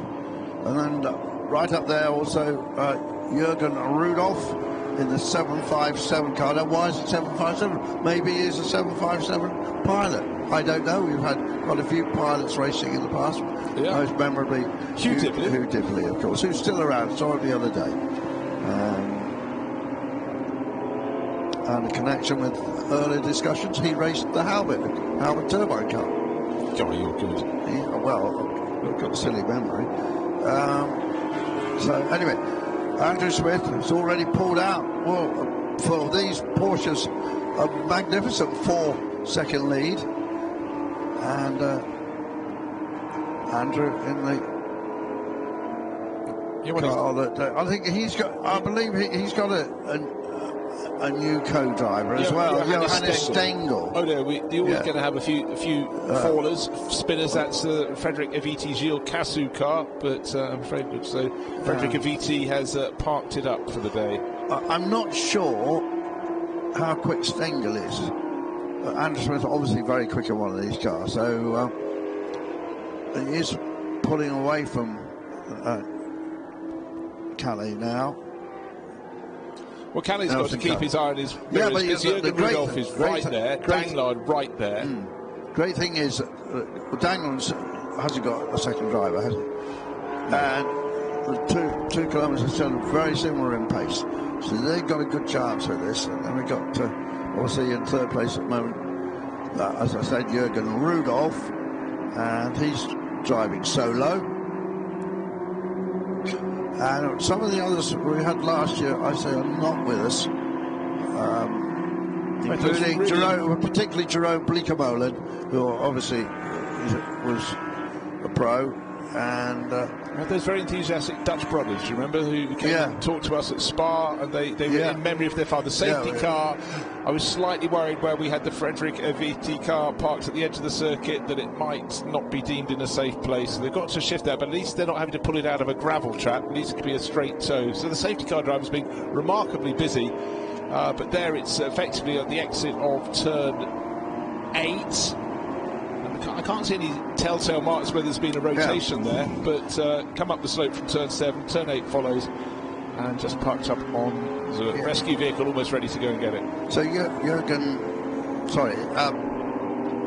Jerome Bleekemolen usually drives for Tim Pappas, and they were originally entered.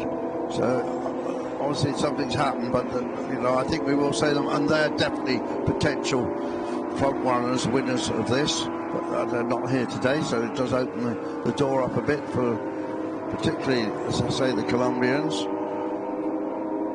And I mean, there's no shortage of cars, but obviously there's a bit of a churn, as they say. I've only got somebody new in this. It's a well-known historic racer, the former owner of a group of pubs called Ted Tuppen. Ted's been racing 2-litre sports prototypes in the past. There's the yellow flag waving. So Ted spoke to him yesterday, really loving driving this Porsche. It's a completely new experience, completely different to what he's been racing before. He's down in 15th place, but obviously at the moment the driver's running at a bated pace. Safety car will bunch them all up. The safety car hasn't come out in front of our race leader, Andrew Smith. Remember, Andrew had a lead of getting on towards 3.5, 4 seconds. That will all be negated. Of course, he'll still be in the lead at the front of that pack, but all the gaps behind will close up. Now, Andrew Smith has raced a lot of different racing cars. I think I've seen him in D-types. I've seen him in one of those Nissan prototypes. We had one yesterday, didn't run today. One of those Nissan Le Mans cars, and he is quick in everything. He is. He's raced pretty much everything under the sun. I'm sure I haven't looked down the entry list yet for the members meeting at Goodwood coming up in a few minutes' time. He'll be there. He's raced Ford GT40 with James Cossington for a long time. Many things. There's one theme. He's quick. Spends his time when he's not racing. His real day job is building houses, and does it very successfully. up in Scotland and probably all over as well. Another car that's got a pro driver in is the 27, and that will be taken over by Matt Neal, the 3 times British Touring Car champion. He's running in 10th place overall. So by the owner. Stephen Edwards, a grey car, just going out of shot actually. Yeah, Stephen's also got a Lotus Cortina that he races in the series that one of the Stratas that we haven't got this week, but we'll see another day. And he's fairly new to racing, but extended Matt Neal's racing career. And 3 times overall British Touring Car champion, but also won the Independence Cup a lot of times as well. Did Matt Neal. He did too. Just keeping an eye on where old Stripey, or is it just Stripey? Yeah. Not old Stripey. Yeah. Is James Turner's got that up before he hands it over to Emanuele Pillow. He's up to 11th place. Of course, the field in front of him is bunched up as well. So he gained about 6 places in the early laps of the race. So doing a good job. We saw one of those moves taking place down into turn 10. And James just goes out of the dot machine. He, of course, used to run this series, organise this series, but much easier just racing it. That's what he's doing this year. Yeah, his company is called Sports Purpose, and I think the car is being run by Tim Samways, and I think the Tim Samways organisation is better known for running Aston Martins in the past, is being incorporated into Sports Purpose. But we will say Emmanuel Pirot, winner of Le Mans 2000, 2001, 2002, then with the diesel Audi R10 in 2006 and 2007. An absolutely charming man. Always has been. Yeah, born in Rome, spent an awful lot of his time actually living in London. Yeah, up in West Hampstead, and he was racing Formula 3000, then moving into sports cars after that. And right, the field is released again. The safety car has withdrawn. Full speed racing. The lights are green, and the first 2 cars have really gone away. And in 3rd place, Jürgen Rudolph has dropped back someone he didn't anticipate what he should have been anticipating, which was the restart. But Nelson Calle has definitely done that, right under the rear deck, if you will. But Andrew Smith has got enough in hand down to the opening corner on this restart after the safety car had withdrawn. Not in position to be attacked by Nelson Calle, but certainly in 3rd place, Jürgen Rudolph lost a bit of ground. Frederic D'Egidio is being challenged by Lucas Bucher, but Bucher in the dark green number 411 with a red nose didn't make it work. And Frederic D'Egidio, I really like the fact he has his own personal colour scheme. White cars with the Italian racing stripe up over the top. Doesn't matter what he races, he does that. It's very personal. I think it's cool. So Andrew Smith, obviously his lead was pegged in by that incident, but now see if he can stretch it again over Nelson Calle and Jürgen Rudolph.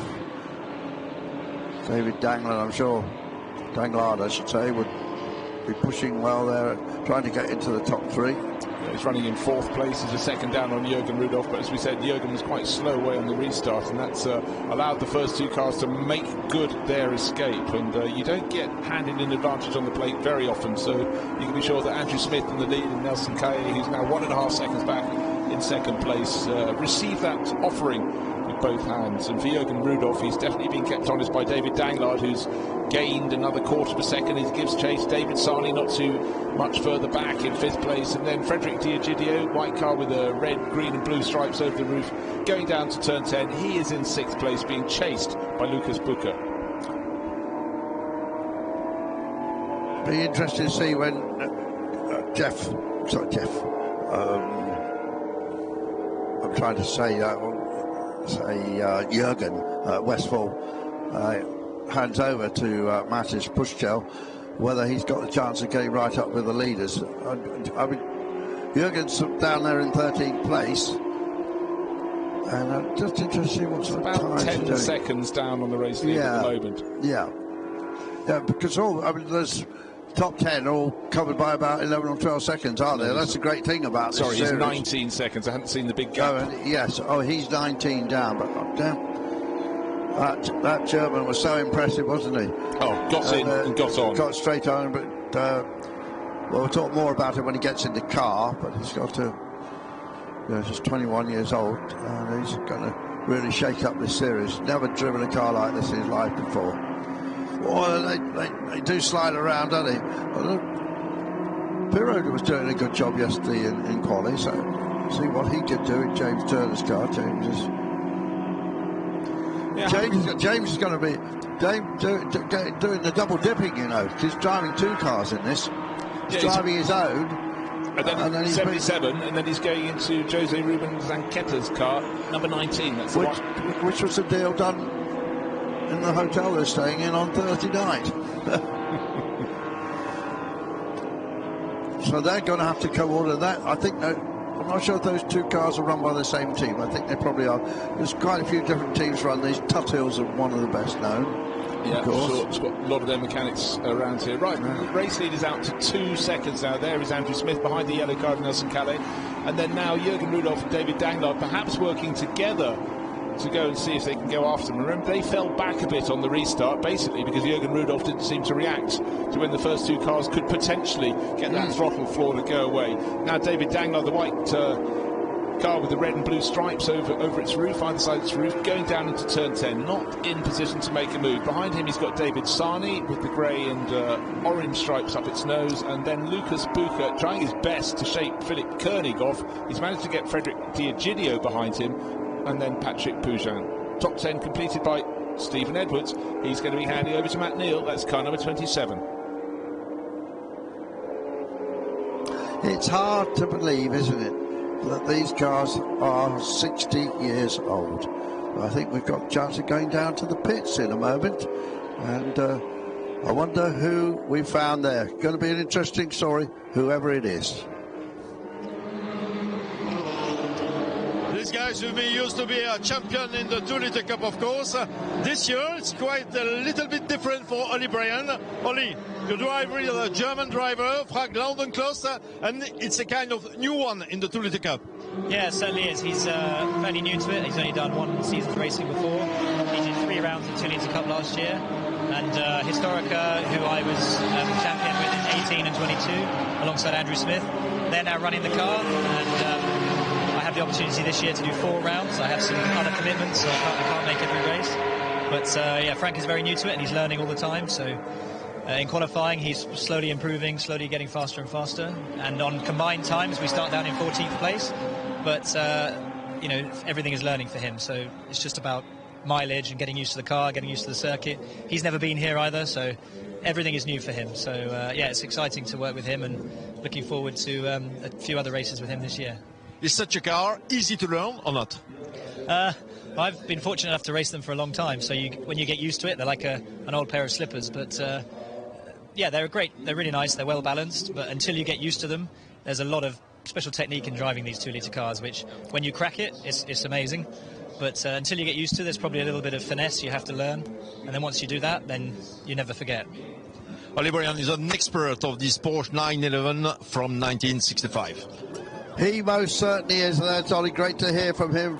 Very well done. Nice to hear from Ollie, and multi-champion in this series. But he is racing back in modern cars. He raced at Le Mans a couple of times in what 15 years ago, I suppose. Now Ollie, I think Ollie's just hit 40, I think. And his father Graham, of course, great enthusiast. They've got some wonderful cars of their own that they race. Oh, they spent forever trying to win the Tourist Trophy race at Goodwood. Oh yeah, and they finally did it. Finally did it about 3 years ago. But I mean, so many times you're thinking, well, they've got it this year, and then it wouldn't happen. It became just this ridiculous amount of pressure. But he's cool a car. But what Ollie forgot to do there, tell us. There's some secrets how to drive it, but he didn't say secrets. But he wasn't going to tell us. Of course, he's not going to tell us. But yeah, Ollie racing this season in the Creventic Series for Era Motorsport, alongside the British Touring Car Champion from 2 years ago, Jake Hill, in the Era Motorsport car, along with Carl Tilley and the owner of the team, Dean Merriman, I think. Dwight Merriman. Yes. Okay, change for third position, and here is a replay of the action. It was all action. 757 holding down third place. That was Jürgen Rudolph, but the white car with the blue and red stripes over its bonnet, over its roof, went around the outside. David Danglard hanging in there. Look at this, the tails just wagging. How close? Well, that close. That close. I don't think they touched. I'm not entirely sure they did, but when they got onto start-finish straight, a better entry to the straight from David Danglard. He is now through into third place. The car with the German flag on the nose, the 757, Jürgen Rudolph back to fourth, and Philip Koenig having a little look at them from in behind in the dark blue car as they run down the hill out of turn 5. And David Sarney, Lucas Bucher, Frederick Giagidio's lost several more places. He's now down into 8th place overall. Patrick Pugin and James Turner now 1 position gained up to 10th place overall. Moving ahead of Stephen Edwards in the second of the GT elite class cars, because of course he's handing over to Matt Neal shortly. Andrew Smith, by the way, all clear by 4.2 seconds. Remember, we had the safety car come out. His lead was pulled down to nothing. Nelson Kaye hung on for a couple of, well, maybe only really a lap after they restarted, and then Andrew Smith absolutely went, I'm reasserting who's boss. So the James Turner car is not shown as one of the cars with a pro driver in it. Now, you don't get much more pro than winning Le Mans 5 times. Yeah, but maybe now... is it his age? Because he's only 60. Yeah. Yeah, probably, maybe it's that. Yeah, good trick. But he probably hasn't got a grading anymore, you see. But he does still race a lot. I mean, Goodwood, you'll be Goodwood in a few weeks' time. One of the great classic meetings of the year. But I would urge anybody that loves this kind of racing to have a look at the calendar.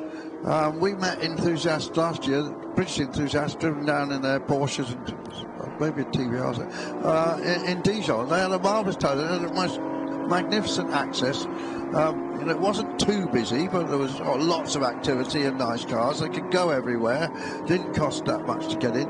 Think about it. And it's the gastronomic capital of the world, Dijon. Yeah, we managed to avoid all the good food last year. Somehow we did.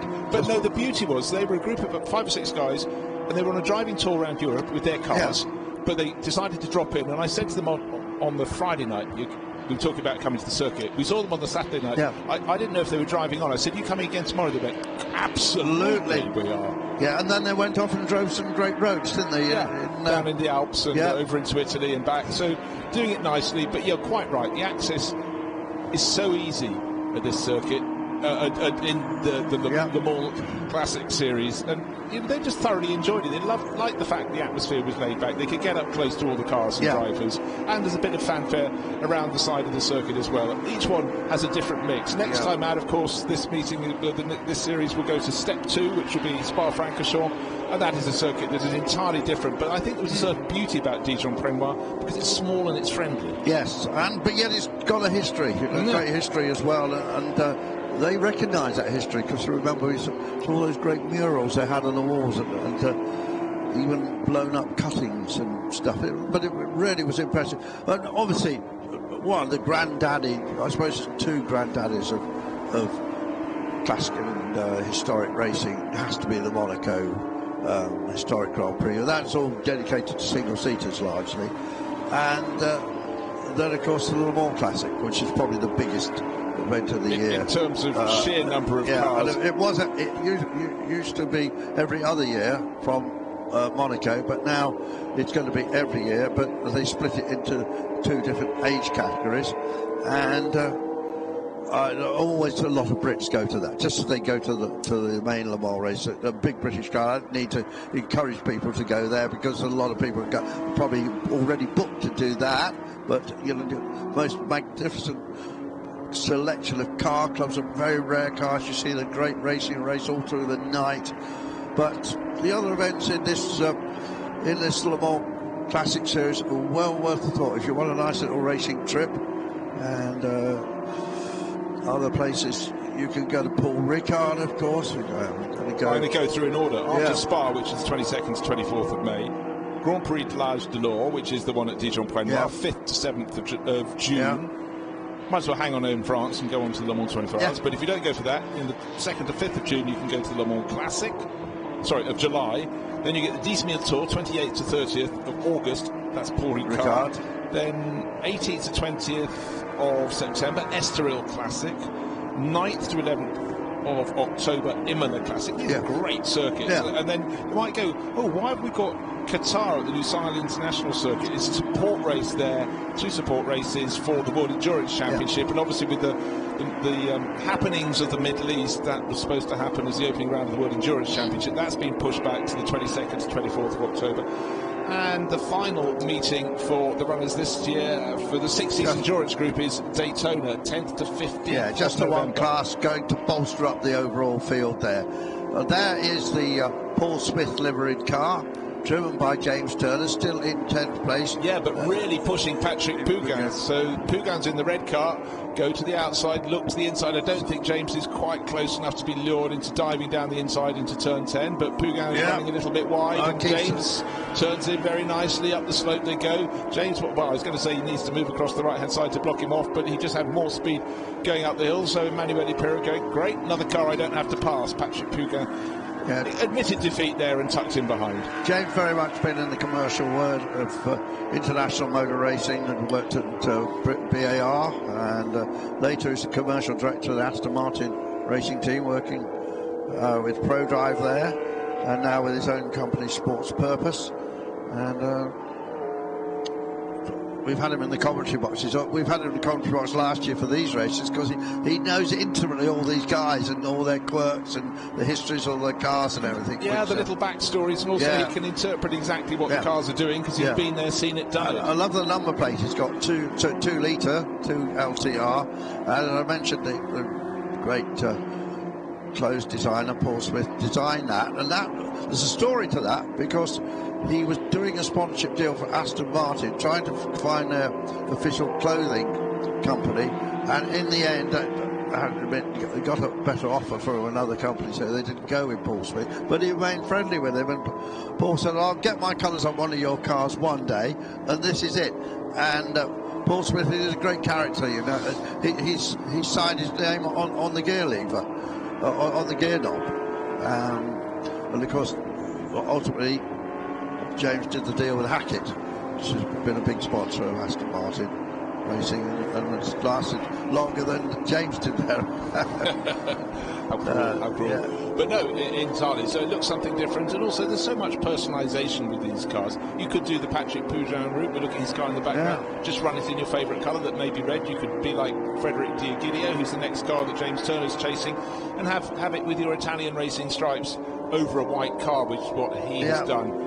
And all you got just 2 or 3 in that standard sort of green that those cars came in originally, but of course the value of these Porsche 911s from 60 years ago has gone up exponentially since this series became so successful.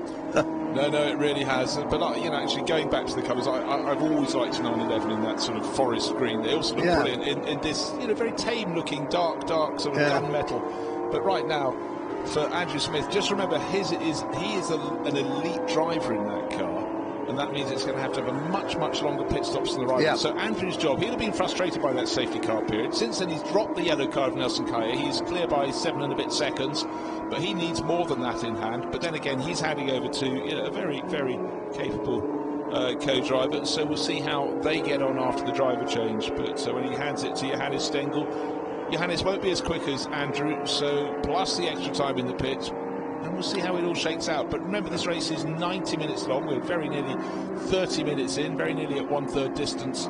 But it is about either driving solo the whole way, or how your second driver is going to fare relative to how you were faring. So the order is guaranteed to be shaken up, but the big question right now is Andrew Smith doing enough to build a big enough lead so that Johannes Stengel can run, maybe heading for a podium? Or is Jürgen Westphal doing enough to allow Matis Pushkel to challenge for the lead? And he is in 13th place, but he's 48 seconds behind. And again, the young German will get that bigger penalty as well in the pits. Yeah, but what we do have, of course, Andrew, is we've got 4 GT Elite driver pairings, but only one has put its elite driver in first, which is Andrew Smith. Yes, the rest Stephen Edwards will hand over to Matt Neal. Jürgen Westphal will hand over to Mattis Bruschkel. Frank Lodencloss to the multiple garlanded Ollie Bryan. But Ollie's, as you pointed out, 19th place, and he is a long way back, or his car is more to the point with Frank Lodencloss. But as he pointed out, Frank did 3 races last year. He's never raced here before, still learning the tricks of the trade. Andrew Smith will hand over to Johannes Stengel, and we're not sure how quick he is. So if we had James Turner here, he'd be able to tell us, but he's out there on the racetrack doing a good job. There's that green we were talking about. This car came in that colour. I like it with a gold vent on the back. Yeah, that I don't think was standard. No, yeah, no, I don't think it was. Believe it or not, I was passengered in exactly a 911 like that, with that colour scheme by a gentleman called Michael T, who was the son of the founder of Motorsport, Motoring News and Guns Review and that group of magazines. And Michael was a great Formula 1 photographer and also the production manager of our magazines. It was such a family business. Yeah, and we went to Grand Prix, literally went to Grand Prix in a car just like that, him driving me.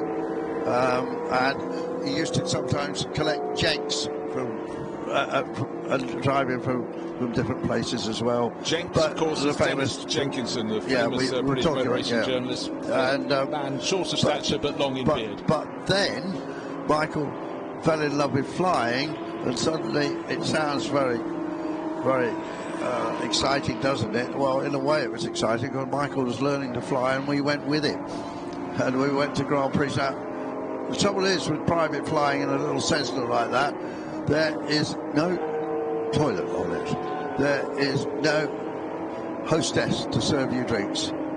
And then you managed to fly into fog, and Michael had no idea where he is, and we managed once to land at London Heathrow Airport in a Cessna in some sort of emergency. I can't believe he's also not still in prison, frankly. Well, there was a reason. He was allowed to. I mean, he didn't just fly into Heathrow. There was a reason why they asked him to go there.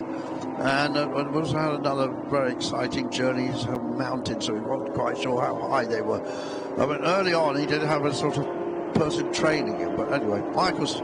I spoke to him just the other day. He's in his 90s now, and he's still got some great motor racing memories. I mean, he's one of the few people left that knew that Banjo, and Sterling particularly knew well, and so on. But he did have a green 911 exactly like this. There you go. Just to bring the bit about aviation. If I'm in Africa on safari or something, you have to put up with being in a light aircraft that's bobbled around in an afternoon thermal. But by and large, I'd stay clear. And there was one. I'm not going to name names. Someone from the UK, he used to fly out to Europe. He loved flying. He used to land at the British circuits if he felt like it. Flying out to race in Europe, and it was quite foggy, and he looked down, saw a circuit, and he said to someone else in the cockpit, "Is that Spa or Zolder? I'd like to think he'd know those circuits." Well, look at the shape. Some distance apart, not the fact the circuit line. It was like, oh, you're 60 kilometres away. Andrew Smith's starting to lap people now with that Historica prepared car that Ollie mentioned. The team, a very, very big team. The Historica and I think the also a couple of other British teams prepared a lot of these cars. Tufel, of course, in particular. In fact, that's not Andrew Smith, that's Giancarlo Romano. Sorry, I'm looking at the wrong car, Yeah, similar, very similar, but the 911 running down, and Giancarlo's new to the series in 17th place. He's got Benjamin Chiron just in behind him. Yeah, sorry, I misread that. Where's Andrew now? Well, he'll be coming up through the order. But 15, again, it's lovely to know that, there are scraps the whole way down through the field, and that's the whole point of this in the 2 Litre Cup, particularly in the first race of the season when drivers are still feeling their way in and getting trying to discover those secrets of how to extract maximum performance out of these cars. These cars are very reliable as well, aren't they? We've had one retirement, Frederic Viti, French pairing in their car, so they've stopped. But everyone else is still going. Yeah, you expect them to keep going. These are cars. Well, the championship's been going for quite some while. You heard Ollie Bryan talk about winning it in 2018. Yeah, that was 18 was the first year. Somebody we've seen racing this weekend, Mark Sumpter, won it the second year. And Brits have dominated this mainly, and then in 20 it was Richard Cook with Harvey Stanley. So the first sort of non-British Porsche champion here was Xavier Desraux, they run quite a lot of cars, so the Desraux Porsche operation. In fact, I'm fairly sure we were talking about the Zanjetta car, which will be taken over by James Turner. And 2 times later, it's just going out of shot with the Argentinian. It's silver with the Argentinian blue and white on the nose, actually just around the bumper at the rear, the number plate at the back of the car. And so just looking through all the list of champions, so from 18, sometimes there were 2 because they shared the car all through the season, sometimes 1. There's only 3 non-Brits. And one was Xavier Desraux I just mentioned, and then Carl Tilley, of course, an American, he won it with Ollie Bryant in 24. Actually, only 2 non-Brits, because Seb Perez won it in 23. And there was talk of him being in this, actually. I saw him on a provisional entry list. Yeah, I had him down. Hold on. Yeah. Pick it up through my scribbling, but he'll certainly go very well if he is indeed on board. I think he guessed it a couple of times last year. That was obviously quick, but not as quick as Ollie. So Andrew Smith pulled out at 12.4 seconds. Danglen still hanging in there, 3 seconds behind Nelson Calais. Jürgen Rudolph in 4th place, and we haven't given much of a shout out really to 42. That's the brothers Stefan and Philip Koenig. Right, okay. Just thinking, Seb Perez is racing a Porsche here, but it's in the last race of the day. He's sharing with Giancarlo Romano, who we just talked about. Yes, the Scot. Who we're looking at now, who just seems to have actually just slowed off. He was being pushed and harried by Benjamin Chiron, but maybe missed a gear or something. But Benjamin's come around the corner white with the yellow nose and going very slowly and possibly no further at all. There unfortunately is Giancarlo Romano. Anyhow, he's got another race coming up. That's the final race of the day, but looks as though this one for 911 is run for now. Yeah. Well, we're starting to come close to the window. Those co-drivers are taking over, starting to jump up and down and do whatever drivers drivers do when they're nervous.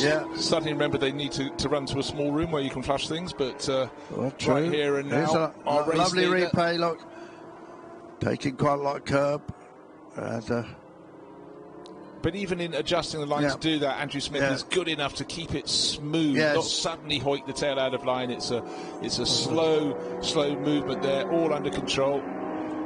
Number 3, Pierre Ferrer just being passed, a lap being put on him, again showing the difference of pace between the very fastest, the front runners, and those that are learning their form at the back end of the field. And the window has opened, Bruce, and Nelson Calais and James Turner have both come in, and James Turner handing over to the 5 times Le Mans winner Emanuele Pirot, 64 years old these days. They've jacked the car up because they are putting a new tyre on. That is, I think some do, some don't.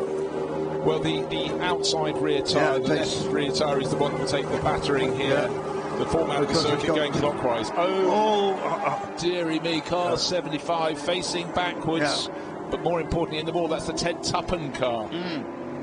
Oh, that's a shame for So Ted. hold on a second. If that comes to a safety car, those that have made their pit stop first, which would be Nelson Calais and James Turner, may have a very big advantage. Nelson Calais will hand over to Juan Pablo Oruela, and James Turner to the Argentinian safety car. It was inevitable there. They would have got their pit stop done, but at full racing speed. But he is driving away now. That was a bit close, but foreshortened, of course, and they can take the yellow in. So it's going to be a really quick one. Yeah. I'm just waiting for the signal that SC will have come to an end. But who is diving in? Andrew Smith is coming in. Let's see how it happened.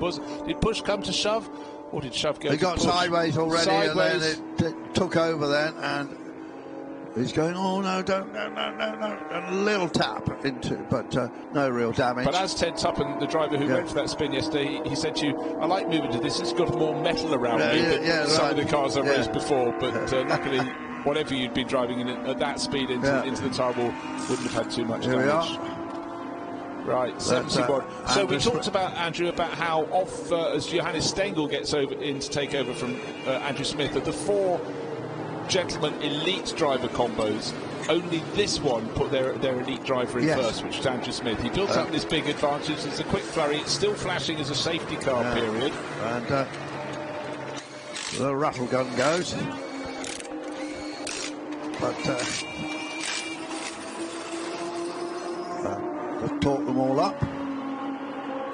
Talk the seatbelts up as well, all those little nervous antics everybody has, but so that's still at a standstill because it had an elite driver on board, but Jose, number 70, the number 77 is back out with a certain driver called Emanuele Pirro. And this is looking pretty good for them.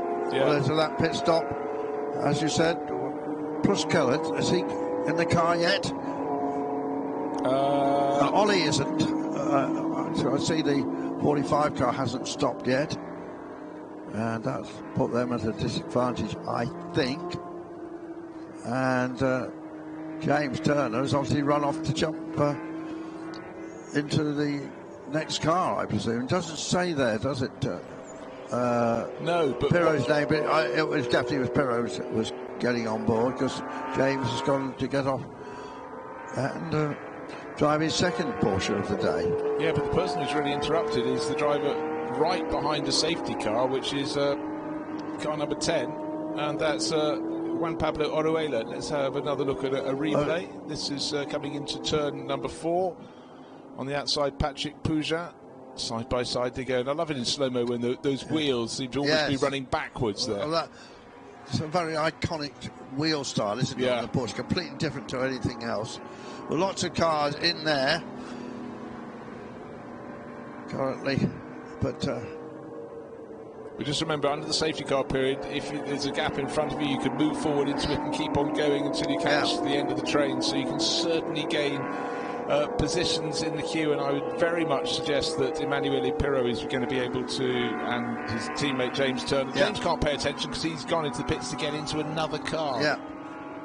But let's go down to the pits and find out from Vincent what exactly it's like down there. From the driver who set the pace, Andrew Smith, he's come in and he's down with Vincent in the pit lane, and we're going to hear the thoughts of the Flying Scotsman, Andrew Smith.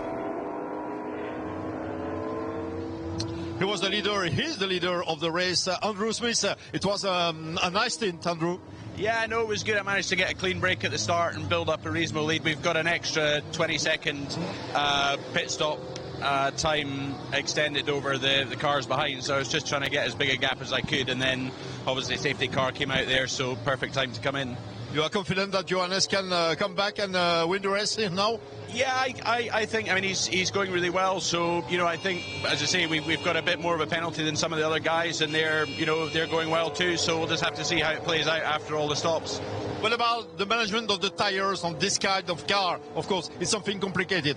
Yeah, no, I mean, it's one of these cars that, that in the lap time you have to keep the momentum going, and it's a balance of, keeping the momentum going and not sliding around too much and overheating the tires, otherwise you just go backwards. He's one of the masters of the 911, Andrew Smith. He most certainly is, and well done, Andrew. I think pretty difficult to predict what's going to happen in this. It is. Well, safety car period continues. There is number 71, Frank Loudenclose, on board, and he can move on to the tail of those cars that are probably going to be almost a lap. Well, just remember, though, 20 seconds extra at the pit stop, and this car should be the one that James Turner is now on board. But they're getting Jose out of the car, the Zanquetta car, number 19, Jose Ruben, out, because they need to put James Turner in. They're having trouble. Yeah, he didn't want it. Is he okay? It looks like he's maybe got a little bit hot in the car or something. Certainly not quite operating under full form there. But also, these are still small cars to get in and out of. And once, we all know as you get a little bit older, it's not always as easy. Yeah, and it's not just you open the door. They've obviously got safety cage. Yeah, safety cage that's impeding that. So, well, it's showing Jürgen Westphal in the lead, but I think he was later into the pits, and obviously he's got his hot shoe young German to climb aboard, completed his pink overalls, and I think that is him there. So he's not in the car yet. No, I think the car was right at the back. It's the pale blue number 68 we'd need to look for. Yeah. I think that's in the pits, but not out as yet. But it's not saying P next to it or O, so that suggests it's out on the track. I'm quickly looking at the track of that, but the numbers are too small as they move around that particular screen. Yeah, maybe it hasn't even come in yet. And also, a guy that Ollie Bryant's taking over from, he stayed out late. Yeah, so it seems. Yeah, we're looking. Frank Laudencross, his car is white with blue and red stripes. Just looking to see it on the track. There's one that's white with blue and red stripes, but also black stripes too. It's the safety car leading the field around. Bottled up behind is the Colombian duo, but only obviously one in the car at the time. It's Juan Pablo Orihuela, the car's owner, and his David Esteville, lucky for some 13. Yeah, all Spanish crew, David and Hugo Nogueira Estivil. But for those caught behind the safety car, frustration. Those that lost a bit of ground that can gain it behind the safety car, well, they'll be very happy indeed. But just remember, car number 71 that led the early stages of the race is in the hand of Andrew Smith. Johannes Stengel has taken over in it, but there was a 20-second delay for them because of the elite gentleman-driver combination. Jürgen Vettel is coming in, and here's the young man, tall young man, wears spectacles when he's racing. So Jürgen Vettel about to get out. Maybe he'll have a more dignified exit than we saw from Jose Ruben Zanqueta and Matis Pruschkel waiting to come and take over. There's a good chance to actually see. You do have to climb out over that safety frame, the roll cage within the car. Quite difficult. And it's, well, where do you put your hand down? Right, drivers coming out, adjusting their mirrors, they go leaning out of the windows. And driver of car 27 would be the taller figure of Matt Neal, so no wonder he wants to adjust those side mirrors. Matt's about 1.95 m. Yeah. So it certainly makes Is he taller than you, Bruce? Yeah, he is. I think about an inch. But, you know, being so much older than me, he's probably becoming a bit stooped. Probably fine. He's younger than me. Yeah, probably is. Well, Matt Neal is 59, I think. Oh, he is younger than me by some margin.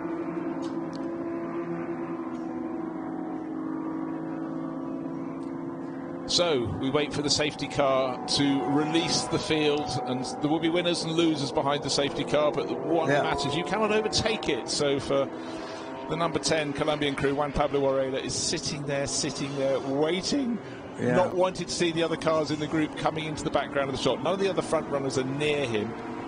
So he's got to be. He'd really like those lights to go out on the roof of the safety car, but it's not. Well, it can still in the next corner or two into the final sector. They have to have the lights off if they're going to pull in on the slab, but they actually don't hit that.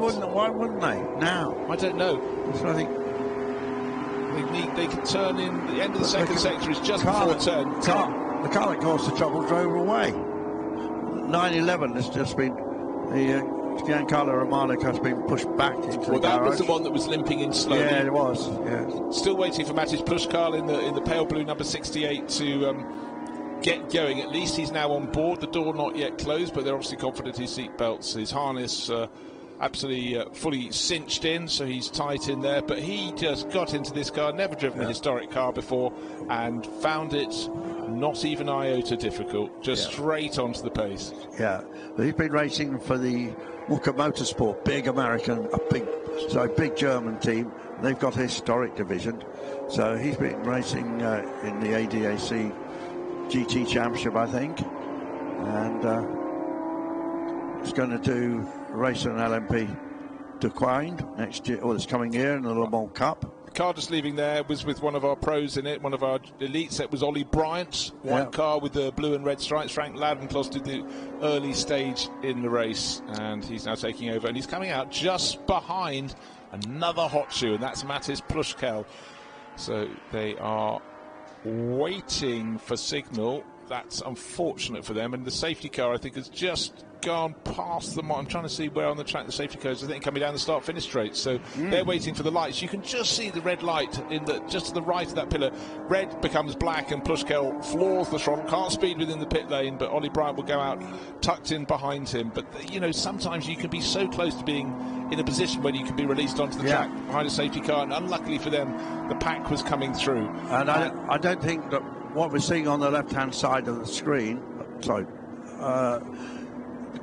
that could change a lot, because we don't quite know where the trigger point is. No, we don't. So there may be people that are still have gone another lap in, but they're now stopped in the pits. You see what I mean? Yeah, exactly. There were still cars coming in the background of the shot. The car that was stuck immediately behind the safety car is the yellow car of the Colombian crew, Juan Pablo Oriela, and then there's almost nobody behind those two cars, but we'll see where they are when they cross the start-finish line in terms of position.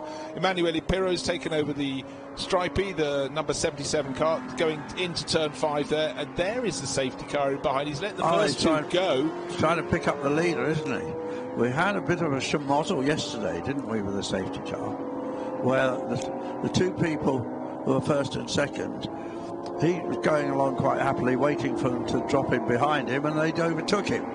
It was this morning. It was this morning. It's been a long day, hasn't it? Claudio Rodaro, who'd driven a brilliant race to get into the lead, and then pulled up behind the safety car, but then just kept going, and the driver in second place went, but I can't pass the safety car, and he was given victory in the race.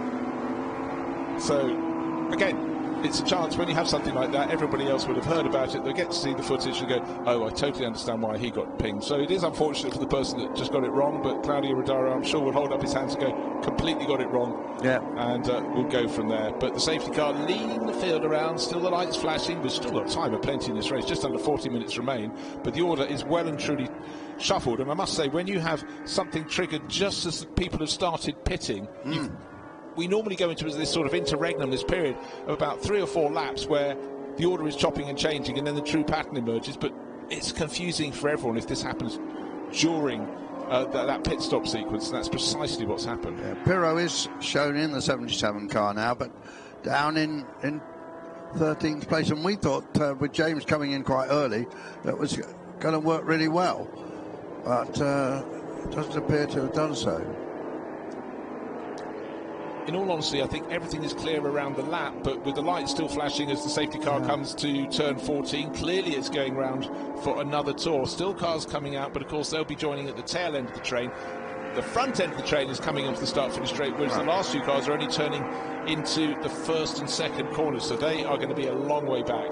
Yes, they'll gain a bit of ground on this lap as they're going at a faster pace than the safety car, but they're not going to gain a whole lap. No way. It's going to be fast and furious when it restarts, because by then, pretty well everybody would have closed up.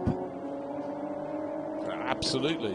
But I don't think the people... I think about 5 or 6 cars are way too far back. There's some others who are just now even turning into turn 10 who ought to be able around this lap to get on the tail of this lot. But the ones who are only in turns 3 and 4 and 5, they are not going to be, so they will have lost out.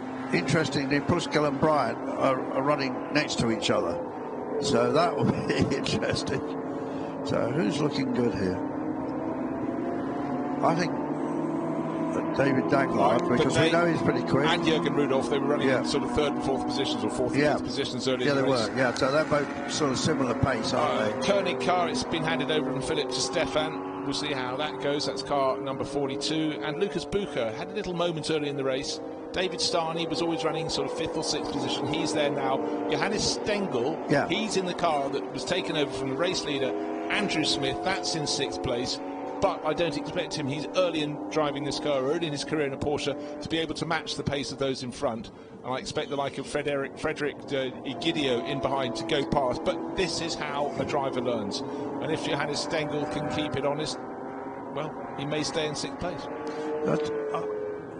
I'm not fully understanding why they've still got the safety car out. Is there some other issue we haven't spotted? No other car is listed as being stopped out on circuit. I just think it's simply because did they pick up the right person? This was a problem we had earlier. I think it could be that. They were looking for the right person. So the 6th car in the line behind the safety car is the car that was leading before the safety car came out, before the pit stop. Andrew Smith came in, but just remember what the Scottish driver said to us, extra 20 seconds at a standstill. That's what's dropped him behind these ones. But it's amazing. You know, an incident can happen. 30 seconds later, it doesn't affect half the field. This time around, it's really hit half of the field. And it's you're second-guessing how long it'll take to clear the incident as well. Lights are out. And we'll be back racing. And it's going to be, this is going to be a titanic tussle, I think, between this group. It's interesting. After 2 or 3 laps, we'll get a feel for who's moving up, won't we? And we can work out, look at lap time, see what the possibilities might be, who we think is going to come from through the field. The ones you want to watch, in my eyes, at the back of the pack, on the left-hand side of the screen, the red and blue stripe, that's Ollie Bryant, and just going over the top of the shot, alongside him and possibly being passed by him, is Mattis Plushkel. And these are probably the quickest driver there. They're running in about 8th position. Danglard has just taken the lead. So he's quickly nipped past Rudolph. Yeah, and Johannes Stengel is hanging on in there, but as the pack comes around, 1st, 2nd, 3rd, 4th, 5th, 6th, 7th, waiting for Stengel to come in. Oh, he's in the back, he's in 7th place there. 1, 2, 3, I can't count, he's in 6th place, but look for the pale blue car, here it comes, number 68, Mattis Pushkel, and chasing him, multiple champion Ollie Bryant, is going to be playing catch-up. They'll catch this gaggle of cars, it's how they handle it. But right now, David Danglard, who got stronger and stronger through the course of 2025 in the 2 Litre Cup, and he is out front. He always seems to come on strong in the later stages of a race, or the latter stages, if you want to be correct.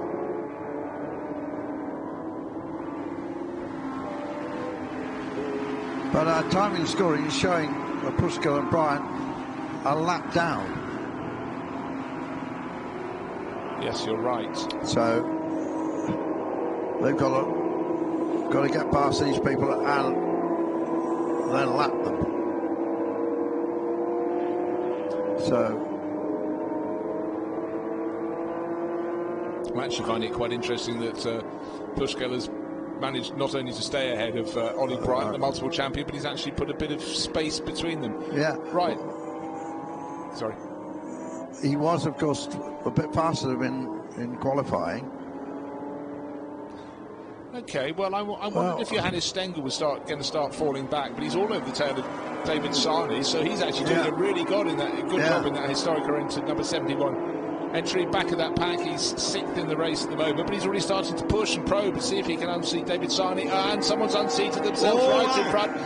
Oh, there's going to be a massive save, and that was Stefan Koenig who got it wrong in number 411, and what a save alongside, and Lucas Bucher actually moved ahead there, and I thought everyone else was going to be playing skittles. Right, putting the chips down. I think David Danglard has got a very good chance in this race. Because he's pretty quick. I mean, I was not quick as Ollie Bryant. He finished 2nd in the championship last year. And here he is, leading the race. And best of all, and all the fast boys, some of them are like, just because of how the yellow worked, shuffled to the back down 17th and 18th place. And look, the battle for 2nd place is effectively being fought out by about 5 or 6 cars, and the person trying to put, well, again, a little problem for the Koenig car, and he got a bit close to number 21 and pushed that a little bit wide, but the pale blue car with Mattis Pushkel is up into 5th in this running order, and he's got ahead of David Sarney there. Frederic Diagidio is now just being passed by Ollie Bryant. Ollie Bryant going down the slope, car just being neat and tidy and in time, but then behind them there is a gap of nearly 50 seconds back to 8th place. Hugo Nogueira Garcia, and so that is what happens when the safety car breaks up the field. As we said before, unfortunately we don't have a timing screen with the previous lap, but we do have the splits, and the middle sprint is the longest, so that's a good way to compare, and I think you really need to be down in the 54s on that split, or even said Ollie Bryant actually 53.9. He is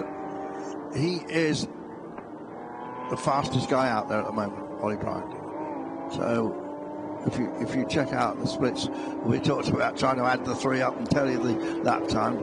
If I'd had that old rally calculator, I might have even been able to do it, but get a general idea, don't we? Bit of a moment there, Lucas Bucher being put into a real swerve, a bit of a tank slapper, and now as he comes on to start-finish straight, having been pushed wide, the car that's pressing him is 48, Matas Plushkel. You might say, why is a car in 17th place challenging one that is in 4th position, trying to get unlapped? Is a simple answer. And in terms of natural pace, there's no way that car should be so far back, but the way the cookie crumbled, it's left it there. And this is interesting because just looking at the splits for Sector 1, fastest man actually out in that sector is Emanuele Pirro. So, interested to see the second sector splits. Emanuele at the moment down in 12th place overall. His next target is Patrick Pougin. He'll pick him off in this next lap, but then about an 8-second gap. Yeah, so actually, fastest man out there. He's never driven one of these things until yesterday. He is the fastest guy out there at 60. What is he? 64 years old, I think. Yes, he is. And the 5 times Le Mans winner. What a delight to have him here. What an accolade for the series and for James Turner to persuade him to come. It is, and Emanuele be walking up to every garage and charming the birds off the trees, absolutely. And showing massive passion for their racing cars. So he's just such a great person to have around. We talk about his 5 Le Mans victories, all with Audi, of course, but you know, we forget to mention he had a pretty good Formula 1 career going, and then unfortunately, it didn't quite go in the trajectory expected. You said yesterday, it reminded me of all that testing he did for McLaren with the Honda engine, and was part of the architect of the success of that car for Senna subsequently. But anyway, it's interesting. He's quick out there, isn't it? Yeah, no, it really is. I mean, I just see that actually Pushkill is also just done a fastest middle split now. Ollie Bryant about a 1/10 of a second down, about 2/10 or 3/10 around a lap. So this is remarkable. If you're quicker than Ollie Bryant and you're running in a similar part of the track, you're doing a sensationally good job. Ollie's slightly blocked by a driver right in front of him. The pale blue car that's really setting the form coming through in the background, Matis Plushkel. 3 cars further back behind the dark green car is the one with Ollie Bryant, and Ollie has all the pace, but at the moment young Matis Plushkel just a little bit faster, maybe traffic induced perhaps a little bit. Ollie's got a great website actually. Ollie's driven an awful lot of racing cars, and they're all listed on his website. I can't remember how many it was, but it was sort of like 80 or something crazy. Gosh. But it's some drivers have websites and then they lose interest and they don't maintain them, but Ollie's website's always right up there. We ought to have a little prize for best driver website. So Pirro, actually, we're praising him. We're saying how quickly he's going. Truth of the matter, he is down in 11th place, and I wonder how many places he can move that car up. Yeah, well, he's actually starting to make a pretty good stab by setting these fastest lap. He's catching up with Juan Pablo Oruela in that bright yellow number 10. And don't forget, that was a car that sort of should be at the front of the field right now, but it isn't because of the timing of the safety car. Last year was the top 5 car, and Matt Neal going pretty well. Matt Neal's in 13th place. But in all of this, we talked about how there were 4 cars with effectively a pro and an am, a gentleman, an elite and a gentleman driver combination. And Andrew Smith was the only one of the elite drivers, only one of that quartet to start the race, handed over to his gentleman driver, and Johannes Stengel is in 2nd position overall. So he's done a really, really good job settling down, because there's been a fair bit of argy-bargy in that sort of 6-7 car battle, and he's managed to keep himself away from the trouble. The Koenig car is about 3 places further back. Dark number 42 fighting with the Bucher car, and they're sort of in some ways helping those ahead, because they're slowing themselves down a little bit as they slide gently, but definitely when you're in a scrap you are just slightly delaying yourself. Yeah, they got into the last third of the race now, and I think the big question mark is, can these real aces get up with and right up into that top 3 with David Danglars, definitely the star of that. He's got a 3.7 lead on the Stengel Andrew Smith car. And then a couple of seconds behind here is Rudolph. Now who can they... Pirot, the next to get into the top 10, Pirot has got to find... They've got to half a minute. Now to get into the top 10 though, he's got, I think it's 5 seconds. So I'm reading. Sorry, I've seen two totally different graphics. The graphic's different, yeah. The graphic on the left is probably more up to date, I would think. I don't know. Either way, it's too much of a mountain to climb with 25 minutes, but Emanuele will chip away. He'll be having fun too. He'll be come back and have a glowing report of the car, but we really have to focus on those at the front end of the field right now, because David Danglard leading the way by 2.5 seconds to Johannes Stengel. Stengel took over from Andrew Smith, who had a big advantage coming in. It would have been bigger, but there was a safety car for Andrew as well, and it sort of bottled him up. But since then, of course, the order's been somewhat shuffled.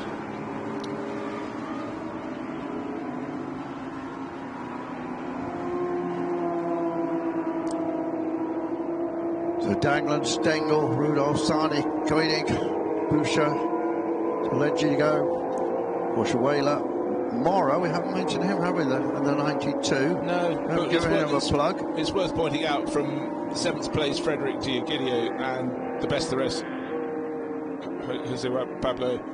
Juan Pablo Orella. There's nearly a minute of a gap between them. So really talking about the top 7 runners and the rest, and all of the rest affected by the timing of the safety car.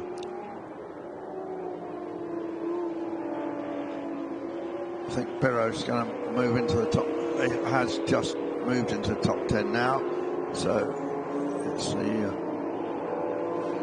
I definitely picked 2 or 3 more off. The next target is a 92 car. Michel Mora sharing with Roland Burville. Yeah, Roland, a long time Porsche racer, isn't he? He's been doing it forever. Right, Ollie Bryant chasing after Mattis Plushkel. There's Ollie Bryant, car number 45. And he's right ahead of a car that's second in the race, Johannes Stengel. So he's about to be lapped by Stengel's car that Andrew Smith started. That will be an ignominious moment for Ollie Bryant. Yeah.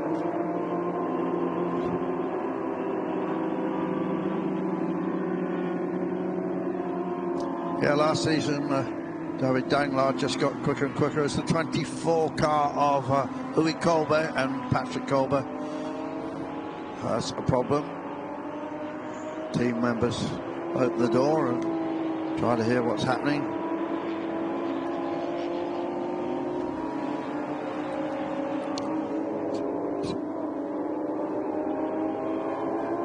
Pirot up to 9th. Oh, they're wagging their tail like a young terrier. Yeah, that was Jürgen Rudolph. He's had a lot of twitches in this race. Remember in the early stages he got pushed wide going down into the first corner, the tail snapped out, but he's always there or thereabouts. And his next target is only a second ahead of him, which is Johannes Stengel. And Stengel running in car 71, started by Andrew Smith, going down the slope after David Danglard, but Danglard's got another car between him and the chasing Stengel, which provides the race leader with a little bit of variety and comfort. He turns into the first corner. I say the first corner, I say the corner at the bottom of the infield straight, turn 10, rising up the slope. So many drivers, Andrew, we've seen are going just too deep into the turn 10 hairpin. It's a broad hairpin, but they seem to take forever and a day to gather it up and then carry on turning left to go up the slope. Pluskel's got the fastest lap at 2:12.246, and that's about over a second quicker than Ollie's best. Yeah, that's what about. He's gradually dropping Ollie. There's a car between them and about 4 seconds on the track, I'd suggest. So Ollie, you can't see him at the moment, but you'll see him in a second. There's the darker red and blue stripes on his car number 45 for Ollie Bryant. And he's got the Andrew Smith and now Johannes Stengel driven car coming up behind him. That's car number 71. Remember, this was the runaway race leader. It's in second place overall. The race leader, David Danglard, number 15, just 2.5 seconds up the road ahead of that. So top result for both of those runners coming shortly.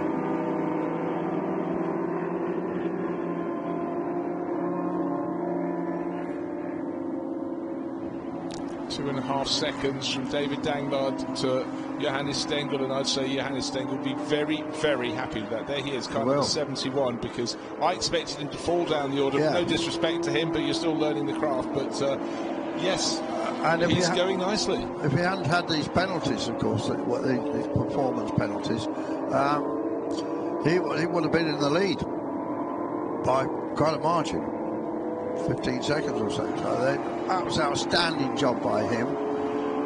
But Danglard managed to keep him at bay just about 2 seconds. Can't afford to make a mistake, can't afford to run wide, can't afford to have a big lock-up. Yeah, because the fastest drivers are happy to get sort of controlled slides in these cars, but really the ideal is to keep them in as straight a line as possible, particularly later in the race when your tyres have had the sort of had a bit of a bashing for the previous sort of an hour and a bit, being pushed hard. And don't forget, here at the Circuit de Barcelona-Catalunya, there is a lot of pressure on the tyres because it's a twisty circuit. Right. So Pirro's next target is the Colombian, but he's got 9 seconds to make up on him, so that's for 8th place. And Stengel actually is closing in on Danglard quite a bit now.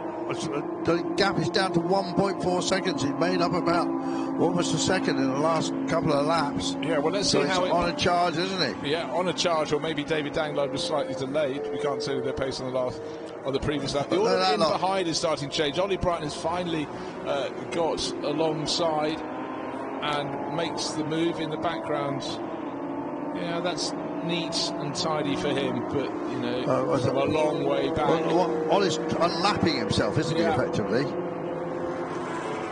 Yeah, number 4 then passed through someone further behind him, Benjamin Chiron. But number 71 is someone that really counts. It's Johannes Stengel, who of course is second on the road. And for Ollie Bryant, he's got to unwind the stagger. Not something he's accustomed to. He needs a full course caution now, doesn't he? Yeah. But Johannes Stengel, there he is, car number 71. The car he's chasing is white with the second of those cars, white with the blue and red stripes. One in front is just unlapped itself, and that is multiple 2 Litre Cup champion Ollie Bryant. Now he's going to try and stretch his legs. The clock won't help him. It's only 18.5 minutes remaining. But all he can do is press on. At least he's now deposed the current race leader, David Danglard. I expect David to stay there through to the end. 18 minutes remaining. The driver chasing him is a novice, and Johannes Stengel just there made a bit of a mistake, I think, a little bit deep into turn 7 and 8. And Ollie knows so much about driving this. He knows the track. Danglard could do very well just to follow every move, and he'll learn stuff.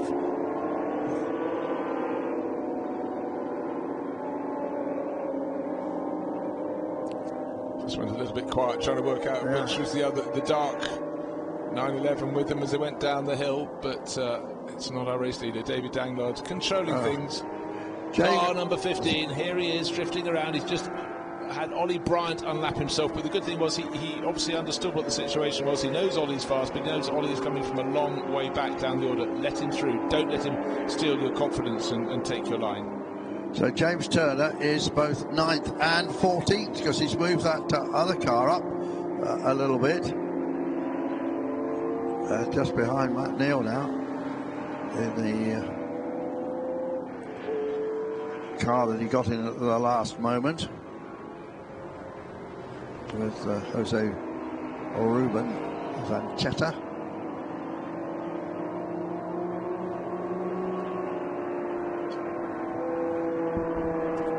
You know what I'm going to do? Yesterday we were caught out by a little flurry of rain in the early evening. I just had a look at the weather map. It seems absolutely safe there.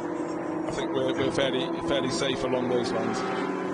So when I went out earlier, I felt there was a little bit of rain in the air, but maybe I was just imagining things. But I definitely no rain at the moment. But yesterday it was a bit difficult to see on the screen, wasn't it? Because it's just a light patter. So Danglard in the lead. Now it's stretching out a bit more, but it's a good battle between him and Stengel and the Andrew Smith car. Well, it's still 1.9. Yeah, seconds. It's quarter of an hour to go. And Jürgen Rudolph is trying to stay in the picture in 3rd place overall. He's in car number 757. And and he's only got a second or so advantage over David Sarney. Stefan Koenig a little bit further back. It's really between the top 4 runners, but David Danglard, as we said, just seemed to improve bit by bit through the 2025 season, and I think can resist pressure. He also seemed to be very good in the latter stages of races. Maybe he was kind to his tyres relative to some of his rivals, but certainly that seemed to be a theme at the rounds I attended.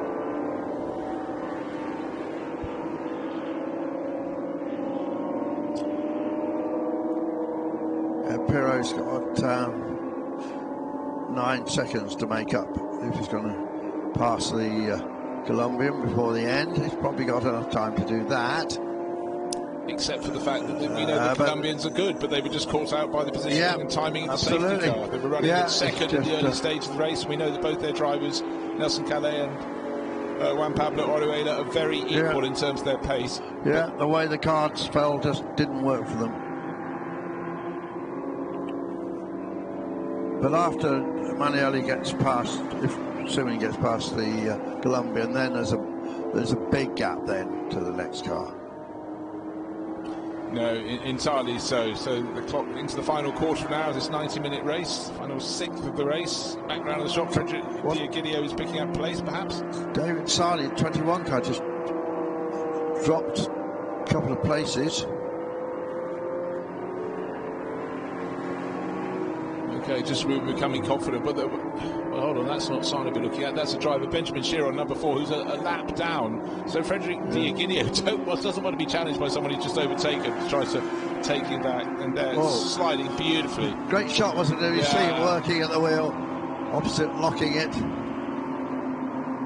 It's always good when you can see into the cockpit, whether single-seater or Formula 1 car. So what happened to David Sarney? Is he in the background of the shot having a moment, I wonder?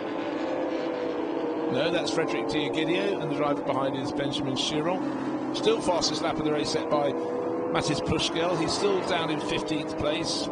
Needs to gain another handful of seconds to catch the Nogueredo Esteville car as well. But, that was what happened to Sarney. There we are, going for a little spin. Turn 14, not a little spin, that was quite a big spin. What? He moved to another neighbourhood. Gravelly old spin, that was. And unfortunately he's now listed as stopped. That's because he's probably buried in that gravel trap. And will that lead to a full course yellow? I thought it well might, because you think about the speed the drivers are carrying into and through turn 14 onto the start finish straight. He will be possibly facing backwards towards them in the gravel trap, and full course yellow there. There will be no one gains under this. You all go down to the same speed, so it's not like a safety car moment where you just then catch up those that got ahead of you behind the safety car. No overtaking, but you could close the gap. But full course yellow, so for the drivers, their tyres will cool down a little bit, and it will be David Danglard ahead of Johannes Stengel. The gap between them went out to, it was down to 1.5 seconds, 1.9. It's now 4.7 seconds back to Johannes Stengel. Still a really good show from him, but while we're running at full course yellow pace, nobody can gain any advantage whatsoever. The 19 car's the car that James Turner got into. You see the Argentine colour stripe on the front of it.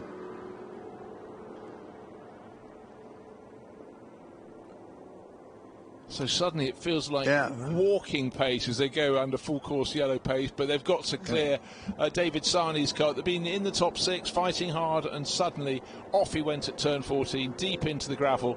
And at that moment, the gravel is there to do a specific job, which is to slow the cars, but cars can, of course, sink down into it and not drive out under their own motive power.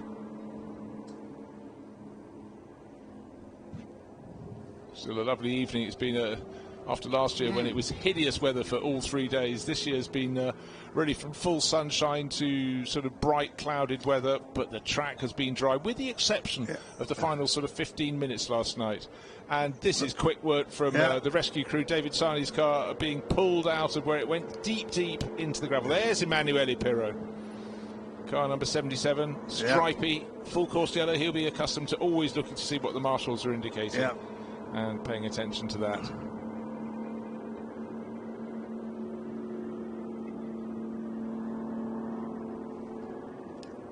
That was quick work to get it back on the somewhere from which it can be dragged away. Yeah, he can carry on racing. But obviously his tyres will be dirty, but bit of luck, he'll rejoin the party. Yeah, bitten but not bruised.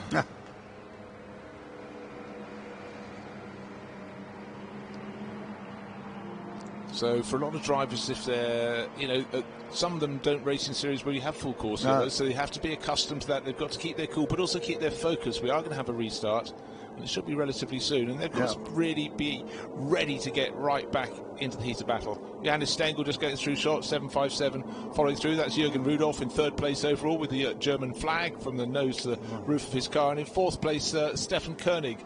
He was the driver who had the big twitch at the very same corner at turn 14 a handful of laps ago and nearly scattered the field.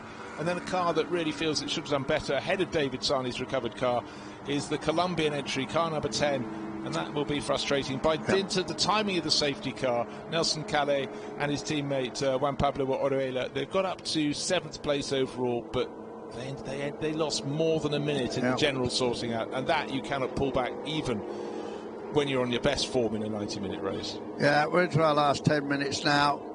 Marshall's been doing a grand job. A long day for them as well.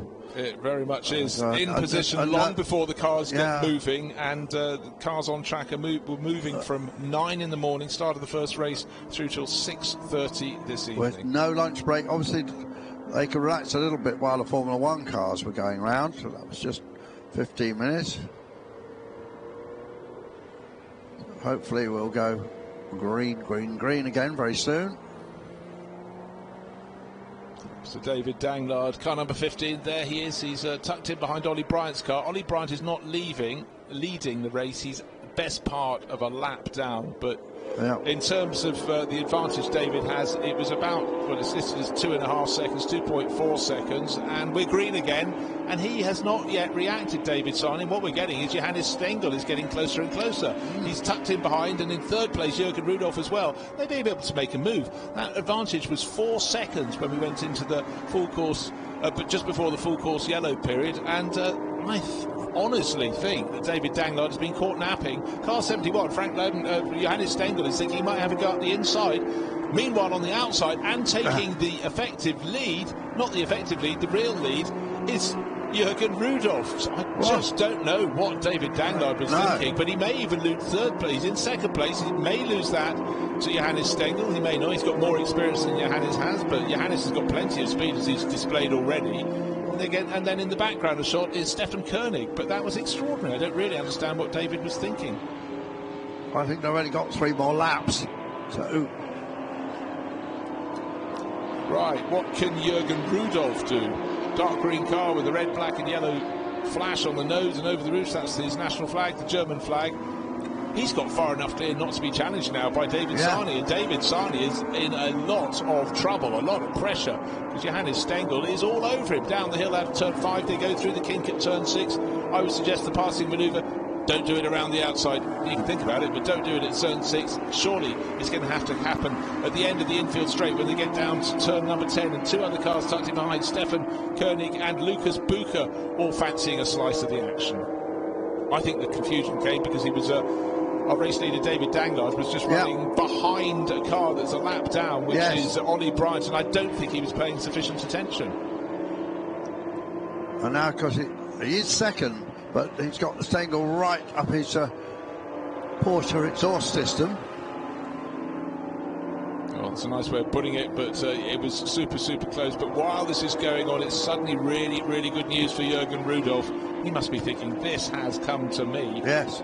Because had David Danglard had a sort of typical normal reaction, he should have led this restart quite easily. He's got the pace. The cars behind aren't necessarily any quicker than him, but right now, I must say the pace that Johannes Stengel is showing, that car is very punchy indeed. That number 71 entry that Andrew Smith started. Along the start-finish straight they go. You come over a rise, the one with the blue and red stripes on it at the moment, that is nearly a lap down. That's multiple champion Ollie Bryant. But the race leader, green, number 757, with a German flag on the nose and the roof, and pulling clear, 1.7 seconds clear.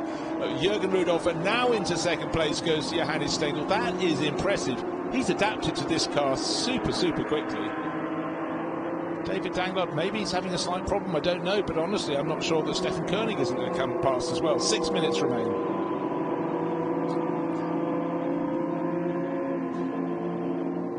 I only joined commentary on this series last year, but I'm not sure Rudolph's ever won one of these before. No, maybe 2 or 3 years ago. But I don't recall it, I must confess. Obviously paid much more attention to the series when we started doing live coverage last year. And isn't it great? This can be watched anywhere in the world, and in the joy of streaming, you can watch it in your own time if you miss it first time round. That has been the biggest change in the past 20 years in sports broadcasting.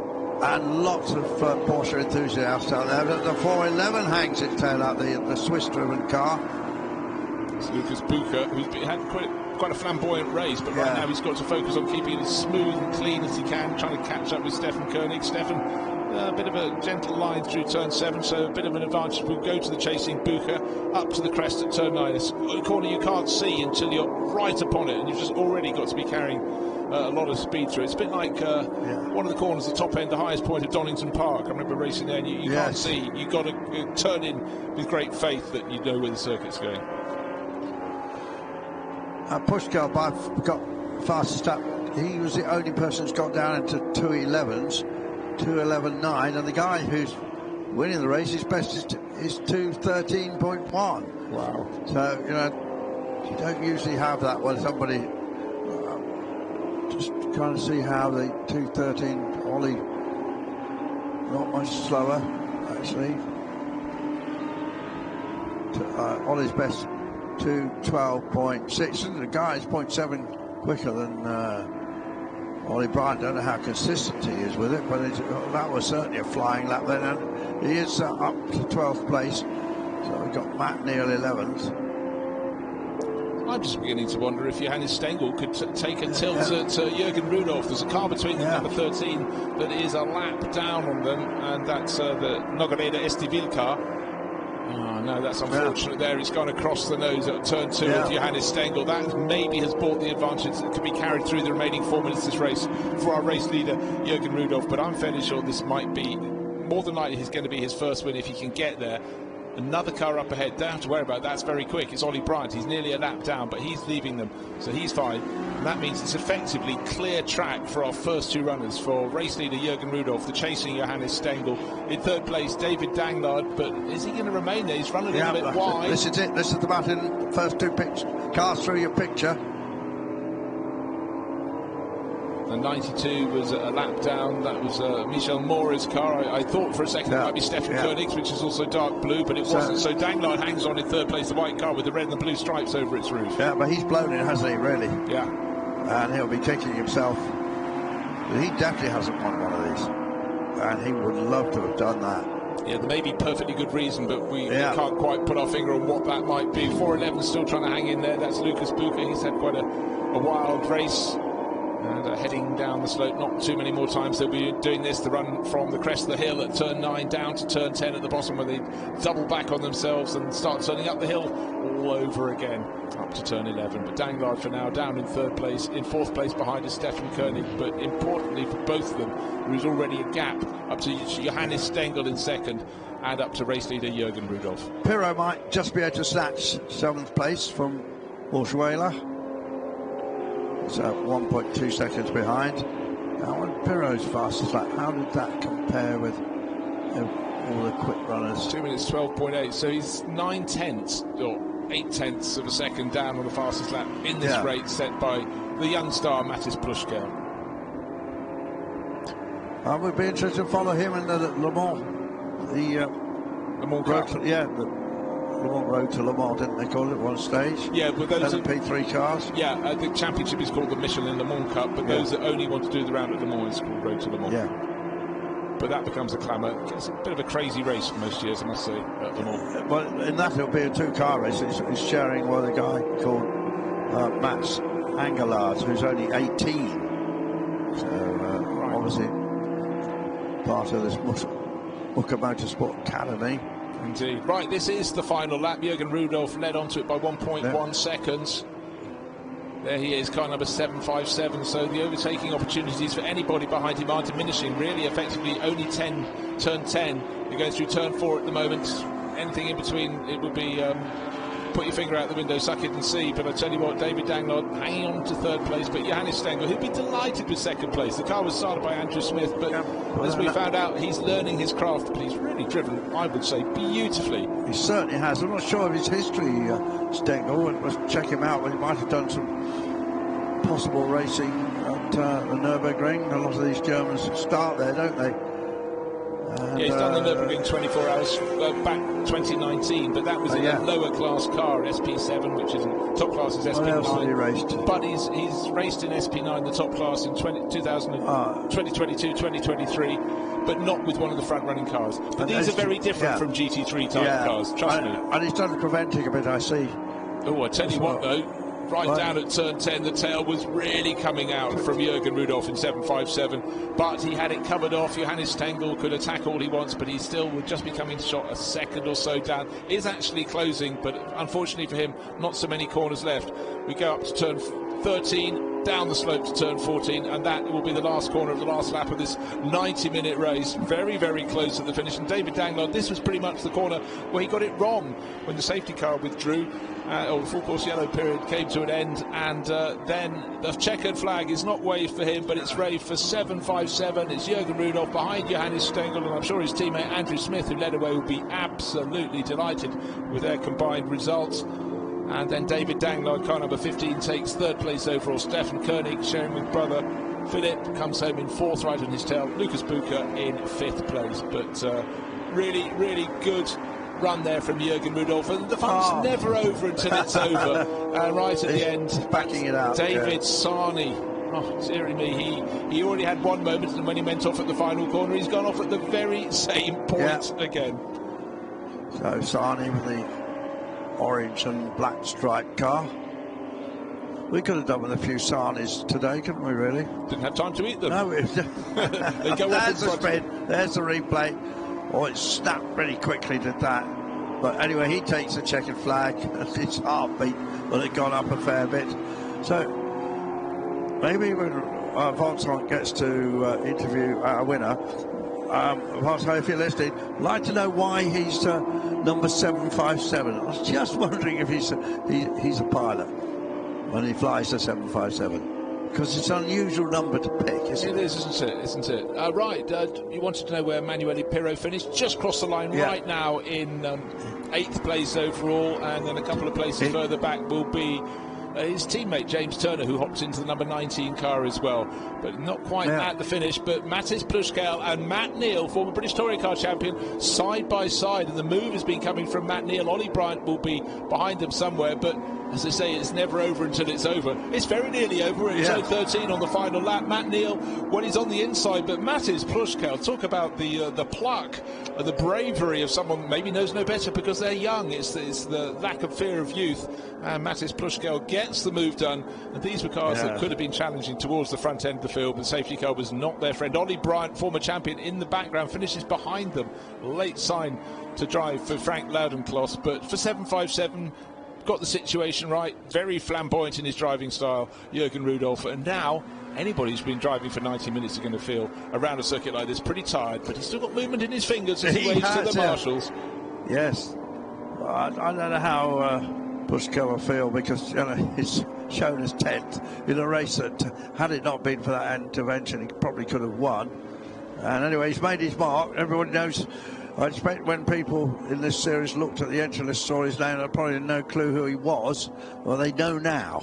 Yeah, well, they've been forewarned. Right, just seen that suddenly a penalty must have been applied to Matt Neal. He crossed right with Mattis Plushkel. He should have been 11th. He's dropped to 13th.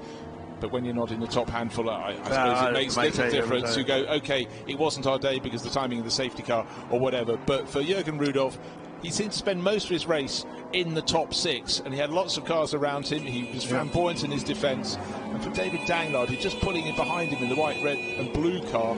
Don't know really how he lost the lead, but there we are. Jürgen Rudolph, can't see his face. Just looking content, I would suggest. Rather trendy spectacles, probably small, that go under that helmet. Always difficult putting on crash helmets when you're wearing spectacles.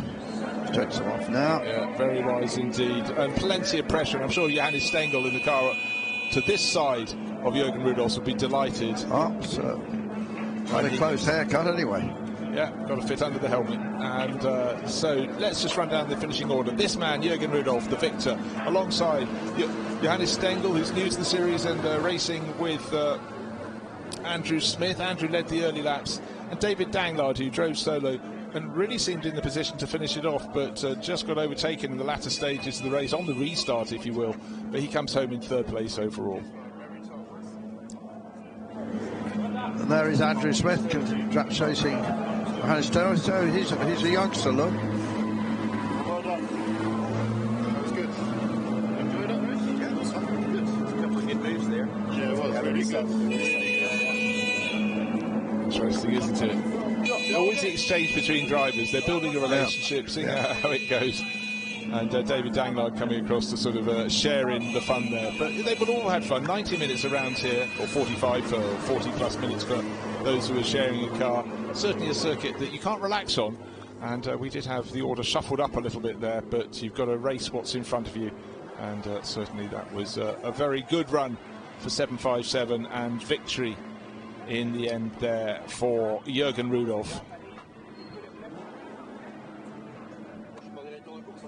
And still the conversations going on, and Andrew Smith acting as the sort of elder statesman down there, because he's raced this cars with great aplomb for a long time, and clearly quite a star in Johannes Stengel, who's joined the series this season, and also with Mattis Plushkel getting, and he's just pulling in the background of the shot. He is clearly someone very quick indeed to add to the mix. Always good to stir the pot, I say, in motor racing, get some new names in. Absolutely. Just has happened here that we've had quite a few races where the overall result has been affected by the positioning of the pace, or just when the pace car or the safety cars come out. So I think we can go down now and hear from our winner, and maybe even find out if he does fly Joey a Boeing 757. So let's hear then from the pits. And once again, it was a great show with this Porsche 911 from 1965, and he's the winner today. It was a crazy race. Yes, absolutely, was crazy and very demanding. I tried to save the tires as long as possible, or not to push too hard, and in the end, so with the full course yellow, I was lucky because the tires were fresh in the end. Is it difficult to look everywhere to be sure that everything is okay? Yes, it's very difficult, and as you can see, many cars are similar, so the difference is very, very small. So you're a happy man today? Yes, I'm happy. I think it's the first gentleman overall win for 2 Liter Cup. Jürgen Rudolph, he's the winner of the race of today for the 2 Liter Cup. Well, if that indeed is the case, and he's the first gentleman winner, that's even more of an accolade. He could be right. I think so. I remember when we had James Turner in the box last year, he was talking about possible gentleman winners, and I think we had one situation where it looked as one might happen. So, absolutely right. Thanks to him. I think that would have been the Calais Orihuela car. Yes, it would have been close. But yeah, we've had them there or thereabouts. But yeah, that would be a real accolade. Tricky race. 90 minutes is a long time to not get anything wrong. Yeah. But even seeing some of the regular front runners like David Sarney getting things wrong, that's a little bit surprising, but showing the pressure. But also that final corner is a really tricky one. You've really got so much load. A lot of people haven't saved your left rear tyre, then you can really get into trouble. But plenty happened. 90 minutes of racing for fans of these very early Porsche 911s. These 2 Liter cars are exquisite. Let's take a look back at the highlights.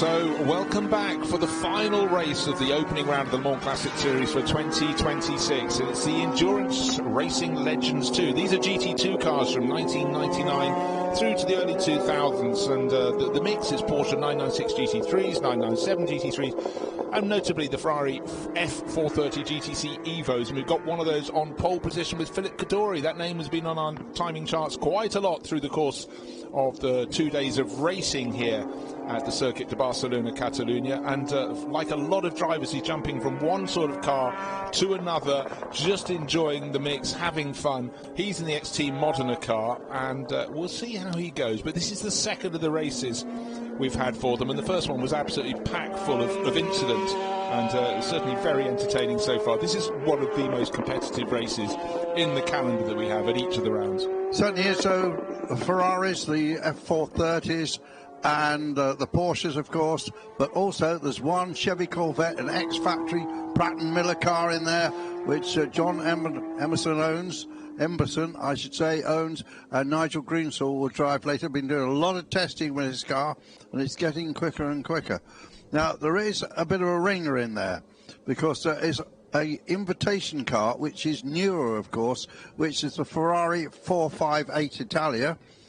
And that car actually on the road won yesterday, but apparently it wasn't the official winner because it was in this invitation class. But yeah, it's about 5 years younger than all the others. It has various other things that are quite handy, like traction control and so on and so forth. That's starting down in 12th place for Pierre-Alain France. He'll hand over to his son Erwin in the second half of this 40-minute race. So Philippe Cadori on pole alongside David Hart, who again races loads of other cars across the series, but it's the first year we've seen the Hart family in the F430 car Ferraris that can enter this Endurance Racing Legends grid. Best of the Porsches is Mark Sumpter, who was actually always featuring. He's in a slightly different class, but he finished this race last year in second place overall in the first of the races, and second in the others. So he's always one to watch. John Emberson, that Chevrolet Corvette, that's going to make a massive rumble. Looks different. It's starting fourth on the grid. And David Sarney, fresh from not one but two rotations at the final corner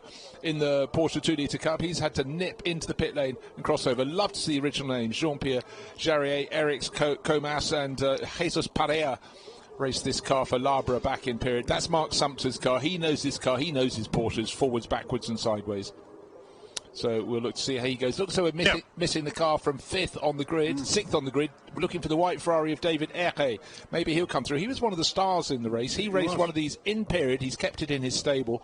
But at the moment, it looks like it's been locked within the stable because it's not yet round to the grid. But fear not, it may yet be coming. He owns a vineyard and a hotel. Here's the Corvette on the famous Corvette badge, and then we'll go round this bright yellow car, the CompuWare sponsorship.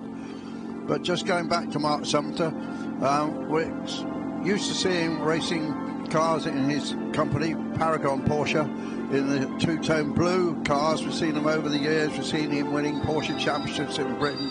We've seen him very successful here. He's raced in the Porsche 2.0 in the past as well.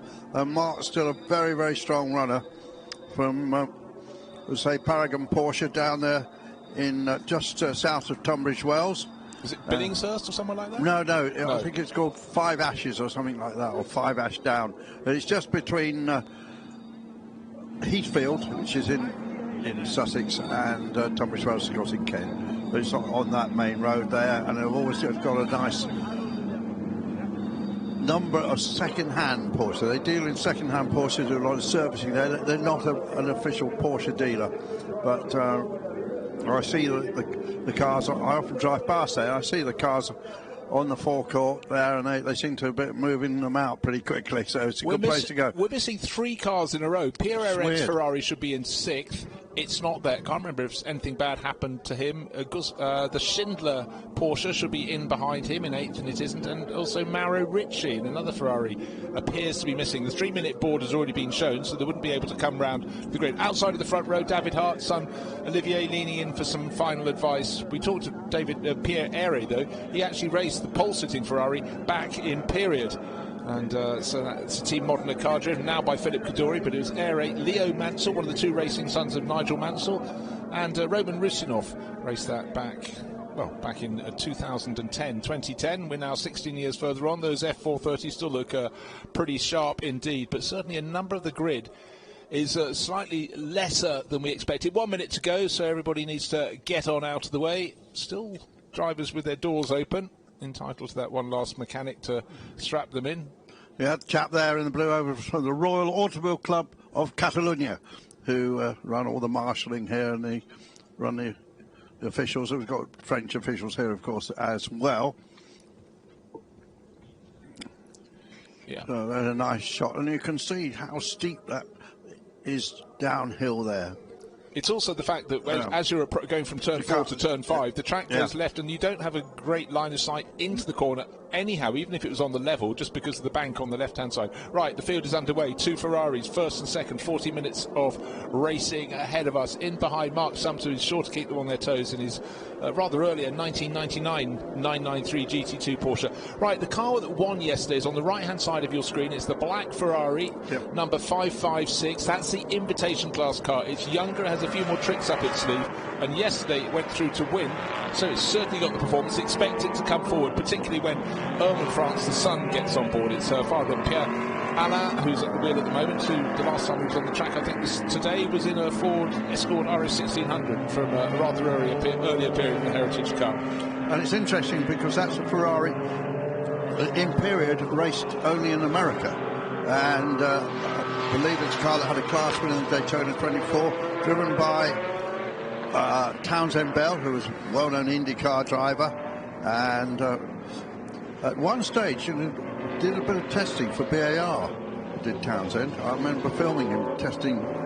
That was a straight line test, actually, but I remember going with him to do that. It was owned by some computer expert called Bill Sweedler, who ran the cars for Townsend over a number of years, and had a third driver in it, obviously, for the longer races, but it was usually Townsend and Bill.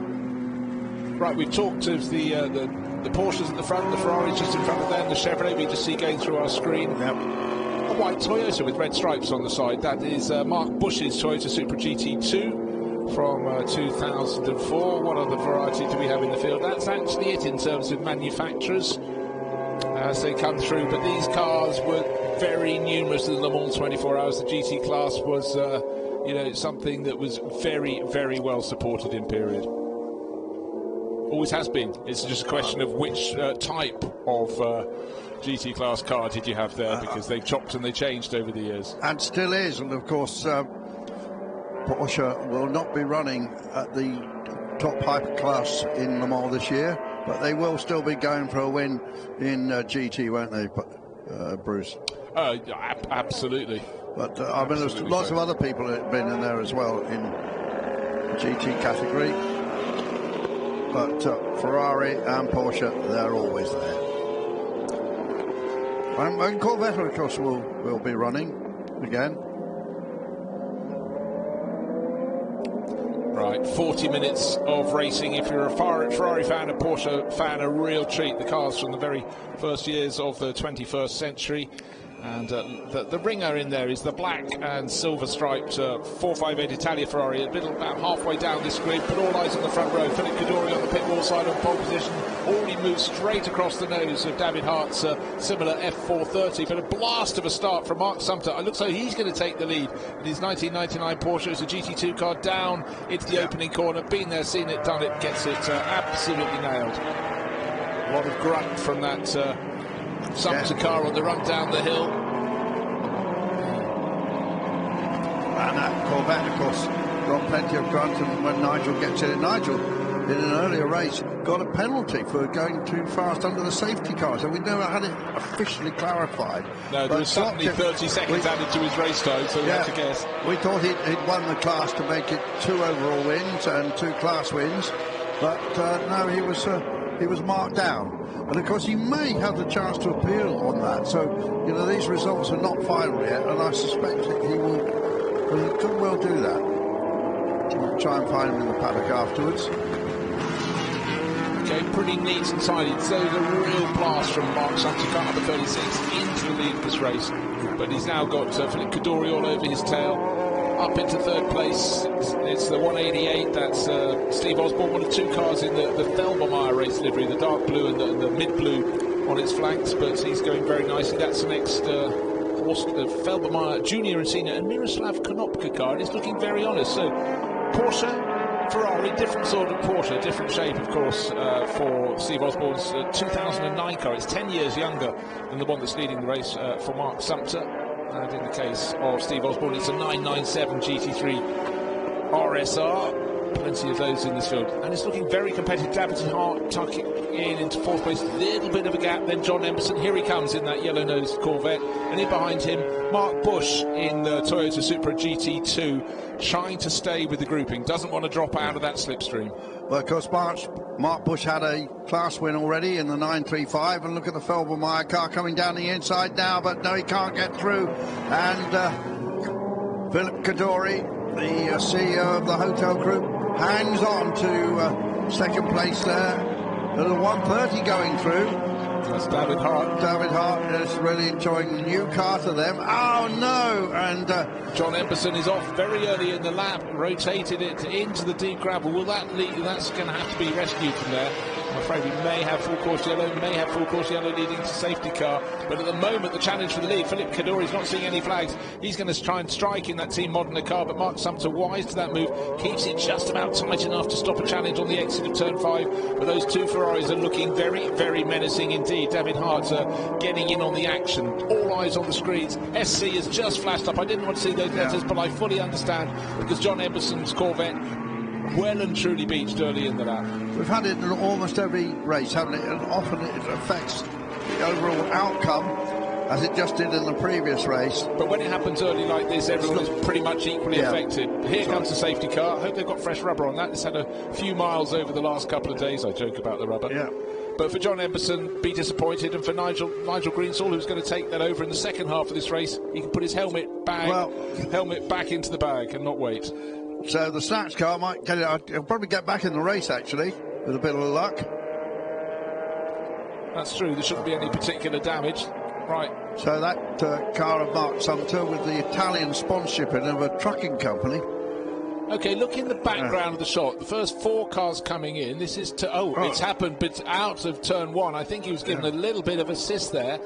And I don't know who was next in line. I think it might have been Mark Bush in the Toyota Supra. He was certainly around 5th or 6th position. But anyhow, we didn't see the point of contact, but John Emberson was rotating. He wanted his car to be lined up to the right of the circuit to turn left, but unfortunately went to the right of the circuit and rotated round into the gravel. Appears to be out of the gravel now, but can it get going? Yeah, can he fire up the big V8 engine, get back into the race? Okay, the safety car very cleverly moving them on out of the circuit at turn 1, so they're not close to where John Emberson is. But if he does rejoin, he's going to be a lap down. If he doesn't rejoin, he would have wanted to get through get back going onto the circuit before the safety car was there. And while that was leading the field around, he could have absolutely hammered it to close up as much of the deficit.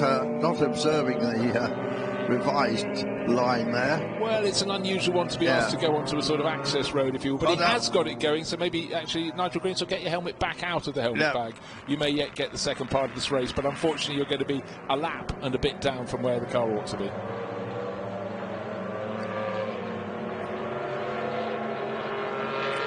So Sumter and Kadori having a good battle. The narrower, you can see how much narrower it is, Porsche. Sumter, but maybe thinking that aspect more powerful.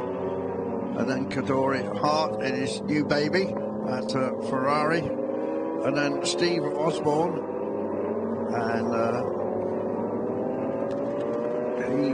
I think he will hand that car over. Is Osborne listed? I think he's solo. He's solo in this race. Often he isn't, but yeah. Well, he wants to get a finish because, unfortunately for him, his BMW M1 didn't get to go too far in one of the earlier races. Yes, that pro car. It's a shame to see that. Car with a Hawaiian tropic on it, the sun cream manufacturer. He always used to have a parade of beauties at Le Mans for many years. Well, it was part of the starting procedure there.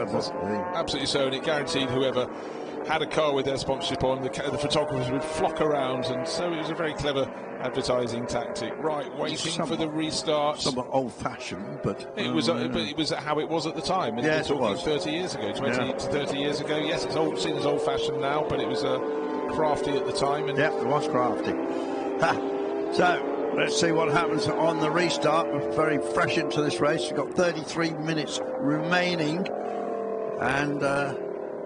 Right, Mark Sumter, we saw him made a really, really strong start. That car clearly has plenty of grunt, leading down to the first corner over the rise, but he's already got about 3-4 car lengths clear of Philip Kaddouri, and Steve Osborne making a challenge in the background of the Felbermeyer blue Porsche, coming up the inside of David Hart and looking around the outside but not going anywhere. It's the Toyota of Mark Bush, but he might gain a place into turn 2. Also going very nicely is David Sarney, tucked in behind, car number 21, another Porsche.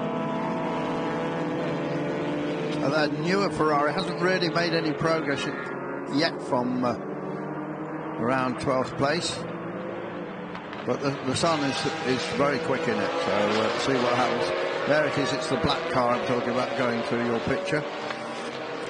But obviously any lap when the car that is potentially the fastest car in the race can't use that performance is hampering its chances of doing moving to the front, and that's very much the case for that 458 Italia Ferrari. Dennis Bush is going quite nicely as well in that very bright yellow-nosed Porsche. He's in behind his brother, Mark, who's in the Toyota Supra, running in 5th. With car 36, Mark Sumter now a better run over through turn 9, down the back straight from the chasing Philip Kaddouri. He's getting closer. I don't think close enough to make a move down into turn 10. Let's hope not. That could lead to tears. But in fact, Mark Sumter very good on the brakes. Actually opened out a tiny bit more of a margin down into turn 10.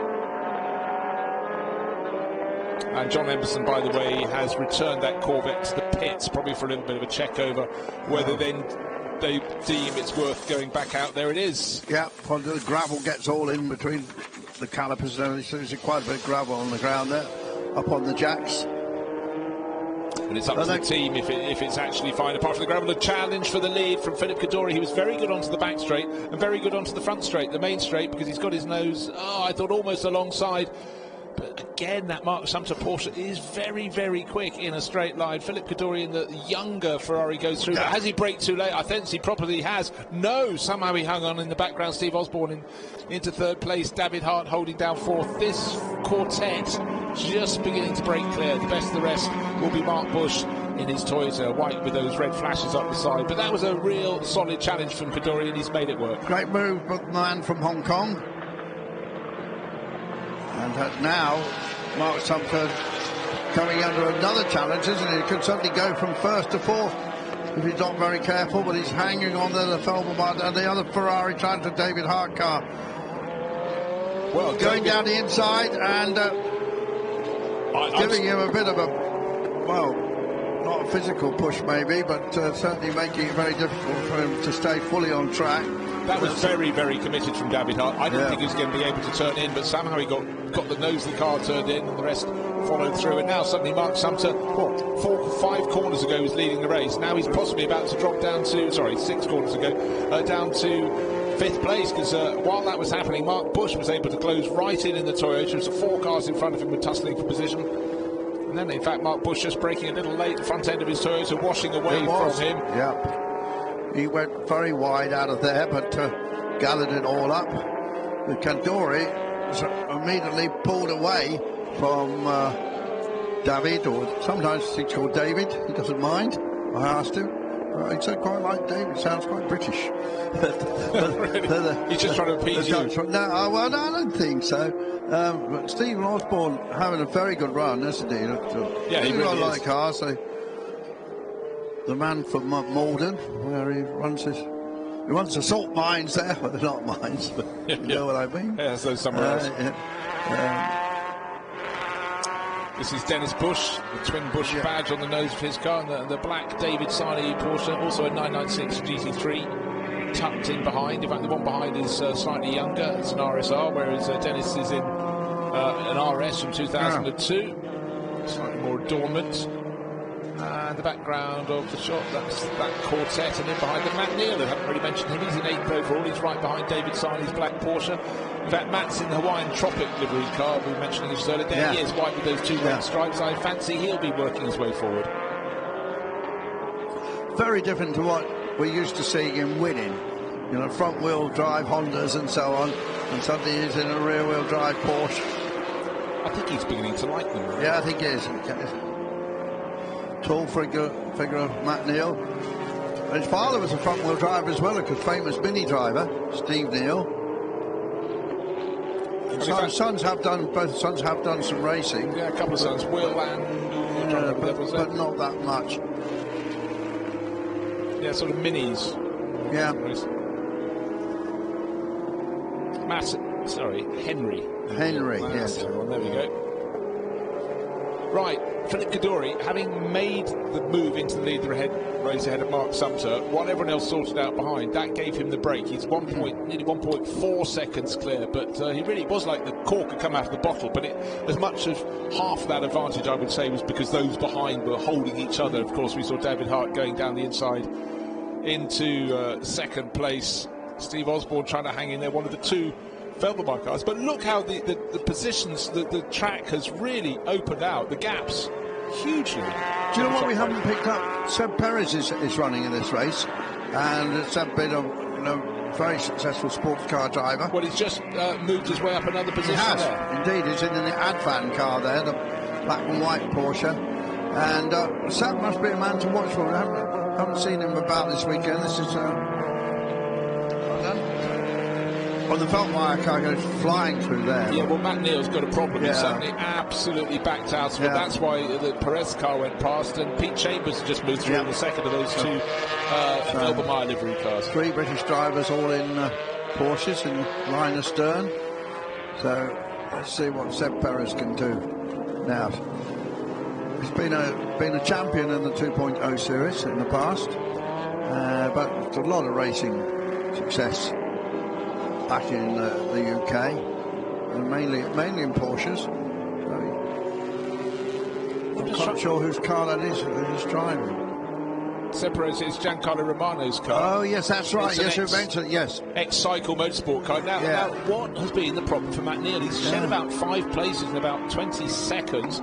He's fallen back behind the Pierre-Alain France Invitation Class 45.8, but he was right in that battle with 2 other cars, and he's now fallen back loads. I don't think there was a spin. We just suddenly saw him backing off the pace, so something is untoward. But will he bring it in? Is it an intermittent problem for Matt Neal? No problem at all for Philip Cadore, except potentially the fact that David Hart has decided he's going to go after him. He's settling in. It's his first year racing this car, first meeting for him in an F430, and David jumps from car to car, and again, bringing the experience that you gain across racing a range of vehicles. But he's racing this, of course, he's racing something that's very much at the younger end of his stable. We saw him in the Pescarolo C60 earlier today. That was in the Endurance Racing Legends 1 event. This is 2, so very, very different cars. And both from a similar time, though, 2005. Right, 115 we didn't see that in the pits. That's the Devis family car, black and red, ex-Marcel Fessler, Joel Comathius car. And some pretty lurid liveries down towards the tail of the running order. Car number 55. That's the ex-Gay Racing car, that ex-Johnny Bolam car. Yeah, the one in the background of the shot. And 55 in the foreground is Matthew Holborn. And they've come all the way from Australia to race that. Skate was an Australian team owner. Just double checking John Emberton in the pits, still remaining in the pits. I just wondered if that car was going back out again at some point. They might go out a bit later and do a bit of testing. Yeah. In fact, I'll bet you a fiver it is out, because I've just seen it go through the shot. Oh, right, okay, well, there it is. In the background. Yeah.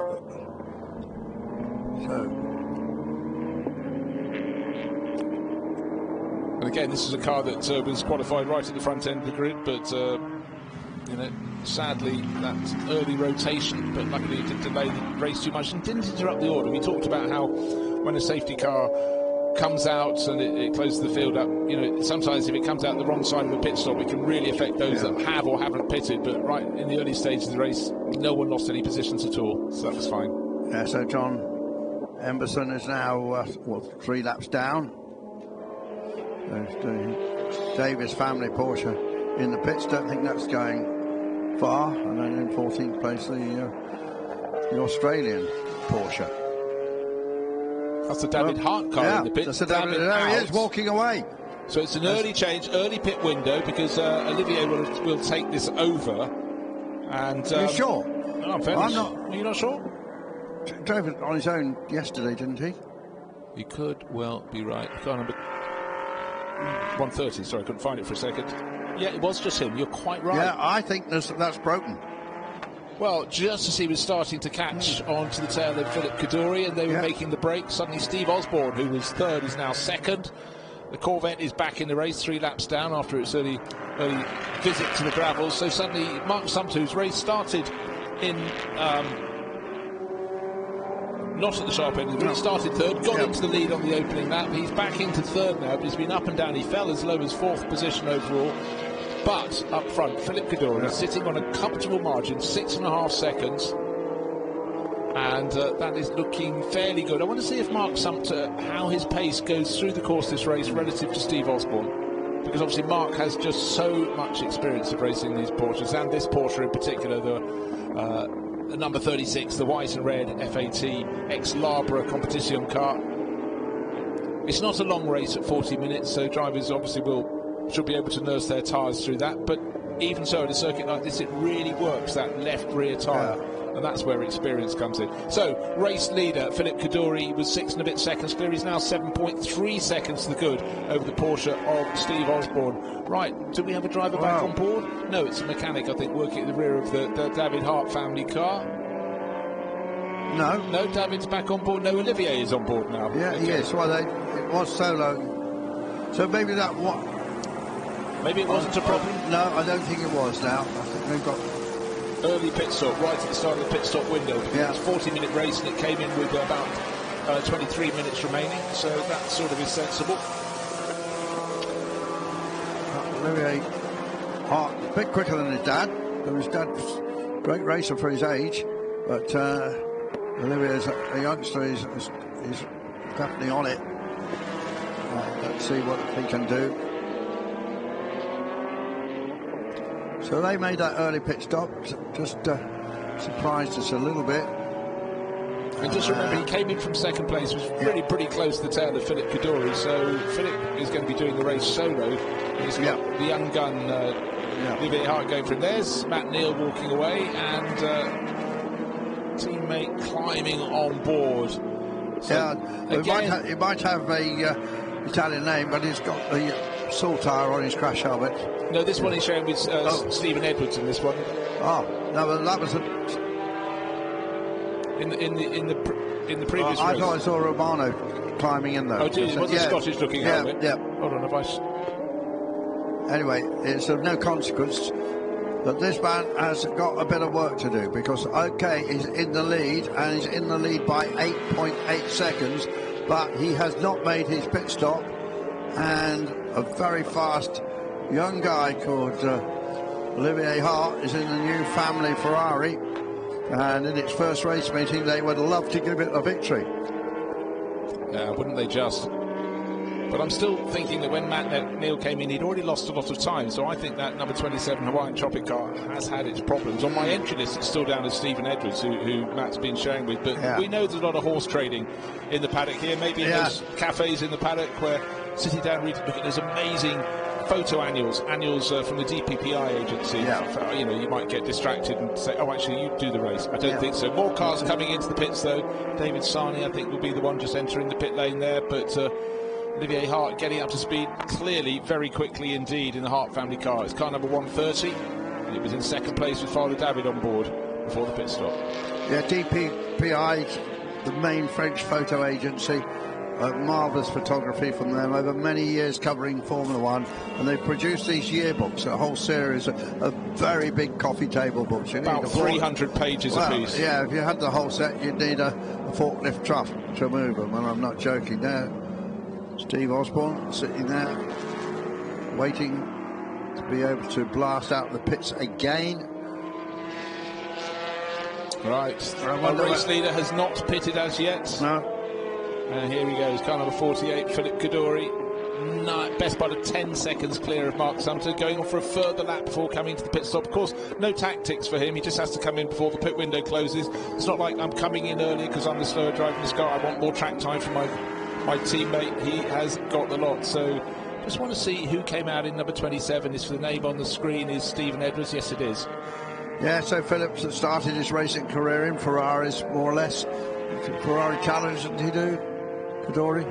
Oh, yeah, absolutely. Yep. So he's at home behind the wheel of that car.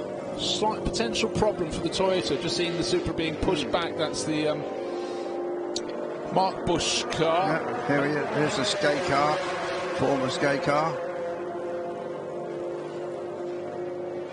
So the pit window's still open, cars still visiting. Obviously, several owe us a visit to the pits. The Dennis Bush Porsche will owe us one, and he's in second place now because Mark Sumter's come in, and that means Philip Kaddouri hasn't come in either. So first and second have not pitted. Yeah. Philip Kaddouri is first on merit, whereas Dennis Bush has moved up from about 7th place into second by dint of not pitting. Of course, he'll lose those positions when he comes in, has his pit stop and goes back out.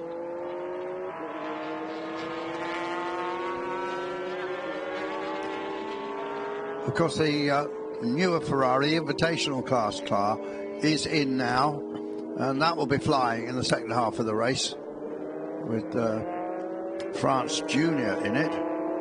Here's Philip Kaddouri, though. Had a win yesterday in the pink Porsche 917 RL car by dint of little luck, really. And it goes in, it goes round the Porsche and then dives into the pits. It's not what you really want to have. You want the car not to be hugging the inside line. When you're coming up at it on speed, you know you have to turn, and this is probably the last moment before the pit window closes, but Philip Kaddouri got away with that one. And there is Mark Sumter's Porsche car number 36, one of the earliest cars in this race from 1999, sitting, trying to keep some, get some heat out of the brakes as it sits at a standstill in this 2-minute minimum pit stop.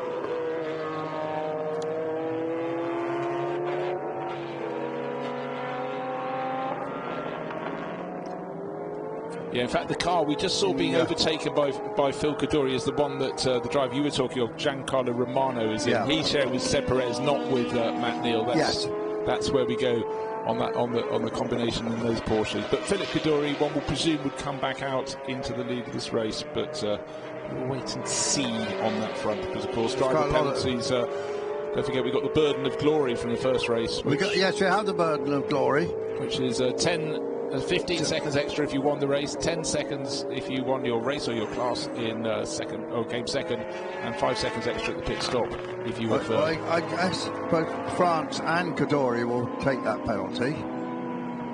Yeah. Because invitation class is a class. And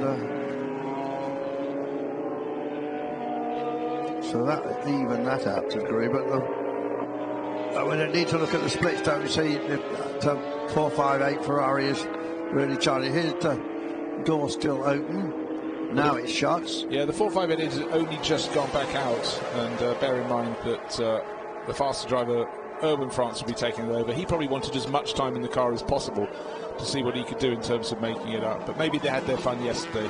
And today, it's the regular runners in the field. And certainly for Philip Kaddouri, looking at the car he has, that was shared by Leo Mansell, Pierre Ere, and Roman Rusinov back in 2010. He wants to get back on the circuit. The car he needs to be ahead of, because there's one coming down the hill, the sister car, if you will, the other F430 on the front, from the front row of the grid. And David Hart is out, and Olivier Hart is in, and Olivier is making it absolutely fly. In behind, Steve Osborne is still running down the slope in 4th place overall. Mark Sumter just a whisker behind him, a couple of seconds further back, and then David Sarney too. And right now,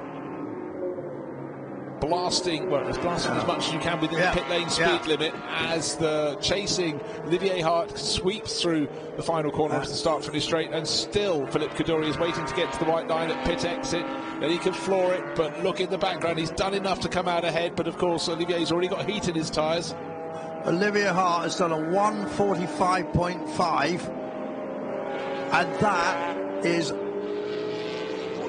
Oh, he's moved on to second, and that is almost 4 seconds quicker than Kadori's been lapping in. Yeah, and just looking at the way that attacking turn 2, David Hart is on an absolute... Olivier Hart now. Olivier Hart, sorry, my brain can't move as fast as he can move his hands on the wheel. But Philippe Kadori is sitting on a lead. One looks about 6 seconds, I'd suggest, he turns into turn 4. But with that rate of gain... He'll have him in the next couple of laps, without question. So what do we have in the remaining, well, not even quarter of an hour, under 14 minutes this race? It's a Ferrari chase at the finish, but you'd think at this stage of the race that should be a large enough gap for Philippe Kadori to defend. However, the rate of gain, apparently, that Olivier Hart can manage by dint of that incredible fastest lap he set, means he should be on his tail in a lap and a half. Well, I want to assume the spec of the car is pretty similar. Yeah. And just... Olivier Hart, of course, he's grown up in historic and classic racing with his dad, but I think he still harbours a career in professional.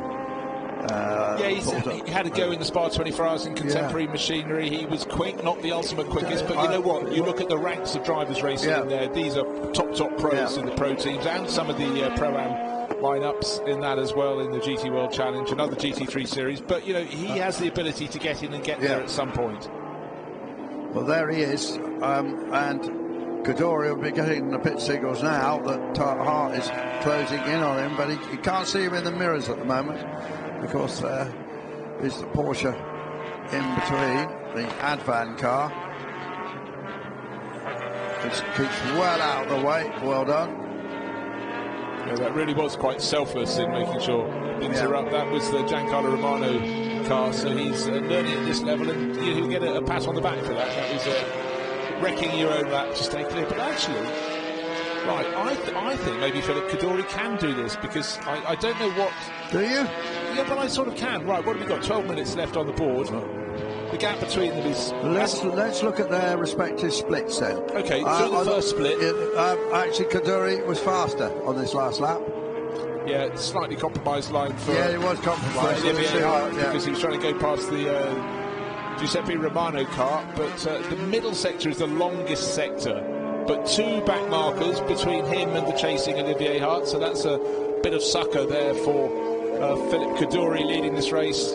No, I think Kadori can do this. It might come right down to nose to bumper at the end of the race, but Kadori hasn't necessarily picked up his pace, but through the middle sector, the long one, 0.3 of a second, a third of a second gained by Olivier Hart, whereas one would suggest his fastest lap was 4 seconds, best part of 4 seconds faster. He's got a lot of traffic though, hasn't he? Look, Yeah, he's held up again there just briefly, probably have to just fell out a little bit. But as he came through turn 13, looking down the hill, he couldn't see anybody. Can't see Philippe Kadori, can see him now as he comes onto the start-finish straight. At this point, the driver's now starting to look straight into the sunshine as the sun goes low. Philippe Kadori has upped his pace, look. Yeah, his fastest lap just improved by effectively 3 seconds, or thereabouts, 2.5 to 3 seconds on anything before. So he's got to deliver, but he worked the traffic very nicely indeed. Picked his way past Paul Phillips, Matt Holborn as well was passed by both of them. Yeah, I thought with that very quick lap that Hart did, he would have a very good chance of catching Kadori, but Kadori has really upped the pace. He's seen what was happening and has got on it. Interesting, he could respond to that extent, but maybe he was also just saving his tyres and trying to read what was happening in the race, because he didn't have an immediate challenge from behind him. But of course, he had his pit stop after Olivier Hart, and maybe Olivier just absolutely took the tyres on when he came out on his first couple of flying laps and set that amazing time. But that was quite a response from Philippe Kadori. Mark Sumpter still in the mix. He's in 4th place overall. He's leading his class. He's in an older class of car. Good to see now. It would be Nigel Greensall. He's taken over the Corvette. This was the car that spun off, and he's having a sort of drag race down the start-finish straight with the invitation class, the much more modern 458 Italia Ferrari, with Erwin France on board now, and Nigel Greensall just nipping and tucking.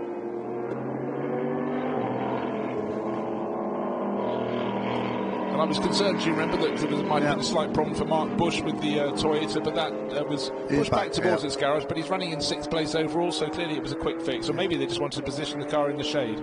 Here's the more modern, the black Ferrari coming, just about to go round the Corvette. Moved up to 7th place, but it's got a lot of ground to make up. And what about his lap times? Young France. Young France is lapping. No, not really on it. No, not yet. Not yet. Who knows? They've got to get the feel of the place. Just seeing what Nigel Greensall's pace is. 1 minute 48.3. That's not so bad for that one. I'm sure that will pick up a bit more towards the end. But Steve Osborne in 3rd. There's another black Porsche, which is Paul Phillips, between him and the chasing red and white Porsche, the car 36, the ex Labra Competition 993, rather older car. But that is being chased by another black Porsche, and that's David Sardi trying to keep him honest. They picked off Paul Phillips' black Porsche.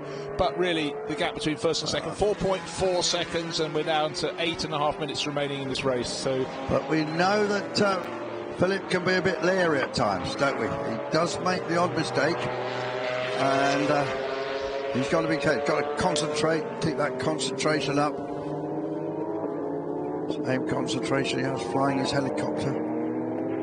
Gosh, the thought of the amount of concentration you need for that is beyond my ken. I can tell you. Certainly in Hong Kong as well. Mind that building. Yeah. I'm shouting that to my son when he's doing the drive. Mind that building.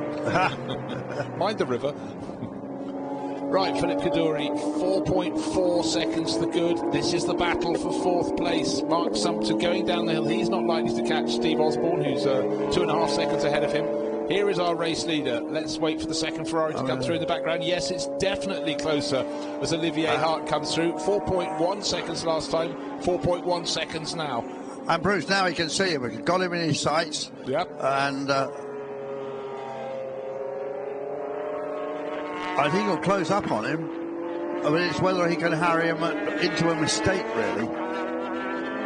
Absolutely, that's his only hope. Up the hill, face full of sunshine, and then as they turn through turn 3, gradually it improves, and they can sort of open their eyes a little bit wider. So 1st and 2nd separated by the length of the very short straight from turn 3 to turn 4. Now in behind, we're getting a lot of pressure on Mark Sumpter. This is David Sardi giving chase. David's 993 GT3 RSR in black is 7 years younger, so it should surely have some performance advantage. But the 993 GT2 is certainly a punchy car. I think the spec was a bit more allowing more horsepower, wasn't it, back then? Yeah, it was. And then presumably the chasing car really is chasing and having a look. It's got presumably slightly better road holding, it's slightly better downforce, but then a much taller maybe better shock absorbers. Shock absorbers evolving. Now it's down to 3.4 seconds. And it's got the big push on now. Yes, but the clock's down to 6 seconds. Yeah. We've got time for this and 3 more laps, I would think. It might actually almost squeak onto 4. No, it won't do that, surely. So we're lapping. Talking about 1:45 a lap, so 2 laps is 2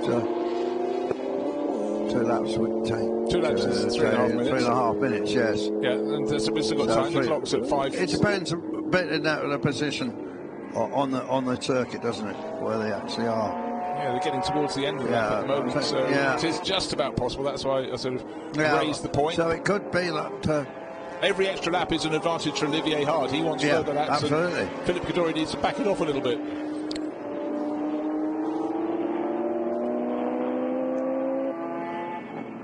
Good to see these cars being driven so hard right now. You can really see the angle that they're attacking things, and there's no quarter being given. Right, traffic could be a friend to Mark Sumpter, or it could be an enemy. Coming, oh dear, we've had a little spinner. It's Matthew Holborn. Luckily, not causing any trouble for anyone else. Well, that's an unusual paint scheme, isn't it? I'm sure. What's that on the back? It's some strange animal. Right, at this point, it's a 2 Ferraris. 4 minutes 40 seconds. Yes, the gap's coming down. 2.78 seconds. Olivier Hart is closing in on Philip Kaduri, but catching is the first thing, passing, but it depends where he catches and also who may be in front of them at that point. And actually, from their point of view, I don't think there are too many people they're even going to catch before they get to the end. There may be 2 cars they might manage to catch, maybe not. Oh dear, Mark Sumter in that battle for 4th place with David Sarney has taken the wide line. And I think we're going to see there he was off early. Yeah, very early indeed, and that's where gravel tracks, they look huge, and when you're bouncing through them, suddenly you realise you're running out of space and there's a wall beyond, but I'm sure he's managed to get through. Yeah. So sweeping onto the start-finish straight, oh, they have got traffic. They've got Pete Chambers, I think, just in front of them in his Felbermeyer Porsche. He's a driver with a lot of experience. He'll hopefully just stay to one side, but getting the last bit of draft that he possibly can. Philip Kaddouri, lights are flashing. Yeah, Chambers has seen him. He looks across, lets him through. But with time for this lap, oh gosh, it really is going to be close whether they have this lap, the next lap, and one further lap. I think we're going to be almost defined by a couple of seconds as to which side of the checkered flag the 40-minute mark. Yeah, I agree with that. And now the gap's 1.5 seconds. Look at his Hart, he's on the charge. I think Hart is going to catch him. He thought Philip might be able to hang on, but then Hart, Kaddouri upped his game, didn't he? And then Hart subsequently upped his game even further, and he's doing those succession of quick laps now. They dive down the hill, and now he's only about, 4 or 5 car lengths behind.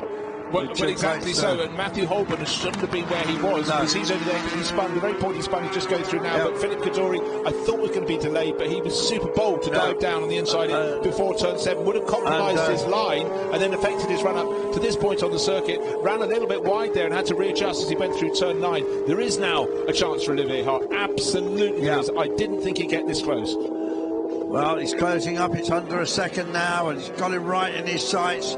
And Philip Kaddouri will be doing a lot of, hopefully not too much looking in his mirror. So 2 glorious red Ferraris, these F430s, which about 15 years ago were the business, weren't they? Yeah, absolutely they were. It was a really big step. They raced a lot at Le Mans and so on, and obviously the very best ones run by the AF Corsa team. Under a second now. Yeah. Lap 21. They go on to it. What is left on the clock? 1 minute 53. There is time for this lap and one further lap. Great news for the chasing Olivier Hart. Terrible news for Philip Kaddouri, who's leading the race. Hanging on, trying not to crack under the pressure. And if anybody can apply pressure in this field of cars, it's definitely Olivier Hart. Pressing on, pressing. Up to turn 3 they go. So the 2 prancing horses, they've got more cars they're going to have to lap. In fact, they've come up behind the France Ferrari, which in theory should be quite a bit quicker than them. It's a later model. There it is. Won the race yesterday. He keeps well out of the way. He's seen, he has seen. Slight compromise for Olivier. Yeah. Tiny little frisson there. Right, under a second at the start of the lap, down to 0.85 of a second. Now, what other traffic are these is this Ferrari duo going to find? Staying to one side, it's a cycle car, it's Romano driving that, and that was advantage at a critical point of the circuit to the chase of Olivier Hart. This is the point you need to carry your speed. He carried more speed over the top of the hill. For Philip Kaddouri, he's got to defend into turn 10. He's got to do it one more time next time around. But do not leave the door open on the exit. He's done just enough, but look, that was very tight indeed. Olivier Hart must be cursing nicely under his helmet, but he's got more chances to do it. Into turn 1 and into turn 10 are the 2 main ones, but I thought because Kaddouri was slightly hampered, sweeping off that infield straight, that his chance was done, and he'd be passed by Olivier Hart. Well, what a way to finish this excellent 2 days of race meeting. Holland versus Hong Kong, and here they come, and let's see who's the last of the late breakers here. Well, they crossed the start-finish line with 12 seconds to go on to get onto this final lap. And they got down the inside, and that's it. That is the master stroke. But can Olivier Hart get the braking done? No, not really. Can he just get it turned in? He had to have a go. And I thought as they went past Paul Phillips' car, that would give him a chance. And you thought, well, he was a very inspired. I'm not going, I am going. Yeah. And I think that was just sort of do or die. Yeah. But Kaddouri kept his head as well, didn't he? Now they've got another slow back marker that they've got to navigate. That's the Paul Phillips car. Yeah, that's the Paul Phillips car. And, oh, look, that's positive from both of them, but particularly from Philip Kaddouri. And if he can hang on, he is going to be absolutely cock-a-hoop. And, you know, with your sort of charm of Olivier Hart. If he doesn't win, he'll say, at least I tried. Yeah, and he really has closed in. Yeah. Remember, he came out, he's about 6 seconds down on Philippe Kaddouri when Kaddouri emerged from the pits. The gap came down, and certainly Kaddouri had to rise to the challenge. This is the point on the circuit where there was a slight hold up for Kaddouri last time, but this time he has a decent run through. Olivier Hart trying to carry all the speed he could onto the infield straight, runs a little bit wide, but his only chance of passing surely is down into turn 10 or on the way out. That's the other point. He may manage it. He's going to try and get up the inside into turn 11. He's not managed to do it. Not for want of trying. Yeah, Kaddouri's definitely positioning his car well. Let's see if Hart's got one last final chance, but I don't think so. Kaddouri, here he is, heading towards a second victory of the weekend. Or am I talking too soon? Because look at Hart coming now as they come towards the line. And the flag goes down, and Philippe Kaddouri from Hong Kong takes the victory by just a fraction from David Hart of Holland. The car from Olivier Hart, but the car that was started by his father, and then the rest of them come through. Stephen Osborne, David Sarney, Mark Sumter takes his class, which is the only competitor in 5th place, having led early on, and then it's Bush, France, Chambers, Harrison, the Australian driver. He'll be pleased with that 9th place. He's new to this series. Phillips, Romano. Still waiting for the 3rd place car. Should be Steve Osborne, but he was about 40 seconds, nearly 50 seconds back from the chasing Ferrari Jew, who were by far the fastest runners in the race. In the early laps, Steve Osborne really stayed up close to them. Here comes Osborne now, the Felbermeyer Porsche, sweeping through the final corner, and in 4th place, David Sarney in behind him, but it really belonged to the Ferrari duo. Yeah, terrific battle. I don't think we've heard from Philippe Kaddouri, have we? Oh, yes, we have. Did we? Yesterday, after he's driving the pink Porsche, the Italian Porsche. Yes. Well, Japanese, whatever that Italian is. I did Google it, I couldn't find anything. But, I think it was a close. Anyway, it doesn't matter. This was a terrific way to end 2 cracking days of motorsport. The start of the newly named Le Mans Classic Series, and certainly lived up to expectations here. 99% of the time in the sun, but we had one little shower of rain that proved some excitement last evening, but the sun is shining now, and Philippe Kaddouri, he's learned well, hasn't he, from being a bit of a wild young man. Yeah, but I think that was quite a while ago now. It was now. He's raced a variety of cars. Yeah. But, you know, for Olivier Hart, taking over from Father David, didn't win the race, but this is their first meeting with this car. Yeah. And they will have learnt a lot. And certainly the way Olivier was able to attack with such gusto and such precision at the end of the race. He's a racer. He had to go for that move down into the first corner. He made the move. It didn't work. He had to cede first position. But, you know, he'll have learnt about that. And you know, I definitely, with a racer as a father, David would say, don't worry, you tried. I'd have done the same. Well, interesting to see. Dad will be down there, won't he, in a minute? You could see the applause down in the pit, hear the applause down in the pit lane, because that was a proper scrap. Actually, I say Dad would be there, but he hasn't arrived yet. I'm arriving now, I think. And let's focus on the winner of the race, though. Philippe Kaddouri, terrific drive by the hotel entrepreneur. You can hear already the jokes are being cracked and sort of laughter. Yes, springs like a jack in a box out of the car. And you know, you can hear, you can feel what that means, but also what better than to have someone catching and you resist the challenge. I have never seen that on the front of the race suit. Privateer, it says. It's clearly a club in Hong Kong. Privateer Motorsport Hong Kong. There you are. There's Philippe Kaddouri. So that is a very, very happy man indeed, because nothing better than having a really stern challenge. And Nicky Pastorelli down to congratulate him. And look, isn't that lovely? Oh, yeah.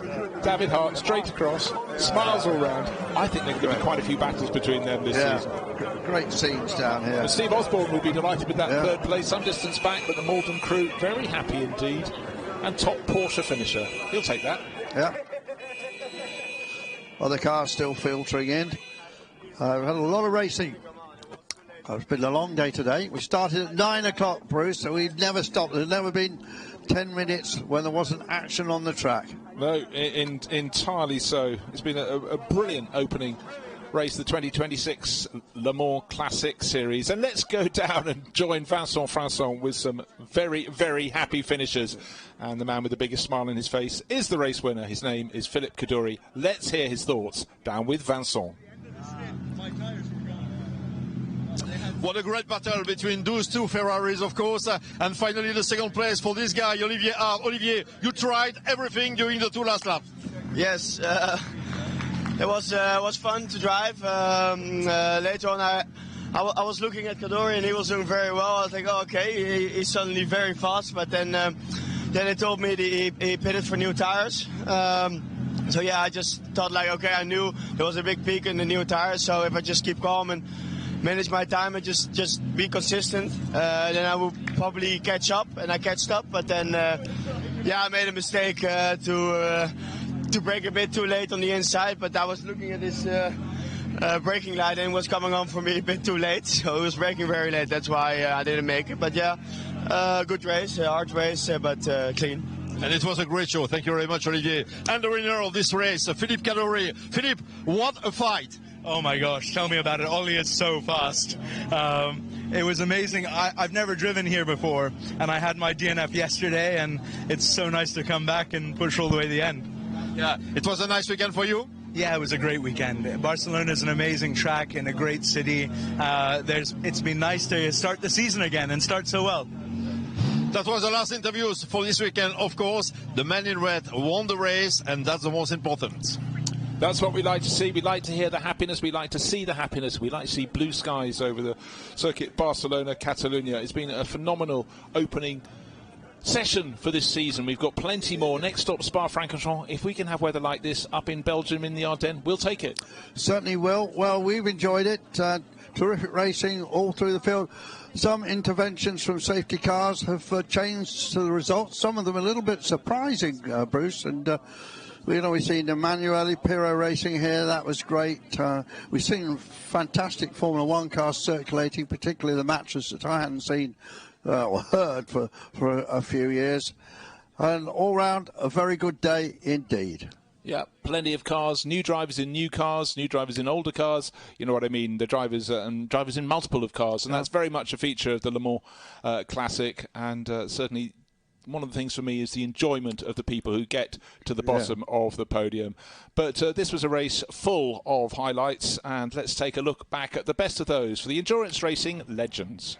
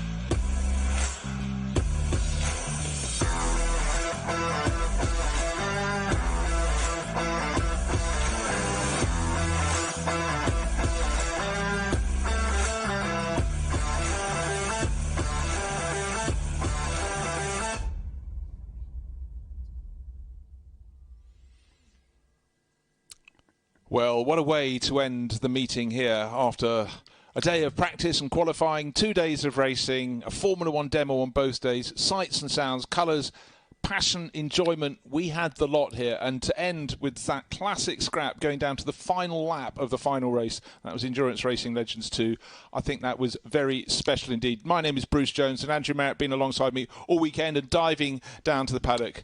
What are your overriding thoughts of the weekend? Well, just the wonderful sights and sounds, I think. I mean, I particularly like to see the Jaguar, Silk Jaguar back, and Olivier Gallant. He's one of my drivers of the weekend, I think, and sort of the Hearts are always right up there, aren't they? And they gave great value too. And then the Porsche race was absolutely classic and interesting, but all round a great weekend, a wonderful start to this series, newly named, and some great racing coming up. So yes, I've enjoyed it. Enjoyed working with you, Bruce, too. Been a terrific duo. I think we've worked pretty hard all weekend. So I'm going to say goodbye, but the final word will come from Bruce Jones. And in time-honoured fashion, it's goodbye from me. Do make sure you join us in the 22nd and 24th of May in Spa.